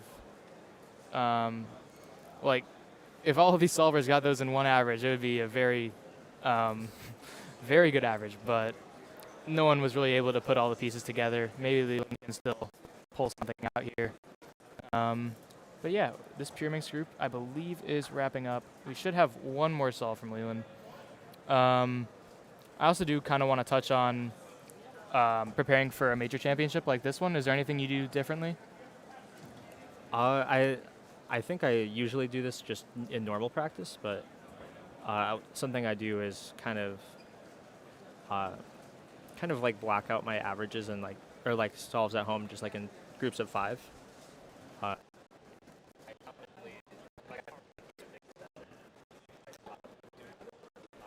But I usually reset after 5 solves unless like doing like pretty well. But I still afterwards like go in groups of 5. Yeah, we saw 2-1+2 there. Unfortunate for Leo, and should still be enough to make the next round. You normally do average a 5 practice, so it's not major specific, right? Correct. So is there anything like unique? Do you do like more comp sim or something similar when you're preparing for something like NAC? Maybe slightly more comp sim, or just maybe even like normal, like a normal average of 5, but just like waiting more between solves. Yeah, that's something I've kind of gotten used to as well, because the weight is really like the hard part about those finals. I remember James Alonso made a new trainer. Have you kind of looked at that? That one kind of, to those unaware, James Alonso, UK-based speedkeeper, made a website to simulate competition rounds, and you can kind of add your own spacing between solves. Have you used that? Has that helped you? I used it once for score 1. I think it might. I don't know if it helped me too much. I think that type of practice is something that you need to like be committed to and like do it for like a longer period of time.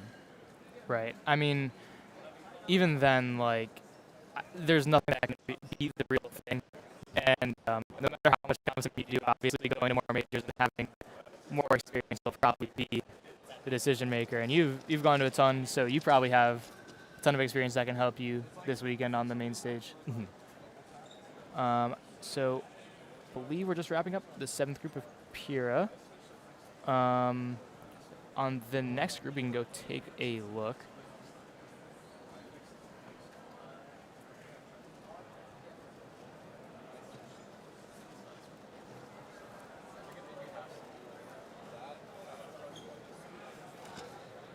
See a 183 on that last solve there. Looks very pleased with that.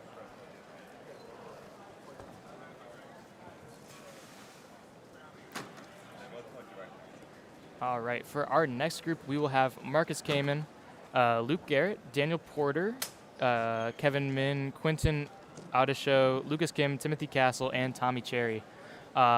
Decent bit of all-around talent there. We already see Marcus going up for his first. I believe he also is in that 1-7 range for PR average. 4-tip scramble, not too great. Doesn't look like there's that many blocks either. Yeah, it looks like he tried to do that B-tip twice. 225, not horrible given the circumstances, though.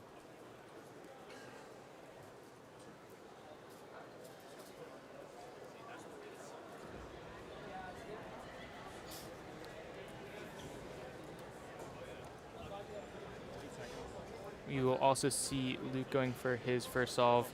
He is also in that 1.7 range. There are a lot of cubers who are kind of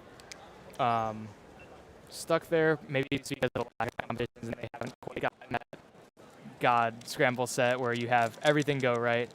But Luke's more of an all-around guy, so he'll get those good scrambles every once in a while. Pyrrha is just not really his main focus. Also for this comp specifically, since you've already gotten 2 WRs and you're very highly ranked in several events, is there anything at this comp in particular you would like to accomplish? I want to get at least one podium. Okay. I think I'd be happy with that. And preferably one that's not FMC, just because I already have that one. Right. But I guess PR-wise, either one of like sub-5 square one or sub-9 barrier. I think OH is a little bit more likely. Yeah, you have 9.3, right? I have 9.16. Okay. Yeah, wait, so what do you average on one-handed on a normal day? Probably like around like 9.8. Okay. But although it can be a little inconsistent, so sometimes I have periods where I'm averaging like maybe mid-9 and sometimes like 10.3. Right. We see Tommy get a 397 on stream. We will see Marcus do his second. Looks like a +2 there, unfortunately. Or it'll be okay. That one looks very close, but it'll be okay, fortunately. 2.2 counting, not bad for him. Off stream, we have a 424 and a 240.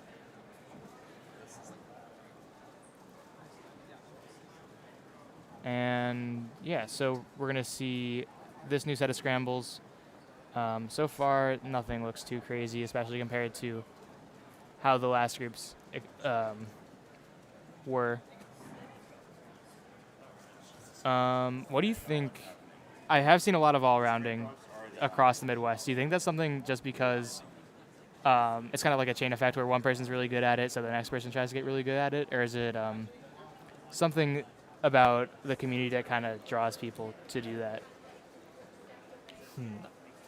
There definitely is like something. Like I feel like in like some different countries, like I'm thinking of China specifically, they seem to be really focused on like one event or maybe like a couple. But in the Midwest, I don't think we really have that too much. Like people do main events, but like pretty much everyone has like kind of like a backup main event. Luke just got a 0.85 +2. We also saw a 1.14 on stream. 0.85 is normally his normal PR, right? His PR is 0.80. 0.80, okay. But yeah, this will be a good scramble, so we will be seeing a good solve here. We can get a replay going up here. So I would have to guess this is the third scramble because Marcus got a 2 on his second, unless Marcus just didn't see the solution. I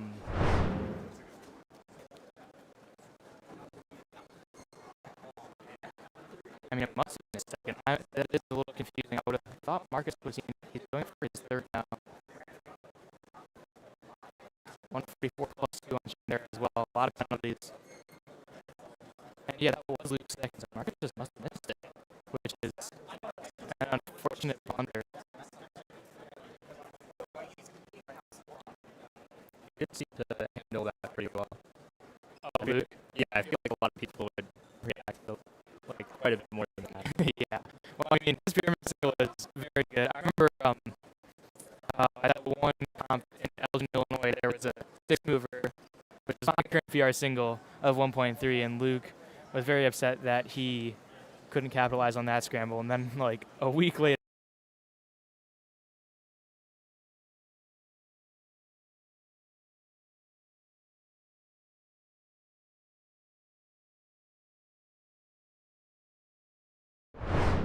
Oh, yeah. And I think the best time he got it was like 0.56 or something. Yeah. Like something definitely like sub WR. Mm-hmm. Yeah, so it is really interesting, and he has received this golf cube. But someone who's not like that peer specific can still very easily get WR is kind of an interesting sign. Luke has been pretty close. Like he's gotten several sub one singles, like more than even most peer mixed like mains, which is very interesting. Do you kind of have an event like that where you tend to get a lot of good singles? I can't really say I do. I guess recently it's FMC. Mhm. Like I've been getting a lot of like 18s and 19s. Like I don't really get that many at home. Right. But something about competition scrambles, I guess. Yeah, at FMC World you started with 18, right? Or no, Or I is started it- with 2 19s. That's right. Okay, I and then believe that last like, scramble. Like 15 other people did as well. Right. Which is really silly. Because you average 21, 22 at home, right? Yeah, I would say probably like sub 22. Okay. Yeah, I mean, it is ultimately, for FMC at least, like, it is pretty scramble dependent because you see someone like Wang Chengwen, who I believe is hovering around that 20 to 21 point. Yeah, that sounds about right. At home. But he has not been able to quite get a 19 flat mean or somewhere in that range where you would kind of expect it given his average. Do you think it's kind of like a nerve control thing, or is it just kind of luck of the draw? Probably a little bit more of a luck of the draw. Mhm. Like, I don't know if I've really heard of him getting like a findable like 19 flat. He's maybe gotten like one or something. Okay. We will also see Marcus Kamen getting an extra here. I believe that was for his fourth solve where he required one. Tommy is counting a 397, which is not great for him. I'm pretty sure he's a sub 3 average, so not great. We will be waiting to see our next group of solvers. Luke is only 2 solves through his average, so he's still got quite a ways to go through this peer mix group.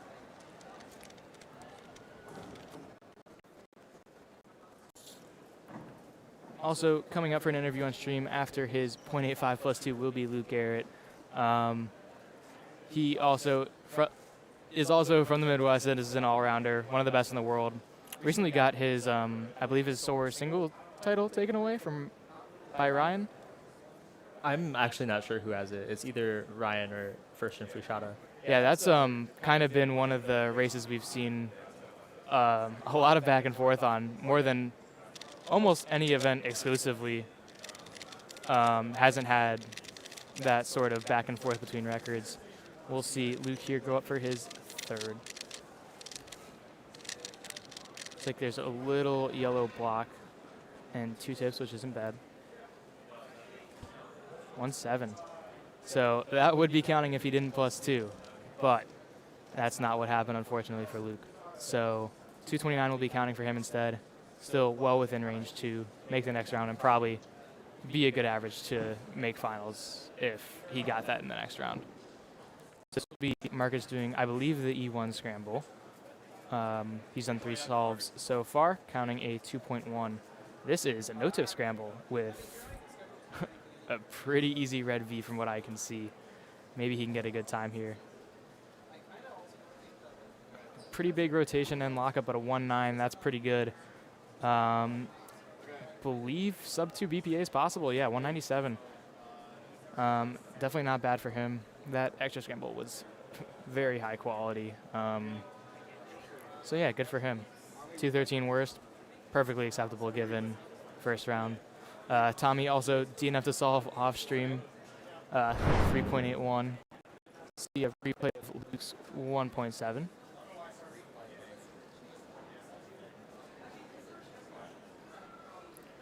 You can kind of see the head shake in the beginning of the solve. He really didn't like the scramble apparently, but was still able to execute it pretty well. He might not have one-looked it actually. Yeah, I was thinking that too because he did pause a little bit. Yeah, and he was like, I guess his reaction kind of indicated he got bailed, and then he like smiled. So that was kind of my interpretation there. Yeah, I mean, 1 looking in or 2 looking and getting a sledge is the best case you can really ask for. I think it kind of looked like canceled the 2 flip. So maybe he. Oh yeah. I think he might have just looked ahead to it instead of one looking at it. Yeah. Luke will also be going up for his 4th on the blue stage. Definitely not PR potential quite yet. It's another 2-tip scramble. Also shaking his head at this one, interesting enough.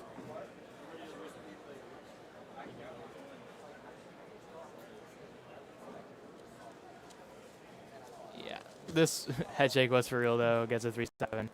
Counting is 2.8. Not great for Luke Garrett. 296, worst possible. Should still be well within range, and 229 best possible. Are there any other events that you're excited to watch throughout the weekend? I don't really have one specifically. I think I feel like every event has like something to watch. Mm-hmm. Like at least like some competition, even if it's not for like who wins, but like the podiums are right, fairly competitive, I would say. Yeah, even something like 7x7 where Tommy might have just +2'd again, but it looks fine. But another 3 counting. But something like 7x7 where you have Max who's just going to win like automatically. That 3rd place is still way up for grabs, even though that first spot is pretty much locked in. So I feel like it's that way for a lot of the non-sprints. Yeah. Maybe except for maybe some of the big blinds. But I guess we already saw a shake-up there. But, you know, every event here has something to watch, and that's kind of the beauty of these major competitions. I think the only one that comes to mind is Megaminx. I feel like there's not more than like 4 or 5 people that I could see podiuming. Yeah, that one is very top heavy. You have Alexi, Zeke, Nick Nang, and who's the 4th? I should know this. I think Lucas. Sorry? I think Lucas Kuchar. Oh, yes, that's right. He is also potential to podium. I believe they all have sub 30. They could all pretty reasonably win or get 3rd. I believe Alexi is leading the odds. I believe he has a 70% chance of podium. Last I checked the odds website. We just saw Mark's at 1.825 average, pretty good. So Luke is last.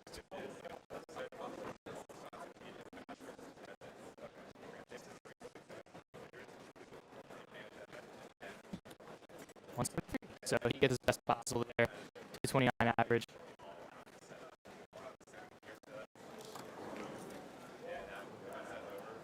I mean, even without that +2, would have been marginally sub 2, so not much lost there.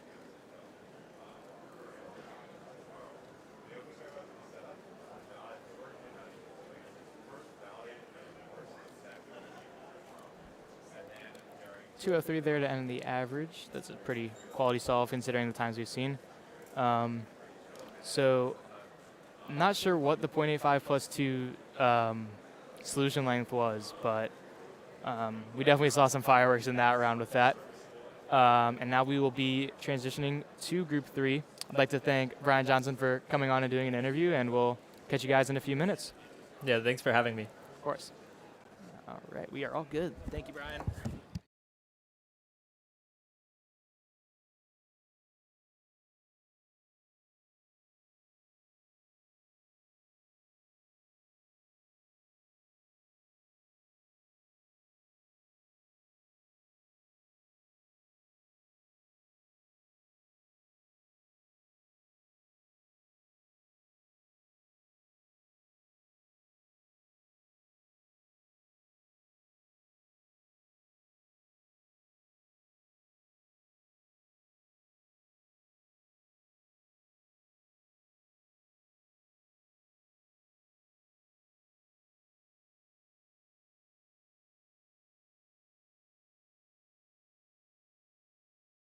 Cubing and competitions have been such a big part of my life for a decade now.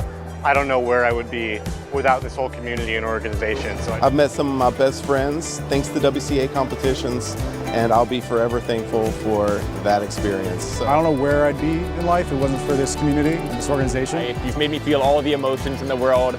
I've laughed, I've cried, but all along the way, I've had the best times of my life.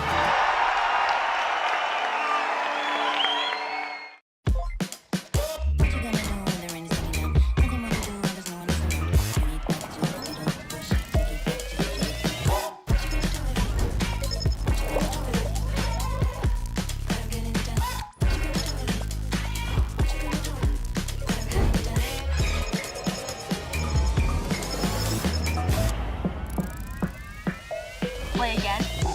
Let's go.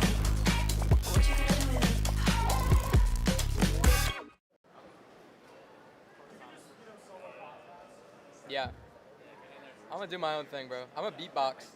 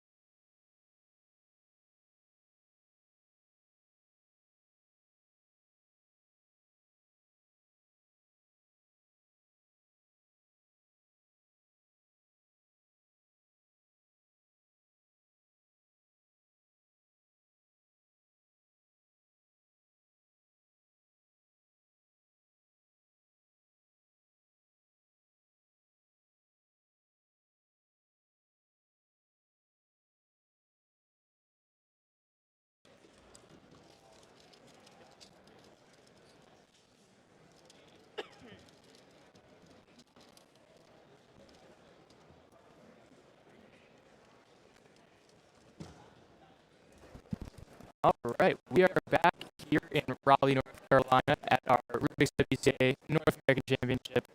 We're just starting off Pure Group 3. My name is Carter Thomas, and I'm joined with Luke Garrett.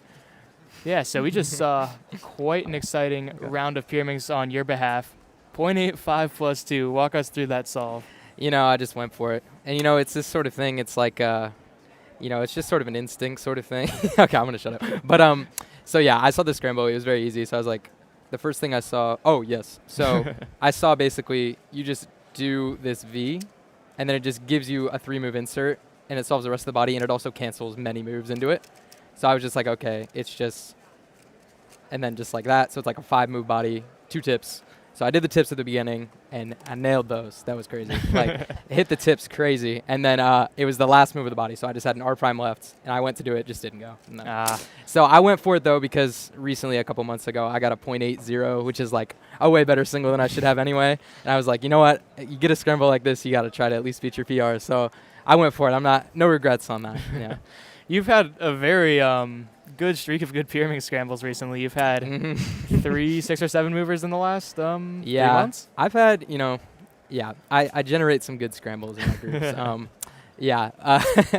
And I capitalized on exactly one of them, so that was pretty good. Well, one's all you need, and that's all you need. It's is it WR5? I think 6th in the world. Okay, gotcha. We are on our second group. Some notable solvers here. We have Stephen Winchingham, we have Thomas Graher, and we have Micah David Thice, who Brian was talking about as a potential sleeper pick for the North American champion. Do you kind of agree with that assessment? I agree for sure. Yeah, he's someone who's only competed, I don't know, maybe once in the last year and a half, something like that. But it was his first competition in a very long time at the Great Lakes Championships, and he got sub 2 every single round. And was pretty upset with every average he got. And as you can see, at one point, it was slam of the table. I mean, it seems to be a bit of an emotional competitor, but he is very consistent and very fast. Yeah. So, we're counting 1.8. Like, he was. I mean, it's and his turning is just pretty ridiculous. Like, you'll see some pretty nasty lockups from pretty much every Pyraminx solver up there, and like every time I've watched one of his solves, it's been pretty flawless. So, you know. Yeah, I mean, looks like a few people are getting like bad times on the second scramble and hoping for something better. Not too sure what was there. I didn't see anything too crazy. Not sure either. It just looked like a pretty standard. Yeah. I don't know, Pyraminx V and L40. Nothing too crazy looked like. Yeah. So you were from Indiana, and you drove to this competition, right? Yeah, my family and I all drove. My dad drove us, but it was about a 10-hour drive. We stopped halfway in West Virginia, stayed there for a couple of days, and then drove the rest of the way on out Wednesday. So this is also your first competition in North Carolina, right? How has the North Carolina experience been? Pretty cool. I've been to a lot of competitions in like the surrounding areas, so it's pretty similar, you know. And I know the people in this community a bit. So not too crazy. And obviously, at the big competitions, you kind of get a similar feel inside the venue anyway. So it's like you don't even really feel like you're in North Carolina. You just feel like you're at a big competition. Yeah. Let's talk about the 1-6 there. That's Thomas, right? Yeah. Yeah, so he's kind of 2.4, very high variance there. 2.4, 4.9, 1.6. That could go a number of ways. Let's see Elijah on the blue stage, who will be starting. Micah with a 1.3. Also upset. Counting 1.5 already. That's pretty great. And with the 1.8 as well, like, well on pace for Yeah, PR? he's well on pace for at least sub 2, you know. So. Elijah, 2.1 off stream. Mm-hmm. Looks okay. I think that was his third solve. But yeah, so far we've seen a lot of pretty good pyramid solving. Yeah, for sure. Leyland started with 1.4, 1.1. I want to say like 1.9 or something. Yeah, I think I saw somebody showed me his. And pace. then those last two, he like had 2 penalties. But did you see anything on those last two? I saw. No, was he in my group? Yeah. Oh. Or was he? Oh no, he was group 1. You're right. Yeah, I was gonna say I didn't think he was in my group. Yeah, because someone showed me like before I went. Oh, okay. yeah. So. See a 5.4 on stream. Definitely not gonna be too bad with that. 2.6 off stream. I believe that is gonna be. I should remember. But I do kind of want to ask, like, what else have you done besides pyramid today, and how has that gone for you? So I've done 5x5 block, one-handed improvements. 5x5 is alright. I was pretty bad, but it's like I'm just trying to make finals, I guess. So it was bad, but I would make finals with that average. Right. Clock, I don't really know what I'm doing anymore, but I made the next rounds and just gonna try to make finals, I guess. But you know, most likely gonna DNF average there. And then one-handed was okay. I don't know. My group was like an hour late. So I was kind of just sitting there, just warming up for like an hour, and I feel like I kind of got in my head a bit. But I still did fine. I got like 3rd in the round with a pretty bad average. So, you know, I'm hopeful for the next rounds. Yeah, I thought OH went really bad for a lot of people. Yeah, which is kind it of seemed surprising. like everybody was kind of struggling. It is cold in the venue, and I think OH is a really turning dependent event. So if it's cold, you know, a lot of people will do bad. But you know, I had a couple moments of brilliance in there, so we'll see if I can capitalize on that. And then Pyraminx just went. If I hadn't +2'd, I would have gotten sub 2. So I'll take that. And it was still like 2.2, which is, you know, good enough probably to make finals. So like I think Micah might have just PR averaged 1.6, 1.5, 1.8 counting. It looks like he might have. Yeah, that should be 175 is his PR. That should be about low 1.7, I think. Yeah, like and that's guaranteed. That's worst possible too. So we could see some. And he looks very upset with it. He looks disgusted if we could pan to his reaction. But interesting. Yeah, his turning. He did have like a pretty decent lockup there. Yeah. Okay, I didn't see that one, but I mean, he's definitely someone to look out for. Yeah, I would not be surprised if he got a podium in Pyraminx or even a win. Yeah, Steven with a 211 off stream. Not too bad for him. I believe he averages in that low 2 range. Something like that, yeah. He's also a often competitor, so he does get the chance to get some good scramble sets. Yeah, for sure. I also kind of wanted to ask, like, I kind of talked about this with Brian before, but do you think there's anything like particular about the Great Lakes region that makes people all-rounders instead of specialists? I don't know. Yeah, it's weird because it's like I don't think we particularly hold all the events that much. Like we usually just do like random competitions with like sprint events, which is like what most regions do. Is you'll have 3x3, 2x2 Pyraminx, stuff like that all the time, and that's kind of what we do as well. But I don't know. We do have a really nice community here, and very encouraging of all the events and people who specialize in a lot of events in the community, I guess. So when you go to a competition, you can find somebody who's really good at pretty much any event and just ask them questions. And if you're interested, you know, it's not too hard to improve that way.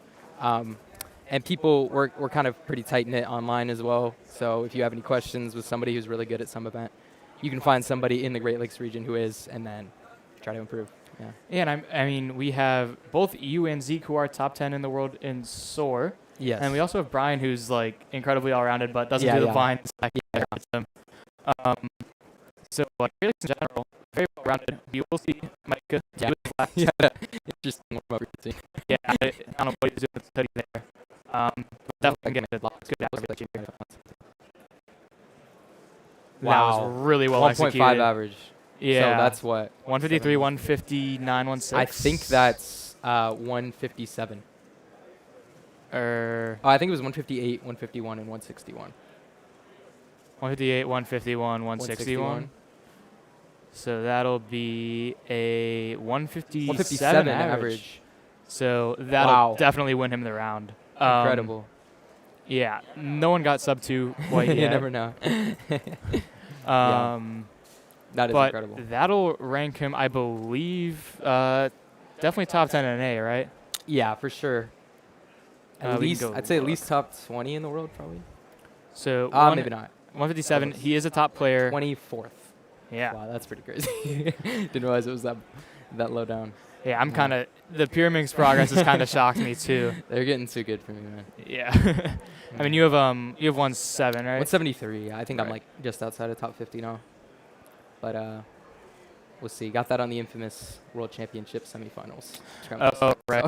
Yeah, I think a few people still have their PRs there. Yep, that's a classic one. No one also did terribly well on those scrambles, which is kind of remarkable. Like 157 on what seemingly is mediocre. Like everyone else is doing pretty normal times, it seems. Right.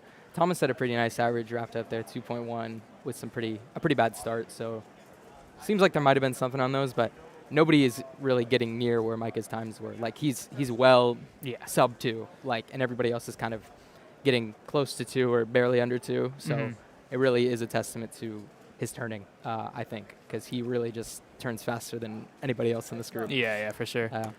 I'm also kind of wondering for NAC and majors in particular, do you kind of shift away from all-rounding and like instead focusing on your main events, or do you still practice how you would for like a normal comp? It's pretty similar, I'd say. I won't do like my really bad events. Like I used to practice like blinds and like 4 blind and 5 blind and stuff sometimes, and that hasn't been touched in a while.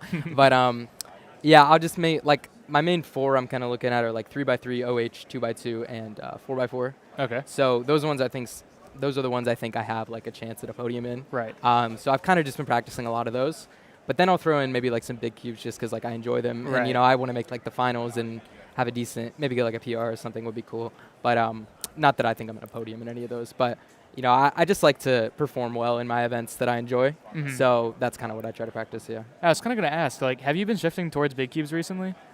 Kinda, but like I'm not really sure. I just like to have fun with it. Right. I think if I really were to make a shift, I would finally like switch to Yao on 6 and 7 and just like grind really, really hard. Because last year I had a bit of an arc where I was just grinding a bunch of 6 and 7. It's been a lot less recently. Yeah. But I'm still doing pretty good. You're like, if you make 7 finals, you'll be probably one of the people who use Redux. Yeah, one of the few. Right there. Kevin is Kevin's very excited about my Redux mention. So yeah, we'll be holding it down for the Redux, and you have Redux a community. 201 mean with that? Yeah, 201. So I think I'm like 40 something in the world, which is pretty good for me. Yeah. Probably one of the few left. The numbers might keep decaying if you ever decide to switch. Yeah, we'll see. We'll see. We'll see. Steven do his last 210 BPA. Ooh. Yeah, not great there, 306. So that'll be his worst possible. He gets a 2.48 average. 248 average. Still not horrible. We'll definitely make the next round. Yeah, well within what he really needed. We will be going into our next group, I believe. That'll be Group 4 of this competition. Awesome. Let's see who will be one of our top competitors. So on the red stage, we'll have Darshan Bhavansi, Ash Chen, Saharsh Sai Vontella, Kenyon Pettit, Elliot Perkins, another Great Lakes local, Andres Rodriguez, Theo Lee, and John Wenger II. Not too familiar with a ton of these competitors. Do you have anything in particular? Yeah, so Elliot Perkins, I think, is a pretty underrated pyramid solver. He's improved very quickly, very fast, and obviously I know him because he's from Indiana. He recently moved to New York for college, so I don't see him as much, but he's a very promising competitor. I think he's kind of a dark horse. Like, he could definitely maybe get a podium spot if he performs well under pressure. And then Darshan Bhavanasi, he had a 1.6 average in like 2023 or something, which was like very highly ranked in the world. And he's also from Ohio, so I know him as well. Yeah. But yeah, these are people who I don't know. They have a lot of potential to get like a really good average. They just haven't. They're both around 1.6 PR average. I think they have potential to get even further down, and they're definitely both pure mix mains. So I'm excited to see how they do. They'll definitely have been preparing a lot for this. Do either of them have much major experience? Do you know? I don't think so. Darshan, they both went to Worlds last year, but they're both fairly newer competitors. Like Elliot competed pre-COVID, but he didn't really get back into it until like 2023, 2024. And I think Darshan didn't compete till like 2023 maybe. Yeah. So they've only been to maybe like 1 or 2 majors. So it's hard to say. And I don't think either of them have been in major finals either. So Yeah, that'll definitely be something to watch, especially with something like Pyramix and sprints in general. Nerve control is the thing. Yeah, it is everything. Yeah. Yeah, so that's another thing I kind of worry about with Micah is that like he is obviously very highly skilled. Definitely. Yes. Like on a good day, he could definitely win. Yeah, But for sure. nerves are there. That's something to watch out and with for. all this emotion that he's showing, you don't really know. Obviously, you can tell he's really nervous, and it seems like he's handling that well because he's just PRing and turning insanely well, even when he's obviously visibly very nervous. But I don't know. You never really know until we get there. Right, and also further on in the group, we're still awaiting some of our top seeds, including Michael Nielsen. Believe he has a 1.4 average. I think so, or 1.4. I think so. Yeah. And then low 1.4. I'm trying to remember. Parker, or no, not Parker didn't win All Stars. I'm trying to remember who won Pure All Stars. That was, I think it was Michael. Did he? Yeah. And I then think Michael, and then David Andron Silva. That's right. And Clem Tucker. Those are the top 3. Yeah. So we haven't seen much action from them yet. Unfortunately, my computer's kind of bugging out, so I gotta try and find a workaround. Do you have anyone in particular, kind of 3x3 wise, that might also be under the radar? Like we talked about Pira dark horses. What do you think about 3x3? Yeah. I don't know. I think that we've got a pretty clear idea of like who the contenders are. Darshan with a pretty bad soul there. Yeah. But you see like Max Park, Maddie, myself, Brian, Dylan Miller, Luke Greiser, all these people, Caleb Chen. These people are all pretty close in the running here. Yeah, I don't really know if anybody else has like getting a PR in a 3x3 final like that is very hard. Yeah. And like at least performing well like that. I don't really know anybody like, because I think if they're like sub 6 or something, they're kind of already on the radar, like in my opinion. So it's like, I don't know, people, maybe my 3x3 knowledge is a bit more than the average viewer of the stream, but I'm not sure. I think I'm more excited to see if there's like a new name that just randomly makes the finals, because it's always fun when it's like somebody just kind of qualifies for the 3x3 head-to-head final and nobody really knows who they are. I think that's always fun to see, and sometimes someone gets like a crazy PR and just sneaks in there. So that's kind of what I like to look for in 3x3. I've also seen a lot of Sid. I think his last name's Sid Shavant. Reddy. Yeah. Yes, he's been doing pretty well recently as well. Yeah. He's someone that people have not really thought about like as a contender, but he recently beat Dylan Miller and Maddie at a Southern Championship. Whoa. Ooh. Elliot Sip just exploded, so I think that's a DNF. That's a DNF because 2 pieces fell off. Yeah, 2 colored pieces fell off. If it's 1, it's fine. If it's 2, it's a DNF. Unfortunate start for so not great for him. There. Yeah, what was it? Sid Reddy, he beat Maddie and Dylan Miller at the Southern Championship head-to-head finals. So you never really know what's going to happen with that. Like Sid's PR is like 5.8 or something, which is like a pretty normal round, like if not bad for Dylan or Maddie. And yeah, you never really know what's going to happen. It's those head-to-head finals. They're rough. They're difficult to perform well in. I know firsthand. So it's you never know who's going to show up in the moment, and there's a lot of people who could be on that podium. And I mean, especially as someone who's a first time in that type of final, it's especially difficult. But for sure, yeah. Last year we saw Chris Sun come out of nowhere. Yeah, and that was he got 3rd that comp, right? And I would think that's his first head-to-head major.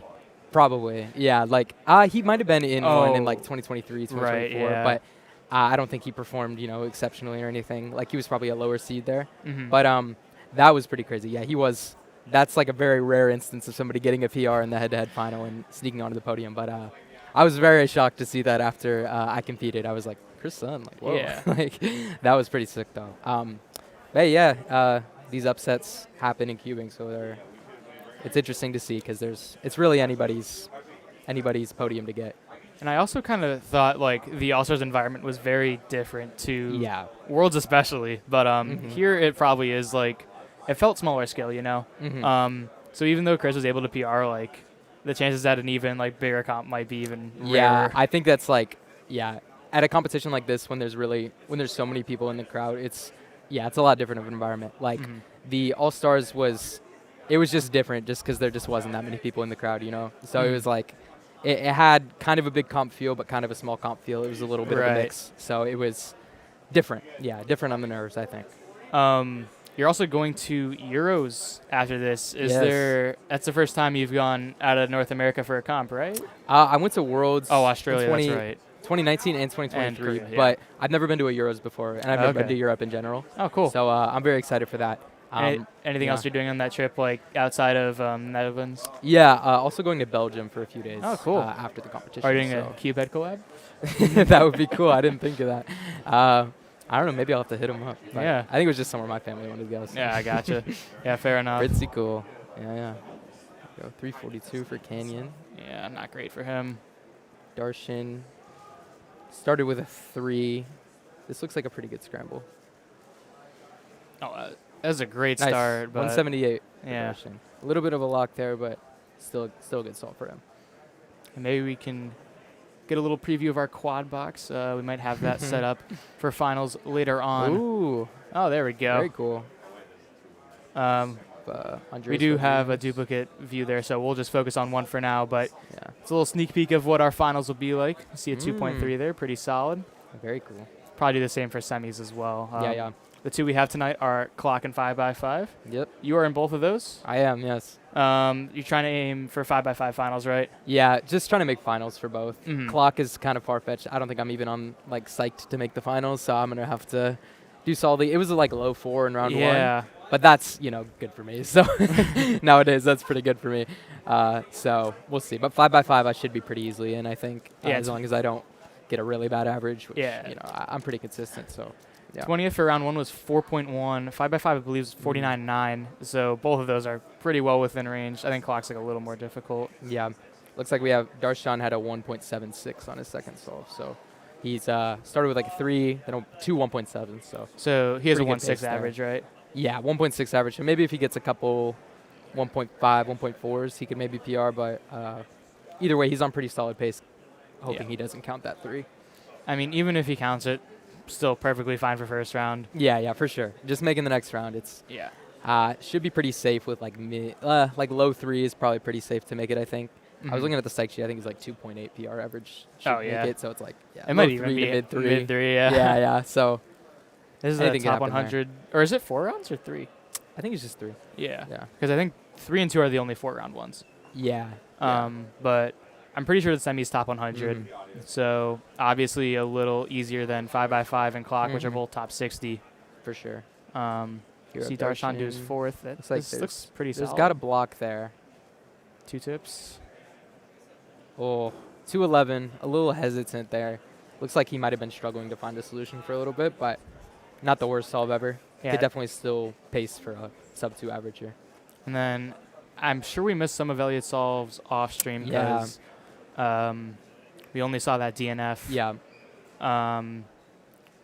Let's see if this is the same scramble. Just hoping he can, that's definitely not what Darshan had. Yeah, so he's not on his 4th. It might be his 3rd. This is a 4-tip, and he's not happy about 214. that. Not bad. Not bad for a 4-tip. And the head shaking inspection, but he is not happy. Hey, well, just make the next round. That's all that matters. Yeah, Especially you can only when you ask for start so with a DNF like that. That's always rough. You always get a little nervous, but should be okay. Hopefully. Yeah, you just gotta make sure that doesn't happen the next round, because at that point there's no room for error. For sure. Oh, that was good from that competitor. I don't know what that is.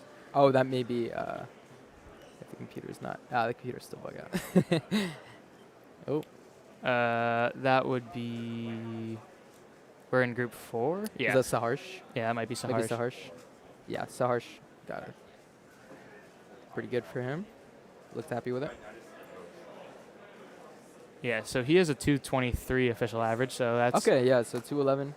I think Looks he like got a 2-3 earlier? Yeah. Not entirely Awesome. sure. We can go back to some more interview questions. For sure. You have taken a step back from competing. You used to go every weekend. Yeah, pretty much. Can you kind of walk us through what the motivations were? Maybe some stuff in life that got in the way, or did you actually want to just stop? Yeah, so the past year I've gone to a lot less competitions than I used to. It was kind of a mix of, I started college. I also started like kind of hanging out with people outside of cubing for the first time in my life, pretty much. Mhm. And then I got a girlfriend recently, so I've been kind of occupied with that stuff. Yeah, but it's been a lot of fun, you know. So sometimes I'll have the opportunity to compete, and then I won't. Be like, ooh, that was a crazy scramble from Darshan. But looks like 188 average for him. Yeah, not bad. Yeah, so sometimes I'll have the opportunity to compete, and I'll just be like, I'll just not do this one, you know, which is something I never did in my life before that.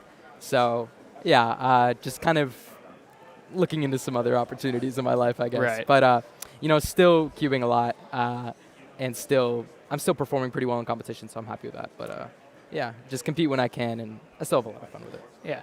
Do you think your results have, like, changed? Have they, like, improved from competing less, or is it, like, kind of been the same as if you were to compete every weekend? I think it's pretty similar. I have done pretty well in 3x3 for some reason, but other than that, there's some where I definitely have some rust from not practicing. Like I've had some pretty bad big cube rounds, but other than that, it's pretty similar. I think, yeah. So. Sorry, you can finish your thought. Oh, you're good. Yeah, pretty similar. So I don't know. I think it definitely does help a bit. Just it kind of gives the rounds that you have a little bit more meaning, I guess. Yeah.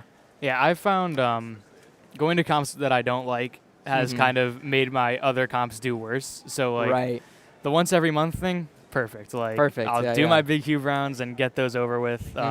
No need to go to the 2-3 PRS cube comps for me at least. Ooh, nice. 1-7. I guess that fifth scramble must have been good. We also saw 112 DNF from Ash. That was 2 moves off, right? Yeah, yeah.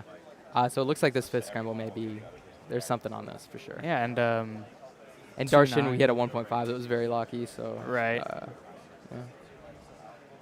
2.9 for Saharsh. Don't think that'll looks be like PR. Don Daniels, 191 average. Wait, is that Don Daniels? Yeah, Wow. I think that's his first sub too, if I'm not mistaken. Huh. Was he must have not been on PR stream. average for him there. Wow. Yeah, very cool. So maybe those were some pretty good scrambles. Yeah, Darshan with the 188. Yeah, I'm not sure if he was in this group. Huh. If he was in first, it would make sense because those scrambles were pretty good. Right. These ones didn't stand out to me, honestly. Yeah. I think Elliot is still, his times aren't entered properly. That might have been the 224. That was probably the fourth or the fifth, I'd say. Was it 2-tip? Because I remember fourth was 2-tip. Oh, I don't know. I wasn't counting tips. Okay. We'll see whether or not he takes his cube. 224, still plenty. It was either third, fourth, or fifth. Yeah. A lot of really options there. No, okay. He's got at least one more. So, yeah.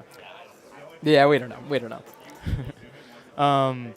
Do you do anything like different to prepare for local or for majors compared to locals? Honestly, not really. Like, yeah, I kind of just try to get in some practice when I can because I really haven't been practicing too much recently, just with a lot of life stuff going on.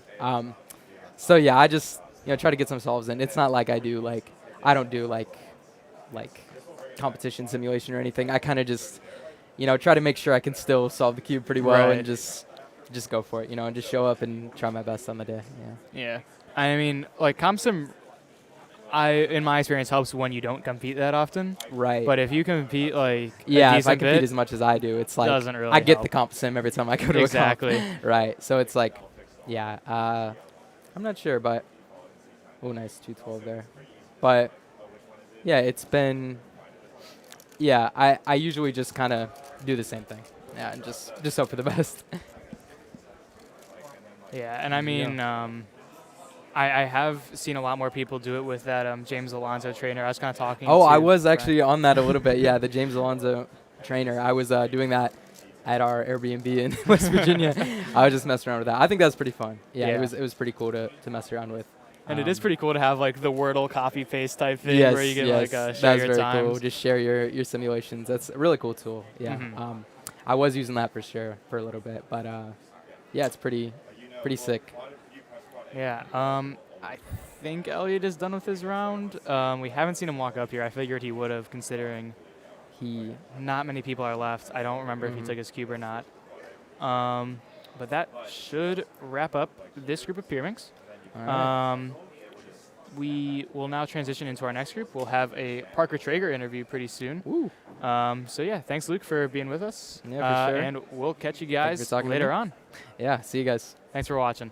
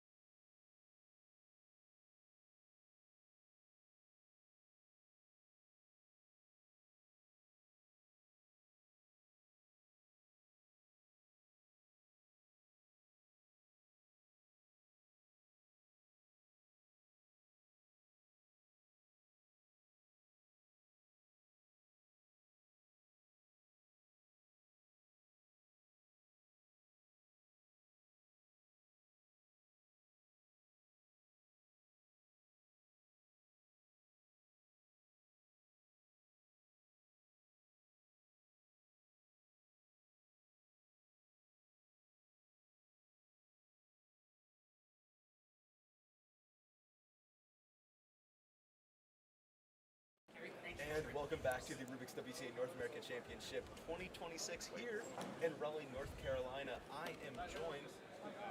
I gotta run the intro back. Well, welcome back to Rubik's WCA North American Championship 2026. I am Zach Reidel, joined here. I'm Parker Traeger. Parker, it is so nice to have you, especially commentating Pyraminx. Thank you. You are a Pyraminx pro yourself. Thank you. A general all-rounder, Parker of all trades, if you will. You're going to be competing in Pyraminx later on, I think. Group 9. Group 9. So maybe like an hour? Yeah, about that time. Right now, I think we are in Group 5, so we got some big name solving. We see Sean Mack in the bottom left, Carrie Creech, a bunch of big names. Also Trip. We're going to see Trip Peterson in here. Ooh, we got the quad box. We got the amazing stream setup. So of course you are an experienced Pyraminx solver. But before we get into any of that, and before I spoil maybe a little bit about what you want to say, for those who don't know who you are, please give yourself a quick introduction. Introduce yourself to the audience watching at home. Of course. So I'm Parker. I'm 20 years old. I'm a cuber based in New York City. I specialize in Pyraminx and one-handed solving, but I consider myself an all-rounder first and foremost. I try to do all the events. I'm okay at most of them. I'm also a coach for Cubing.gg. I do in-person coaching, online coaching, and I coach many different events also. All right, awesome. Yeah, again, really all-round, really competitor. A jack of all coach. trades. Of course. To start with some more cube-oriented questions, you're celebrating your 10th year as a competitor in the WCA. Sorry if I made you feel old just then. You're young at heart, Parker. You're fine. I am. Out of all of the competitions that you have been to, which is quite many. Out of all of them, which one do you wish you could maybe go back to and relive? Maybe not to change anything, but which one did you have the most fun at? I think my favorite comp was Worlds, but very close second was All Stars. I felt All Stars. It was the light I liked cubing to be shined in. I liked that stage, and I had a lot of fun there. I really liked the format for myself, at least. I was gonna say, I mean, you did walk out of there with third place in one hand. Well, in the wrong event. I came there for Pura win, and I got like last in the round.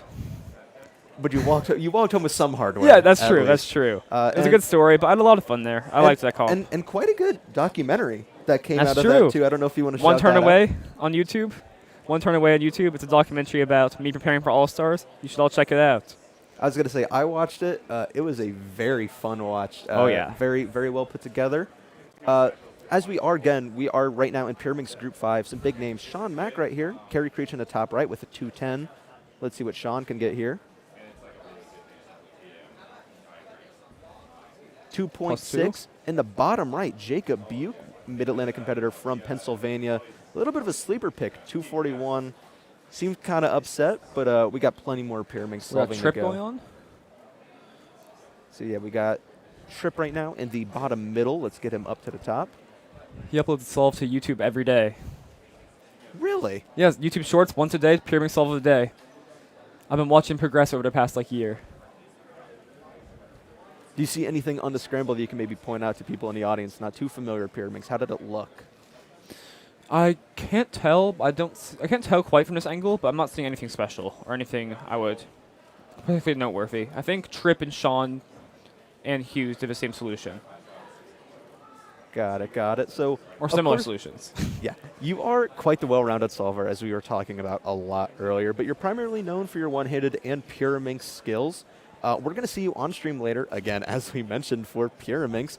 Do you have any particular goals for the round, maybe the competition as a whole in Pyraminx, even if not Pyraminx? What are you looking forward to at this competition? I mean, I hate to say it out loud, because I know saying it out loud is going to put pressure on me, but I can't lie. I'm here to win Pyraminx, and at the very least, podium. Historically, when I set high goals for myself, I do bad, but I feel ready. I feel as ready as I will be, and yeah, I'm here to win it. Hopefully. No, I'm a very big fan of like a not nonchalant, the opposite, chalant Hubers. Okay. I think caring about the things that you care about is important. I mean, yeah, we pour hours into it because you care. Yeah. But no, I think you're definitely one of the top names to look out for. I mean, you were seeded first going into Worlds Finals. Yes, I was. Obviously, a lot of pressure in that moment, but you managed to hold up at least fairly well. I mean, against like the world's greatest Pyraminx solvers. Yeah. Anything else you're looking for outside of Pyraminx at this competition?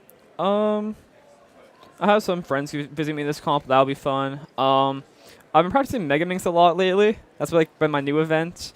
Hopefully I can get a PR in that again. I got one 2 weeks ago. It was pretty good for me. I want to make one-handed finals. That should be doable.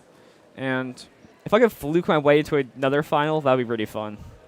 There's a few events I could fluke. I'm not banking on any of them. But it could happen. It could happen. I was gonna say we could see Parker Traeger in 5 finals. We think that's happening. I think I was second to last seed not to make it to round 2. It was my first 5 solves a day. Hands were ice cold. And there I am getting embarrassed for not doing my prep work. No worries. I did 12 seconds worse than my official average or something. Yeah, but we do have Pyraminx coming up later. A lot of Pyraminx solvers going now. Again, Jacob Buke in the bottom right, one of those up-and-coming names, in my opinion. I don't know. Is there anyone that you think you're very familiar with Pyraminx as an event and a lot of the solvers in it? Are there any names that you think we should be watching out for that might not be on our radar? Yes, Milan Vincent Andrick. Local New York City cuber. I've been watching him compete pretty regularly with me. It seems like at every competition. His solutions are getting better. His turning's getting better. He's getting older, so his hands are getting bigger, which is also going to help. He's young right now, but he's the future of North American Pyraminx. I'm calling it right now. I was going to say just at not the last competition I went to, but he just got a PR Pyraminx 163? Yes, 163, and I was there just scramble checking with him, and I'm like, this kid's got a crazy future ahead of him if he's already performing at this level. When I first met him a year ago, he was kind of a TPS kid, but his turning wasn't fully there. It was very locky. His turning's gotten noticeably better officially. His solutions are getting good. He's learning the good algs. That kid, he's got it. He's got it. Give him like 2 years. Oh, yeah. Oh, yeah, no, definitely one of the names to watch out for, Milan Vincent Andrick. You heard it here from Parker Traeger first. On a bit more of the personal side, we can touch back on cubing later, but you are a double major between philosophy and history at the New School in New York City. What do you find so interesting about those two subjects, and do you see any relationship between them and the way that you maybe look at cubing? So when I first found out that you were asking me that question, I didn't really know how to quite answer it. I wasn't sure if there was a connection between cubing and not. But when I started thinking deeper, I kind of think it explains why I like pyraminx. Like, pray tell. I will. But I think those two disciplines pair really well together, and I also think they help me to interpret the entire world to varying degrees. But in terms of how it relates to cubing, I think I'm fascinated by structures and how things progress or work, and sort of philosophical systems of the world, the history of how things come to be. But I think in pyraminx, like the way I teach my pyraminx students and the way I learned pyraminx was to understand it intuitively. Like I've worked on trying to build like an inner pyraminx. If I look at a scramble, I can somewhat trace it. I understand why all my algorithms work intuitively. And I just understand pyraminx theory really well. And I think that's why I have pretty decent solutions. And I try to translate that to my students. But I think that's why I landed in pyraminx. I think I found an event where I have a structure behind my solves, an intuitive structure. I understand pyraminx philosophy, so to speak. And I'm able to find cool stuff sometimes. No, I definitely understand that. Like coming from someone who's like semi-experienced at Square One, I have like a fair amount of knowledge. But even though I'm like not the best in the world, I can read a scramble and I know what cube shape it is. And it's like having such a knowledge of that really makes you, or at least makes me feel better at an event. Though it hasn't paid off for me, it's clearly paid off for you. Yeah, it's really fascinating. And it's such like an interesting study of majors. Of course, cubing has quite a history, and being able to, I guess, if you want to say studying the solutions of yesteryear. Absolutely. Of using that to improve. Talking about improvement. Pyraminx, especially with you, how have you found it best to improve, or how have you gotten to where you are? Have you been studying past solutions? Are you more into, again, like the theory aspect of just learning algorithms and applications? What do you find works best for you? So when I first started learning L4E, ML4E, and alternate L4E algs, which were like the first like fancier alg sets, I really made sure I understood everything intuitively. And it didn't take that much effort for me. For some reason, it came a little bit natural. But I understood the logic behind why each algorithm worked. Whether it was me just being able to trace it, visualize the pieces moving together, think of it as two insertions. But I already started like that when I was first getting into pyraminx. And then eventually, I think like in 2021, 2022, I found out that like pyraminx move counts can be really optimized. There were a few solvers who I knew had good solutions, like Ben Kyle, Luke Van Lanningham. They were averaging like low 10s for move count. And I was like, I want to be that efficient. So I started playing around with like, there's a few websites online which will show you like the optimal solution to a pyraminx scramble. And you plug in a scramble, shows you like the fewest move solution. And I'll just kind of spend my time trying to understand why those moves work, right? Because the pyraminx, almost every scramble can be solved in less than 11 moves for the body, not including tips. So in theory, every move should have a somewhat logical purpose behind it. So I was trying to force myself, I spent months trying to force myself to understand what the purpose behind each move. Should we keep talking over that? Yeah, no, you're fine. I don't think it's coming through the microphone. Okay. That's okay. Anyway, there's a purpose behind every move. I'll try to get myself to understand that. And then eventually I just had a good into pyraminx, understood pyraminx theory. Past year, most of my practice has been down solves.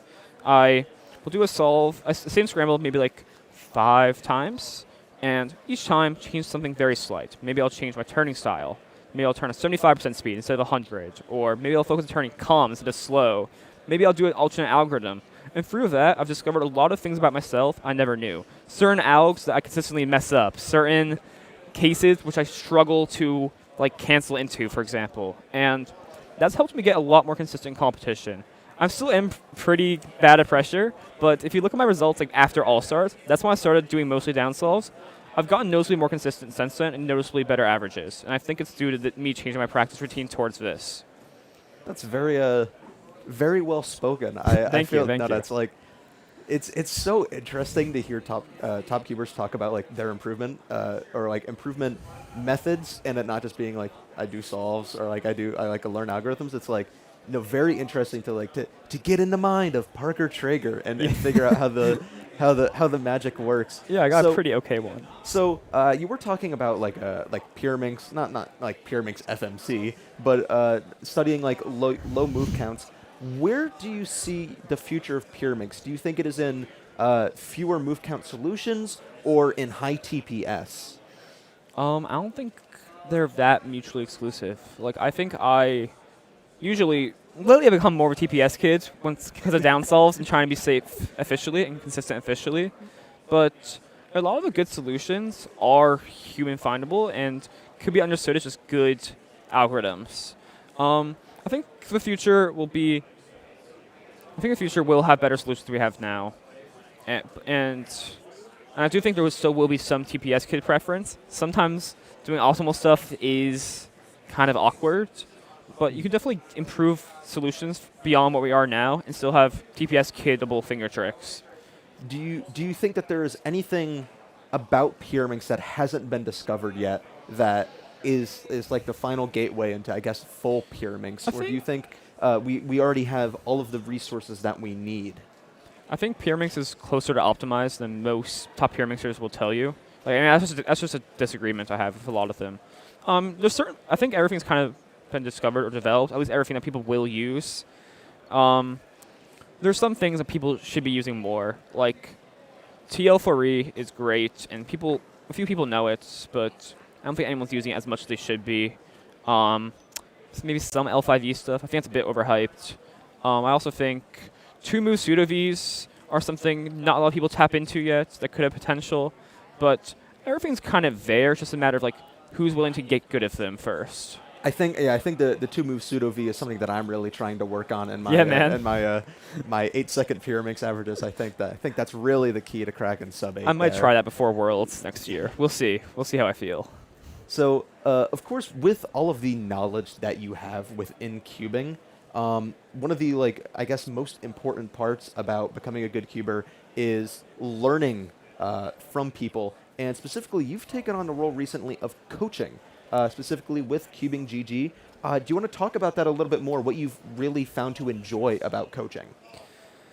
I enjoy coaching because, obviously, I feel like I'm helping someone, but also you learn so much about cubing, yourself, and other people. Like, it's a skill to coach, and I've gotten a lot better at it over my past 10 months. Like, I think like 250 students or something, 200 students maybe, or sessions. I was going to say 200 students, like that's a huge number, but sessions, yeah. Yeah. But I think I will end up being a professor or a teacher of some sort just based off of my majors. So it's a good skill to have, but I really like how personalized coaching is. It's not just giving generic advice. It's creative. It's analyzing a cuber, picking out their weaknesses and strengths, and just creating a program that works for them and helping them traverse this complicated world. There's so many resources out there. Like, sometimes it's overwhelming to manage yourself, right? Sometimes it's hard to know what to do next, especially as you get more advanced. I've taught several sub-2 Pyraminx solvers, and at that level, that's pretty advanced, right? Yeah, I was going to say, do you find that coaching, especially coaching high-level solvers, makes you a better solver? Do you see that? Do you see that same improvement? I mean, you did just coach Micah, who got a 157 Pyraminx average. Yep. And I don't know how much credit you want to take for that. But do you some a little bit?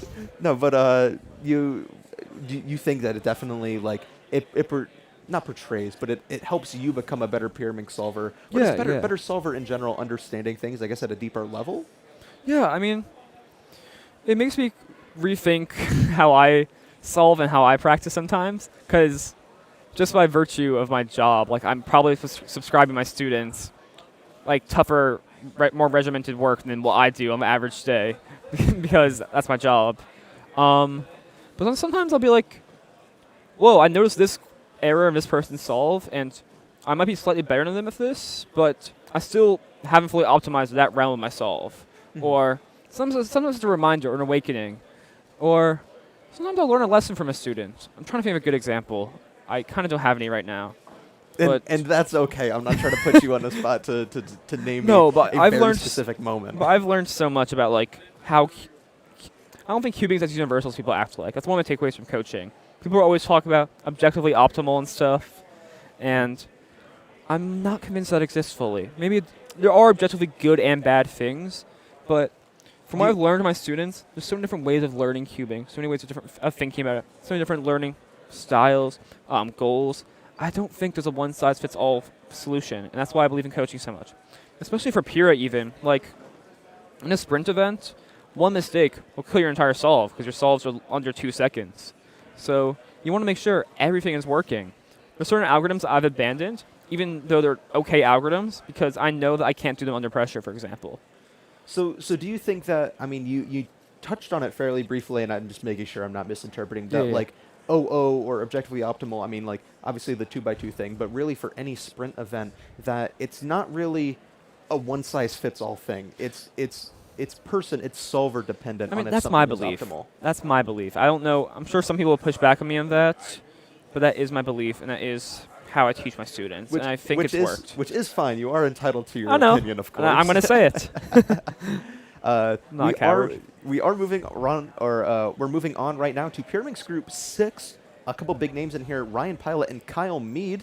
Kyle Mead, former national podium holder. He held NAR for a day. Yes, he did.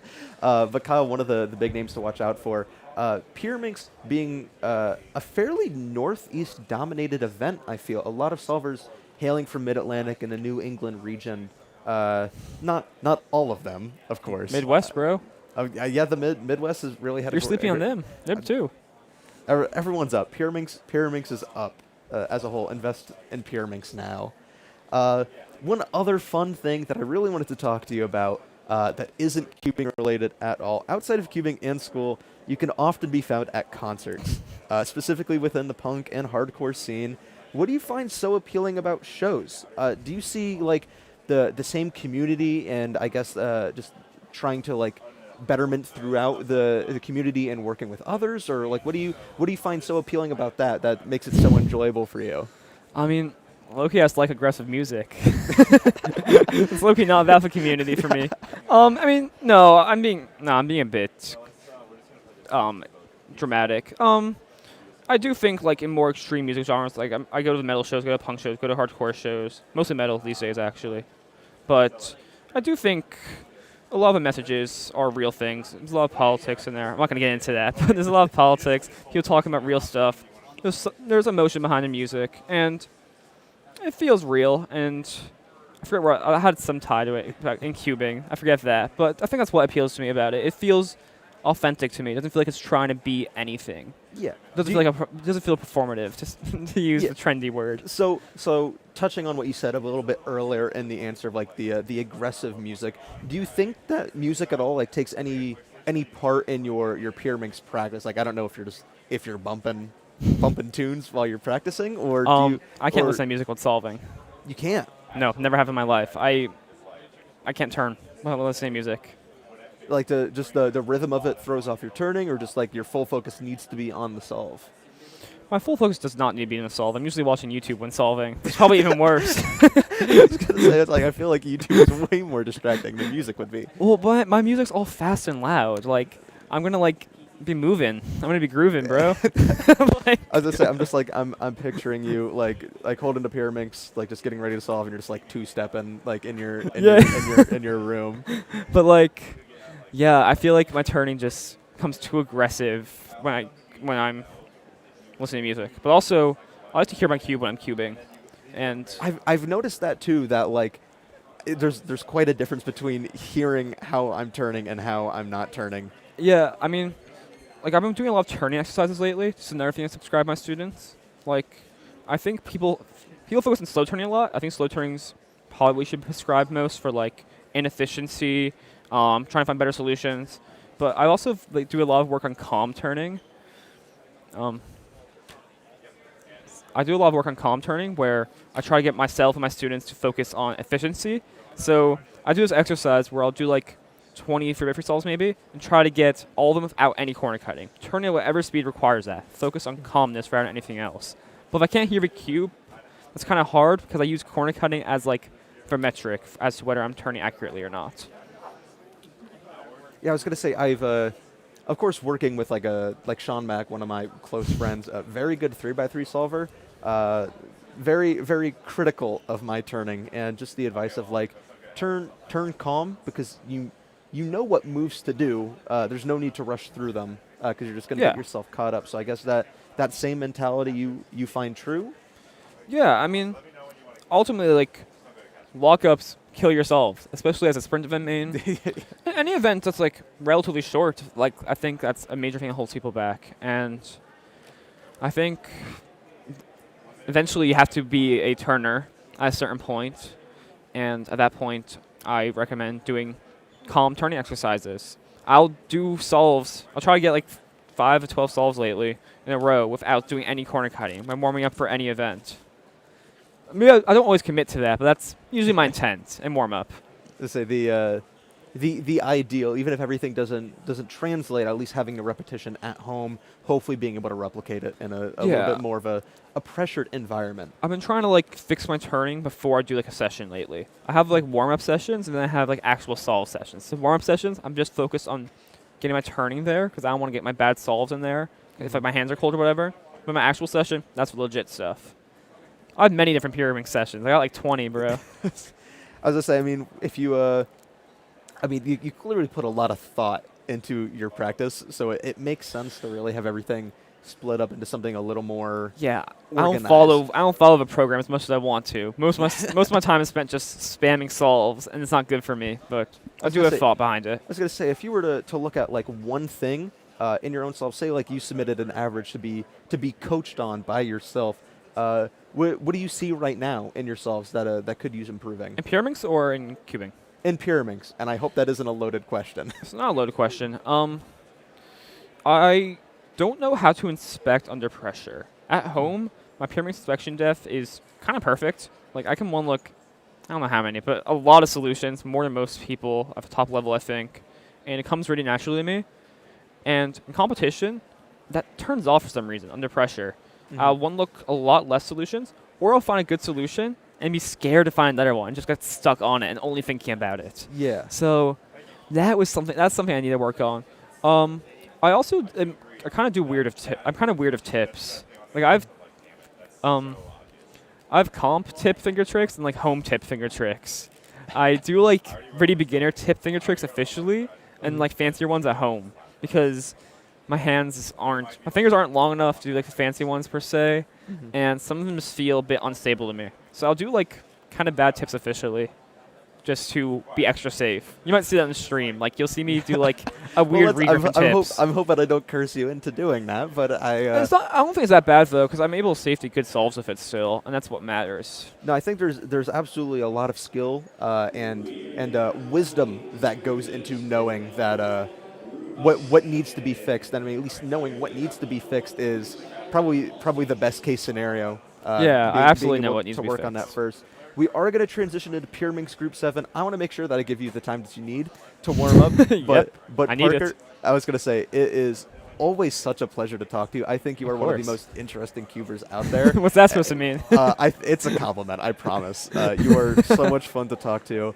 Thank you for coming on. Thank you for taking this interview. Thanks for having me. Good luck with your warm-up, your 5 warm-up sessions before pyraminx round 1. And no, I think over-warming up's a real thing. Absolutely, I think agree. people spam solves too much before rounds. I'm not stressing that much right now. I about absolutely warming up. agree. When we interview at the next major where I'm on commentary, we will absolutely talk about that. I will write that down. But we could talk for at hours. Worlds. Potentially Mids. Probably mids. All right, we'll bets. talk then. Parker, it has been a pleasure talking to you. Thank you so much for coming on, and we will see you in pyraminx round 1 shortly. We're going to go to a quick break now, everyone. All right, peace out. Thank you.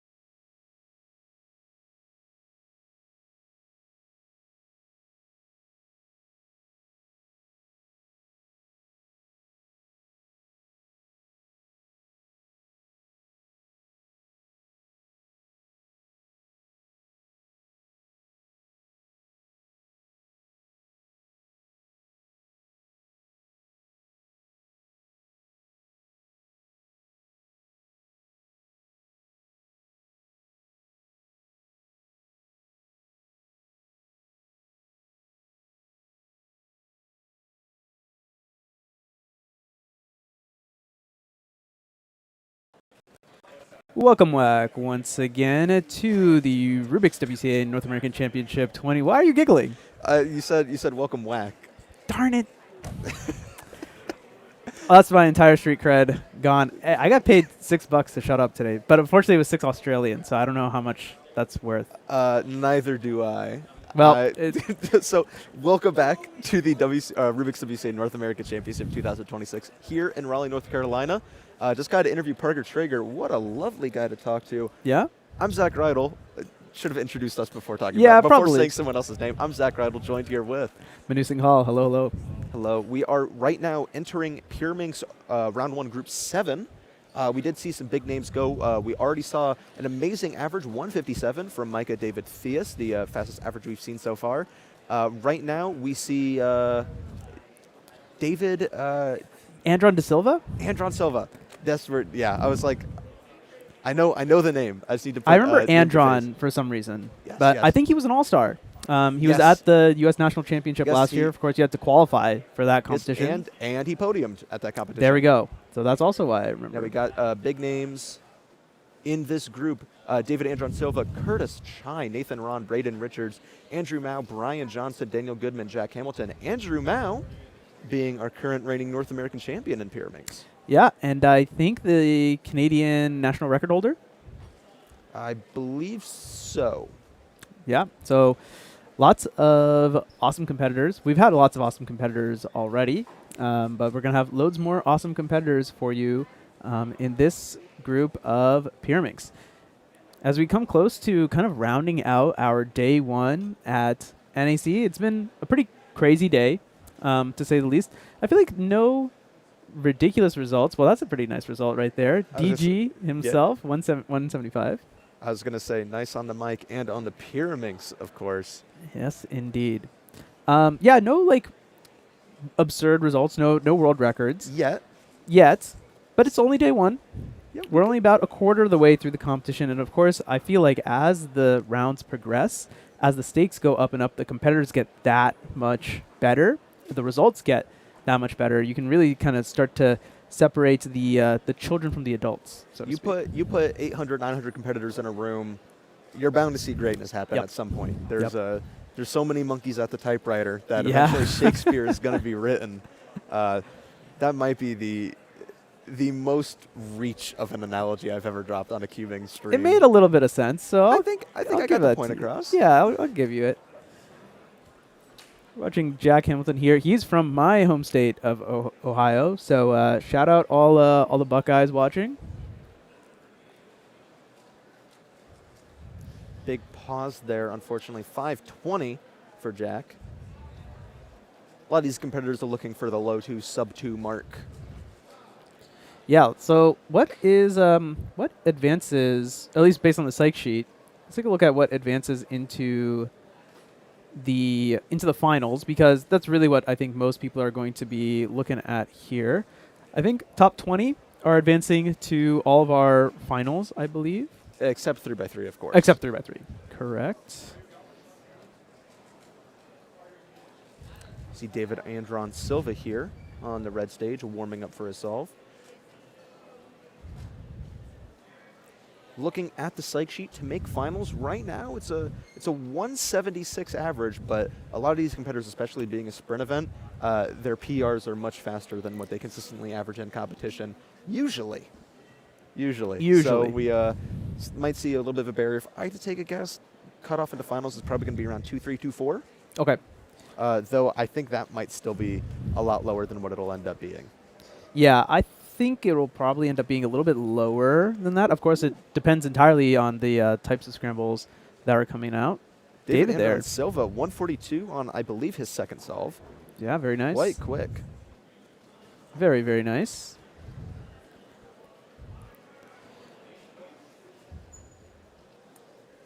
Kyle Mead, I believe this is his 5th and final solve. We've been seeing him compete for a little bit here. Again, taking all the time that he can to warm up.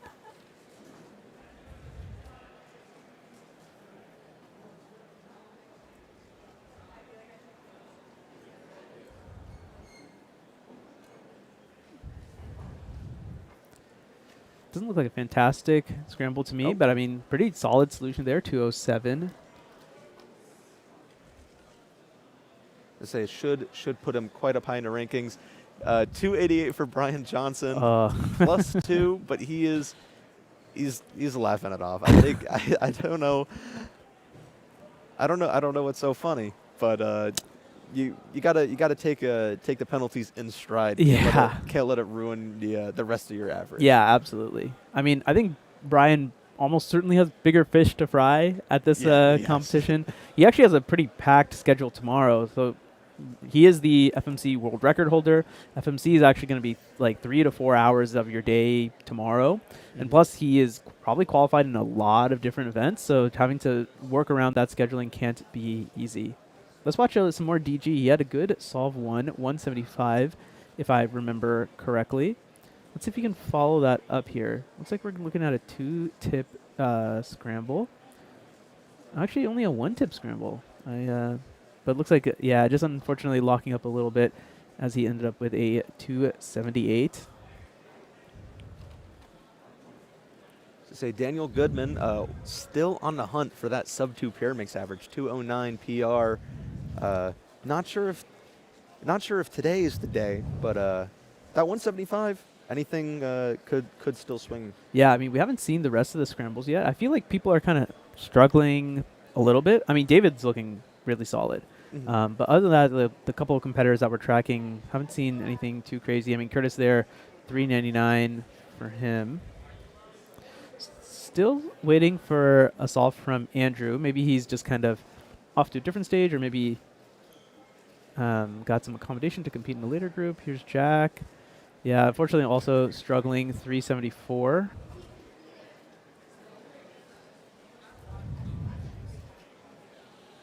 In the bottom left of the quad box right now, David Andron Silva off to quite a hot start. We saw that 1-4. Not sure what his first time was, but still pretty good start. I mean, having a 1-4 in an average leaves a lot of room.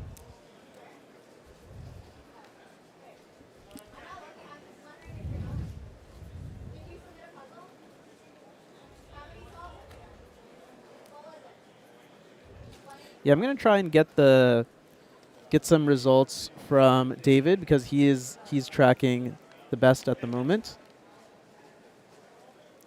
As we're watching him solve now, looks like a 4-tip scramble. Ooh. Drops the cube, 321. It's unfortunate. Yeah, big fumble. He's laughing it off though. He's not sweating it. Andrew Mao, 184. Seems he's competing on the blue stage. Already done one solve.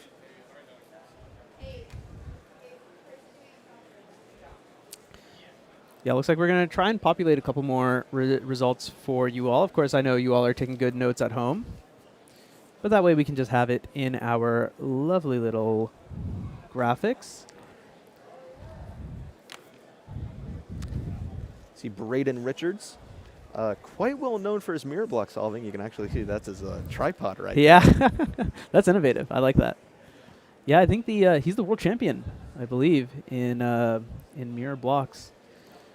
285 though. I mean, laughing it off. He's pleased with it at least. Yeah, I think he ended up with like a same scramble situation. That's why he was like kind of seated in the chair for some time. And yeah, pretty important, specifically in these shorter events, to make sure that you are getting the right scramble, because that can greatly change. It can greatly change the trajectory of your average. We have times right now for David Andron Silva. Solve 1, 150, solve 2, 142. So that 321 does maybe make the average a little bit worse, but he's pacing for quite a good average here. His PR average, going to get that stat for you now. Sorry. David Andron Silva, 154 PR average right now. So a lot of room here. Counting 150 is good. 195 from Brian Johnson. This is a bit of a good comeback.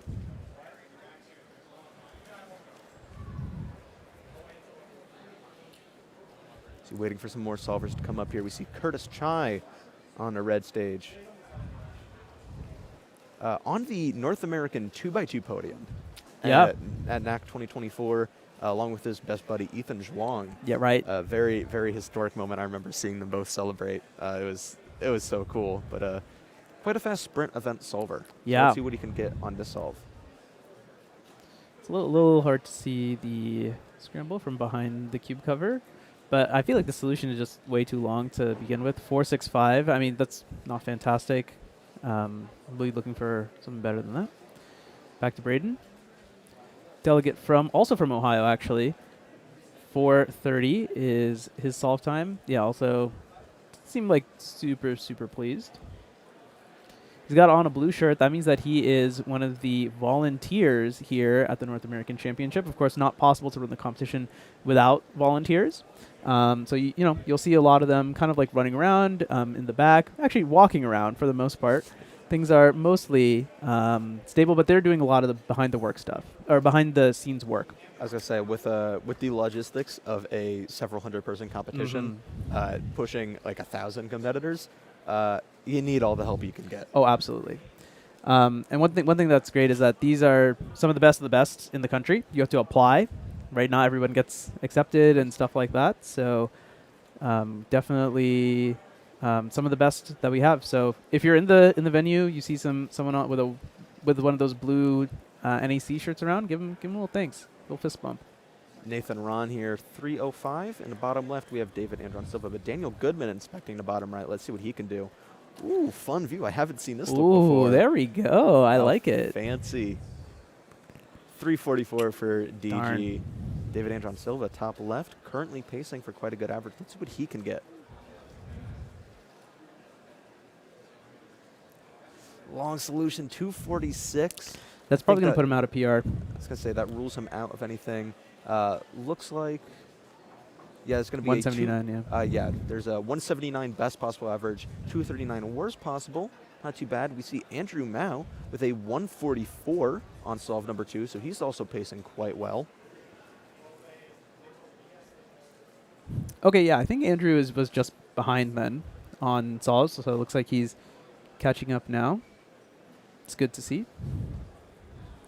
I mean, if previous results are anything to, well, I guess not. I was going to say the previous results might suggest like better or worse scrambles, but I forgot that these are on different groups. So the scrambles are different per group. Everyone in the same group has the same scrambles. Of course. See Curtis Chai there in the bottom of the quad box. Also Brian Johnson. See what Curtis can get first, though. Back to start. Another 2-chip scramble. I thought it was 3. Maybe it was 3? I also don't know which scramble number that is. That is, well, if it's the same one here, that's only 2. 360 there for Brian. Again, laughing it off, not too worried about doing the greatest in Pyraminx. Yeah. A lot more focus into one-handed and FMC and square one and 3x3, and the list goes on. Yeah, it does. It does.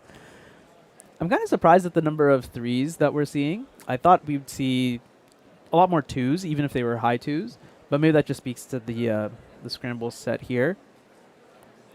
But again, it's a round 1. People are going to use it to kind of calm their nerves, just kind of get settled in. It is currently 5:30 p.m. here in the Eastern time zone. So, it's kind of like getting towards like your end of the day. Of course, we have some more Pyraminx action to come. Then we actually have 2 semifinals that we're going to bring to you tonight before we go into the opening ceremony and regions relay. Yeah, we got a 5x5 semis and clock semis, which are both going to be super interesting to watch. And I'm commentating both of them. So that's going to be awesome. Nice. So, yeah, you all will you'll want to tune in for that. 5x5, I think, is a really fun event to watch, to spectate. Nice solve from DG. 260. A lot better than his previous 2. Yeah, I was going to say DG, former national champion. Yes. And Pyraminx back into DG Cubes, or DG Cubes days. Yes, indeed. David Andron Silva warming up now. Was pacing really good for an average. Doesn't seem as possible anymore, but sub 2 is still possible, which would put him right now in the top 5 if he is able to get sub 2. So let's see what he can get.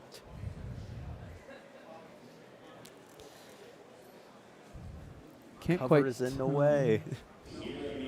At least a 2-tip scramble, if not a 3-tip scramble. I feel like he dealt with that extremely well. 168, that is going to be pretty close to, well, it's a little bit It's a off. 188 average. Currently slots him into third, tied Good. with Darshan, but Awesome. a better single puts him ahead.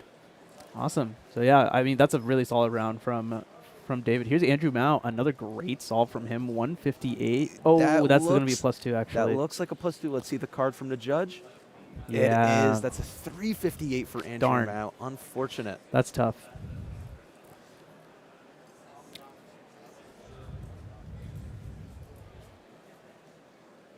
Curtis Chai there, 253. Okay, so yeah, now we're seeing like the ones, the twos kind of come out. Maybe, yeah, the scrambles just weren't super there for most solvers. But yeah, Andrew Mao, I think he has one more.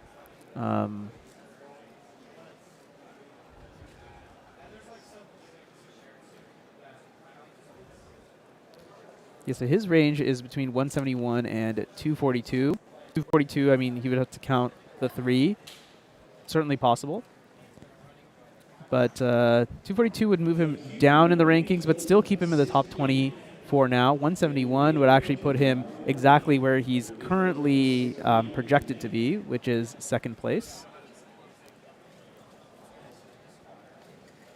And while a bad round 1 doesn't necessarily like spell doom, a good round 1 can definitely give you the kind of, let's call it juice, going into the future rounds and days of this competition. Round 1 does, of course, not mean everything. To quote Alyssa Esperaz, who was quoting Keaton Ellis earlier, you can't win the World Championship in round 1, which I think transfers to the North American Championship as well. Yeah, there's like a hierarchy, right? So I'm told. Daniel Goodman going up here. And the next group coming up, we do have Simon Kelman, Michael Nielsen, 2 very big names. Yeah, As well as Mark Gauman, Brenda Dunnigan, Jeremy Loughton, Milan Vincent Andrick, who got a shout out from Parker Trigger earlier if you watched that interview, Dylan Chan and Emmett Dunn. Michael Nielsen being a big name, second at North American Championships 2024, second at the World Championships 2025, with the exception of Worlds 2023. Since North American Championships 2022, he has not stood at less than second place on a Pyraminx podium at a major. That is actually insane. I don't think it is a stretch of the imagination to call Michael Nielsen the greatest major final competitor in Pyraminx of the modern era. Yeah, because I'm trying to calculate this in my head, and that means 4 out of 5 or 5 out of 6 major finals that he's been in, he's gotten second or first. Correct. That's kind of insane. That is like levels of dominance that in are a Pyraminx too, which is, you know, not a super like steady event. It's a very volatile event where kind of anything can happen. So to be able to steal your nerves, to be able to do so. Oh, he didn't start the timer. No, he did start the timer. I think he chose to reset it. Oh, okay. After getting not a great solution. Again, not too worried about doing well in Pyraminx, it seems. Andrew Mao here going for solve number 5. Let's see, it looks like just 1 tip there placed in the back.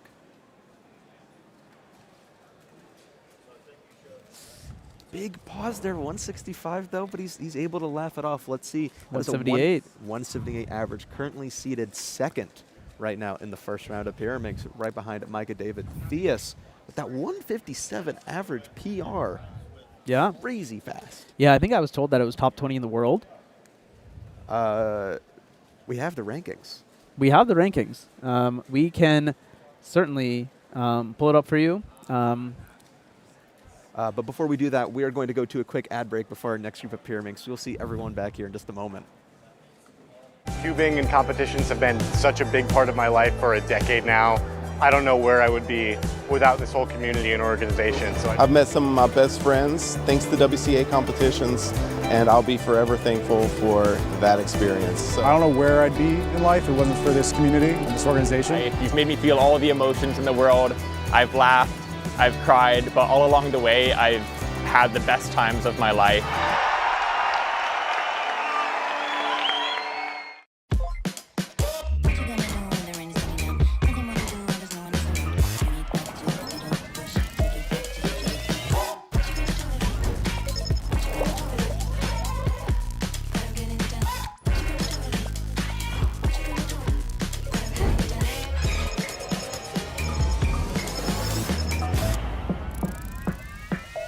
play again. Let's go.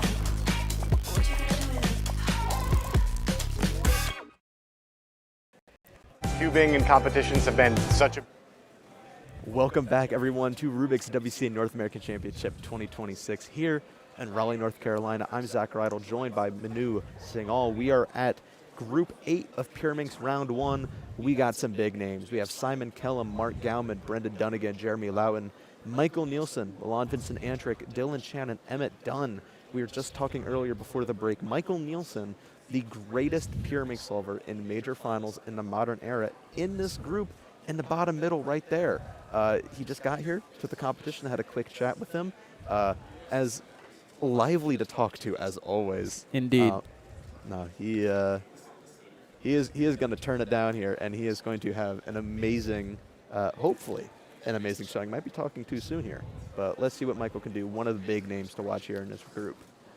Yeah, and from the get-go, a big talking point about Michael Nielsen is how much time he takes getting warmed up, doing all those turns, but clearly it seems to be working for him quite well. And I think, for an event like Pyraminx, I think you really do need to steel yourself kind of mentally, like kind of place yourself in the moment, kind of put everything kind of beside you, and then just lock in on the specific solve itself. Brendan kind of struggling to find an orientation here. They're actually going to start at the same time, it looks like. We've got a mini head-to-head here, 218 for Michael Nielsen, 454 for Brendan. It looks like he kind of safetied that one. He put the cube down, well, the Pyraminx down very gently. Bottom right, you see Milan Vincent Andrick, again, one of those big names to watch out for. And according to Parker Traeger, the next up-and-coming star, and I speak too soon, Milan not starting the timer. That's a DNF, unfortunately, for Milan. Simon Kellum on the red stage. The world record holder for single in this category. 151. And that's why. But a little bump on the table, not too pleased with that. Maybe could have found something better, he thinks, or at least executed it better. Dylan Chan, there's the Pringles can tripod. Now that's a unique one. Don't know if I've... Alyssa and I were just talking about this earlier. 317, not too happy with that one. So yeah, it looks like there was something good in this scramble. At least scramble 1 is what we just saw. Simon was able to find it. Second best result that we saw, Michael Nielsen, who I think your safety theory is pretty reasonable. I think it is very fair for Michael to at least go into this with the idea of maybe not wanting to be in the hot seat all the time, and maybe trying to just, like, if he knows that he can comfortably get into semis by turning slow and not getting as fast of a time, all the power to him. Yeah, I believe 100 competitors will advance to the semifinal, which will be held tomorrow. So I think you're right. I think it makes sense to, again, put yourself in the position that you want to be in, because he wants to be in this seat, or perhaps the seat next to the seat come Pyraminx finals. And so kind of like visualizing yourself sitting there going through the entire steps. Again, right, like he's taking all this time to do his warm-up, but this is what he would do in the final itself. So kind of like emulating those conditions, I think, is not a bad strategy, certainly. If you are able to control that much at least, then you're able to control your destiny, but that seems far too prophetic for a received competition. We see Michael Nielsen solve number 2. Maybe we can get a better idea into his mindset. Is he safetying here? It's a 3-tip scramble. Looks like there was some amount of bars there. I mean, it didn't look like a crazy solution by any means. I feel like he didn't really turn that quickly, and he still got a 197. Yeah, it didn't look like there's really much intent to safety Yeah. there. Definitely still going for a good time, but I don't know. We got 3 more solves to see from Michael, and probably at least 2 more rounds to see from him as well. Yeah. Dylan Chan here on the blue stage, as well as Brendan Dunnigan in the bottom left. And Mark Gauman in your bottom right.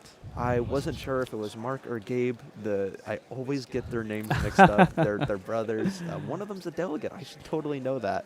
But both of them are quite fast pyramid solvers. We just saw his brother on stream a couple groups ago. So both Mark and Dylan getting 3s. Let's see if Bendy can improve on his 4-second solve from earlier. He Plus gets 2. another 4 after that. Darn. 2.7 plus 2 equals 4. It's blocked by the cube cover, but we saw the card from Ryland Wilson, the judge there on the red stage.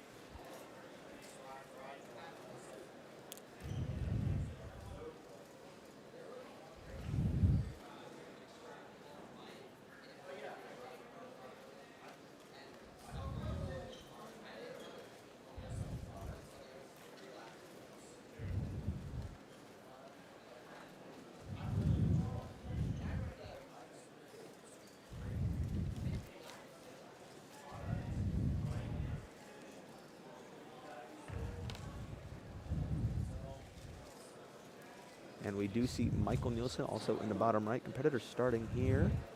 177 Plus 2. is a plus 2. Wow. And I want to say that that was scramble number 3, so that we might see some magic from Michael here.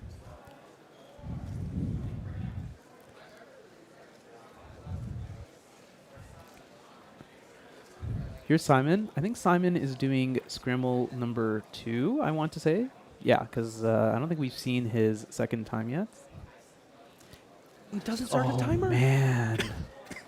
Oh, that's tough. I feel like that was faster than Michael Nielsen's 197 too. Yes, quite unfortunate there. That's okay. Michael Nielsen inspecting now scramble number 3. This is 4 tips? Yeah, 4 tips. I think, yeah, he kind of got caught up there a little bit. Not sure if it was like a lockup or if he didn't recognize something correctly in inspection. The 267. Yeah, not the time that Michael's looking for, but I mean, counting right now, 218. Definitely going to be slotting himself into the top seeds of the semifinals, though it looks like to get top 10 right now, you are going to need to be getting low 2, which, I mean, I guess he is. 240 there for Dylan Shan. It's a lot better than the 3 that we had earlier from him. Mark Gauman, 162. Light work and no reaction. I like that. As if it's just bound to happen.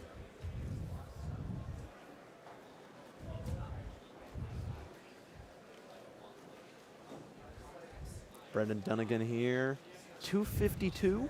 It is solved. Definitely an improvement past those 4s.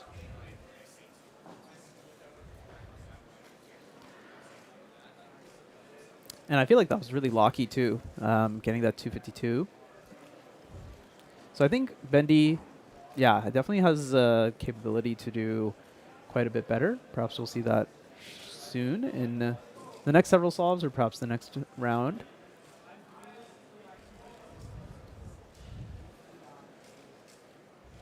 And here we see Simon Kellum in the bottom right.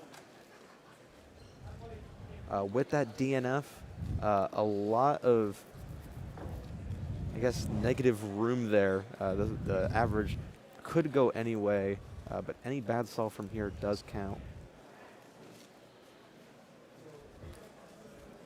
So this is a scramble that Michael Nielsen got 267 on. Ugh, bad lock up there. And I feel like the solution was just a little long. So 338, and he realizes, yeah, that's going to be a counting time, unfortunately. So he's going to want to claw it back just a little bit. Yeah, a little bit of an unfortunate solve 3 there for Kellum. Again, that being counting, you gotta wonder potentially, especially with the DNF already, missing semis. I mean, it is top 100, so I think he should have plenty of room. Yeah. But it's always something that might just be looming in the back of his mind. Michael Nielsen solved 4, 2 tips. Like it's nothing, 131. Wow, that was really, really, really impressive. I feel like the solution length there was just wonderful. I kind of want to say that he definitely saw, like, to me, it looked like he saw that inspection. Oh, yeah. No, looks like a very, I don't know. I saw at the very end of his solve a big exhale of relief, like a big weight lift off his shoulders, knowing that his average is going to be quite fast.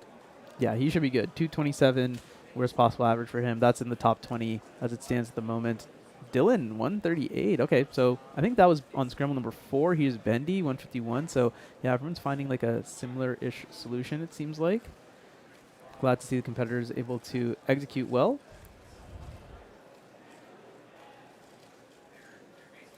Big rotation, several rotations. Big pause, 434. Unfortunate ending there. But right now we do see at the top of your screen Michael Nielsen, best possible and worst possible averages, 182, 227, just 0.45 difference between his best and worst. Definitely locked himself a spot into the semifinals. But let's see if he can lock himself in the top seed.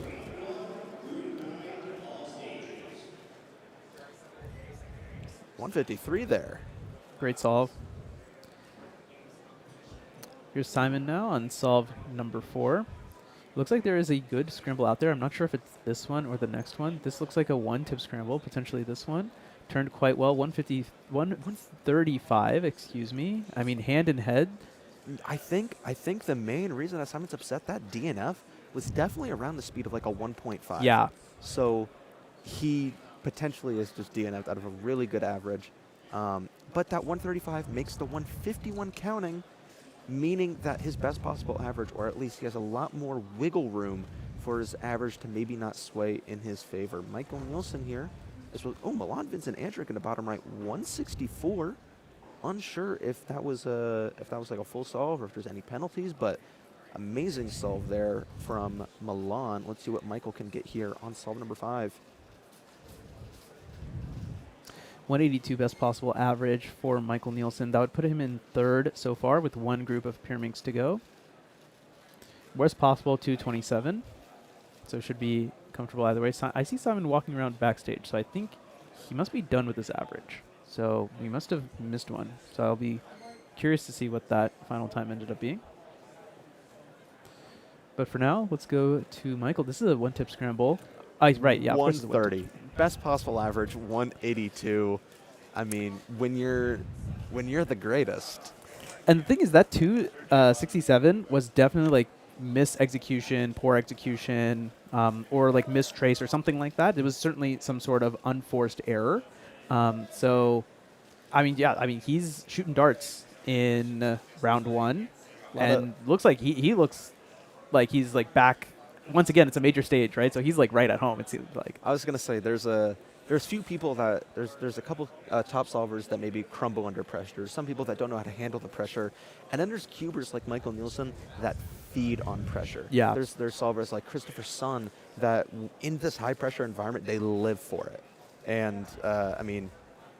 Where else can you feel more pressure than a North American Championship besides the World Championship? Yeah, exactly. 245 threw his hands up. It's okay. It should get into semifinals. There's far greater things to potentially be upset about. But we're going to get started with Group 9 here coming up shortly. We're going to be starting transition. A couple big names to watch out for. The biggest, Parker Traeger. Top Pyraminx solver, first seed into Worlds Finals. Unfortunately, couldn't perform. We talked to him earlier about his warm-up strategies and his warm-up routines.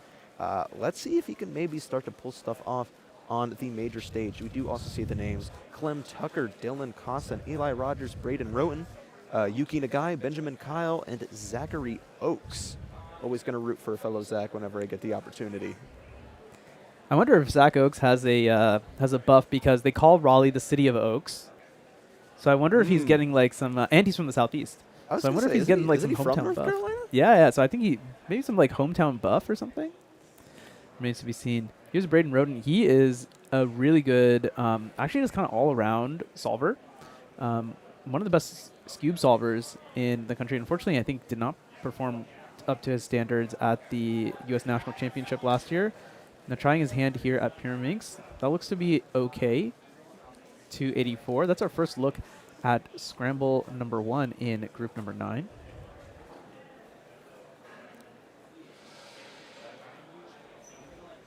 And again, we got some big names to look out for here. Parker Traeger, man of the hour, or at least man of the 15-20 minute group that we have coming up here shortly. And while this might be the last group of Pyraminx Group 9, we will be going into some exciting semifinals after this. So you want to stick around for those. Of course, you see on your screen right now Eli Rogers in the top, Dylan Costin bottom left, Yuki Nagai in the bottom right. Eli and Yuki from the Mid-Atlantic region. See, it looks like Yuki's going first. It's 3:14 for them. Not ideal. Dylan Costin, 2.777 winner, winner, winner. Yeah, take that to the bank, huh? Eli Rogers making good use of that warm-up time. The other thing that really gets me is Pyraminx is, like, turning this puzzle is very non-trivial. Nowadays, people are doing, like, you know, all these flicks and such. But even then, like, trying to handle this, like, pyramid puzzle is very non-trivial, and especially being able to pick it up, put it down. Doing tips is simple in terms of actually, like, you figuring out how to solve them, but then actually incorporating them into a solve somewhat less so.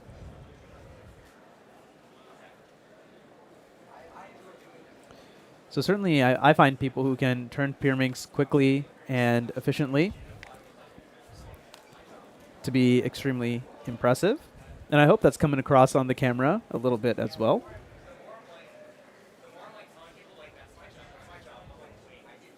Going to see some more solves coming up.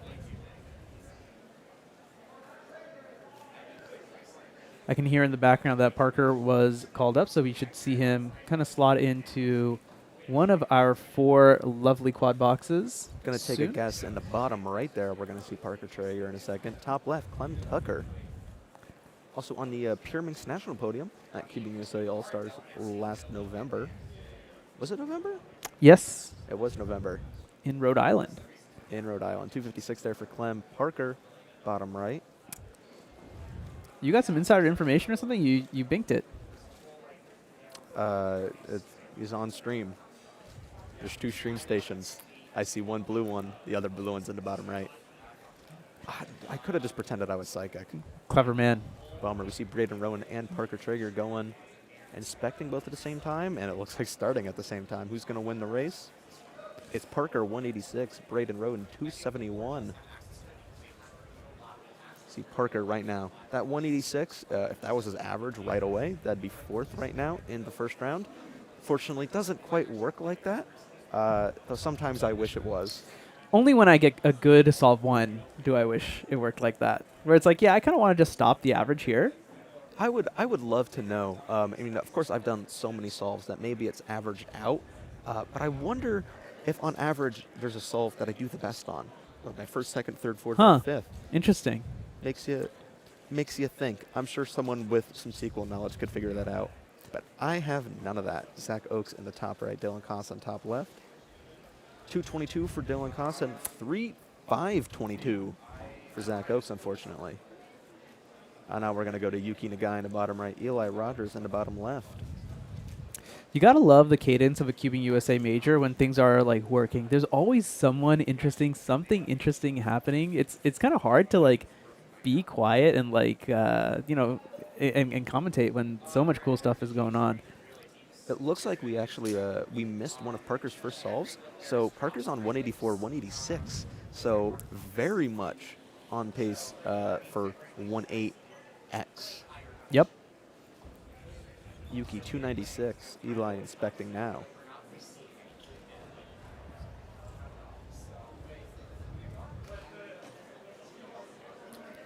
Eli up big in the front. Yeah, just that's what I'm saying. Like the puzzle is like weirdly shaped, and I feel like it's a little hard to lift off the mat sometimes. 304 just kind of struggled in the initial part of the solve. Parker Traeger on the blue stage again. Again, using up all of the warm-up time that he has allotted. Going straight to inspection. Let's see Clem Tucker inspecting in the top left. So like Clem will start theirs first, 201 for them. Now Parker with 1818. Can he follow it up? 201 for him as well. I was gonna say, Twin 201. Both 2015, 2015. Yeah, wow. In 2015, I was 11. I think I learned how to solve a cube that year. Maybe it was the year after. Who knows? I think it was the year after. Yeah, it's everything over 10 years ago is just like ancient history, you know? I mean, when you're 40, I get that. Okay. All right. All in good fun here. Everyone's having fun here in Raleigh. Of course, us even in the booth. Dylan Cosson. You know, he's also an Ohioan. There's Yes. a lot of Ohio people who are really good at Pyraminx. Again, I was just talking to Parker that Pyraminx, unless I was talking to you about it, everything so fades. Everything fades so quickly. When you're my age, you'll understand. But Pyraminx is such a, I feel like a Northeast and Midwest dominated event. Yeah. That like you look at like all of our top seeds, a lot of them come from our region, like us, the region of Northeast. If you split it into a quadrant, everything in the top right, goated at Pyraminx. Yeah. I think that's actually kind of cool. I think it's interesting that regions can kind of specialize and they can say like, hey, like there's just like one person or a couple people who are like, I really like this puzzle. I'm going to get good at this puzzle. And then after that, other people are like, wow, you guys are really cool. And like, we really like this puzzle also. And more people get involved, and that's how like regions start to specialize. And I think that's really, really cool. I think it's something very unique that speed cubing kind of allows. The fact that we have 17 official events, 18 official events at the beginning of next year, I think is going to be, like you can kind of pick and choose, and you can have your specialists and stuff. I think it's very awesome in speed cubing that we can have regions that are like, we are the Pyraminx region. Parker Trigger here, solve number 4. Quick pickup, quick 152 put down. 152, that is the best solve we've seen so far in his average. He is guaranteed sub 2. Let's see what his average calculations come out to. Best possible 174, worst possible 190. So he is going to be at least projected 7th. If he gets best possible, he's going to move his way up into 2nd.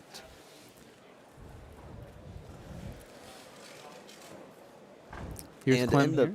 Sorry, Clem's solving, but in the bottom middle, another big face. Let's see what we got here from Clem. Oh, that's a DNF. It's a DNF for Clem, unfortunately. Darn, unfortunate. And in the bottom middle, we see Dan Smith, the executive director of the WCA. Hey, I saw Dan was back here. He's been practicing Pyraminx quite a lot. So let's hope that he can get a good result. Just one good result. Sub 20? Sub 16. He even got the GoPro to record it. He's smiling. There we go. A little bit of applause for Dan on the stream station. Love to see it. I always love fun colored formal wear. Like I'm thinking like that purple shirt is so iconic.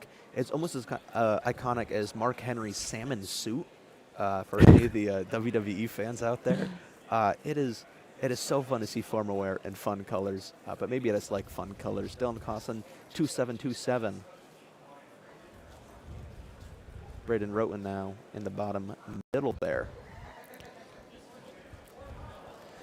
So with the DNF for Clem, 228 is their best possible.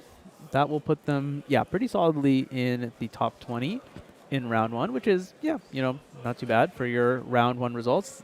If you are kind of using round 1 to gauge, okay, well, if I'm in the top 20 in round 1, maybe I have a good chance to make it into finals, then, being in your, 15th-ish place, like Clem could end up in, if they get best possible, is a good sign.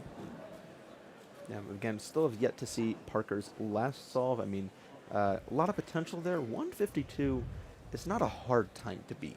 Well, it might be, but for a top-level solver like Parker, who has a sub 1, there's a lot of room to hopefully get there. Zach Oakes, 258, little fist pump there, made some magic happen. Clem Tucker, 164, It Nice. almost looked like a safety, turning so calmly. So there might be something really nice on the scramble. Let's see. Yeah, that's going to lock in the 228 average. Yeah, I mean, yeah, very solid. I think Yuki is probably on that one also, 432. No, fantastic. Eli taking his time in the bottom center, doing inspection now. Parker's taking his seat. Dylan's taking his seat. Yeah, eyes are on Parker here. I mean, a best possible average will lock him up second seed. Eli Rogers drops the cube too early, 318. Going to Parker now. Can he find something good here? It looks like 3 tips. 3 tips? 2 Yeah. tips. Oh, 3 tips. 111. Best Wow. possible. All of that practice has paid off. You can see that smile on him. 174. That is currently seated second in the first round. He's going to be Best solve of the second. round.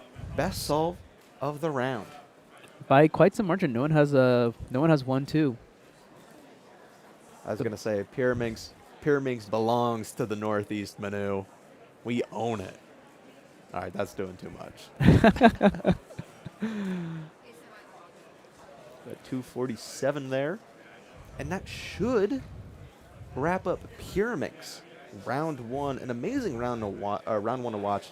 I love sprint events because you get through all the solves and you get to see there's a lot of variance. Yeah. Even amongst the best of the solvers. I mean, we see right now there's like 7 sub-2 averages. Like right now, 238, as I predicted earlier. Go check back in the stream, is like the top 20 cutoff into finals. Nice. So, yeah, but a lot of variance. I mean, in that top 20, there's 5 PR averages. Yeah. So that's super cool to see. Maybe, hopefully, a projection of tomorrow's semifinals and finals. I think we're going to go into a quick break before we start with 5x5 semis. So let's get into that. Cool. Yeah, we'll see you on the flip side. I think Zach will still be here. I will still be here, but I need to go fill up my water bottle. Sounds good. We'll see you in a bit.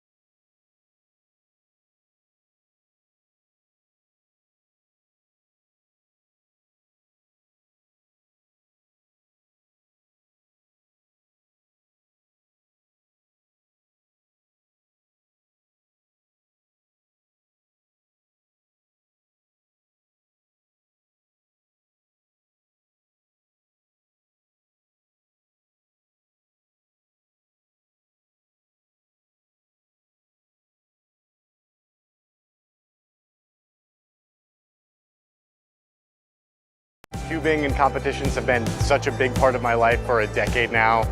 I don't know where I would be without this whole community and organization. So I've met some of my best friends thanks to WCA competitions, and I'll be forever thankful for that experience. So. I don't know where I'd be in life if it wasn't for this community and this organization. You've made me feel all the emotions in the world.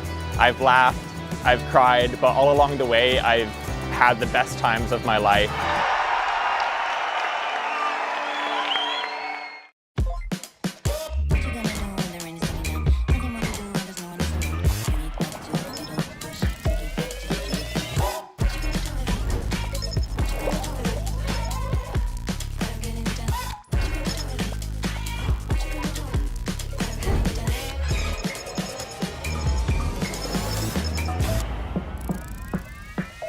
Play again. Let's go.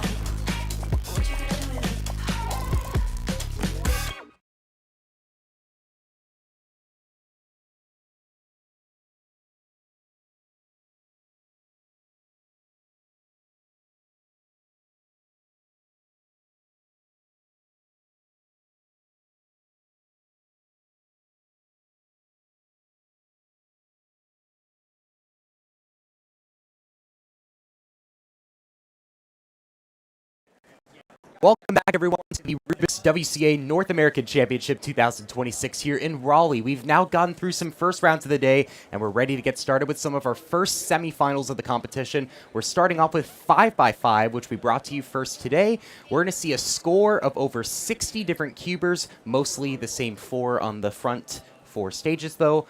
Compete for 20 spots in the 5x5 final. We're going to start off with the one and only Max Park, who's #1 in the first round with a 39.29 average.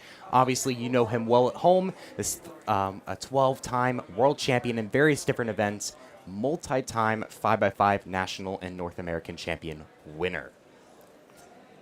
In that long spiel, you forgot to introduce us. I am Zach Rydell, joined here with Zachary Miller on play-by-play. We're going to give you the rundown on this 5x5 finals. Big names to watch out for.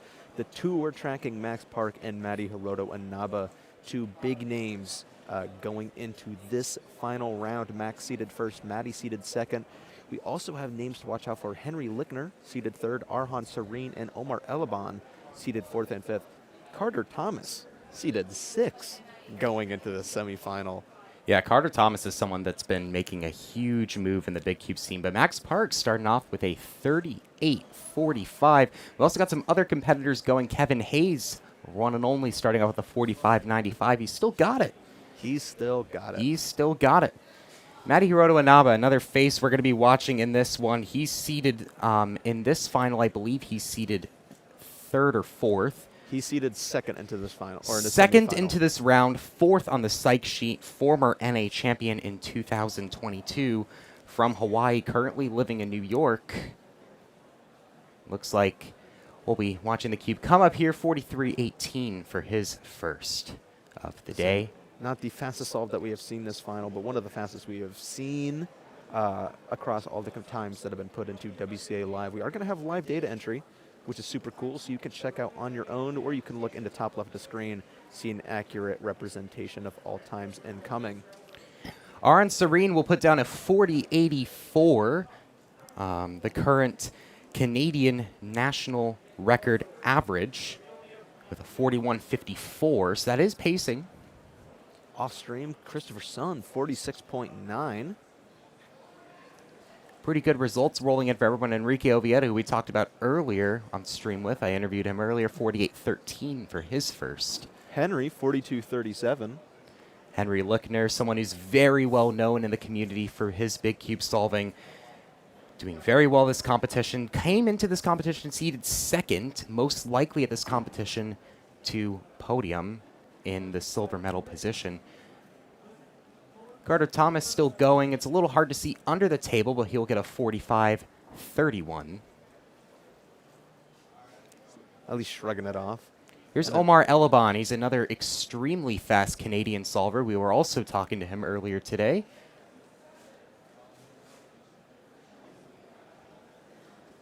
The 5x5, it's a lot of these solvers have now fully switched over to Yao. The only exception is Max Park. He's still is still a very heavy reduction user at this time. But many of these solvers now use Yao. And Omar is definitely one of them. Looks to be pacing quite well Couple on big his last pauses two. there, but looks like a lot of the cube is solved going into 3x3 stage. I think he's just left with an edge parity. No, not quite. And he'll have a PLL to finish with a 45 plus 2. Just didn't put the cube down right at the end.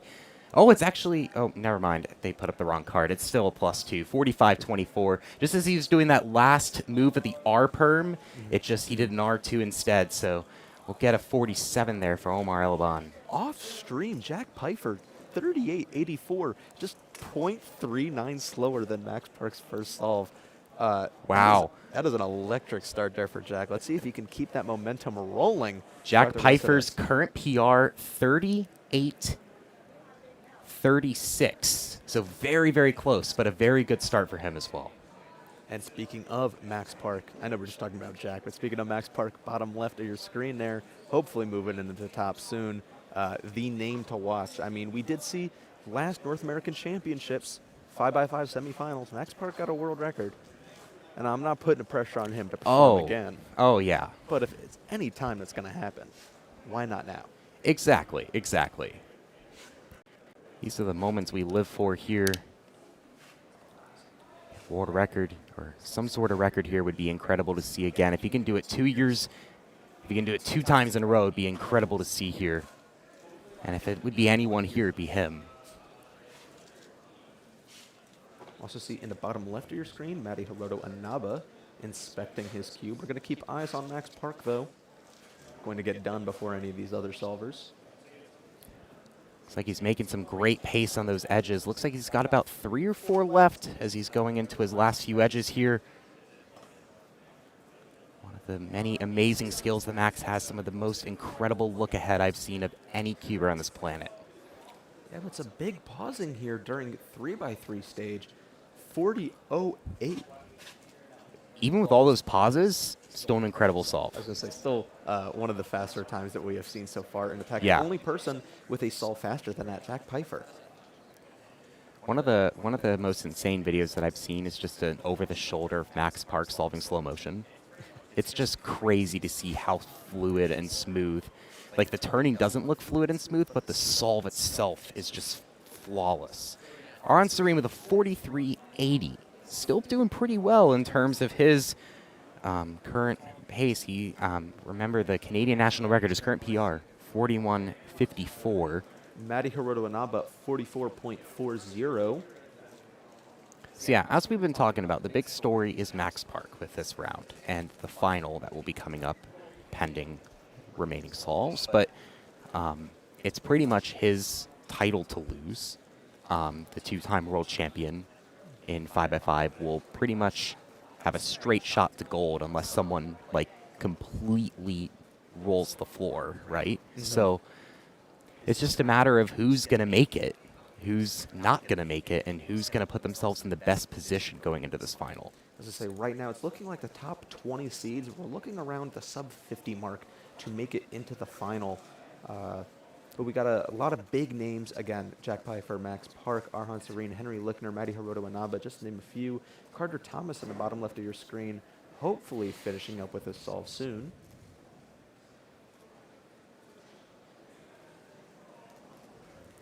I think Carter's missing in the live data entry, but he started off with a 45, and he'll get a 51.85 here. So definitely not his best. I was seeing him pull off some 39s in warm-up. Like, he was doing pretty well. See Omar Elaban We were talking to him in the top.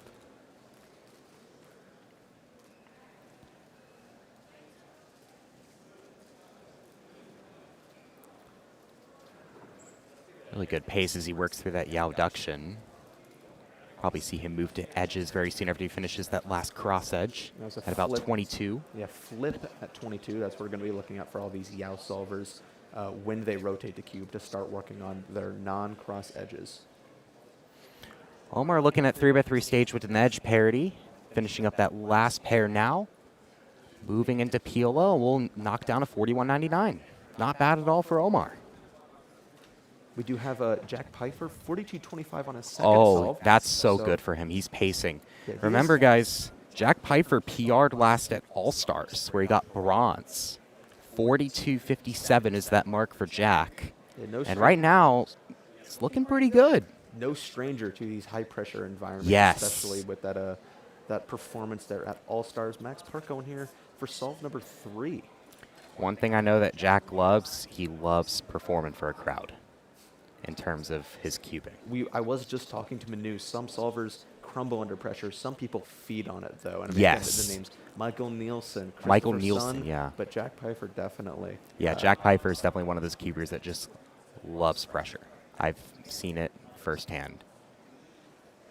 He loves being on good pace.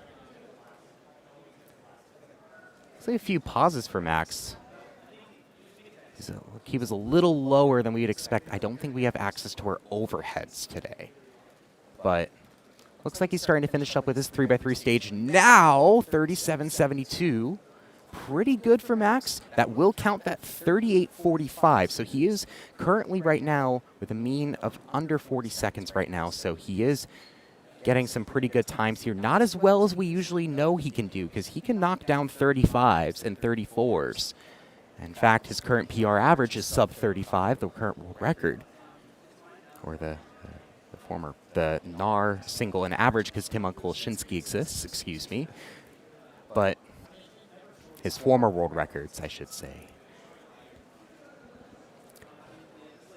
Madi Hiroto Inaba looks to also be finishing up his 3x3 stage right now. On the 42-second mark. And you'll pop the cube back up with a 44.96.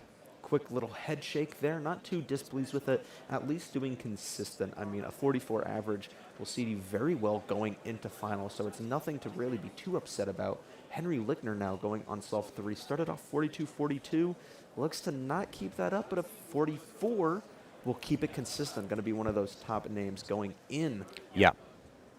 Almost guaranteed in the finals, barring 2 DNFs back-to-back. Yeah, Henry is going to be someone I'm watching this entire weekend, right, Zach? He doesn't really have a lot of rounds, but he is someone who's very capable of competing under pressure, as we've been talking about a lot. He hasn't competed a lot since Worlds 2025, but when he's competed in his limited sample size, he's been doing an incredible job. And it's clear that he's still been maintaining his skill, and he should still be easily a podium favorite for this weekend. Of course, we just saw 43 there from Arhan, 46 from Carter Thomas. A bit of a head shake, but it does bring him back in. He has a 51 right now in his average, which could loom over him from getting into finals. But he's laughing it off. He's taking it in stride. He's not really too worried about it. Yeah, he's just having fun. He's just having fun. He's just enjoying the moment. He very much cares about 5x5. Yes. I mean, he's been practicing big cubes a lot as of late, so definitely looking to really prove his worth at this competition. Exactly.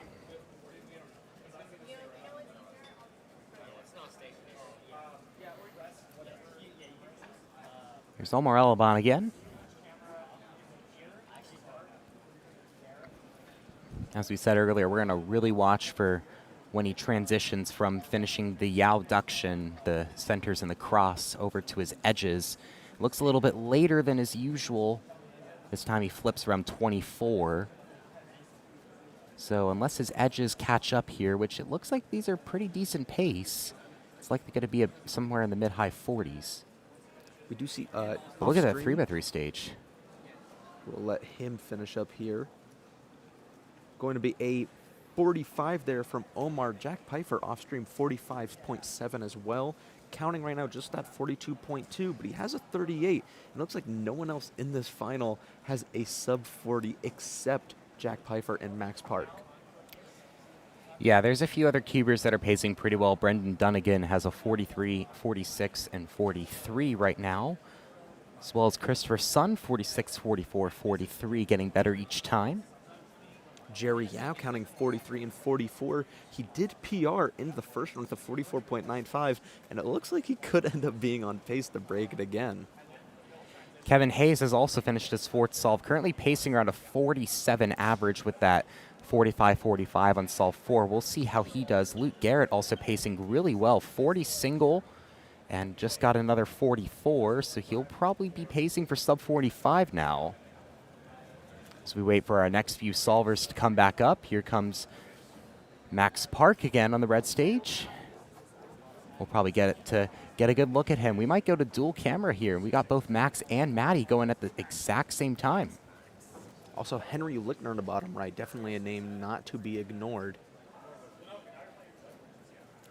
Here goes Maddie. He'll take the cube under the table for a little bit here. He's someone that's very efficient with his solving, very particular, loves to improve. Jack Pfeiffer in the bottom left there. Again, one of the big names to watch out for. One of the few people in the semifinals that looks like is really contending with Max. Yeah. Brendan Dunnigan with a 39.98 on his fourth. That leaves him with a 42.16 best possible, 44.48 worst possible. Definitely cementing himself a spot in the final round. Matty Wow. Anaba, 40.11. What a comp for Brendan so far. See Henry Lickner at the bottom right, 42.26. That is also going to cement himself. Looks like Max into the is on finals. 3x3 stage at low 30. Here he goes, 37.06. That will count both 38s and the 37 earlier. I think very well cementing himself into first place. I mean, it's still possible with Jack, but Max is basically cemented first seed going into that final round. But all eyes on Jack right now. Can he keep it up? I think it's now impossible for anyone to get first place now. I think it's just Max's to lose, but we'll see. But I think that Jack might be on PR pace, considering his current PR is 42.57. If he gets another low 40, this could be good news for him. As I say, right now the mean of his solves is 42.25, currently under that. Well, his one counting time is under that, so let's see if this next one can be under 2. Still solving edges right now. Yeah, this one might be a little bit slower than the previous ones unless he has a really good 3x3 stage here, but knowing him, he can do that quite well. That's going to be over, unfortunately. 45.09. Still pretty happy with that, though. I do know from talking to him that All-Stars average was like really good for him. But he's been improving quite a bit at 5. He mainly focuses on 6x6 and 7x7. That's his specialty. But a lot of those skills do transfer over to the other cubes, right? So 5x5 is something that he has naturally improved at, even though he mainly focuses on 6 and 7. Yeah, no, we saw that nod of approval at least. He is happy. He has guaranteed himself a spot into the finals at this pace. I think that's mainly his priority right now, Yeah, is just getting in. He is flowing cool. Arhan at the top of your screen. Omar in the bottom of your right. Or bottom right. Carter Thomas bottom middle. And then Matty Rodonaba bottom left of your screen. Looks like we have a PR. Enrique Oviedo Espinosa de los Monteros from Mexico with a 45.86 PR single. First one of our top cubers in this group. Aron Serene with a 39.21. Another one sub 40 into this round. Jerry Yao also looking to be quite on good PR pace, counting 43, 44, 44. Might be able to beat the PR that he set in the round before. Wow. Kevin Hayes finishes average 48.46. Should very well cement him a spot in the final round. I think it would be wrong if Kevin Hayes wasn't in a big cube final at a major. But 37.98 for Maddie. Looks a little confused, but 37 for Maddie, pretty good. 43.87 for Carter.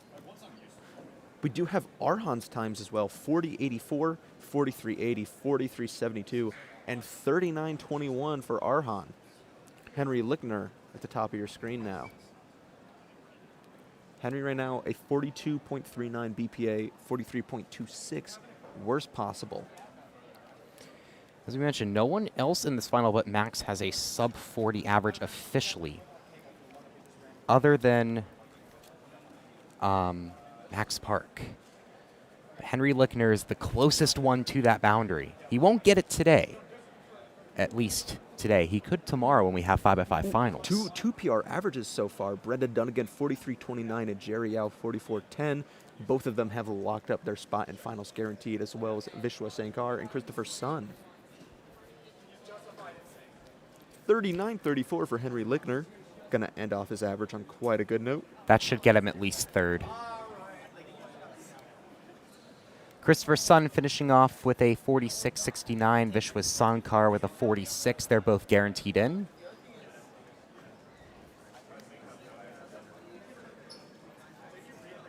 It looks like anything under 46 or anything under like 47 right now is like guaranteed in. Correct, yes. But again, as more times come in, I think that the barrier here is going to be around that sub 50 barrier. Yeah. Maybe a little bit below. I mean, we see 49.40 guaranteed doesn't make it. So it's still a lot of room to move. Sorry, I got excited. I saw Brennan's PR and I thought it was Henry's for a moment. We see Omar, Maddie, and Max. A lot of greatness all on one screen. Henry Lickner, 42.39, guaranteed into the finals.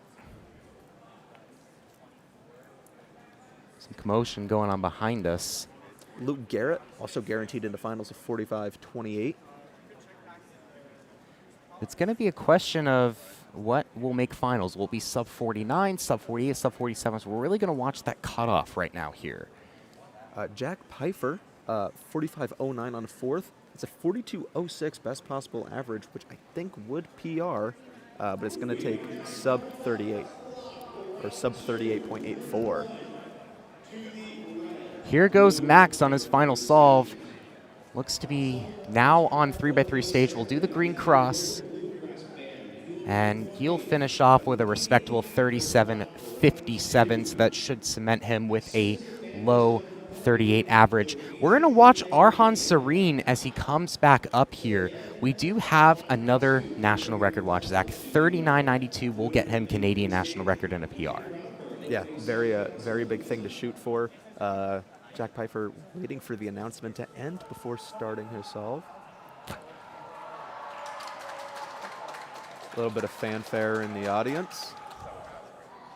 Yeah, I don't know what that was. Jack not looking very pleased, but just laughing it off.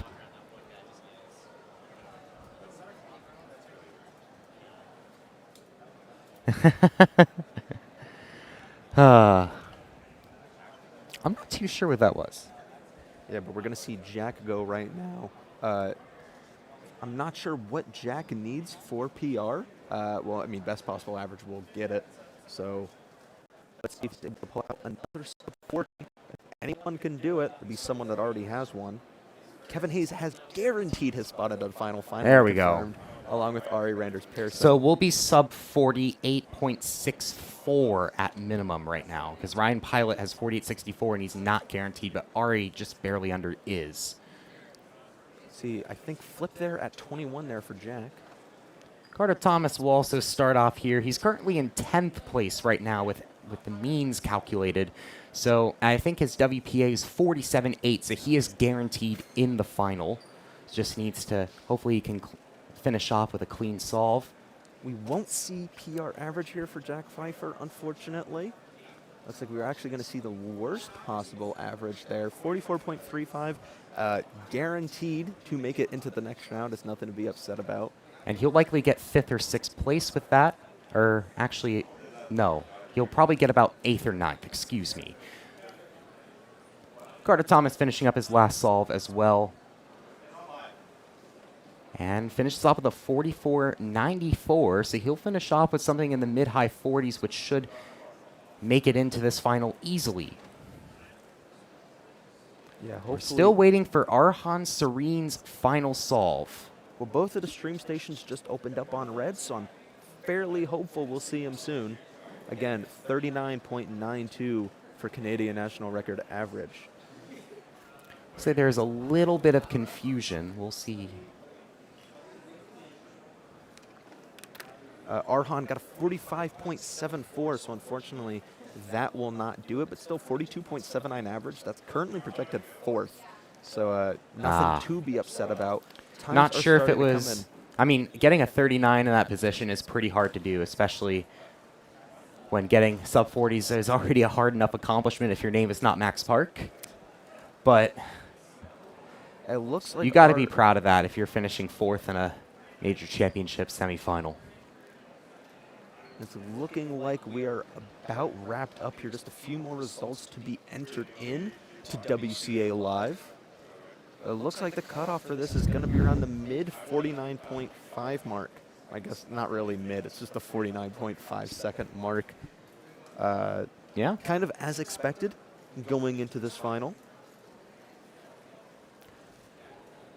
But the podium is pretty much guaranteed for the top 4 seeds. Or not a podium, the top 4 seed stations for the final. You'll see Arhan Serene at station 4, Matty Hiroto Inaba at 3, Henry Lickner and Max Park taking the top 2 stations in 5x5 finals tomorrow. I was going to say, very good showing there from Henry, holding on to that number 2 spot. Not that he hasn't shown that he can hang with the best. I mean, he has, but super cool to see. Also, 2 PR averages in 5x5 semifinals. Jerry Yao, back-to-back PR averages at this competition, could be on the up and up. Yeah. So here's some of our final results. We're still waiting for some of those other results to come in, but we're just talking about Max Park getting a 37.91 average. We'll take the number 1 seed going into this final. Henry Lickner, Matty Hiroto Inaba, and Arhan Serene falling behind for 2nd, 3rd, and 4th. We'll take the top 4 stream stations going into the final. Brendan Dunnigan and Jerry Yao putting up a 43 and 44.10. We're very quickly transitioning, though. Yeah, we are on to clock semifinals. Names to watch out for: Alessandro, Jonathan Wang, Brendan Dunnigan, Volodymyr Kapustyansky, Ethan Zhuang. Just a couple names to watch out for. We're going to keep track of all the results and get everything to you as soon as possible. Already have a PR. CJ Dresdner, 347 single on one of the side stages. So quite fast. We got a lot of fast solvers in this group too to keep an eye on. Rex Osvath starting out with 728. I also think Ethan just DNF'd. Yeah, so we'll see. Unfortunate there. 252. For Zach Shaw, is it good? Yes, it is okay. It's always a little hard to tell until they flip it over, but here's the one and only Brendan Dunnigan. This starting scramble seems to be fairly good. There is a center edge skip, meaning that 7 simul users get to skip at least 1 D move. Brendan Dunnigan being one of them. So let's see if he's able to find anything cool here. Reigning North American champion looking to defend his title. Was also the runner-up at Worlds 2025. Has had a lot of great moments in these high-pressure situations, as we were just talking about earlier. This is definitely a competitor who loves a good amount of pressure. So let's see here. Looking at the scramble, there is just the 1 D move skip, but let's see what he can get on it. Bit lucky, 323. Oh, it looks like he started off with a DNF. Yeah, that's going to be... That's the second time today he started off with his worst on 1, most likely. He started off with that 6-second solve in the first round and had to safety, and it looks like he's going to have to do it again. Yeah, I was going to say, that is not a position you want to put yourself in a semi-final here at a major. But again, Brendan thriving on pressure.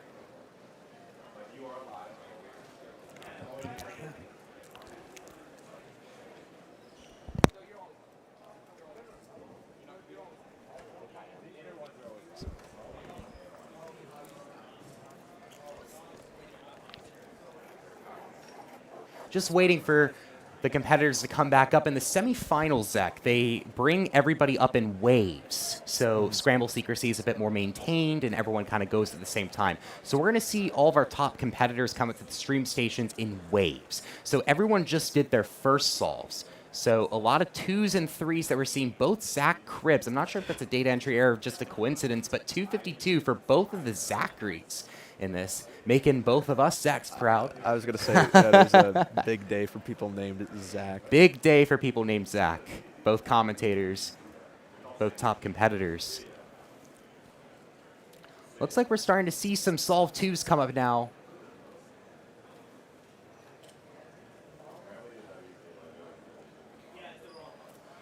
And we'll get to see some more new faces. Here's Elijah Rain Phelps, as well as...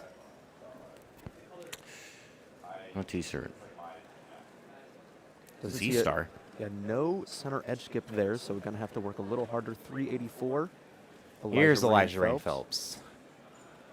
Pretty good clocker in his own right, more into square 1 than anything, but looks like he's just taking this semifinal in stride based off of the looks of it. The Aviators. Jonathan Wong in the bottom right, Ethan Zhuang in the bottom left, now up at the top. Let's look at this. Yeah, no center edge skip there, so 2 D moves are required. Smooth, calm turning, 383. It's is good. solved. No safety. Jonathan 199. There you go. There's a great solve for him. Is that his first sub 2? I'm not totally sure, but seems to be quite happy about it. Can you blame him? That is his first sub 2. That is actually Canadian and R. There we go. Great work for Jonathan Wong. Let's see. Brendan is up now. Again, that DNF looming over his head. Drake Denton Richard, sorry, off cam 224. Carter Thomas 219 off cam. And that's his PR2. And he got that. That's probably 7th simul flip WR if he flipped for that. I'm not sure, though. He is method neutral. Brendan Dunnigan second. This scramble is good, but he does have to safety flip 404. This first scramble looks really good, and Volodymyr has it in front of him right now. I mean, we saw Jonathan Wong with 199 Canadian national record on here. Here's a name we haven't seen, though, in a while. Volodymyr Kapuschansky, current clock world champion. Let's see what he can do. 192. There you go. It's nothing. Just casually putting down a 1. Also, Alessandro 207. An amazing start across these competitors. Clock is so fast and fun to watch. Again, a lot of these competitors wanting to make it into the final. 560 there. It's always great seeing it and the suspense of waiting to see, was it actually, did he miss a move in the 7 simul stage? You never know. It's a very suspenseful event to watch. As I say, I mean, looking right now, we have 2 sub 2s in the semifinal so far, and we have only seen Scramble 1. Scramble 2. Yeah, some Scramble 2s, some Scramble 1s. Scramble 2 doesn't look as nice, nearly, as Scramble 1, but that's where the best really show that they're the best, where you make your own luck. Yeah, some starting to come in. Zach Shaw, who we saw earlier, get that 252 with a 384 on his second. Wesley Chase also pacing pretty well, 360 for the second. They're the Canadian in the semifinal, Jake Stevenson with a 428. We do have eyes on Carter Thomas, another big name to watch out for in the bottom middle of your screen. See, 319 there. Carter Thomas, 7 simul flip user, 326. I think after that start, he's just playing it safe. Yeah. Knowing that he can play fairly safe here and make his way into finals. One last hurrah. Jonathan Wong here. Just got the first sub 2 in Canadian clock history. Let's see how he can improve further here on the biggest stage. And has to safety flip 483, but he still was successful, so he avoids the DNF. With a 199, any good time counts from here on out. So yes. Maybe not too worried about that. So we'll see more of these times start to slowly come in as the second wave ends and the third one starts. This is Zach Shaw, so this means the third wave is starting.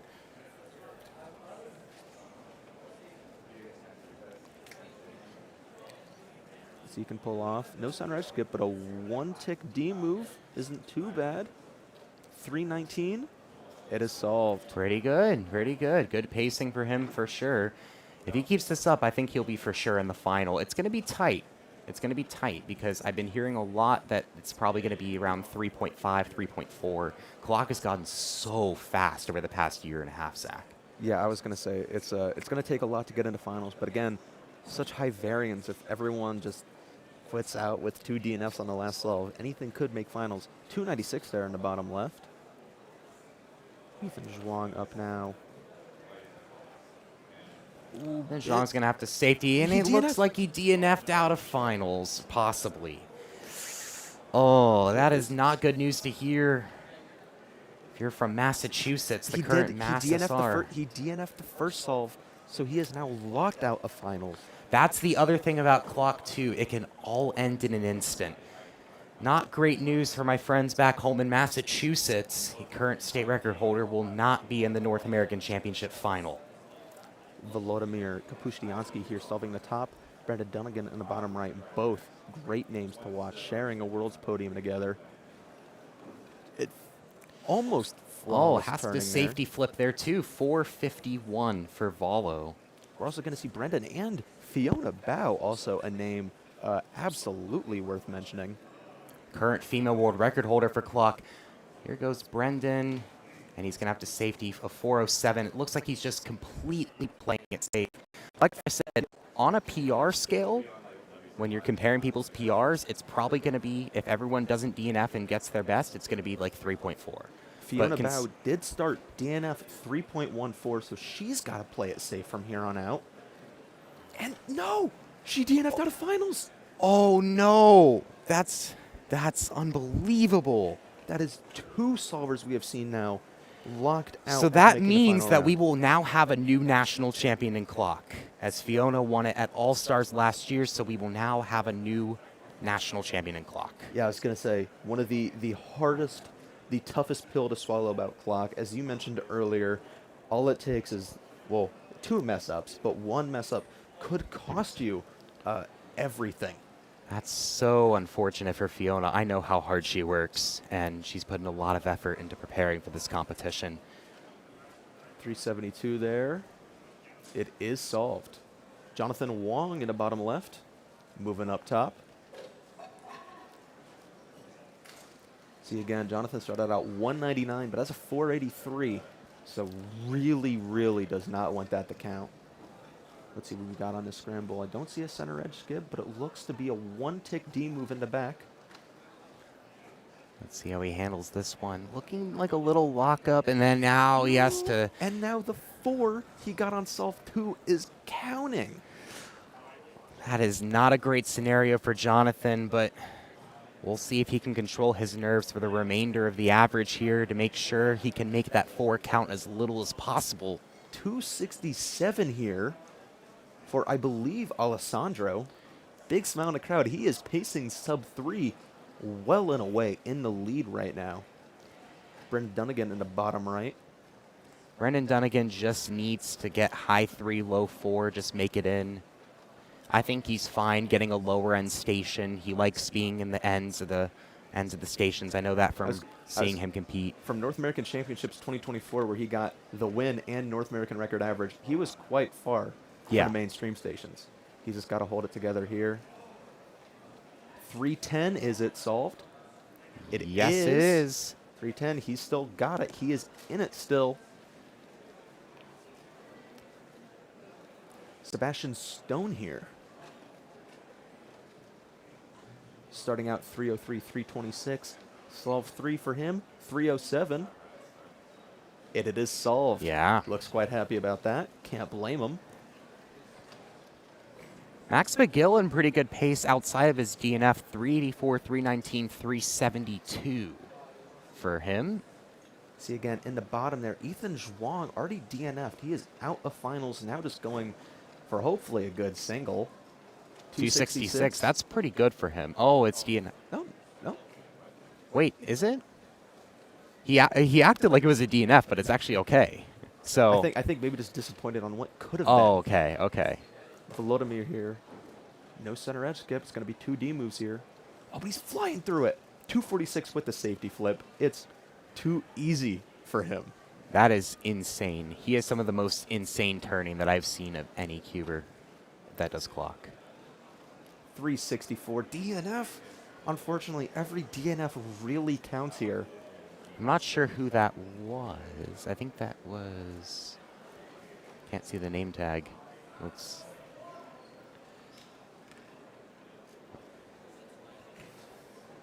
Again, got more solvers coming up. Names to keep an eye on. Aaron Jake Wong right now, 290, 492, 379. One of the top solvers in the world at the moment. But looking at our top solves, Alessandro, Sebastian Stone, Quinn Maloney in 3rd right now. We're going to see 254 and a 373 for him. Alessandro on solve 4 right now. He is not locked into finals yet because he's still got 2 more solves and he could DNF them both. Alessandro's PR is a 262, but he doesn't seem to really like the scramble. We'll see how he does here.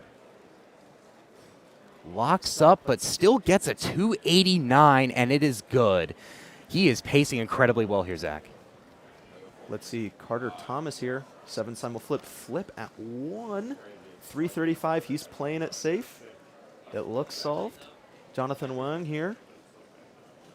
324. Yep. That one's good too. Jonathan just has to play it safe a little bit for the remainder of this average. Make sure that that 4 does as minimal damage as possible, given his earlier solves. Brendan Dunnigan here. Again, needs to play it super safe here.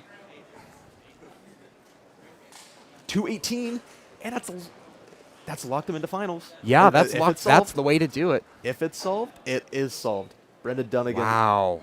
Starting out 2 rounds in a row with a DNF. Dude, you could see the pressure finally released. Yeah, it looks like he just had the biggest weight of his life lift off his shoulders there. That was the most relieved I've seen him ever at a competition. I was going to say, he might go back to the drawing board when we go into day 2. Yeah. Tomorrow when we have clock finals, really reevaluate what happened with these first 2 rounds. Make sure that a repeat of that doesn't happen again. Yeah. I think that he knew that, like, low 4, mid 4 would be very risky right now. I mean, obviously, you don't know how people are solving. Brendan did get best possible average, which will be 374, which is it's still on the cusp. It might not be enough. Yeah. But time will tell, no pun intended. 218, he's stoked about that, but I'm really nervous for him. I'm a little nervous. I'm a little nervous for him, too. Here's Ethan Zhang. He's just going to... He's just going to go for single here. I was going to say, he's already locked out of finals, so may as well go for something good, Nope. and that's a DNF. DNF. So I think that's 4 DNFs for Ethan. Brendan is guaranteed finals. Wow. 374. What a clutch final solve to get in. That's incredible. Yes. We'll have to see what the final cutoff was. If that made the difference, that might be one of the solves of the competition. I was going to say, so much weight. Alessandro, 372 on the last. It's going to be 284 worst possible average, unfortunately. That's still pretty good for him. His PR is 262. He did get 9th at Worlds last year and 10th at NAC in 2024, so he'll now make his 3rd straight major final. See Volodymyr here. Solve number 3, it appears.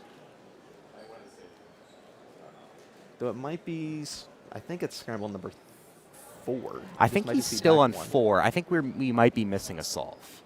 But here, let's see. Someone you touched can our feel PTZ. You can feel the pressure. 479. 479.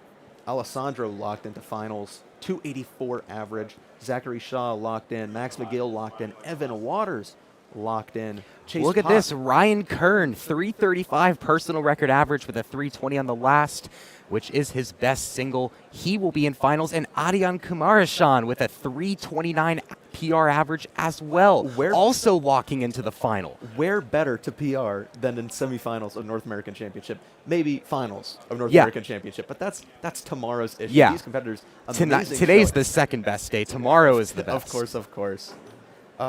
We do see Sebastian Stone DNF'd number 4, so he is not locked in yet. We see counting 303, or not counting 326, 307. Carter Thomas here. Carter Thomas's 4th solve. He will no flip that one. Is that good? He's shaking his head. He's shaking his head, but that is counting. 247 for him. Keep in mind, he was a former world record holder in Clock 2. Jonathan Wong here, center edge skip on the back. Can he make good of it? 302. It's a DNF, though. DNF, no. That's not good at all for Jonathan Wong, because that's now going to count that 8 he got earlier. Oh, that might lock him out of finals, too. Yeah. A 199 single potentially not making finals? Yes. This is what Clock is all about. These are some of the storylines that make Clock special. No, truly. I mean, looking at all these solvers, so many new names making it into these major finals. I don't need to tell you what you just saw. This is truly electric to see. And we still have more solves coming in, more people not locked into finals yet. Sebastian Stone currently projected 2nd, but has a DNF. If he DNF solve number 5, no finals. We'll have to see if we can get a PTZ on Sebastian Stone as he comes up for his 5th solve. 2 big names, Fiona Bao and Ethan Zhuang, DNF'd out of finals. I'm sure more names that we didn't even catch in the big rush of everything. Luke Garrett, Fiona Bao, CJ Dresner, Eli Rogers, all people unfortunately DNFing and not being able to make it into finals. Big pop-off on the red stage. Gonna see Sure. what that's Can we get one of our cameras over to see what that was? Maybe that was Sebastian Stone. If he got a successful solve, then that means he's probably in the final. We do see here at least Carter Volodymyr. Thomas will make finals guaranteed. 303 average for him. That 247 was his last. So here's Volo. He currently has a WPA of 392, which will likely make this final. So he's guaranteed in regardless of this final result. And he'll safety flip. 278. It is solved, it appears. Sebastian 296 for his final. So that will be best possible average of 312 there. So that might get him stream station for final. That's pretty good. Yeah. Oh, and we do see Rex Osvath started out 728, similar to Brendan Dunnigan with not that great of a solve. Not locked into finals. Sorry, there was a data entry mistake. Yeah, but still very close. Right now, 417 makes it into finals. So we'll see if that extends to 423 as times continue to be put in here. Yeah, we still have a lot of people on the cusp right now. Some names to watch out for: Jake Stevenson, Zachary Cribb. It looks like Eddie Arts and Jasper Wolf-Pham will miss. Looks like a lot of green coming in on our screen, though. Volo will finish with a 325 average. That will place him 4th so far. Drake Denon Richard will likely also make this final with a 410 worst possible average. He's locked in. Brandon Villadolid is not. A DNF will take him out of contention there. So we'll see what those final solves look like. Same here. Zachary Cribb could do it. But we're going to see. We are going to go to a quick ad break before we go into the rest of our opening day procedures. Cubing and competitions have been such a big part of my life for a decade now. I don't know where I would be without this whole community and organization. So I've met some of my best friends thanks to WCA competitions, and I'll be forever thankful for that experience. So. I don't know where I'd be in life if it wasn't for this community and this organization. You've made me feel all of the emotions in the world. I've laughed, I've cried, but all along the way, I've had the best times of my life.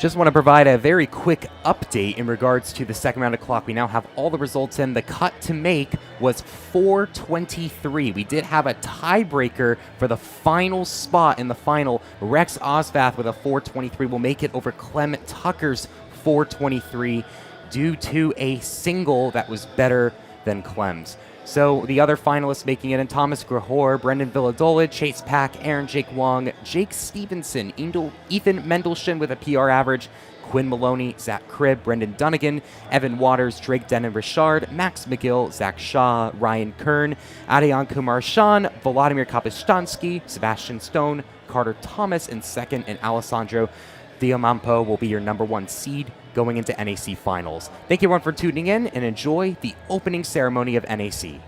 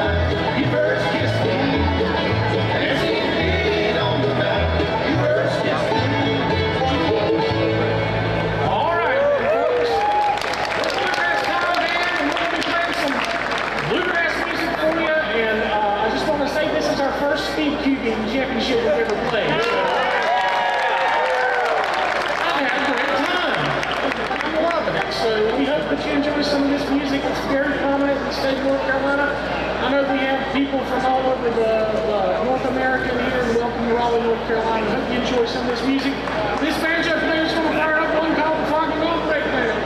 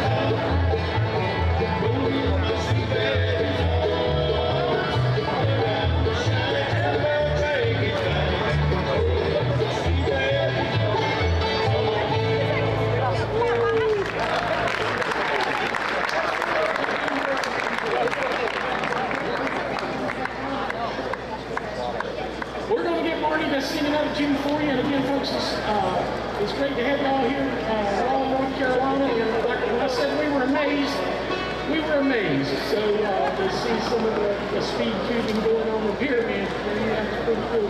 Right now, we're going to get back to the music. Let's already sing this one called The Worried Man Blues.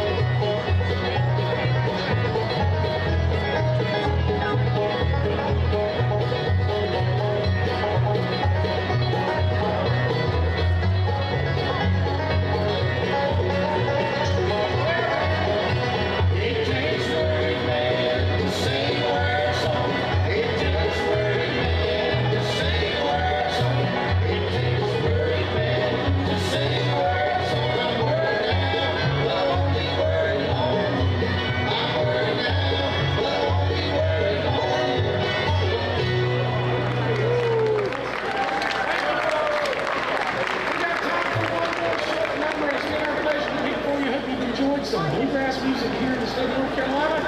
And for Keith Thomas, and I didn't introduce the bass player back there, that's Joe Pesolano, Marty Q. Dr. Rick LaFleur, myself, Russell Johnson, will lead you this fiddle number, one called the Orange Blossom Special.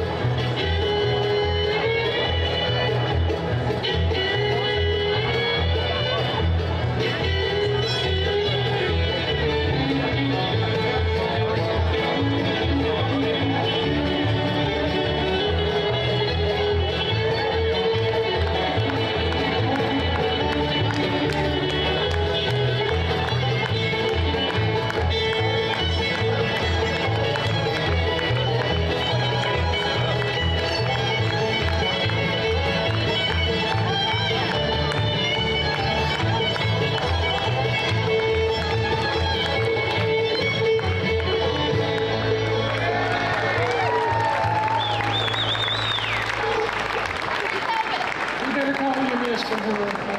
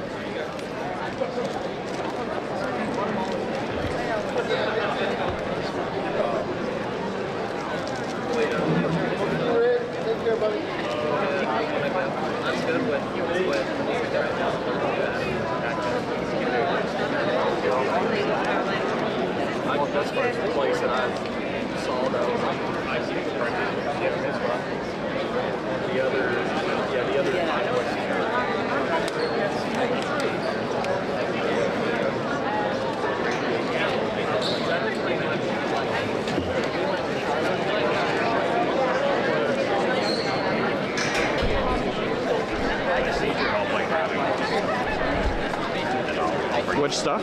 Just. Oh. Why does this one have a charger and the other one doesn't? Great question.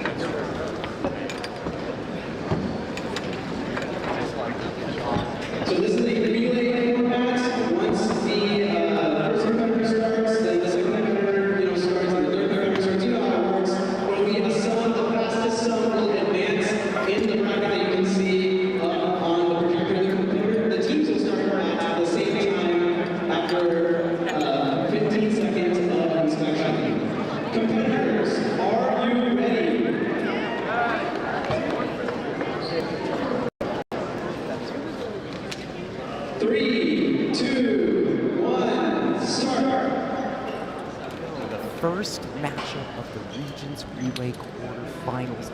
Great Lakes won the top seed going up against Mexico. Should be a very interesting way to start off this one. Great Lakes will start off with Luke Greiser solving first. Looks like Mexico will face a little trouble to start. Oh boy, cube drop from Luke. Still gets a 699 though. Brian Johnson. Yeah, this is going to not be a problem at all. 12-8 for Mexico. This is a free win for our Great Lakes team. Luke Garrett will finish this one off for the Great Lakes team. He'll record a 751 and will easily take a win. And a little bit of a little bit of timer display mixed up there for the Mexican team. Yeah, it looks like the displays for Mexico ended up switching, but a valiant effort from the Mexicans. Great Lakes, though, will move on to the next round. They'll play the winner of our next match, Great Lakes 2 and Southeast 2. Yeah, what we can basically expect to see from this bracket is the top 3 to 4 seeded teams are going to have a really easy time with it. Unlikely for anybody in the top 4 seeds to get upset. I think once you get down to seed 5, there is a chance that somebody gets upset, but it's fairly unlikely below seed 6 to see any upsets. I've also go ahead and put in the NAC bracket public version in the stream chat so you guys can follow along at home. And here we go.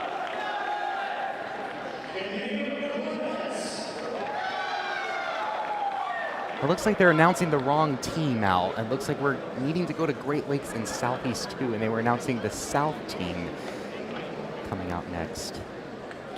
I think the announcers think that we're going in order of In the seeds order of the instead of the seeds. match order in the spread. In the, Yeah, in our plan. it looks like we're going 1, 16, then 8, 9. Like, you know, like a standard, like if you watch college basketball on like a March Madness bracket.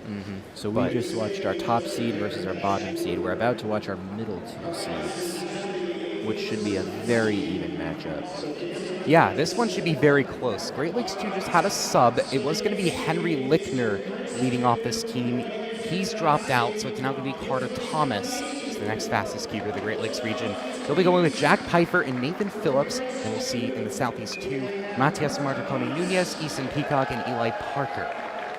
Yeah, let's watch these teams walk out, and then we'll explain the situation as to the seeding and who we see on the roster.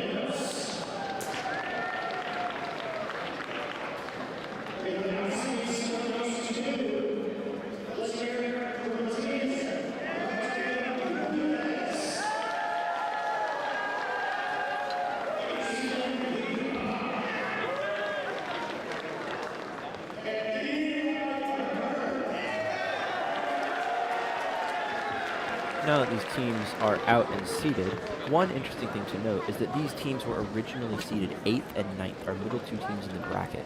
However, the Great Lakes 2 team, which you can see is Carter, Jack, and Nathan, originally was supposed to be Henry Lickner, Jack Pfeiffer, and Nathan. Henry is a notably faster 3x3 solver than Carter, but the Great Lakes team seed did not drop to adjust, so they're seeded into a team that they might not actually deserve to be seeded into right now. So this match is going to be very, very, very close. So while it looks like the Great Lakes team is the favorite on paper, they're actually going to be competing as an underdog. These Southeast keepers are pretty good. Eason is one of the most underrated keepers on my radar. I've seen him solve before. It's insane. He's so good. He's local to the area too, so this crowd is something good to watch. They'll start off with Eli Parker, and the Great Lakes will start off with Nathan Phillips. We'll see who gets the first solve done. And it's looking like some pauses for both of these competitors. We'll start off with mid-high 8. Jack Pfeiffer and Eason will go next. They'll go in the opposite order.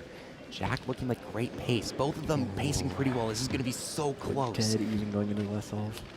Let's see who gets it. Southeast 2 will get it with a 620 by Matias Marticone Nunez. A great way to end off that super close match, Brandon. That was fantastic. Yeah, it looks like the sub out from Henry to Carter unfortunately might have cost him the win. That was a very, very good match. They were it dead is Southeast B is the winner. Yeah, that was a perfect one where we had the 0.3 variance up and down on both the first 2 solves. Looks like they announced the wrong winner, and yeah. they've corrected it. I think they had the spreadsheet calculator a bit swapped. Okay. But we have it on our end. Great Lakes B just 5 seconds behind. Matias got that locked up pretty quickly, though. Some very good solvers from the Southeast showing how it's done. Really good to see that as well. Matias has a strong solve under pressure. Here's the team we were talking about earlier coming up pretty soon here, too. We'll wait for Manu and Dan.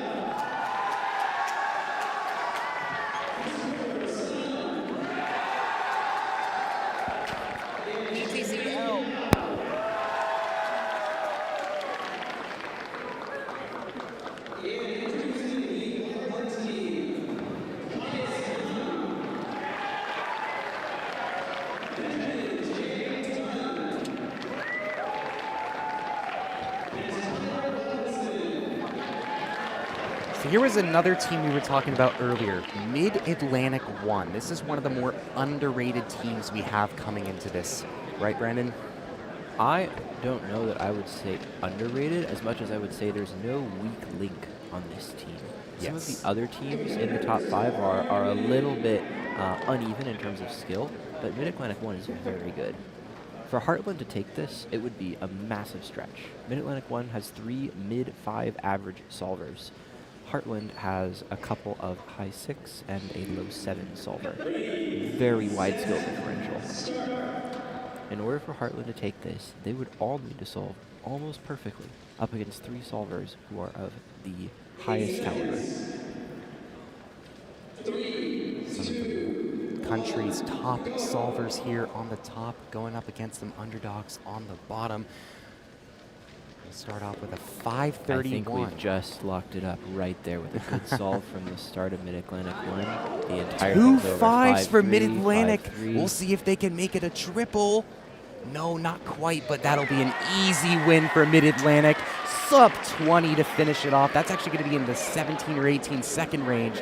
Heartland, though, will finish with a respectable time in the 30s. A great showing from our cubers from the Great Plains, but our friends from the Mid-Atlantic will be moving on to the next round. Yeah, a sub 18 is an extremely respectable time. What's most likely to happen is they're about to go up against the Western US team in the next match, who we will see up next.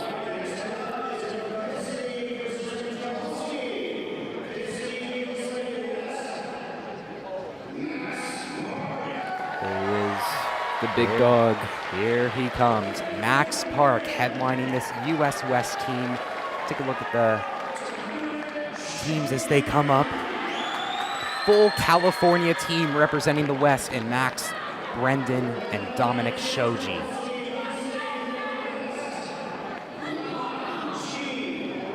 And here comes the Northwest. Ron Arama will start us off, followed by Walter Wilson and Anish Aurora. So while the Mid-Atlantic 1 team is as consistent as you get, this Western US team has a very lopsided skill distribution. Max Park, obviously, an incredible solver. Brendan, quite good, but a little volatile. And Dominic is extremely volatile. Coming from the SoCal region, he's very good at 2x2, but suffers from nerves and inconsistency with 3x3.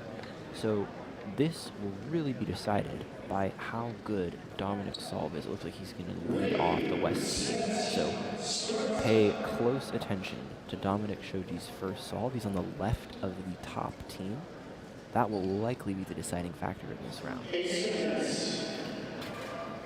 3, 2, 1. Getting started now. Dom Shoji will start. I don't know what that shouting was, but it looks like West will finish up pretty quickly.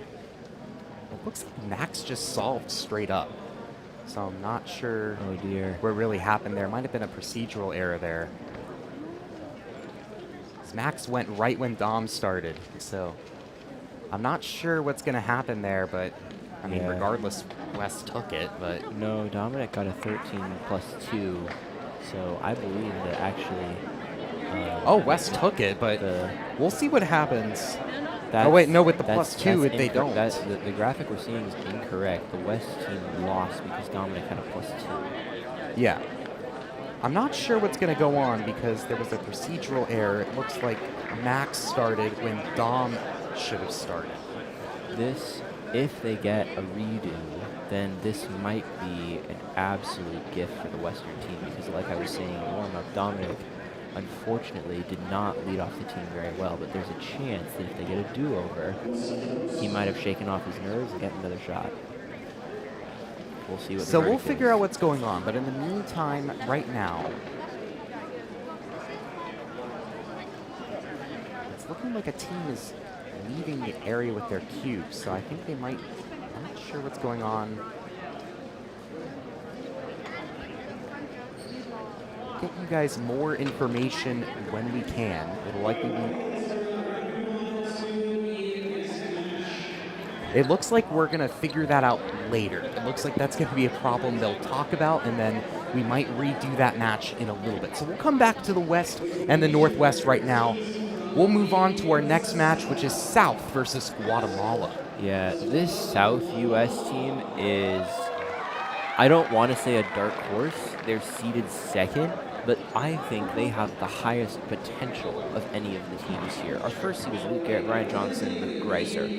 But Dylan Miller and Neo Juarez on this team have extremely high peaks.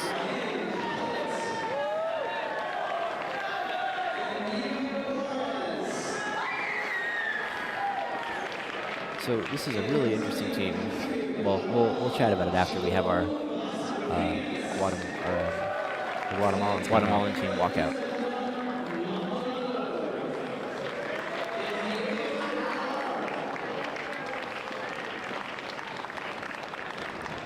So, for our viewers that are a little bit confused right now, because I'm reading the chat, there's some confusion. We really don't know what happened with the result of the West versus Northwest team. We'll get more information when we have it. Right now, it looks like they're going to redo it later. So that result is a scratch right now, to our knowledge. Yeah. So right now, we're just going to focus on South versus Guatemala, which, as you mentioned, Brandon, this is a stacked team. Yeah, Neo Juarez from the Philippines won the World Championship most recently in one-handed, only has competed 12 times in his life. Now moved to Louisiana and representing the South U.S. team. So Dylan, an extremely high TPS solver, has potential to be incredibly fast, but can sometimes suffer from nerves. Neo, an incredible solver, but who haven't seen a lot of competition from. So I think that this relay right here will be telling of how far into the bracket the Southern team could make it. Keep in mind, Neo uses Rue, so that does add a little bit of a could they DNF factor, but likely not significant considering his speed. Ryan 6, Neo 6. Let's see if Dylan can finish it up and get a clean 18. 6:07, they'll get an 18 and easily move on. Yeah, and that was a very average time from all three of these competitors. And a very valiant effort from our Guatemalan friends as well with a 25.92. Great job to them as well, and thanks to them for showing up and competing as they are. Doing a great job. Here is a matchup I have a little bit of heart to as well as the one later. Mid-Atlantic 2 in New England. Who are you pulling for? Oh, I wish I could pull for New England. I have a lot of ties to that region. I went to school there for 4 years. These Cubers from Mid-Atlantic I'm also very well close with too.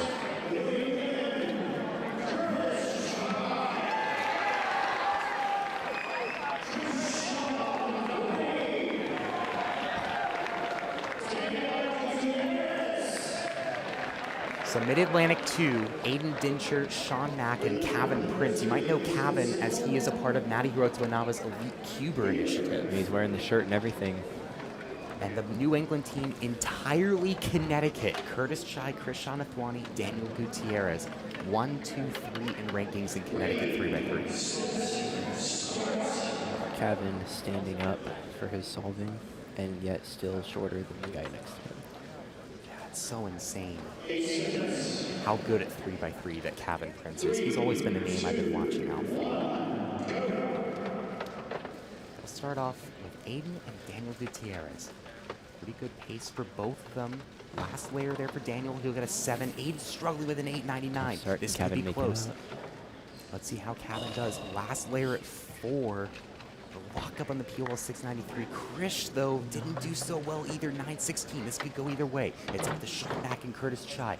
Curtis on last layer. 7-6-7-9. Who is it? This could be so close. I can't Let's see do who it math. is. New England 2410. Mid-Atlantic 2382. They barely take it by the skin of their teeth. Wow. Kevin is going to be drilling his ZBLs in the back after that. He's so happy he got out of that alive. Wow, what a close matchup. Mid-Atlantic just barely moving on. New England nearly pulling off her first upset of the night. That was very, very good. They are going to be in the back practicing their finger tricks and going, boys, how are we alive? Well, I mean, Southeast 2 was seeded lower than Great Lakes, but as we said, I wouldn't really call that an upset based on the seeding change. So that, I think, is truly our first near upset of the night that nearly happened. What a great effort from the New Englanders. I guess I'm a little biased towards them, but Mid-Atlantic 2, great performance there. We'll be moving on to another team that we've been talking about a lot when we've been preparing for this. Southeast 1. Yeah, Southeast 1 is an interesting case. I think they're a little overseeded. Their three competitors are Caleb Chen, very good, Dominic Radici, very good, and Nicholas Sanchez. Oh, we're rerunning our West versus Northwest match. So now we get to see who actually wins. So for the people that are just tuning in, there was an issue procedurally with the West and Northwest match where they didn't know who was starting, so Max and Dominic Shoji started at the same time. So they've cleared everything up.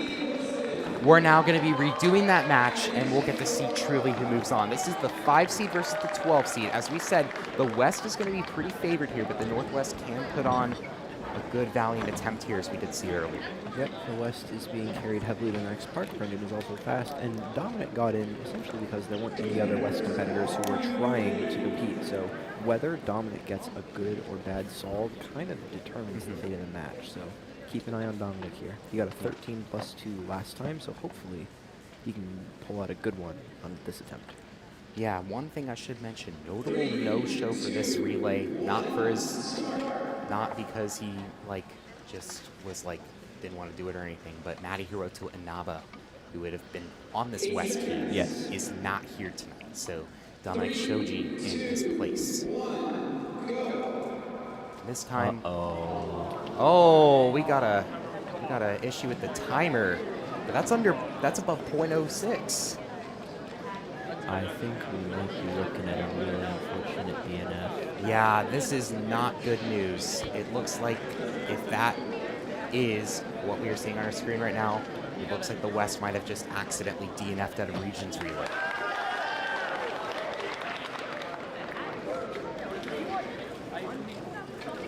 So I'm not sure if we're going to get another redo here, but right now it looks like they DNF'd out. Well, they lost. Yup, so it is a DNF penalty for Dom because the wrist accidentally touched as it was starting. So no advancement for the West due to that. It will be Northwest advancing. So that is now our first true upset of the night. Northwest 12 upsetting a 5. Max Park no longer in the Regions Relay. It's a tough loss for the West team.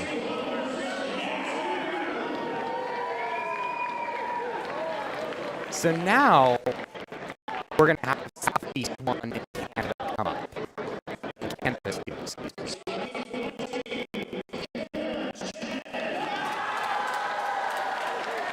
here comes the Southeast.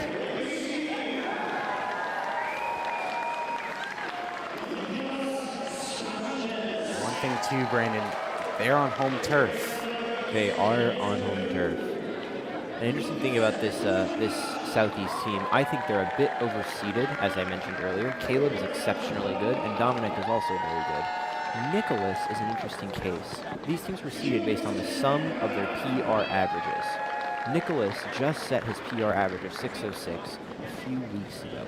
But if you look at his competition results in the last few months, most of them are actually like the high 7 to high 6 range, because he has just finished learning Folds and B and using that in his 3x3 solves. So similar to the Westerns team, where Dominic's solve kind of ends up determining the speed of the whole team, be watching Nicholas to see if he can qualify solving the beginning. As we've been saying with most of these higher seed matches, this is going to be kind of where we're just analyzing where the team is going into the next matches. So we'll be mainly watching out for how they're solving, what's going on, how they're pacing each other, what their strategy is for starting and stopping. Looks like Nicolas Sanchez will be the starter for the Southeast. Looks like a good solve so far. Can he finish it out? That's very unfortunate, but bad solves from both first competitors. He'll get probably a 14 or 15, 16 to start. Oh dear. So this should be easy pickings for the Southeast team at a 4-7 for Caleb Chen. And it looks like Southeast 1 will guaranteed advance to the next round. Lucas Kusai will DNF regardless, so it's a wash. Southeast 1 will move on. A good respectable showing for our Canadian friends, though.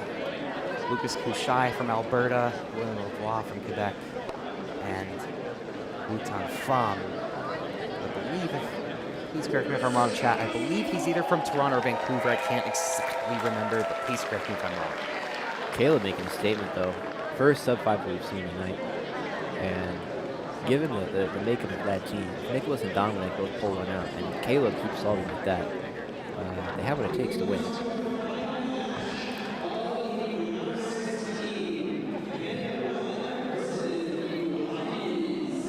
Here's where my bias is going to come out, Brandon. They are going all the way. Give me Rockies. I gotta disagree with you here. of all the teams, I think Canada is probably the most underseeded. Kyle Santucci is a phenomenal solver.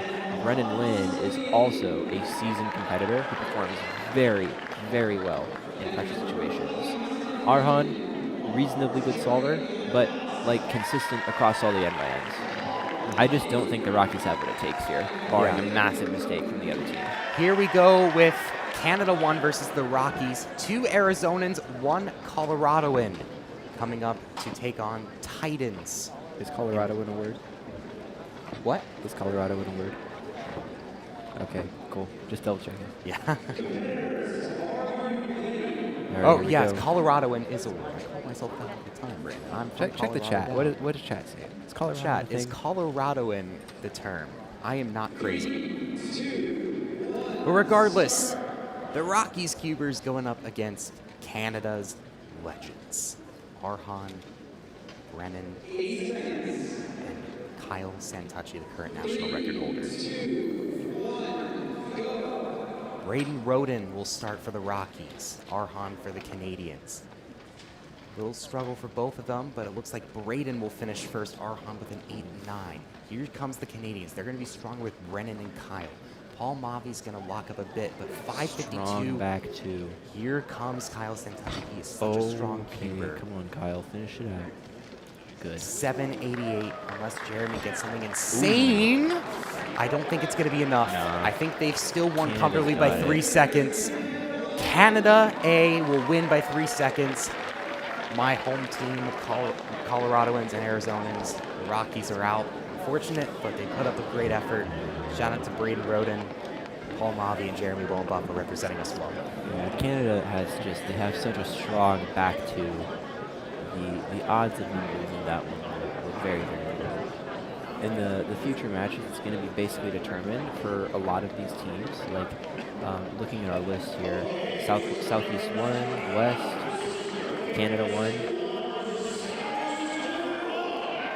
All those teams, their wins are basically going to be decided by how fast their slowest person goes. The fastest people are basically just like consistently good and are kind of making up for whatever the slowest competitor of the team puts down. I should mention while we're waiting for Dan and Manu to announce the next team, someone did ask where we can find the maps of the regions. You can go to CubingUSA.org. There is a map of all the regions you can look at.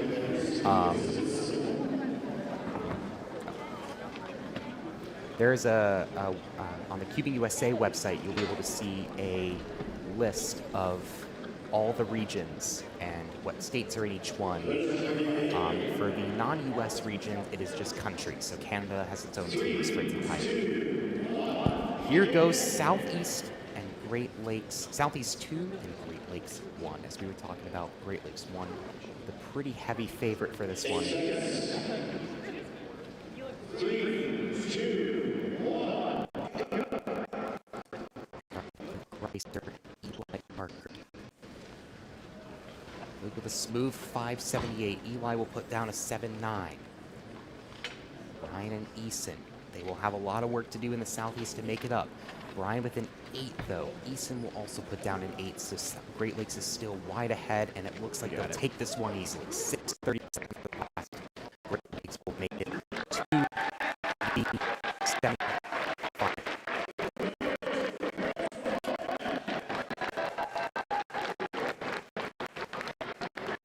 Quite easy margin. So next up we'll have find out who their opponent is with Mid-Atlantic 1 and Northwest. Northwest making it through to the upset of the West team due to a game by Dominic Shoji. So this is probably going to be the easy map of the Mid-Atlantic Keepers. But, you know, this is the region's real. Anything can happen, right, Brandon?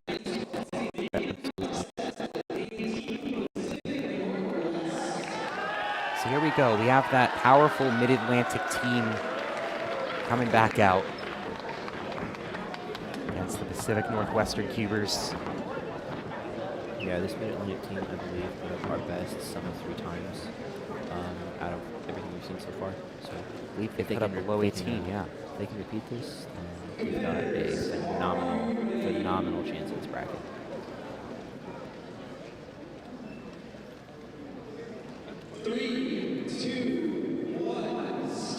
Inspections starting now for both these teams. As we mentioned, Mid-Atlantic consisting of Carson Machia, Christopher Sun, and Jerry Yao, who put up some of our best times we've seen in the first round.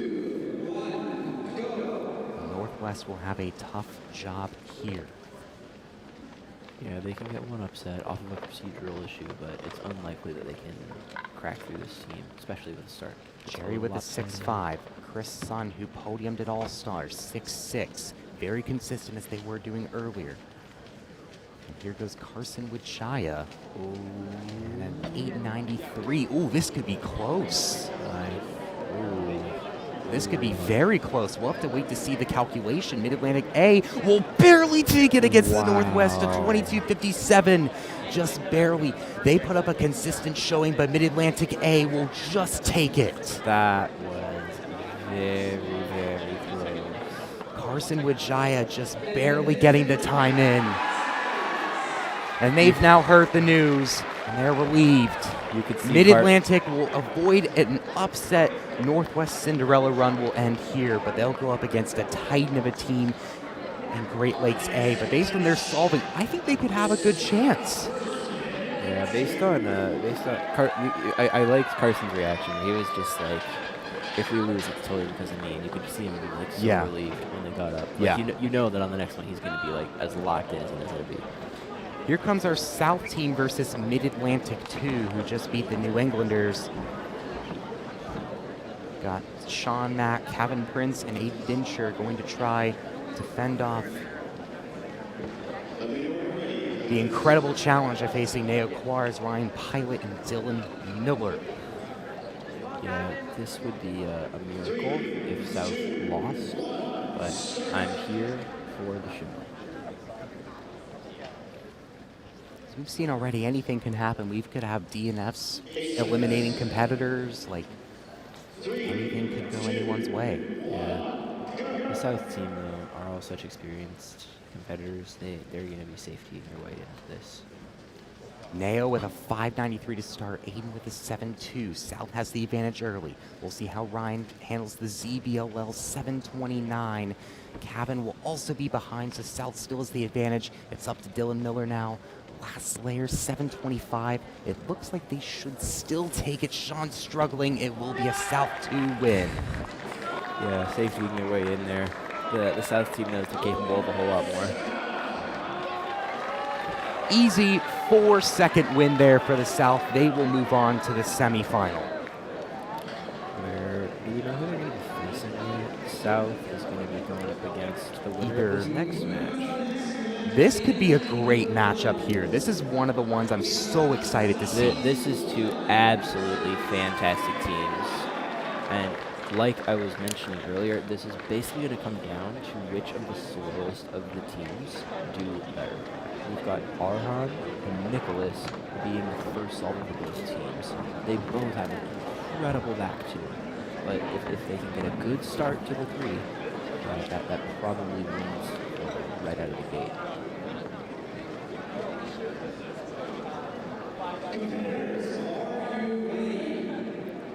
This will likely be one of our closest and most exciting matches of the night. The home team Southeast versus the Canadians. Probably one of the most underrated teams in this entire region's relay. What a way to end off this quarterfinal.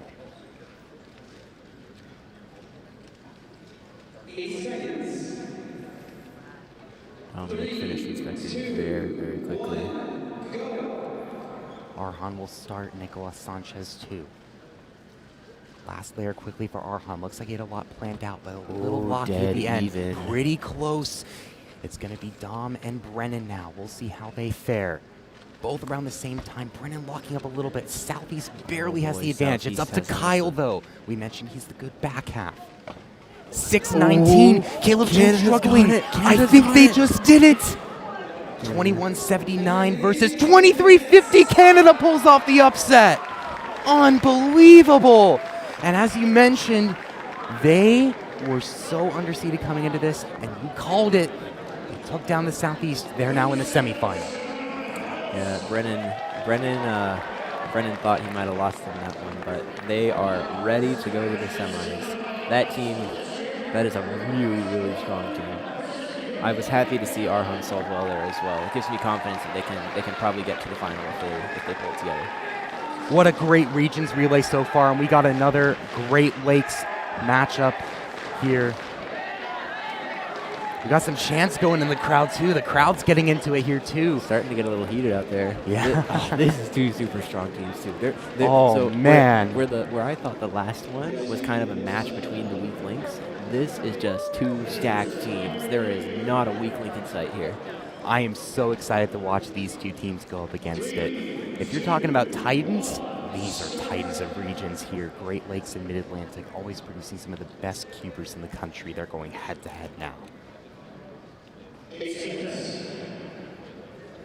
3, 2, 1, go. Luke Greiser starting off with Jerry Al on the right. Really quick for Luke, 6'4", that's pretty good for him. Jerry just behind with a 7.05. Brian and Chris Sun. Brian with a 6 again. Chris lacking behind a little bit. It's going to be up to Luke and Carson with Jaya. 5.76 for Luke Garrett, though, will lock it up so easily for the Great Lakes team. That is by far the fastest time we've seen tonight.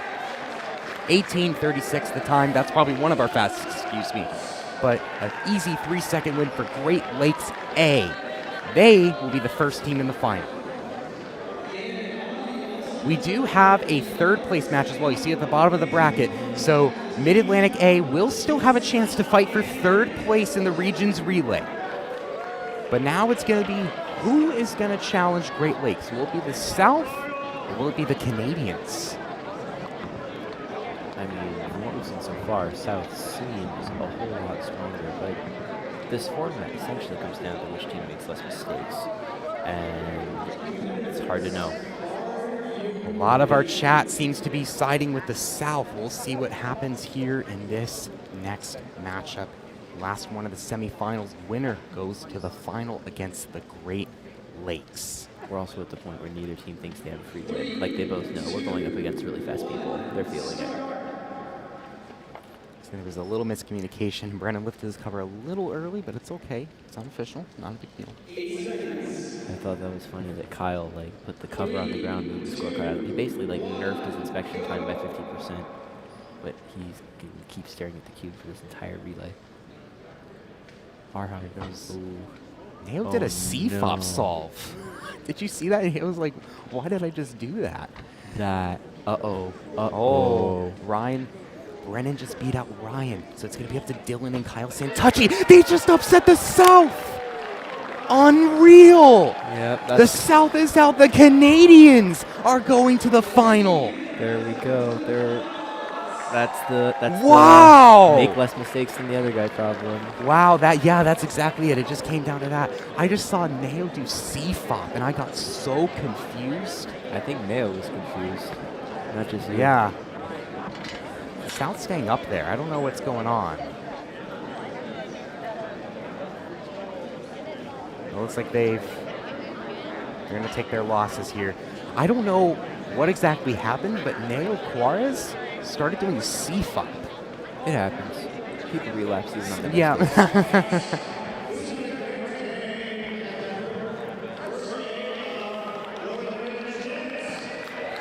But yeah, what a matchup so far. This is a great final match. Yes, Canada versus the Great Lakes, and the third place match is going to be pretty close to it. It's going to be Mid-Atlantic and South. Pretty much, except for Canada, how we thought it would play out. Yeah, third place, I think South takes this pretty comfortably. Canada versus Great Lakes. Great Lakes is for sure stronger on paper, but you can't know.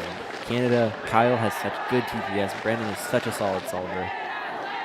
And Luke Greiser has not been solving particularly hot tonight. So, I don't know.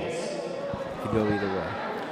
Yeah, so while we're waiting for Dan and Manu to hype up the crowd, let's put in the chat. Do you think it's going to be Mid-Atlantic?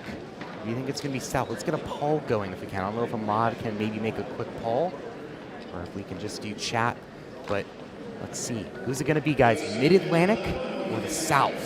It's going to be a pretty close matchup. I think we've both got our opinions. We think it's going to be the South. But we'll see what comes out of this. This is South versus Carson, Chris, and Jerry, isn't it? Yes. I think. Okay, I'm predicting this one now. I'm predicting Carson, Chris, and Jerry take this one. Oh yeah, they've been consistent. I think all the day consistency today. wins out in Yeah. this one. That's a good point. Not That's that a I'm not very, very good point. Not that I'm not a Dilly Millie fan. Me and the rest of the chat. But. We all love a little bit of Dilly Millie for sure. He's such a great guy. And such a great solver at the same time too. Yes. Some of the most knowledgeable 3x3 solvers I know.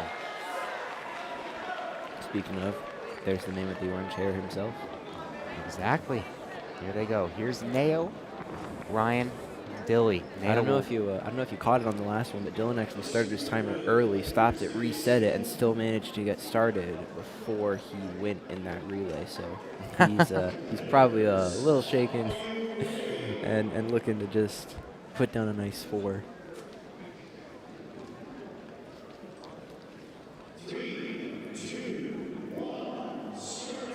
Start inspecting here. I'm so excited for this one. The South and the Mid-Atlantic for 3rd place, the North American Championship Regions Relay. And let's see if Neo remembers that he's a Rue solver.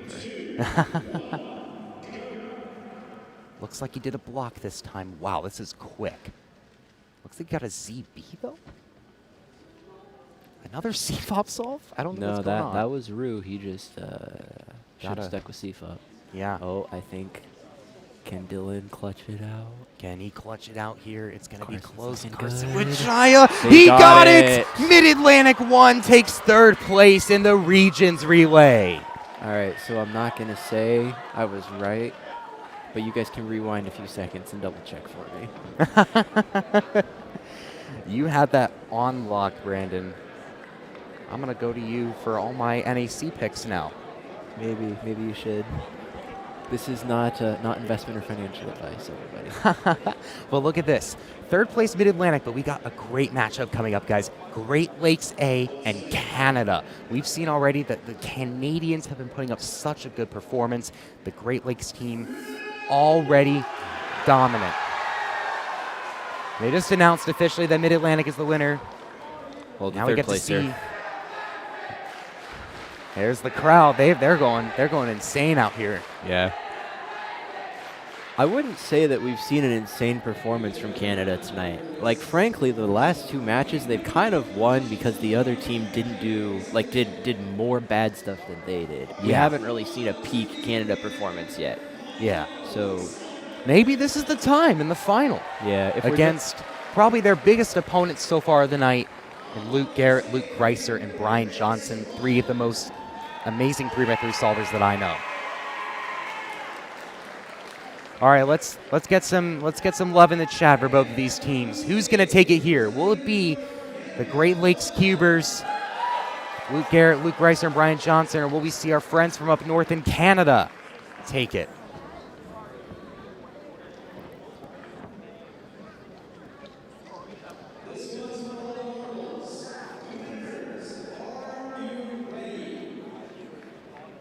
This one will decide the winner. Great Lakes and Canada. As we mentioned, Arhan is the weaker solver of this Canadian team, but Kyle and Brennan are so good and they can carry it if needed. But the thing is, these 3 up top are so good. Luke Greiser will get us started again. Up to last layer for both of them. Arhan messed up. No, that's it. That might spell it. That's it. 1072. They just have to all smooth, but a +2, that's a 9. Oh. It could be close now. Nope, that's it. No, Brennan's going to lag behind a little bit. But it looks like, yep, that is officially it. Great Lakes A is your Regions Relay champion. They will put up a great performance here tonight. The Canadians doing a great job, though, in getting second in an incredibly stacked field. The 6th seed, Mid-Atlantic 1, will round off tonight's podium with 3rd place. Great solving, from Luke Garrett, Luke Greiser, and Brian Johnson. Very, very good performance from the three of them. They have to be happy with that. Like, that last one wasn't probably the best way to go out, but really, really solid. All right. What a great way tonight to end that off with a great unofficial regions relay. The Great Lakes region showing that they are the top region in the country, just as they were seeded, taking down many foes along the way, including the neighbors down south, the neighbors up north, and multiple incredible cubing regions. A great way to end off day one of North American Championships. We saw so many first rounds in semis, got to talk to so many awesome people, and we got such an incredible day of cubing coming up tomorrow. Oh my goodness, I'm so excited. It's going to be a great day tomorrow. Yeah, try to get a schedule up here. No 3x3 for a whole other day, but we've got 2x2 in the morning. And dude, this relay made me really excited to watch the later rounds of 3x3. Like, oh man, we it's have going to be some so really much fast fun. 3x3 semis. Oh my goodness, that's going to be one of the best events of the day on Sunday. But tomorrow we got 2x2 and 6x6. We also got the semis for OH and Puros, and then we got the first rounds of 4x4 and square one. And we got our first 4 North American champions crowned tomorrow in 5x5. Our next 4, excuse me, because we already crowned 5 blind earlier this morning. Excuse me, sorry about that, guys. We have 5x5, clock, Pyraminx, and one-handed, all to decide tomorrow. It should be an incredible day here in Raleigh, and I'm so excited. Can't wait to see you guys all here tomorrow. It's going to be great. What are you most looking forward to tomorrow? Along with multi-blind. Oh, yeah. We forgot to also mention multi-blind as well. And we also have FMC tomorrow as well. So we also won't have just 4. We'll have 6 North American champions crowned tomorrow. So it should be an incredibly exciting Friday here in Raleigh. Hope you guys come back tomorrow. Really appreciate everyone who's stuck around with us today. And yeah, really, really excited to see how the rest of this weekend unfolds. Yeah, I'm looking forward to the first finals block tomorrow night. We've got 5x5 and 6x6. I really enjoy the big cubes. I know a lot of the top competitors. Those are the storylines that I follow most closely. So I am really, really looking forward to that. What events are you doing tomorrow that you're excited about? Oh man, I have 2x2 and 4x4 tomorrow, really only because I didn't qualify for a lot of other events. I'm now a delegate and a team leader, so I got a lot on my plate, so I haven't been able to practice a lot. You could say that too. I mean, yeah, so I'm just looking forward to getting some good 4x4 solves, and maybe I'll PR. I don't know. Are you looking to PR in anything tomorrow? We'll see. If I get lucky in 2x2. 4x4, if the stars align just right and I'm turning really well and the venue's not -5 degrees tomorrow, we're going to be great. I can PR in 4x4. I think it'll be a bit better tomorrow. I've heard some good things on that front. Yeah, so they've we'll got it have feeling some good great tonight. updates.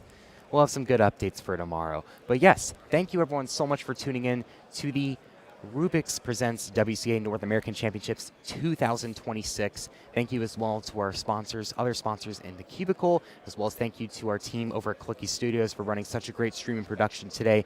Really appreciate all of them for helping us out today and making this such a great day here and at home. And other than that, we'll see you guys tomorrow. Cubing and competitions have been such a big part of my life for a decade now. I don't know where I would be without this whole community and organization. So I've met some of my best friends thanks to WCA competitions, and I'll be forever thankful for that experience. So I don't know where I'd be in life if it wasn't for this community and this organization. You've made me feel all the emotions in the world. I've laughed, I've cried, but all along the way, I've had the best times of my life.